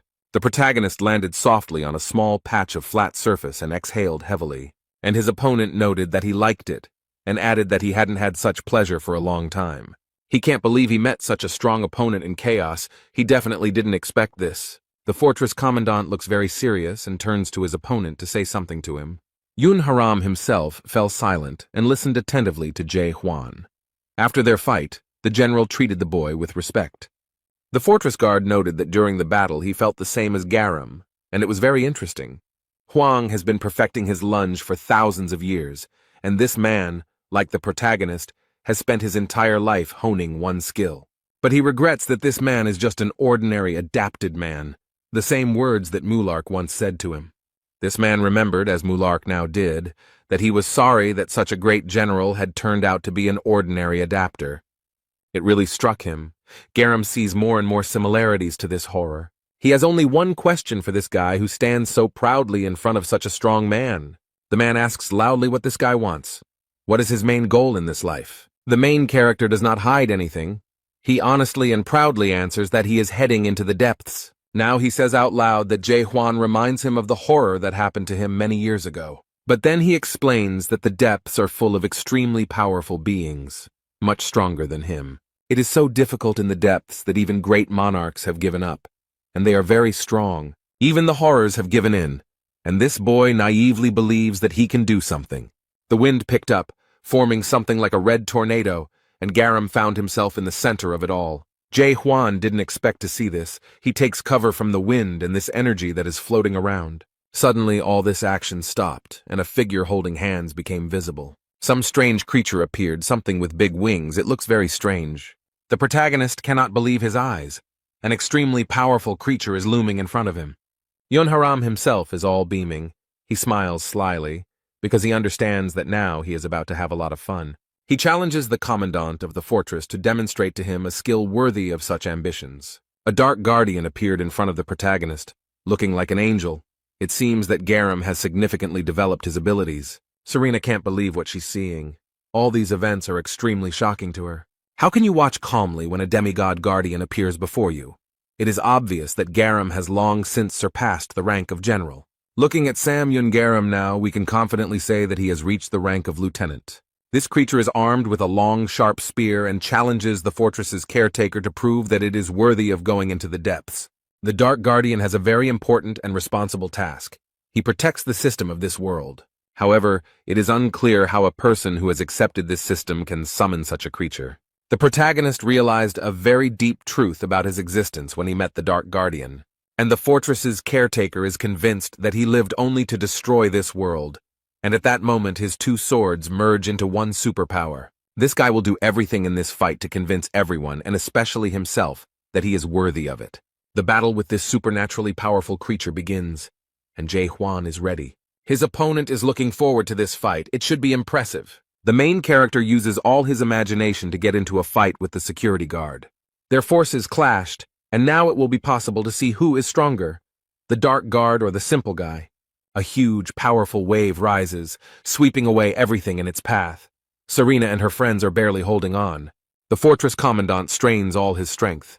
His body can barely withstand such pressure. Garam is delighted by this, but believes that the boy will not be able to defeat a guardian who has been alive for thousands of years. Jae Hwan doesn't fall for these cheap manipulations and doesn't listen to this lying man. And the generals have already noticed that the boy still has a chance to stop this creature. The protagonist somehow managed to hold off his opponent for so long. The guy finds all this extremely difficult, but he doesn't stop because it could cost him too much. Oddly enough, he managed to break the powerful force of the Dark Guardian. Jae Hwan discovered a huge power within himself. The guard cannot understand how this happened, because he knows very well how strong he is. This situation made him very angry, so this creature grew large and sharp teeth. But he didn't have time to do anything, as the main character easily smashed his head. Yun Haram himself is shocked by all of this.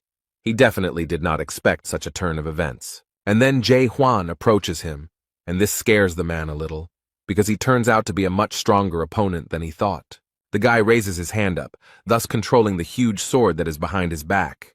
The fortress commandant proudly announced that it was time to say goodbye to Major General Sam Yun Haram. And the next moment he pointed his hand at him, thereby aiming his weapon at this man. The huge sword was rapidly approaching him, and Haram no longer had a chance to win. In fact, he doesn't even try, but simply watches in admiration as the sword flies towards him. And at the end, a moment before his death, he admits that it was a wonderful battle and that he was pleased with everything about it. The result was a powerful explosion and release of energy that almost completely destroyed the building. When everything stopped and the smoke cleared, a human body became visible among the debris. Yun Haram himself is breathing heavily and cannot believe what just happened. It is difficult for him to understand that he has lost this fight and cannot even move after such a blow. Now he is in Jae Hwan's world and watches in amazement at what he sees above. He sees the eye that controls creation, as well as the top of the tree of illusion, which is the end of the depths. This is exactly where the first horror is located, and in the meantime the guy is approaching Garam. He looks at the fort guard and explains that this guy needs to get in there. However, the main character categorically denied the man's statement, and pointed out that he was speaking incorrectly. And then he sternly declares that he must not only get there, but also destroy everything. But the general explained that deep down his world would cease to function, and that fact was harder to accept than even the loss of hope.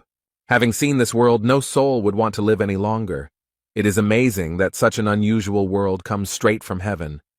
Haram believes that it will be difficult for him to find people who will believe in his world. But if such people still exist, they will be able to find something that they lost in the past, but will burn in despair until the end of their days. And now Sam Yun Garam asks the boy to break the connection between soul and body until he returns to the Great Lands. The boy looks sadly at the man and asked if he wanted to say any parting words to him. The man explains that if he reaches the depths, he must find Hainak and tell him everything, and Mied must be careful. If he finds out that Huang has regained consciousness, there will be trouble. The protagonist takes advantage of the opportunity and asks why this man did not destroy him. After all, the Major General had many chances to kill the guy before he unlocked the final stage of awakening, but for some reason, he didn't take them. The man thought for a moment and remembered his old conversation with the frightened Mulark. Then he wanted to borrow some strength from the Major General to climb the Tree of Illusions, because in this world life is not valued at all. But he is absolutely sure that this world can be changed for the better. And this can be done if the first horror at the top of the illusion tree is destroyed, but Garam is convinced that it is impossible to change this, although these words have sunk deep into his soul. So he smiled at the protagonist and noted that in this way he had repaid his debt to Mulark, and then he said that it was a difficult fight, but very interesting, and asked the guy to finish it. Therefore, the overseer is a fortress for his weapons and is ready to do what all this was done for. On this day, over 900 years ago, the expedition led by Malarca failed, and Serena and Cayman approached the boy. And today, chaos is finally freed from the castle of rebirth that has kept everyone in fear all this time. Meanwhile, in the Gorgon fortress, everything is very quiet and peaceful. People continue to live. The inhabitants of the fortress sit calmly at the bar and, as always, drink beer, from which it is impossible to get drunk. A man sits in a hospital and sadly watches the city's nightlife through the window. Someone comes in and is surprised to see that the man is still alive and looking around. The fortress caretaker entered and noticed that since Yahello had not come to the meeting, Huang thought he had died. The man remarked that he would not allow himself to die so easily since he was one of 10 owners. The fortress overseer looked at his subordinate and smiled sweetly. He was glad to be surrounded by such people. Jaegal knows that Jae Hwan defeated Sam Yun Garam and notes that he was a great master, great in everything. The main character asked in surprise if they knew each other, because he spoke as if he knew him. He explained that everyone in his family was familiar with the Sam Yun family, as they were the ones who drove his family out of the vast lands. As a result, they took an honorable place among noble families and raised strong warriors. Jaegal once attacked Sam Yun Garam, and he knows his family will not be left out. The protagonist puts down the basket of fruit and remarks that there is nothing to worry about, because they will not be able to get here. The man can't believe it. He wonders for a moment what happened to the rebirth castle. He then asks in surprise if Huang really took control of the narrow gate, and the guy casually replies that he did. That's why their chances of getting into the house are very small, because previously, the narrow gates were the only way for them to get in alive. Yahello explains that it is too early to relax, because they can get here without the heavy gates. The fortress chief understands the boy's feelings and remarks that if they are willing to give their lives just to get to Huang, then it will be profitable to deal with them. The boy listened carefully to the commander of the fortress and asked him to be more careful. Although the main character didn't care, he didn't comment on it, but simply left the room. And the man thought that from the very beginning and to this day, this guy never ceases to amaze him. Meanwhile, the main character headed to his office, which he rarely visits. He stands alone at the window and thinks about how long he has been in the Gorgon's fortress. At first, everything was different, but since he came here, a lot has changed. He sighed heavily and thought that even he had changed a lot and would never be the same again. Also, unexpectedly for himself, he became the caretaker of the fortress, although he still did not like this job. And the first days in this position were very difficult for him. And not only for him. Suddenly someone runs into his office noisily and disturbs this silence and reflection. Young Ho claims that Kaiman invited him out for a drink, although the boy categorically denies any involvement. And then the old man became angry with the boy, and remarked that at his advanced age, he would never have suggested such a stupid thing. But the young man explained that this was indeed the case. The divine doctor abruptly stops his reasoning, thinks for a second, and agrees that this is how it was. A second later, he starts arguing again and is offended that no one respects him, given his age. In his defense, Kaiman notes that he is already 1,154 years old, and is no longer a child. Instead, the divine doctor shouts that he is 1,200 years old and calls the boy a clown. They continue to quarrel, and the main character does not even think about reconciling them. He just watches this cute quarrel. Jae Hwan has an idea in his head, and he knows that it will be the right decision.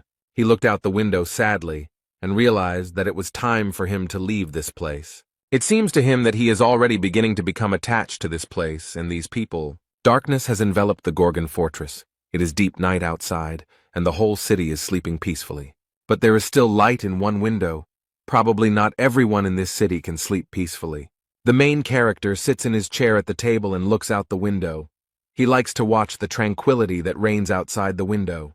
Carlson says something to the guard in the fortress, but notices that he is not listening to him at all. The protagonist looks around and asks in confusion why they stopped here. The man politely reminds him that they were talking about the tower and the Seize the Day squad. The guy asks in surprise what's going on, and then Carlton realizes that the fortress caretaker isn't listening to him at all. He said that time in the Tower of Terror flows too quickly, and that's why problems arise. Many pedestrians enter the tower and then commit suicide. The protagonist bows his head and thinks that this is quite possible, because time on the first floor goes 100 times faster.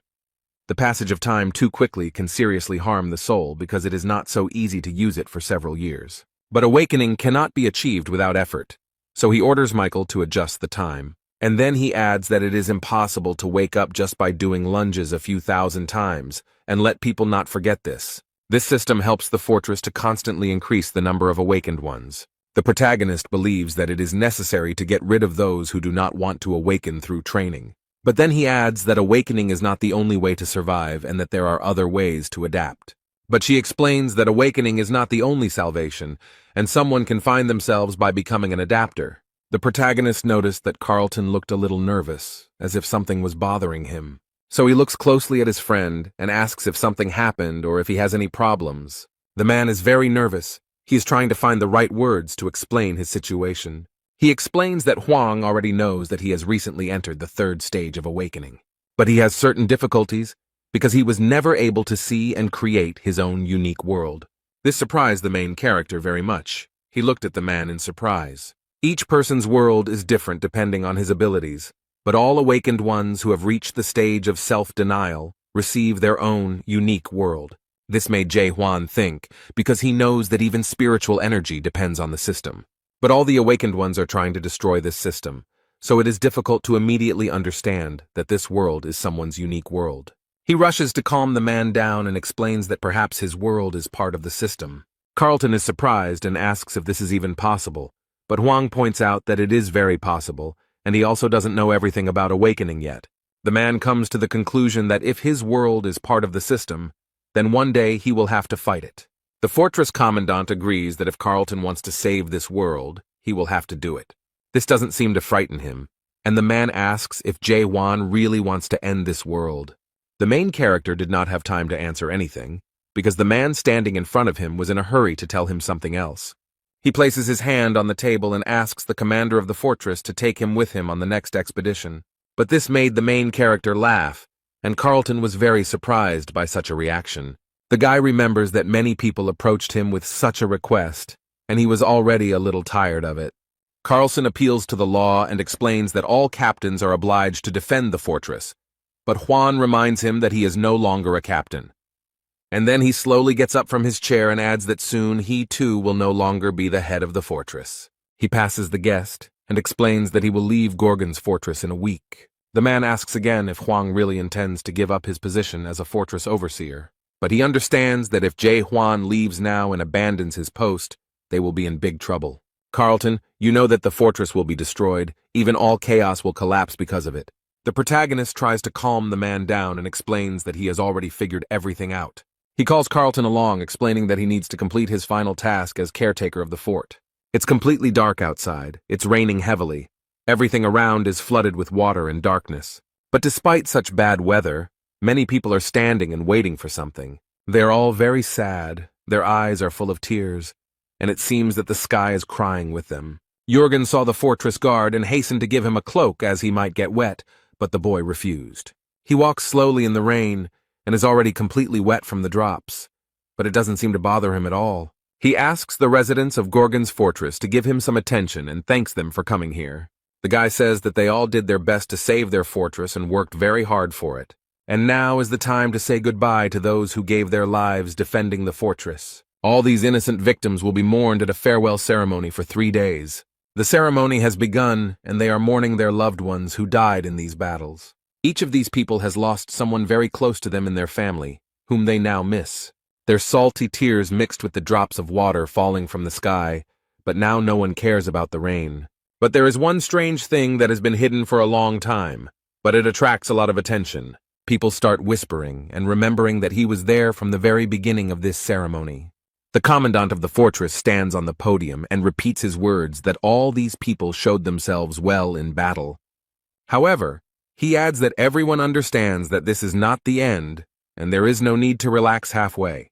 His subordinates take the cloak, a narrow gate opens underneath it, and the protagonist explains that the war is just beginning. People are terribly frightened. They understand what it is, and ask the commandant of the fortress to get rid of this creature as soon as possible. They want him to destroy the gates. But these are not all the surprises that Jae-hwan has prepared. He explains that it is too early to be surprised. The people in the stands begin to worry and let someone get closer to the fortress guard. They saw the monarch emerge from the great lands with his hands cuffed, led by Serena.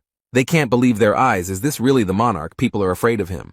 The main character approaches this man boldly and without any fear. It's still raining from the sky, and the rat general looks very scared since Hwang doesn't look friendly. His veins tense, the man shakes with fear and timidly asks if he is going to kill him.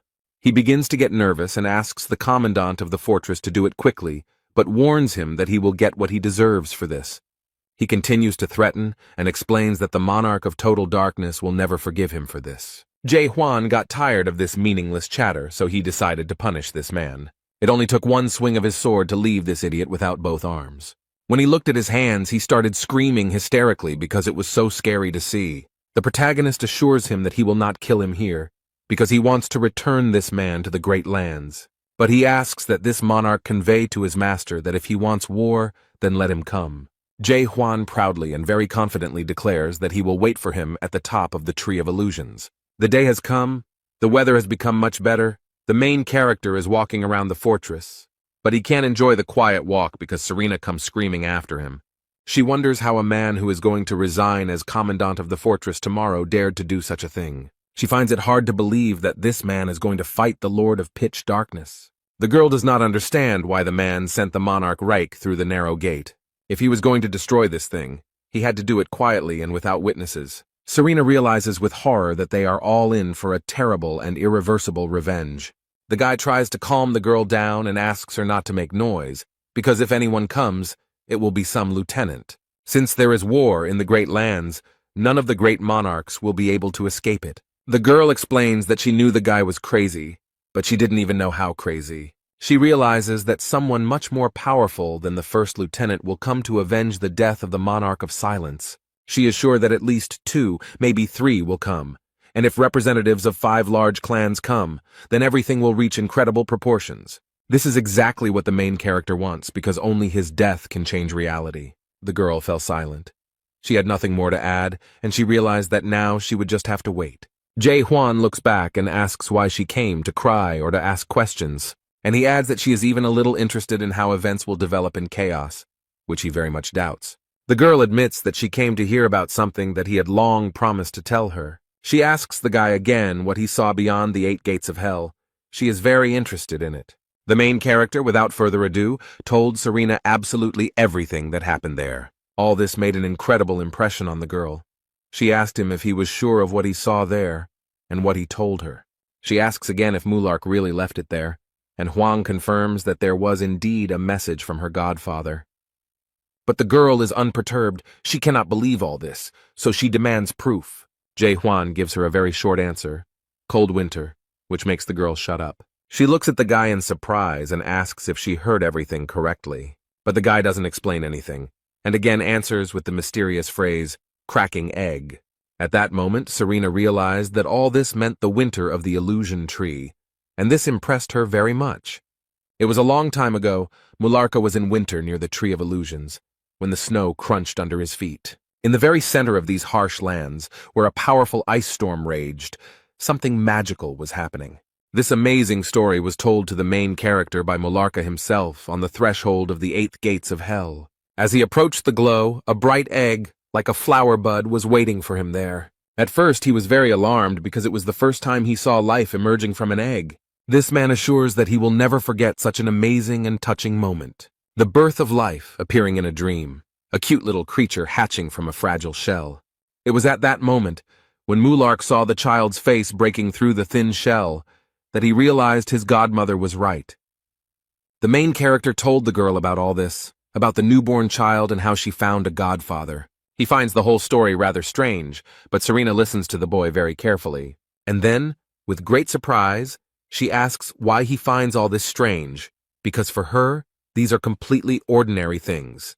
The protagonist believes that this is strong evidence of something, and the girl is angry at him for speaking as if these were his personal memories. But he explains that according to these memories, all horrors emerge from an egg in the trunk of the Tree of Illusions. This is the winter base of the Tree of Illusion in the Great Lands, where horrors are born from the dreams of the Tree of Illusion and hatch from eggs. But the girl is disappointed. Did Mulyarka really not leave anything for her? No message or anything like that? However, Hwang answers rather cryptically. He doesn't know if there is any message for her. Maybe there is, maybe not. He explains that Mulark's message was not left in the form of a book, but rather a cluster of stars and chaotic memories. These were fragments of events from the past, which had neither a beginning nor an end. Perhaps he simply did not want his memories to form a whole story. That's why he can't tell her anything special, even though he would like to. But the girl considers him a liar. Jae-hwan looked at the girl seriously and asked why she was looking for a mason, maybe because he was her godfather? And then he added that if she wanted to return to Mulark's memories, she would be better off staying with Hwang. The girl is surprised by such a proposal, and the young man adds that her godfather disappeared into the depths, so she might be interested in it. And then he left her alone with her thoughts and realized that she needed time to think things over. Serena is very irritated by this situation, as she sees that Hwang is trying to manipulate her. And then she remembered again everything he had told her, and she realized that memories could be the key. So she calmed down almost immediately and asked the protagonist to stop for a moment. She asks again if she understood correctly that her godfather left a message in the form of memories. Jae-hwan slowly looks back at the girl and confirms that this is exactly how it happened. In this case, she had a great idea and it made the girl very happy. Serena invited the guy to her lab again, despite the fact that she didn't really like the guest's previous visit.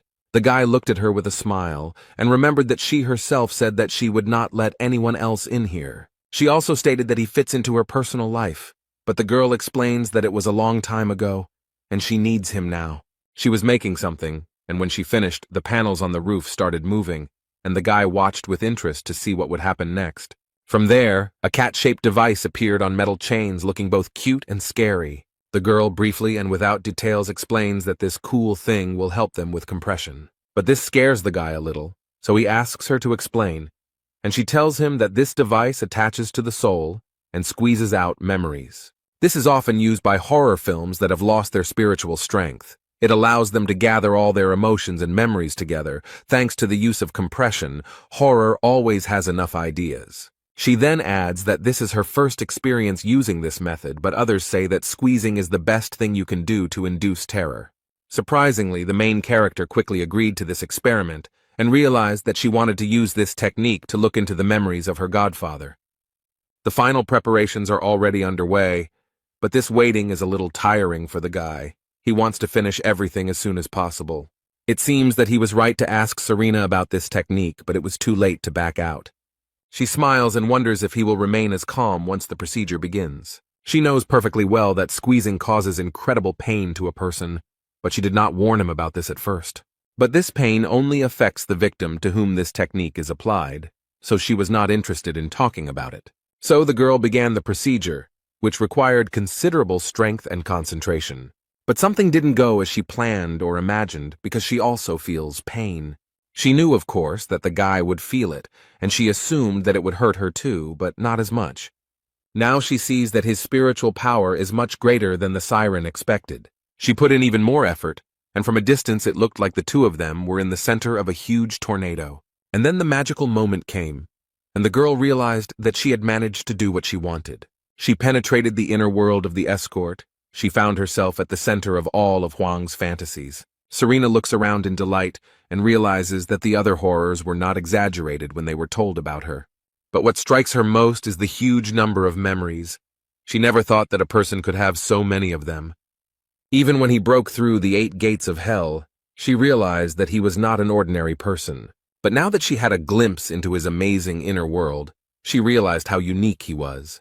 Looking around in amazement, she accidentally touched a small bundle of memories.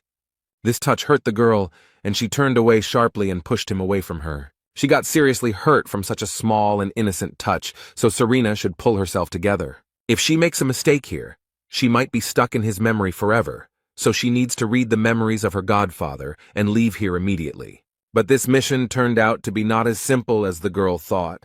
It will be a little more difficult, because the deeper she dives into consciousness, the more memories she has. Serena is almost completely trapped in the balls, making it difficult for her to see or move. Well, she has no choice but to do whatever it takes to get out of here. Instead of sitting back, she will gather strength and break through the fragments of the past. So she uses her power and quickly breaks through the large and small memory balls.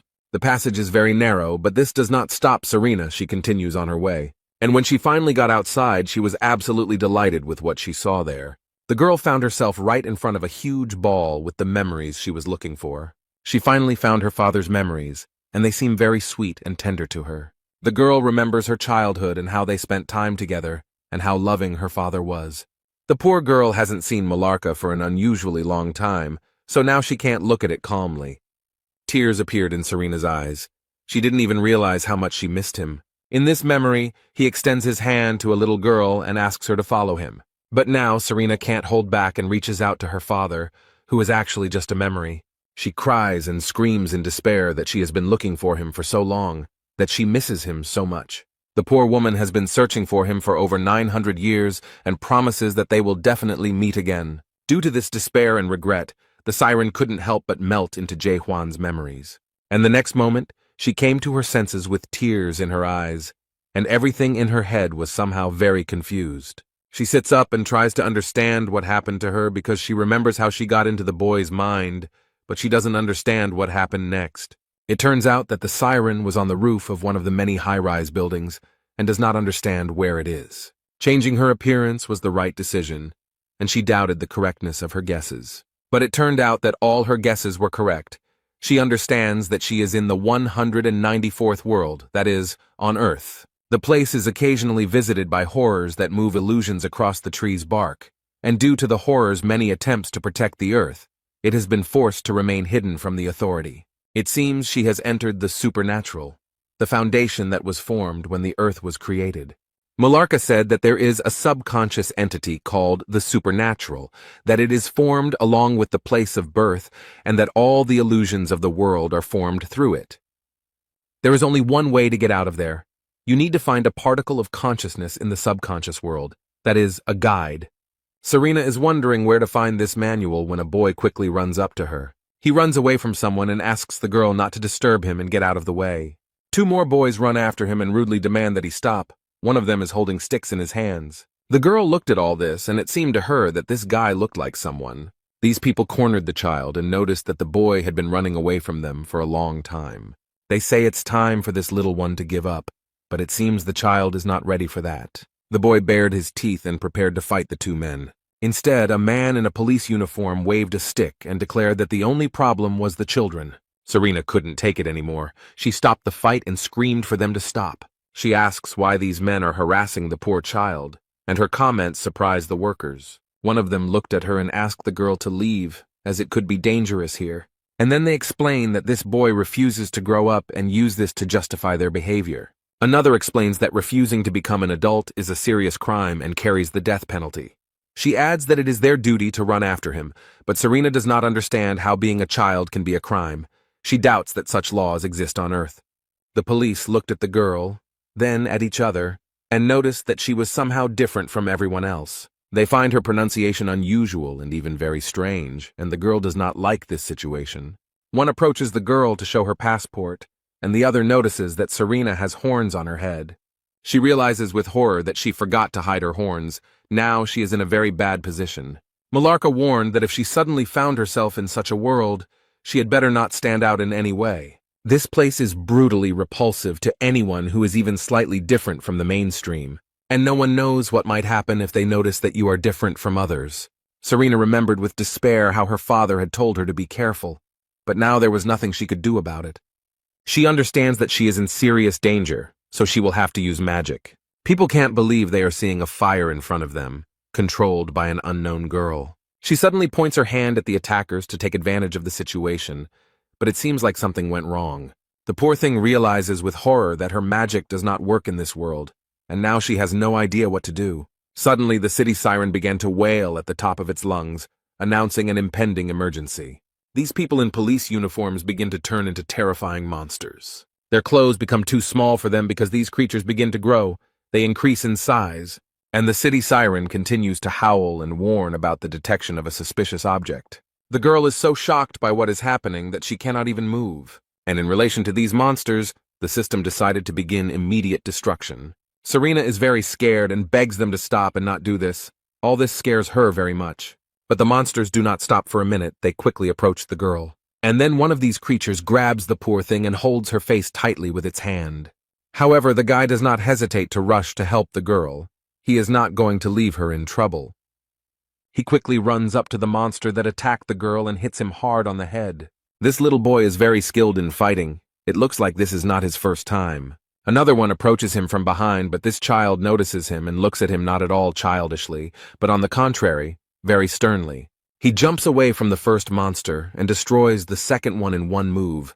It seems like everything is going very easily for him. Since this creature was holding Serena, she fell, and before she could even blink, this guy had dealt with them. She recognized this boy as Jay Huan, a piece of consciousness in the subconscious world. The conductor of the supernatural is a reflection of the mental age of the ego. Now the girl realized that the mental development of this strong and courageous boy was at the level of a child. Meanwhile, when the boy stood up, looked around and asked who she was and what she was doing there, the girl realized that he was the guide. She somehow managed to explain to him who she was and how she got there. So now this guy is taking her somewhere. He points to a narrow passage and asks if she can fit through it. The girl realized that she would not have any problems, so the guy invited her to go with him. She finds this boy very cute, and his eyes and face express incredible determination.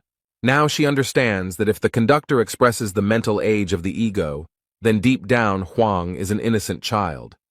She thinks about teasing him when she gets back, but she finds it hard to get out of this narrow passage. The child, helping her out, explains that she must have been carried away by a stream of memories. that there are fragments of memories that get lost and are transferred here. He explains that she is the first such creature to appear here, but the girl thinks that this world belongs to adults, and he is the only child here. So he asks why he stays here, since the police are constantly dealing with them. She wonders why this world is trying to get rid of a child who refuses to grow up. The boy briefly explains that this is all because there are only adults around who do not understand children. In this world, everything is the same, so the system tries to get rid of everything that is even slightly different. But the guy has a question for her, and the girl is ready to listen to him. He asks what he really looks like, and then adds that he doesn't care at all. But he asked anyway. This question made the girl think hard, and she was even confused for a moment. Serena recalls the events they experienced together and cannot think of how to describe Huang to her. Now she realizes that if she thinks about it, she knows absolutely nothing about him. But this child is waiting for an answer, and she needs to think of something to say to please him. So she says that Huang is like this child, but the boy does not understand how this can be, because he should be an adult. But the girl explains that he is actually a child, and deep down she knows that just the memory of Huang makes her angry. He seemed to like the idea that he looked like a child too, and it looked very cute. The boy promises Serena that he will help her get out of here. The girl is a little surprised. And then he looks at the girl's pink hair and finds something rather interesting there. He takes out a bright red crystal and says that this thing will help them save themselves. Serena doesn't understand what it is. The boy explains that the thing in her hair is a fragment of a memory. That is, she came here already with this piece of memories, and this piece, it turns out, got tangled in her hair. She doesn't understand how this is supposed to happen, so she asks if he wants to send her along with the fragment and wonders if he knows how to do it. This boy looks very confident in his actions and convinces that he knows how to do it. And then he added that he was doing it right now, and this crystal began to move and emit even more light. The child explains that she wants to regain some of the memories she lost along the way. Now Serena understood why they were called guides. They brought back memories. The boy noticed that, judging by the fact that this particle glowed red, it was a valuable memory. He explains that all memory particles are divided into white, green, blue, and red, and if a particle is not returned to its place, problems may arise in the present. The girl looked closely at the particle and realized that it was a memory of the threat to the monarchs of the 12 regions. She was glad that the guy could send her back right now, but he explains that it is impossible because memories can only be returned when the portal opens. But the problem is that he doesn't know when this might happen, and this answer disappointed Serena. They walked all day and it was getting dark, so the boy suggested that they take a rest in the underpass and continue their journey tomorrow. He lives in this passage alone. Their journey was tiring, so they immediately fell asleep. As soon as the portal opens, the internet signal gets worse, so the guy uses a special device to catch the signal. So they just wait for the signal, and the guy lives his normal life in this world without children. They get up early enough to go to the store and buy food. There is a great selection of onigiri and burgers, and Serena seems to really like them. They are having a great time. They were just waiting for the portal to open. She often wanted to ask if he was okay despite his life, but she kept silent. Maybe it was closed here because of the horrors, because there is a high probability that this world became like this because of the Tower of Horrors. It is hard to even imagine the hardships and terrible events that the surviving Jae Hwan had to endure. But despite all these difficulties, he did not lose heart and did not give up, which probably took a lot of effort. And it is these experiences and all the events that make up this world, so she cannot say anything to it or change it in any way. The girl noticed that there had been no signal for a week, but the child explained that as soon as the signal appeared, he would answer personally. Siren wonders what will happen if the police chase him again, but the boy reassures him that it happens quite rarely if you are careful. She looks at him with sympathy and asks if he is simply trying to put the memories back where they belong. But the boy, keeping his hand in his pocket, explained that, in addition to this, he was looking through other memories. He pulled a crystal out of his pocket and noticed that not all the memories were returning to their place, but the girl was worried that he was simply holding such a thing in his hands. The boy is a little surprised that she is so worried, because he has an empty memory and is not that important. He asks her to carefully observe how memories respond to touch and how they can be evoked. The crystal upon touching began to shake and emit white rays of light. And then a series of very different shots began. It looks magical. This film is very long. It completely envelops the crystal shining in the middle. They find themselves in the center of it all, seeing a multitude of images swirling around them. The girl saw a little boy with his mother and was very surprised to see his childhood memories. These cartoons turned into a continuous video memory, showing Jae-hwan's childhood room. He sits on his mother's lap, ready to listen to the next story she will read to him. Hwang's mother opens a children's book and begins to read, transporting her son into a magical world of history. Serena knows this book very well. It's The Little Prince. It's a popular book among horror lovers.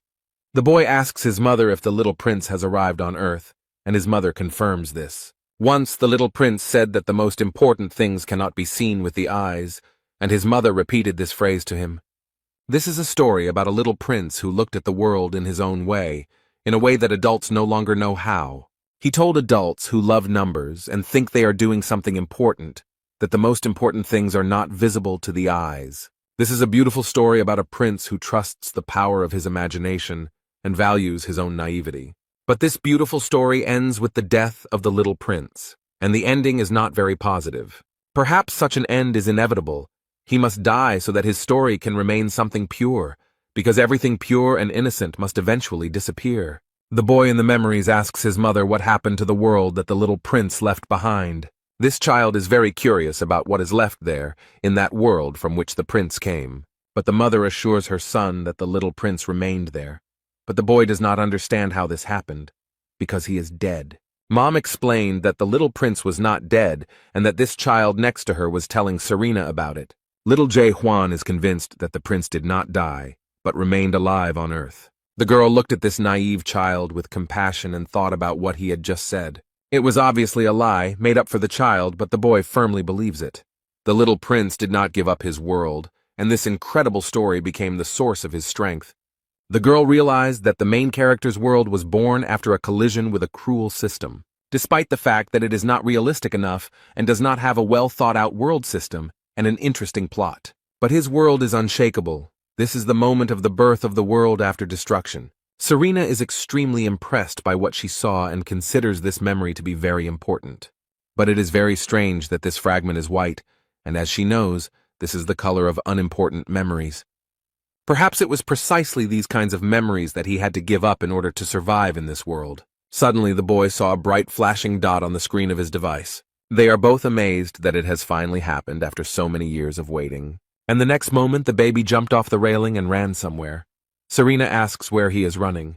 He briefly replies that everything has already begun, and we need to prepare everything properly. But this did not explain anything to the girl. She did not understand what was happening and looked very confused. However, a bright blue light immediately appeared in the sky right above her head. It looks like a big blue hole in the sky that forms around the lightning and gets bigger. Serena is extremely shocked and scared. She doesn't understand what's happening, and the guy explains that the portal will soon be completely open. Each time this spot becomes larger and larger, capturing more and more of the sky. The girl looks at the strange phenomenon in shock and cannot understand what will happen next. They both watch this closely, and the boy explains that this portal will take her out of here. But suddenly, as if out of nowhere, a huge number of monsters appeared, approaching them very quickly. The girl and boy try to escape, and she asks if they all came running here through the portal. Another monster appears on their way, which the boy neutralizes very quickly and skillfully. He explains that this portal is a foreign body in this world, so they instinctively want to get rid of it. They stand near the elevator, and the guy explains that the portal appears for a short time and will soon disappear. But he adds that he needs to get to the roof before it disappears. But at that moment, the elevator doors open and more monsters emerge from there.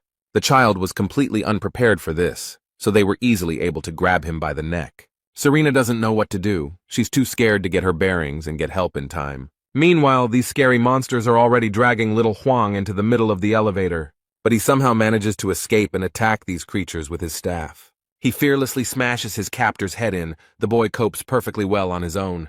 And then he knocks out two more who were on the sidelines. He doesn't need any outside help. The girl is extremely shocked by how skillfully and fearlessly this child did all this. The boy has completed everything and asks Serena not to stand still, but to go inside as quickly as possible. She is still in shock from all these events. But what surprises the girl most is that he is not scared at all. But on the other hand, he is Jae-hwan's ego, and it is clear that he is not afraid of anything. It seems to be inherent in him. The elevator opened, and they saw a terrible picture. There were countless numbers of these monsters in the building. This little boy fearlessly protects and destroys these monsters without stopping. These are just numbers, they don't exist. They are just rules made up by adults in this world. They race up the stairs to reach the roof and get as close to the portal as possible. But there are an incredible number of these creatures on the stairs, and they are all chasing Serena and little Juan. They finally reach the door leading to the roof, but the monsters are already very close. One of these creatures almost grabbed the boy. Another second, and he would have been in their hands. Luckily, he manages to get through the door and Serena closes it, leaving them alone on the roof.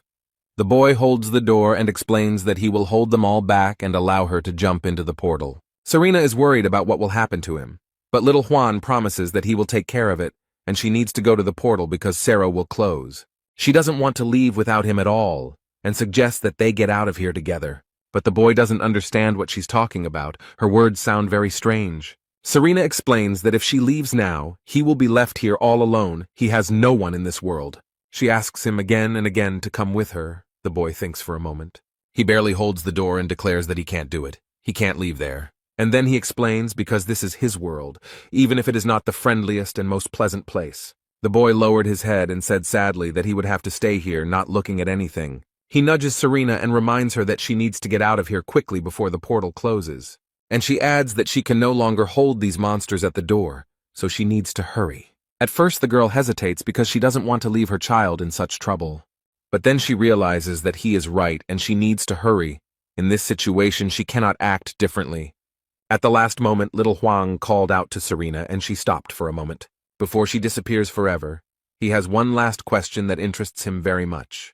He hesitates a little but still wonders if he has any friends at all. The girl smiled and said that he had friends and there were very, very many of them. This answer comforted him greatly, and the boy replied that he was very glad to hear it.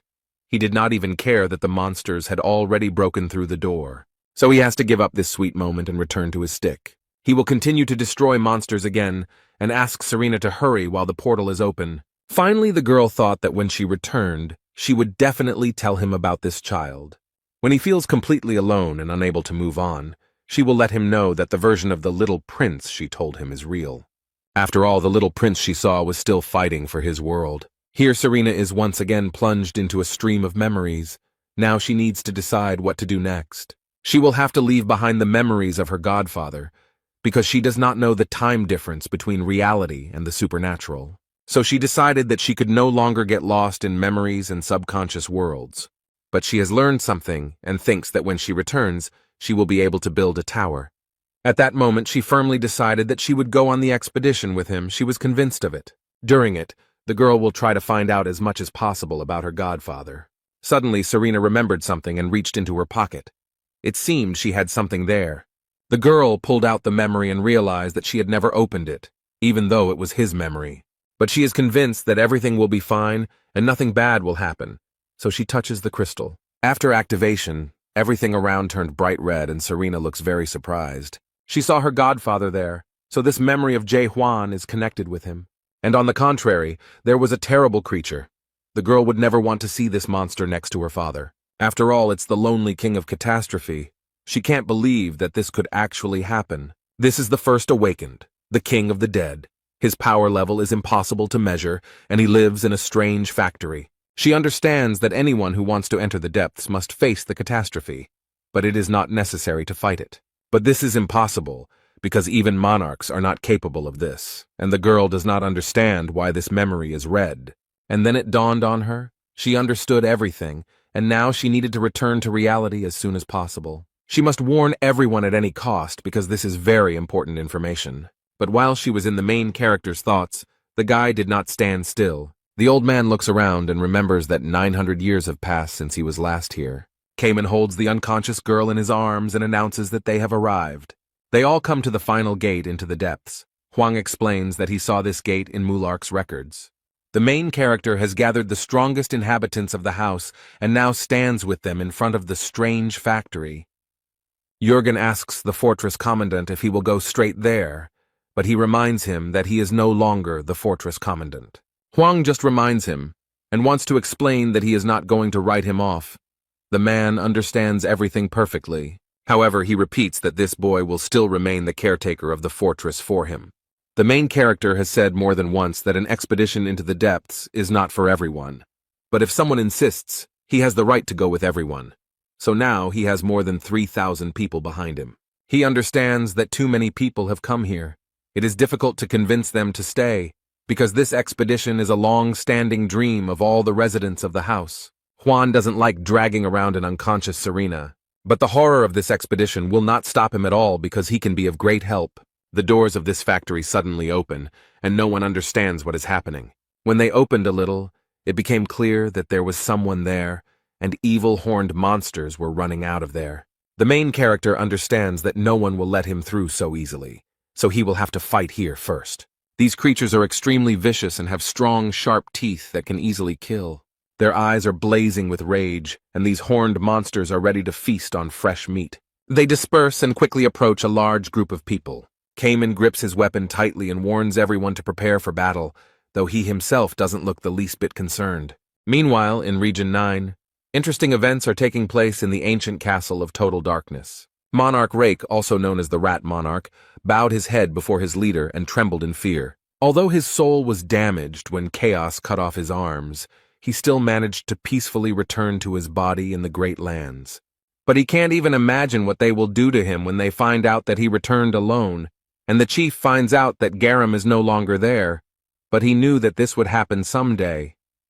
Ice Monarch Vargas and white-haired Monarch Masaha stare at Rika, while someone from afar asks what Garam's last moments were like. He asks if he was happy then, to which the Rat General replies that he was. He is surprised that 5 dragon brothers with the rank of Major General died, as well as the 17th Major General Caniel, the 21st Major General Magito, and the 1st Major General. Even his blood relative, the secret fragrance monarch Sam Yun Garam, died, while the simple Brigadier General survived. The monarch approaches him and asks Monarch Reich to look up and look at him. The man looks very scared. Right in front of him stands an extremely strong man with a burning gaze. Rika was scared to death.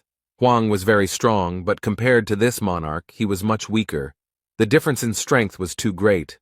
This man is the true monarch and lord, for he is the shadow strategist Sam Yun Hong. He says he found himself at the top a few days ago because he just wanted to get out of these mortal lands. The monarch had high expectations, as this world is fraught with horrors and truly lives up to its name. Yun Hong himself explains that he took some souvenir from there and invites the man to look at this thing. The general remarks that it would be an honor for him. He thinks that maybe no one will judge him, because he couldn't do anything, who knew that some pathetic product would be so powerful. The curtains open to reveal a painting of a cup with a French inscription underneath it. Rika flatters his boss by saying that he has good taste, and that he has never seen such paintings anywhere, but he believes that this man does not understand art at all. However, the monarch was quick to explain that the incredible thing about this work of art is not that it is a painting, and he asks what is depicted on it. The Rat General suggests that it could be a tea mug. The man corrects him, saying it is some kind of tea mug-shaped object, and asks if he can read the writing on the bottom. Rika apologizes, but he doesn't understand what it says, and the guy explains to him that it says, "This is not a tea mug." So, when depicting the cup, the artist obviously meant that it was not she. The monarch finds this surprising. But when he asks if he really sees only a cup here, the general hesitates, but replies that he sees nothing else. Yun Hong himself notes that this is not a cup at all, but simply something very similar to one. He finds it strange because everyone calls it a cup, even though it is not real and you can't drink from it. It is usually said that it is a mug, but it turns out that this is a very strange and incorrect statement. Rika has no choice but to simply agree with his boss, even if he doesn't understand what's going on. The man then releases the frightened Rat General and adds that this is not just a drawing. After all, there are an incredible number of cups in the world, and they are all different, but each of them is usually simply called a cup. If you think about it, you will probably ask yourself what a mug actually is and whether it exists. Rika understands that this is both a mug and not a mug. This work of art makes you think about the meaning of life. Yun Hong himself notes that this is an incredible masterpiece and such thoughts would never have occurred to an adapter that adapts to the system. He turns to the man and asks if he now understands the true meaning of this work of art, and the general agrees that it is incredible. Yun Hong himself says that when he first looked at the painting, he wondered who this monarch was. But he went on to say that the monarch is the greatest, the most important figure in these lands. Noble and important. These are fine words. But what is their meaning? Yun-hong himself wonders if this refers to the ice monarch or the white-haired monarch. Or maybe it concerns him, Sam Young-hun. He has yet to think about it. After such reflections, he looked at the monarch standing before him and asked who he was. But he can't answer anything. A man comes up to him and notices that he couldn't destroy a single product. He also returned here completely alone. Having lost the words of his comrades, Rika is now starting to worry. Yun-hong himself leans towards him and asks if after all these events he can still be called a monarch. This man is shaking with fear and cannot utter a word, and beads of sweat are running down his forehead. What happened to him was exactly what he had feared so much, but expected because he knew this man well. But he didn't just kill him, because his hall was heavily polluted after all these events. Ice Monarch Vargas offers his friend a towel so he can wipe his dirty hands. It seems like Sam Yoon-hoon drew something, and asked others if they liked his work, and everyone agreed it was amazing. It turns out he drew Rika, and she actually looks very disgusting and ugly. But the man liked it so much that he decided to name his work of art "This Is Not a Monarch." Having finished admiring his painting, he asked where they were now, and was told that they had most likely already reached the strange factory. So the monarch comes to the conclusion that they will soon reach the depths, so they should prepare for battle. Yun-hong personally orders the 5th and 6th lieutenant generals to be summoned, and cheerfully adds that they should punish this fool for his arrogance. And the man himself went to his office, where there were many different interesting objects. He smiles cheerfully and thinks about the world 296, the Earth. He likes this planet more and more. There are many interesting things on other planets too, but this one seems the most interesting to him. Besides, there is something special on this planet that he won't be able to find on others. He means this poor man who cannot move because he is kept in chains. Yun-hong himself came to Earth precisely for the sake of this man, whom he now imprisoned within himself. This cruel man roughly holds the boy, chained in iron, suspended from the ceiling. The monarch repeats the words that this boy once told him: "You must have courage and honor to accept your death." And with a sly smile, he adds that he will be interested to see if he has the courage to stop them. Suddenly, someone knocked on the door and asked permission to enter. He was distracted from important matters. In anger, he explains that he asked not to be disturbed when he was a year old, but the man noticed that the situation was such that they needed his advice. The guy stands behind the door and explains that they have a question.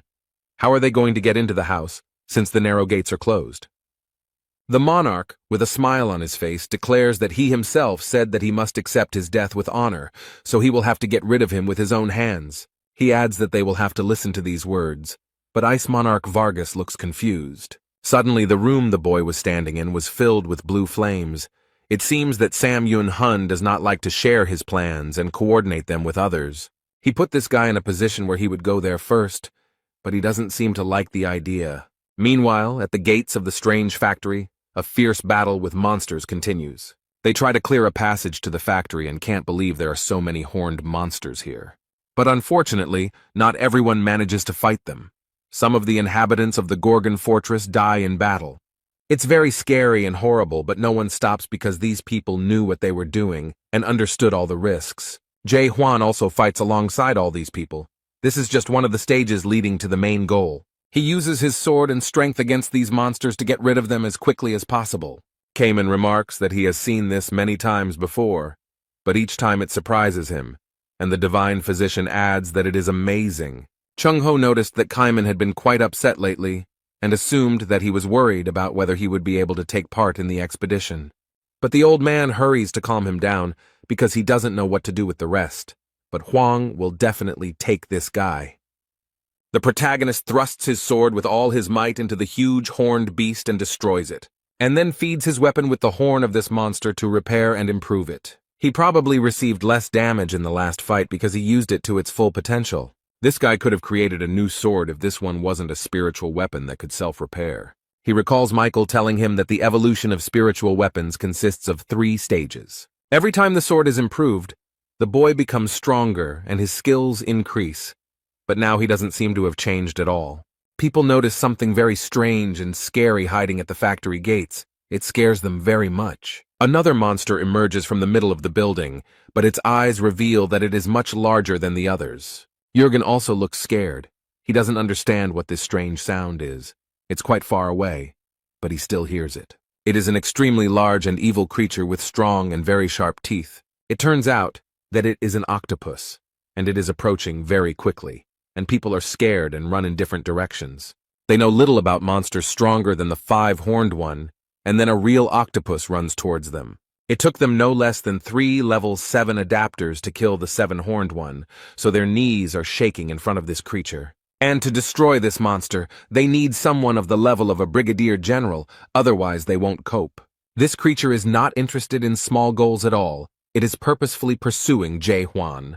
This 8-horned monster is extremely angry and seems to want to take revenge for something. The monster is very angry that many of his comrades died at the hands of these people.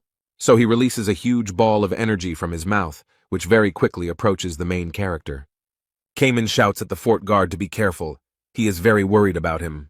However, the divine doctor looked at the boy in surprise and asked if he was really worried about Hwang.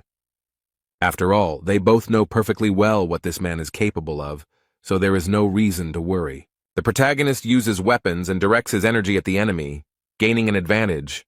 This monster is surprised. He was one of the strongest in this pack, but now he is easy to defeat. Other monsters are also unable to withstand this powerful attack and are seriously injured. They are thrown in different directions, and the creatures can no longer run and attack people. Cayman covers his face with his hand and realizes that this man seems to have become even stronger than he was. He wonders if such strength and power really appears after the beginning of a new stage of awakening, birth. The main character managed to destroy this monster with one blow, although it was very scary to everyone. The guy climbed onto his prey and thanked her for the horns. Now he plans to use them for his own purposes. But it seems that this is not all, and from the gates of the strange factory, voices are heard, surprised that Hwang managed to deal with Hainak. The boy looks around sternly and stares at those who say this, without any fear or surprise. The same cannot be said about the rest of his team. Everyone else is very surprised, and some are even scared. The divine doctor believes that a monster has appeared that controls all chaos.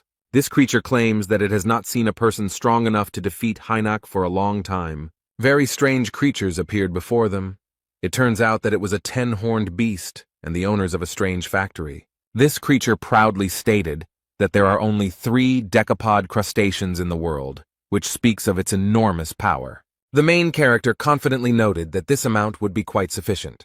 People stand quietly and wait for these 3 factory owners to come out and show their faces. The owner of the Edsac factory had heard that some people were trying to penetrate into the depths, but he never thought it would be Hwang. In turn, the owner of the Joniak factory noted that these people are very brave and fair, although the owner of the IAS plant probably thinks otherwise, because he looks at them all with disdain. Jae-hwan carefully examines and evaluates these creatures and tries to understand how strong they are. They are definitely weaker than Sam Yun Garam, the monarch of Secret Scent, but much stronger than the monarch of Silence and Storm. But if they all gather at the same time, it won't be so easy to deal with them. The divine doctor approaches the protagonist and asks him to wait a little. He looks at these creatures and explains that there is no need to fight them, although he does not like them either, but the factory owners are not their enemies. The owner of the factory, IS, remembered the old man, not understanding why he had returned, since he had suffered greatly the last time. However, another asks him not to be rude because these people are guests of the great owner of the factory. They turn to the protagonist and invite him to enter with them, and they add that the great owner of the factory is waiting for him. These creatures now even look friendly. Jae-hwan and some of his friends walk through the strange corridors of the factory and look around. It turns out that all the horned monsters appeared right here, and even the 8-horned one that Hwang defeated is already recovering.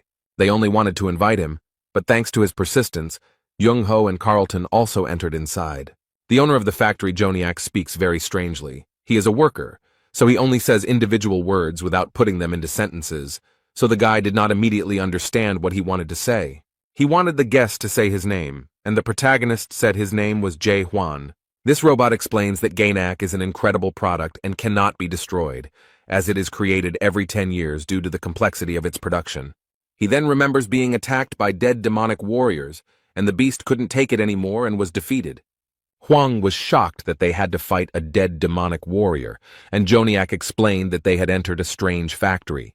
Carlton could not even imagine that on the way into the depths they would meet the famous apostles of God. The robot is very surprised that they know about him, And the man tells him that he knows that this is the great god of machines. They are the apostles of Dias. Factory owner Ias remarked that these fools from house were clearly smart. But they came here to meet the boss because they had been following Edsack through the corridors for some time now. Here they are, in the office of a large manufacturer, with a huge iron door in front of them. This creature lightly touches these huge and heavy doors and they open. The factory guests were very surprised by what they saw inside. They didn't expect this. There are many screens and paintings on the walls depicting the house, the Gorgon fortress, and much more. The three apostles calmly enter inside and lead the people there. Everything here looks very strange and unusual. In the center of the room there is a podium on which sits the great owner of the factory. At first he stood with his back to the door, and when he realized that someone had approached him, he turned around and looked at the main character. The robot looked closely at the boy and recognized him, wondering how he knew about him. The great master of the Aniac factory, as you know, is an awakened one who has begun the birth stage. The guy noticed that the guy had his name engraved on his leg, which he thought was strange. The name seemed familiar to him, and he wondered where he could have heard it. And if you think about it, the names of all the factory owners seem familiar to him, and they look more like product names than names. Huang asks if the great factory master has ever heard of planet Earth. He thought for a moment, and the protagonist explained that this was his home, and that it was called the World 294. However, Aniak cannot understand what these questions are about, and why the boy is interested in them at all. Jae Hwan noticed that everyone in the car had names and they didn't seem real. The factory owner explains that they are God's creations from the world of change, and it is quite possible that the world of change is his home. The guy is curious about what kind of God this is and who he really is, but he asks about the depths and what he knows about them. Aniak presses a button on his hand and is about to explain what depth is. He notes that if the rulers of the great lands are monarchs, then the masters of the depths are gods. In this territory, the gods fight for the place of rule, and their power far exceeds that of the great lands. After the factory owner pressed the button, a variety of charts and tables appeared in front of him. The guests look closely at all these drawings, and Carlton finds it all very interesting. Young-ho concludes that, in the depths, the gods play the role of monarchs, but Aniak corrects him, noting that the roles are similar but not interchangeable. Most monarchs are system adapters and gods are different from adapters. The protagonist notices that in his world, the gods are omnipotent, so he wonders who these gods are that live in the depths. The great fabricator explains that the gods of the depths are not omnipotent, and sometimes one can even become a god. But since Aniak himself is a creation of God, he cannot describe exactly who they really are. But he can show Juan what kind of god he is, so he comes closer to the boy. The robot walks up to the boy, bends down, holds his shoulders with his hands, and declares that Huang is God. The main character can't believe it. It seems like a mockery to him, so he removes his hands from his shoulders and asks how this can be. The great factory owner explains that Huang is an awakened person who has entered the birth stage. The awakened ones, who have begun the birth and construction of their unique world, are like gods in the depths, and in some sense they are even higher than these gods. Unlike the gods, the awakened ones do not need representatives, because all the gods in the depths must have them, since they themselves can do nothing. They exist by showing their representatives and followers a special world, and the more followers God has, the more powerful he becomes. And those gods who have few followers usually do not reveal their true potential. Huang thought it was something like an internet platform or social media, where whoever has the most followers becomes stronger. Aniak noted that in reality, people like him very rarely achieve divinity, and Huang wondered why this happened. The robot thought for a moment and added that most of the gods were created by a much more powerful being. It is a very interesting process. It happens through karma, and then the transfer of your physical form. They get karma through control. In other words, it's like voluntary points. Large creatures gain enough karma points and can become independent after receiving permission from Big Brother. Those who manage to take possession of their own unique world and become independent are gods. The protagonist thinks about his elder brother, from whom every great being must obtain permission to officially become a god. He understands perfectly well that this is very important information, but no idea comes to his mind. Huang doesn't understand at all why such important things are not mentioned in Mulark's notes. The boy became very curious about who the older brother was, so he asked about this story. Carlton replied that, as far as he knew, Big Brother was the name of the organization that controlled the system. The Divine Doctor confirms this. He also heard such information. It seems they are sure of it. The great manufacturer added that he had no doubt that they would think so. And then he explained that for ordinary people like his guests, he was a big brother. The protagonist never received an answer or explanation, so he asks what other options there are. But this information is not so easily accessible, and Aniak would not like to talk about it so openly. Although he can still say something, it is that the Big Brother is God, while the other factory owners remain silent. Big Brother is the greatest guardian of the system among all the gods, and this is his main essence. Carlton will help you understand who monarchs and gods are and what is their main difference. In the larger lands, there is not only a supreme monarch, but also lieutenant generals, major generals, and brigadier generals, and most of them are adapters. Instead, most of the gods in the depths are evolved great beings. They acquire karma through control and are given permission by the elder brother to bear the title of god. Great beings, that is cultivators, angels or demons or products, that is awakened ones who have begun the birth process, are entitled to become as powerful as gods. Unlike other gods, they can act without a representative, and gods can become more powerful if they have followers. Factory owner Joniak praised Carlton for doing everything right and explaining it clearly. Joniak noted that the older brother is an anxious owner, so you need to hide well, otherwise everyone will see your nuts and bolts. But Edsak hit him on the head and asked this robot to stop talking nonsense. Now this little robot runs to the big factory owner to complain. But from Joniak's words, the protagonist understood that the elder brother killed their god and asks if this is true. Aniak is very touchingly worried about this little one and explains that they really lost their god because of their older brother. That's why they were banished here from the depths. And Huang believes that the records of the depths contain a wealth of information that is difficult to study. The factory owner explains that they lost their god, but thanks to the beneficial powers they possess, they were able to protect the contract with the elder brother. But he thinks there is a sad side to this. If they had at least one Titan warrior with them, things might have turned out differently, so they asked Mulark to find his warrior. The protagonist doesn't know the details, but he already understands something. They lost their god but ended up here because they were useful to others. Aniak decided to talk to Huang for only one reason, and the boy listens to him attentively. The owner of a large plant asks this guy to stop trying to penetrate into the depths. The Divine Doctor frowned and thought that these works would not solve this problem. Ias noticed that these people were too arrogant, but Aniak did not want him to interfere in their conversation. But he noticed that this man was right, and they did not have to decide.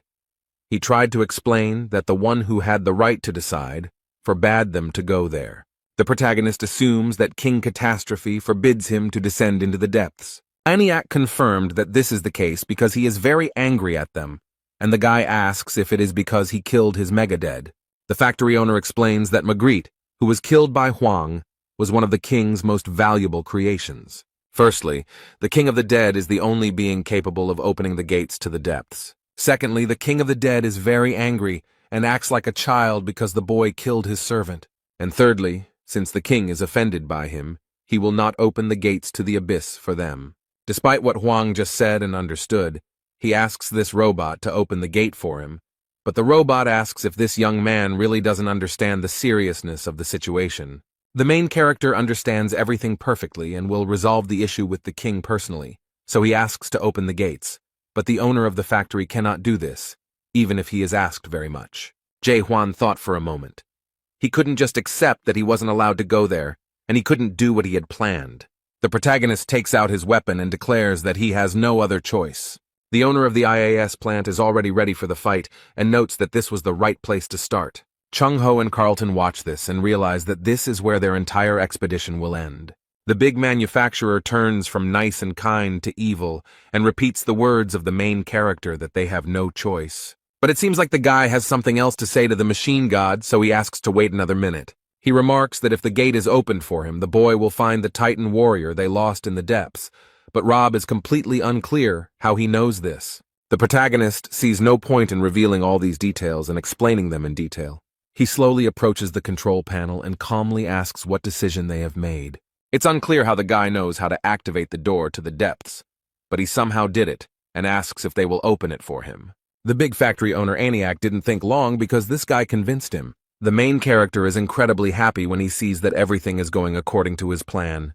They passed through the gate, and Aniak led Huang further down the dark and empty corridor. The machine god goes further, and admits that this guy has come a long way. And adding that he has never met such people before, Huang explains that he hears this often. I wonder if this young man really thinks he can convince the king of the dead. The guy explains that if he doesn't try, he'll never know, and the factory owner hopes that this brave man will succeed. Aniak sees that the boy has the sign of the deity, but for some reason he does not use it at all. He is referring to the sign of the snake on his hand. This is a brand, one of the gifts that the apostles give to people. At first he was given a horned monster as a guard. The factory owner doesn't know if he died when the boy got the sign, because now he can't see him. But now when he uses this sign, the horned monsters will no longer attack him. And if the young man sees other apostles hiding in the depths, he will be able to befriend them by using this sign on his hand.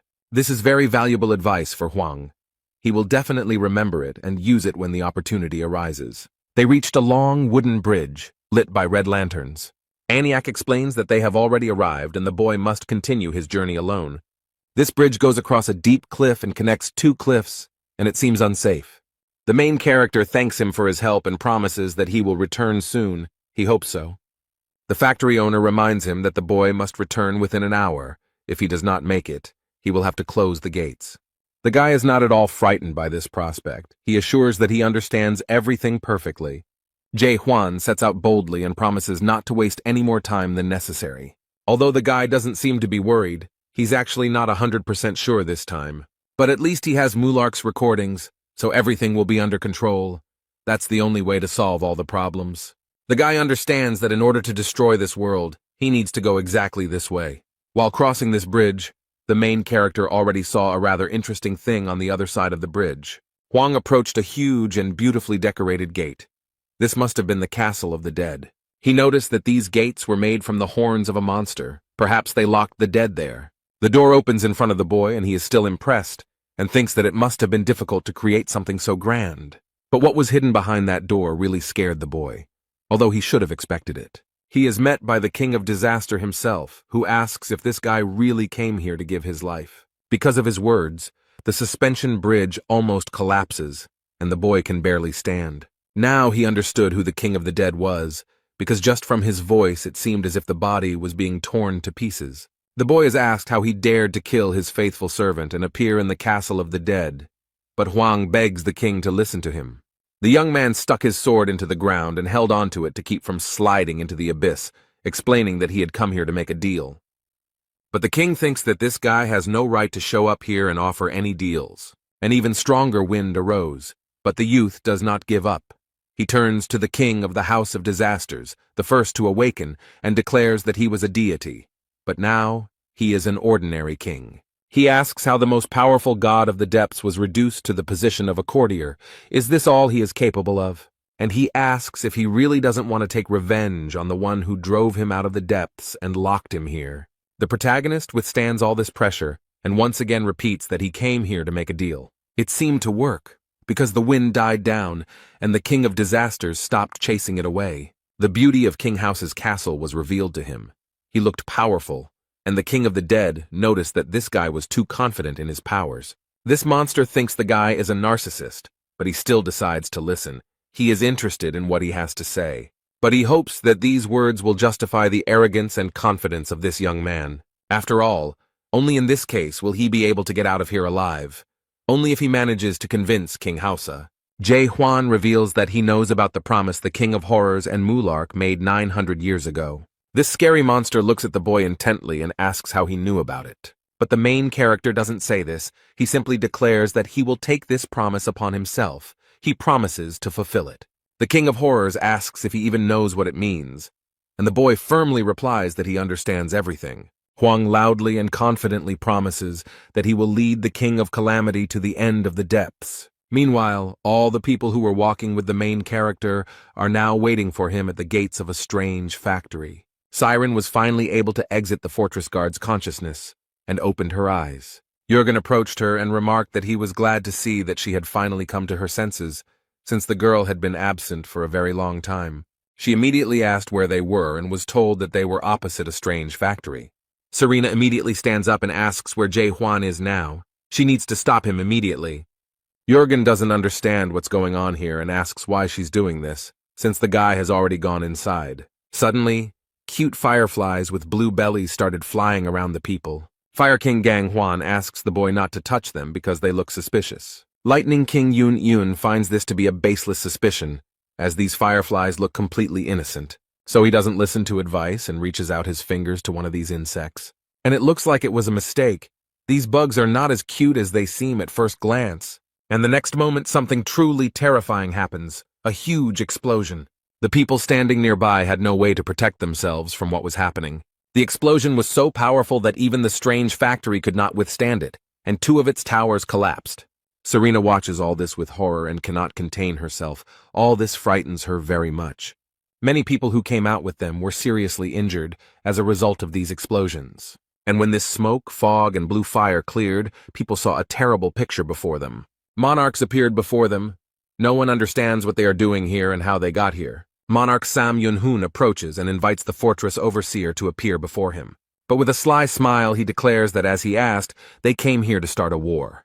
Everyone present is very scared, but they have no choice but to accept this challenge and defend themselves. The monarch brutally orders the killing of everyone except adapters above level 2, so the attackers spare no one. Ordinary people who came here for a dream and an idea die from one swing of the sword of those who attack. One of them raises his clawed hand and declares that he doesn't care what they do to the others, but they must kill Jae Hwan. This is what the poisonous monarch, Emerald Beetle Nok Myung Jongdo, says to the huge and nasty centipedes.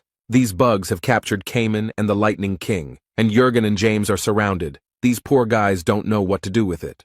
Nok Myung-jong Do remembers that this idiot destroyed part of his family that went into chaos, and anyone who gets in the way of the Emerald Beetle family will have to pay for it. The first Major General of Region 7 does not believe that Sam Yun-hoon launched a full-scale war against chaos just to avenge Sam Yun-haram. Therefore, Nishimoto believes that this monarch is up to something. And next to him is the 4th Lieutenant General of the Brown Blade Monarch, Sam Yun-yuha. The first Major General suspects something and gives orders to keep a close eye on the idiots from the 9th region. The Brown Blade Monarch smiles slyly and believes that the skills of these chaos people can be used to understand the level of Huang's power.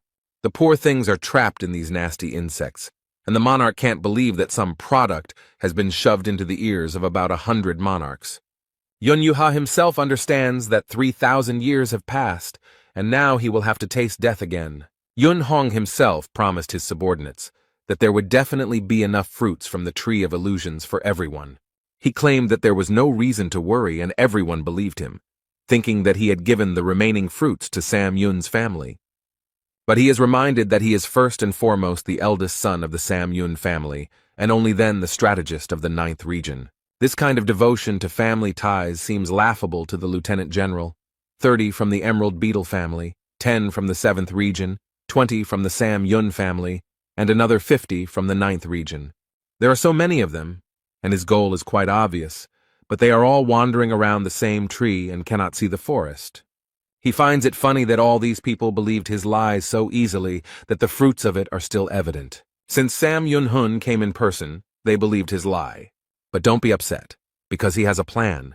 The fruits can be obtained without reaching the very bottom of the depths.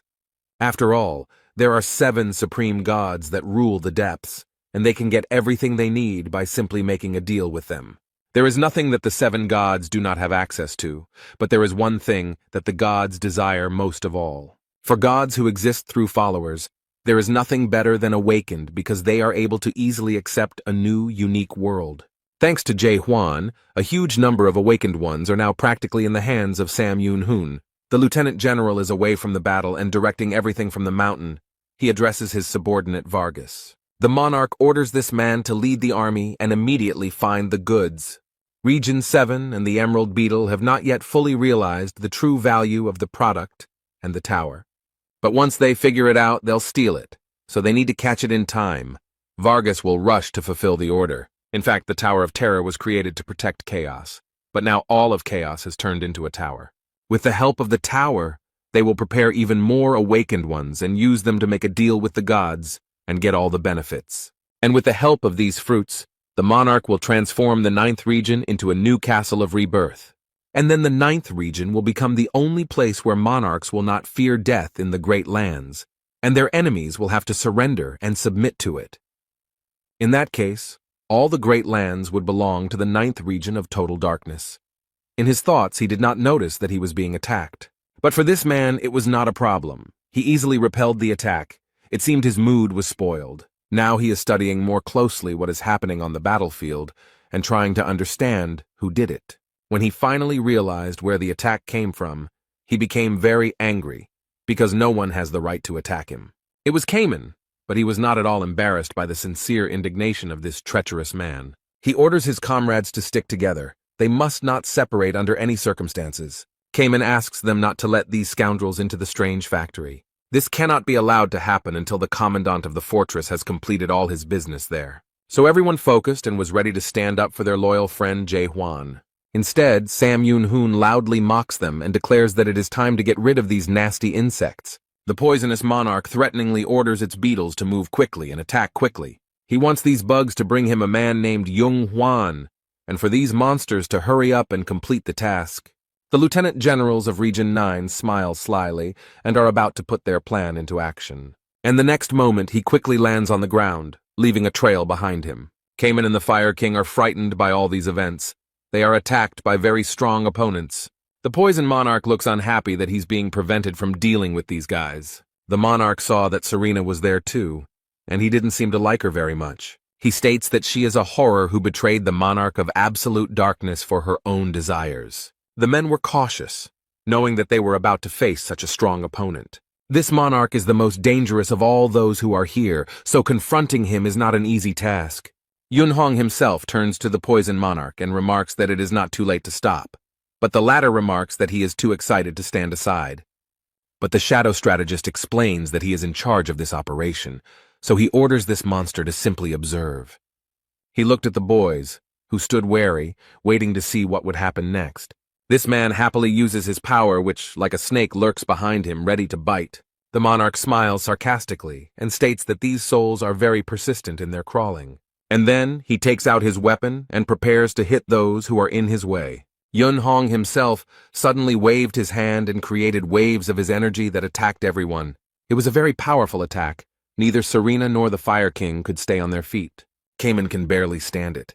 He can't believe that such power came from one wave of his hand. Even the strange factory shook from this blow, a little more, and they will destroy it. The monarch stands proudly and watches the consequences of his not yet very strong attack. He just wants to put everyone in their place so that they don't even think about approaching him. Although many people were hurt by the attack, not all, there are those who were able to withstand it and will not let it go so easily. The Fire King holds the monarch by the leg. This man looks back. This situation seems strange to him.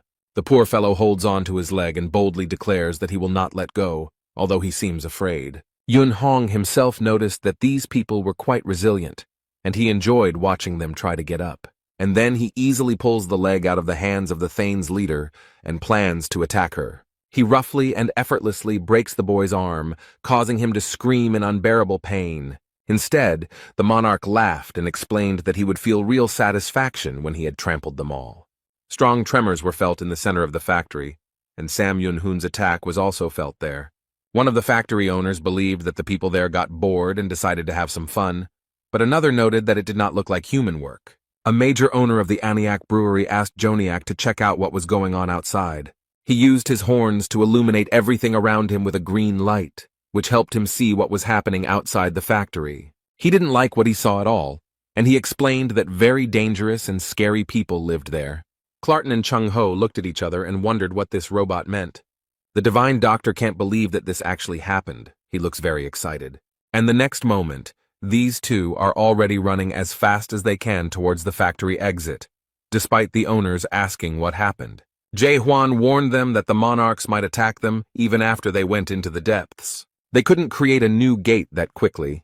It would have taken them at least several months. Young-ho understands that these people risked their lives and crossed the threshold.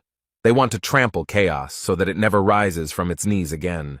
Just like 900 years ago, the divine physician will never forget everything he experienced then. He held in his arms a dying soldier and a friend who did not want to die. They had been through so much together, and now they had to say goodbye. The guy gives Young-ho a fruit from the Tree of Illusions, and explains that it is impossible to help him. He asks the old man to take this fruit and tell everyone that they did not lose because they have this fruit. So the expedition into the depths did not fail.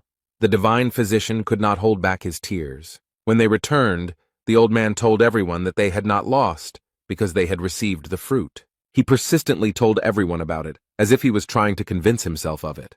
Young-ho has been humiliated for years, and these bastards want to take everything from him. What they saw near the factory was extremely shocking for the men. They found it hard to believe that all this was real. Young-ho's hands shake from fear, but even more from anger and injustice. Carlton tried to calm the divine doctor, but his attempts were unsuccessful. The old man runs at full speed, thinking that he will not allow them to be left without everything they have again. He convinces himself that he is no longer as pathetic and weak as before. The old man quickly approaches one of the attacker's subordinates and shows no signs of stopping. The man looks around and does not immediately understand what is happening. He is too slow in thinking. Jong-ho didn't stop for a moment. He destroyed the enemy army warrior on the move and ran on. He tries to find Muhek and Kaiman as he doesn't see them anywhere. The old man is very worried about them. But the next moment he saw something that slowed his pace. It just shocked him. His loyal friends and brothers are brutally maimed and scream in pain, unable to fight. Unfortunately, even Kaiman could not resist this extremely powerful monarch. The guy is very brave and incredibly resilient. He has already received many injuries, but he does not retreat. Yun-hoon himself looks around cheerfully and declares that he is glad to see this desperate doctor. He explained that no one told him where Jae-hwan was now, so Young-ho arrived just in time. He likes such strong-willed people, but he can't afford to waste so much time, so he decides that his first victim will be Kaiman. Young-ho can't believe that this guy is going to die now. He screams desperately, but it doesn't help. The awakened one remembered his life and what he had achieved, especially when Jae-hwan was by his side. In his mind, he turns to the commandant of the fortress and admits that he is very sorry, but he still will not betray him. The divine doctor ran up in time and grabbed the boy by the belt so that he would not be hit. The next moment, Kaiman was next to Serena, and Carlton and Chung-ho entered into a fight with the monarch. The girl is worried about them, and at the same time is very grateful that they came right now and are helping. Yun-hong himself accepted the fight without any problems and attacked two of his opponents at once. Carlton used his chain power to take Kaiman and Yunen away from Monarch. This man looks like a psychopath who enjoys torturing people. He has the same crazy smile. The divine doctor understands that this is a very strong opponent and they will not last long. He doesn't understand where such incredible power came from, and how Kaiman managed to survive the battle with this monster for so long. Suddenly a bright yellow light appeared behind Monarch Sam Yun-hun, and he looked back. The factory owners came and asked what the Black Shadow strategist was creating here. The man casually greeted his old acquaintances, but they sternly demanded that he answer their questions and explain that he needed the product. Edzak asks if he means an awakened person who has begun the birth stage, and then he added that over the millennia they have not changed much, since they still perceive a being with a soul as an object. The monarch doesn't care what they tell him there. He hopes that they will open the factory gates for him. The factory owners ask why he wants to go there and explain that they can't do it now, and Sam Young-hoon comes to the conclusion that the product has escaped to the factory. But he was again told that no one would open the gates now, and the monarch remarked that he must have been misunderstood. He became angry and demanded that these pieces of metal immediately obey him and open the gates. And then the Black Shadow strategist used his power against the three factory owners. Edzak explains that the man must have forgotten that monarchs are forbidden from breaking into the strange factory. Yun-hong himself calmly replies that he knows very well that they are guarding the king there and continue to keep him behind the walls. The monarch explained that this was why he did not move them, as catastrophe is known as one of the ancient gods. This creature can only be sealed by all 12 monarchs. It is the strongest god of the depths.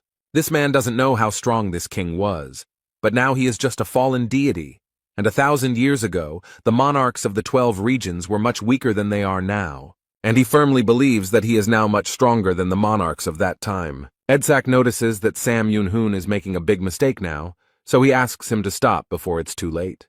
But this man seems to have completely lost his mind. He declares that he will not listen to tin cans. At this point, Ias could not stand it any longer and jumped up to teach this arrogant man a lesson. The monarch is not afraid at all.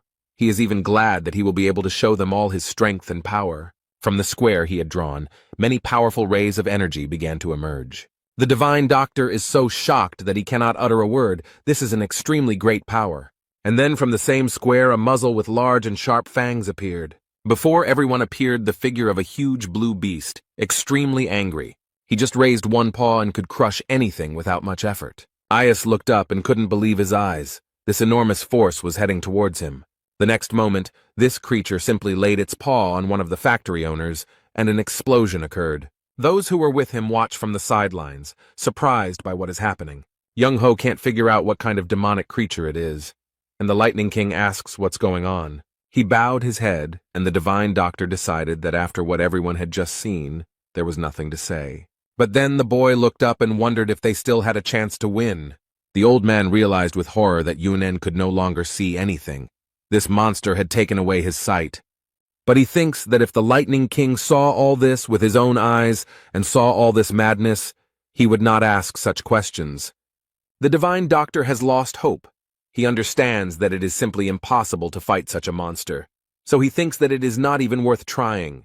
But suddenly he remembers the words of his old friend, who asks if he will really run away again. The old man froze for a second, unable to find the right words to justify himself. And then he explains to himself that he is simply afraid. His whole body is shaking and does not obey. Now he turns his thoughts to Jae-hwan and asks why he continues to believe in his victory while fighting such strong monsters. Yun-un interrupted the old man's thoughts and asked if the fortress caretaker had returned yet. Young-ho understands that the boy has gone to the king and may even die there, but he is confident that Hwang will not become crippled even before death. The old man passes by Yun-en and states that the fortress caretaker has not returned yet.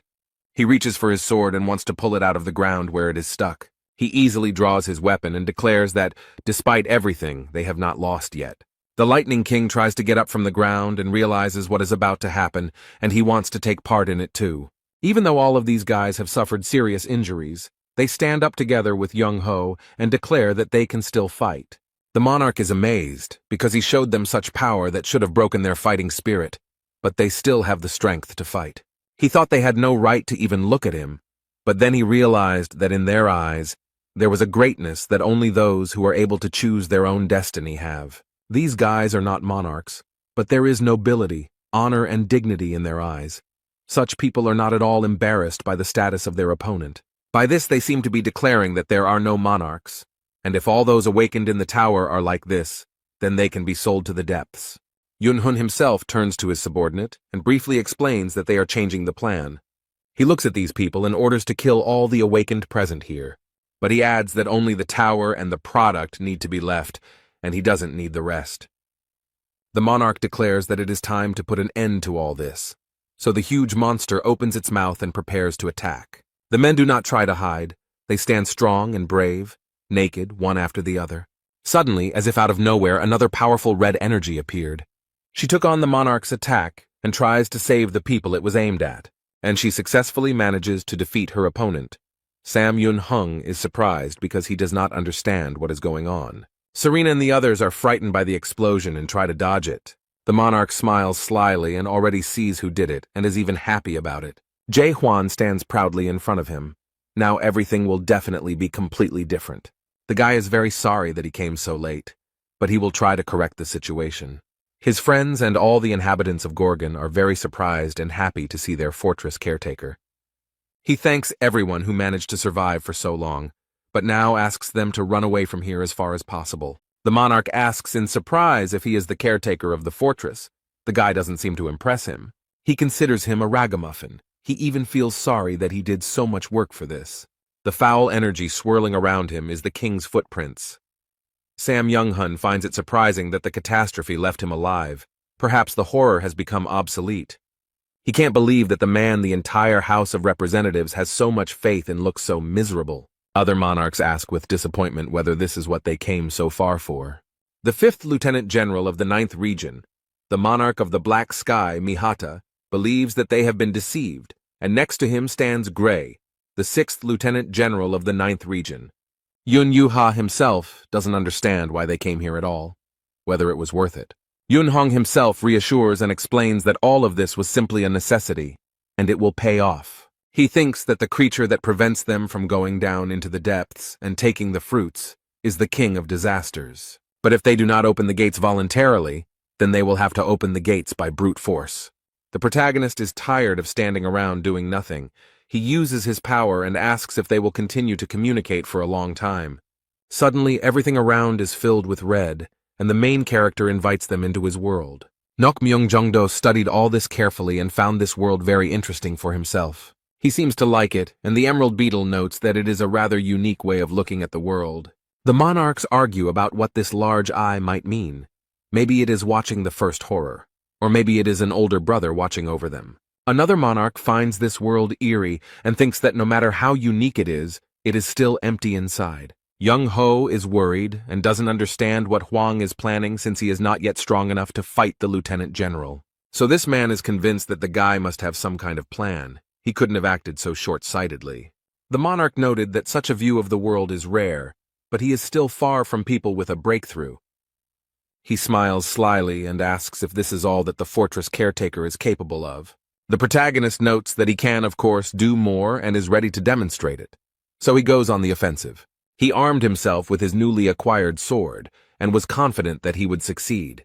The guy is serious and points his sword and all his energy at Sam Yun-hun. Then the 6th Lieutenant General of the 9th Region blocked his attack and noticed that this guy was nothing but a noisemaker. Jae-hwan retreated a little, but such trifles did not stop him. Gray looked closely at his opponent and noted that there was no need for everyone to fight together. The dragon-footed monarch asks the strategist for permission to fight him personally, but Sam Yun-hun remarks that he himself wants to compete with him, which surprises Sareem. Emerald Beetle is surprised that it is the monarch who is going to fight, and justifies himself by saying that he himself needs to clean up the mess he made. Nok Myung-jongdo stares at his back and notes that he will join the fight. But he doesn't like that some old man from the Emerald Beetle's squad dared to come up to him and say that he doesn't need help. He snapped his fingers, and the world around him began to change. The main character watched what was happening with interest. A huge cube with strong walls was formed, and Sam Yun-hung added that he could handle it himself. Emerald Beetle doesn't like this at all, reminding them that his clan still has a few issues to deal with the boy. But it's no use. This monarch asks them to stay away and not interfere. Jae-hwan asks what the man is up to, and the monarch explains that it is a favor he is doing him for his bravery. He notes that this guy will only be satisfied after a one-on-one fight, and he doesn't like it when others interfere. Yun-hong himself said that he had already prepared everything, and the guy could strike the first blow. He was convinced that the fight would be fun. The protagonist agrees to these conditions and prepares to attack his opponent.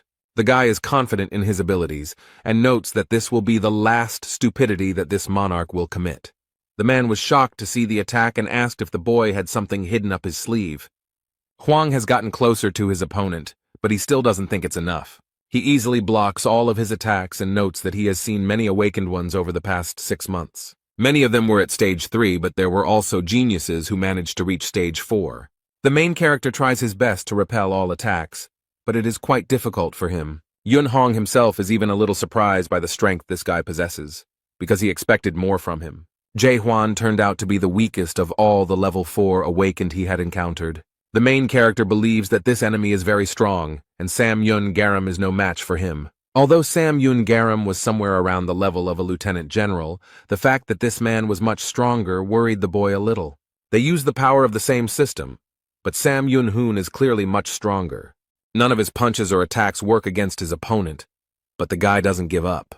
The monarch knows that Hwang has begun the birth and is currently in the incarnation stage, and has noticed that he is using quite a powerful energy.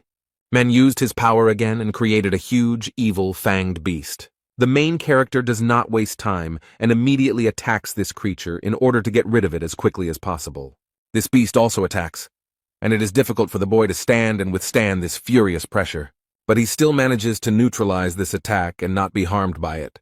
Yun-hong himself was surprised by what he saw. This man didn't expect Hwang to be able to handle this at all.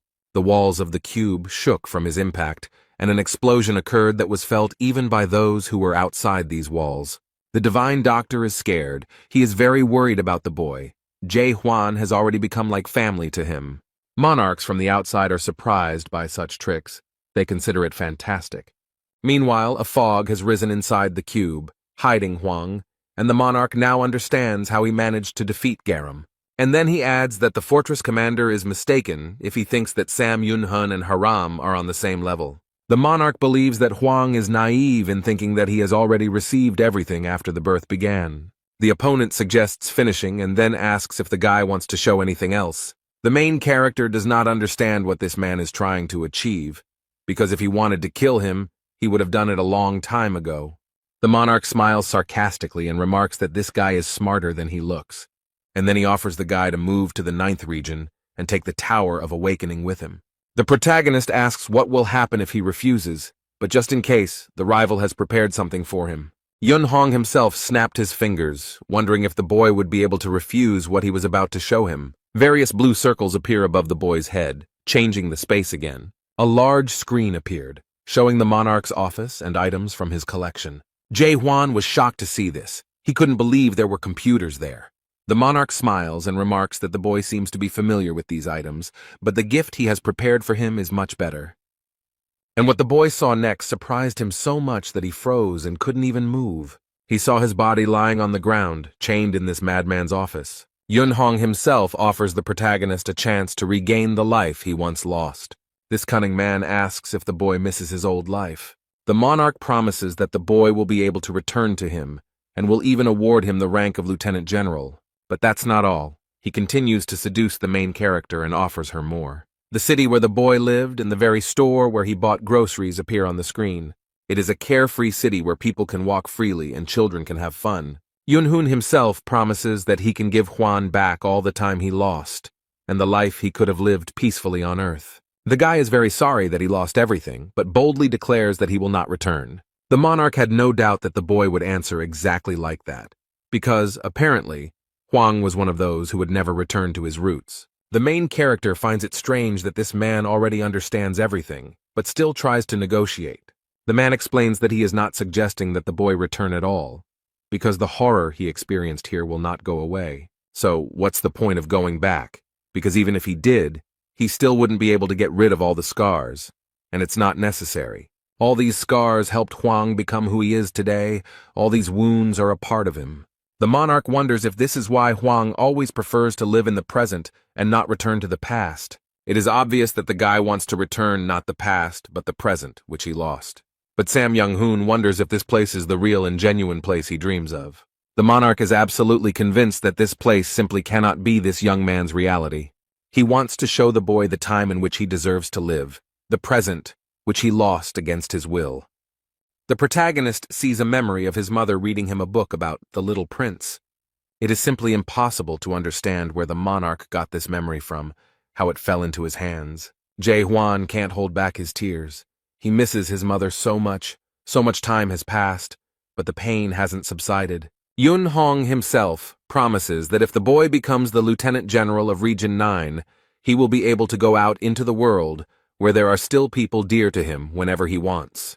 The protagonist understands that this is a clear provocation and that when they promise a lot, they also ask for a lot. He is not going to follow the lead of sweet words and rainbow dreams. The guy does not want to live in illusions. The monarch saw Huang raise his weapon and asked what the boy was up to. Jae Hwan was determined that he would not return to this world because he chose to live on. Yun Hong himself doesn't understand why Huang doesn't want to meet his family at all.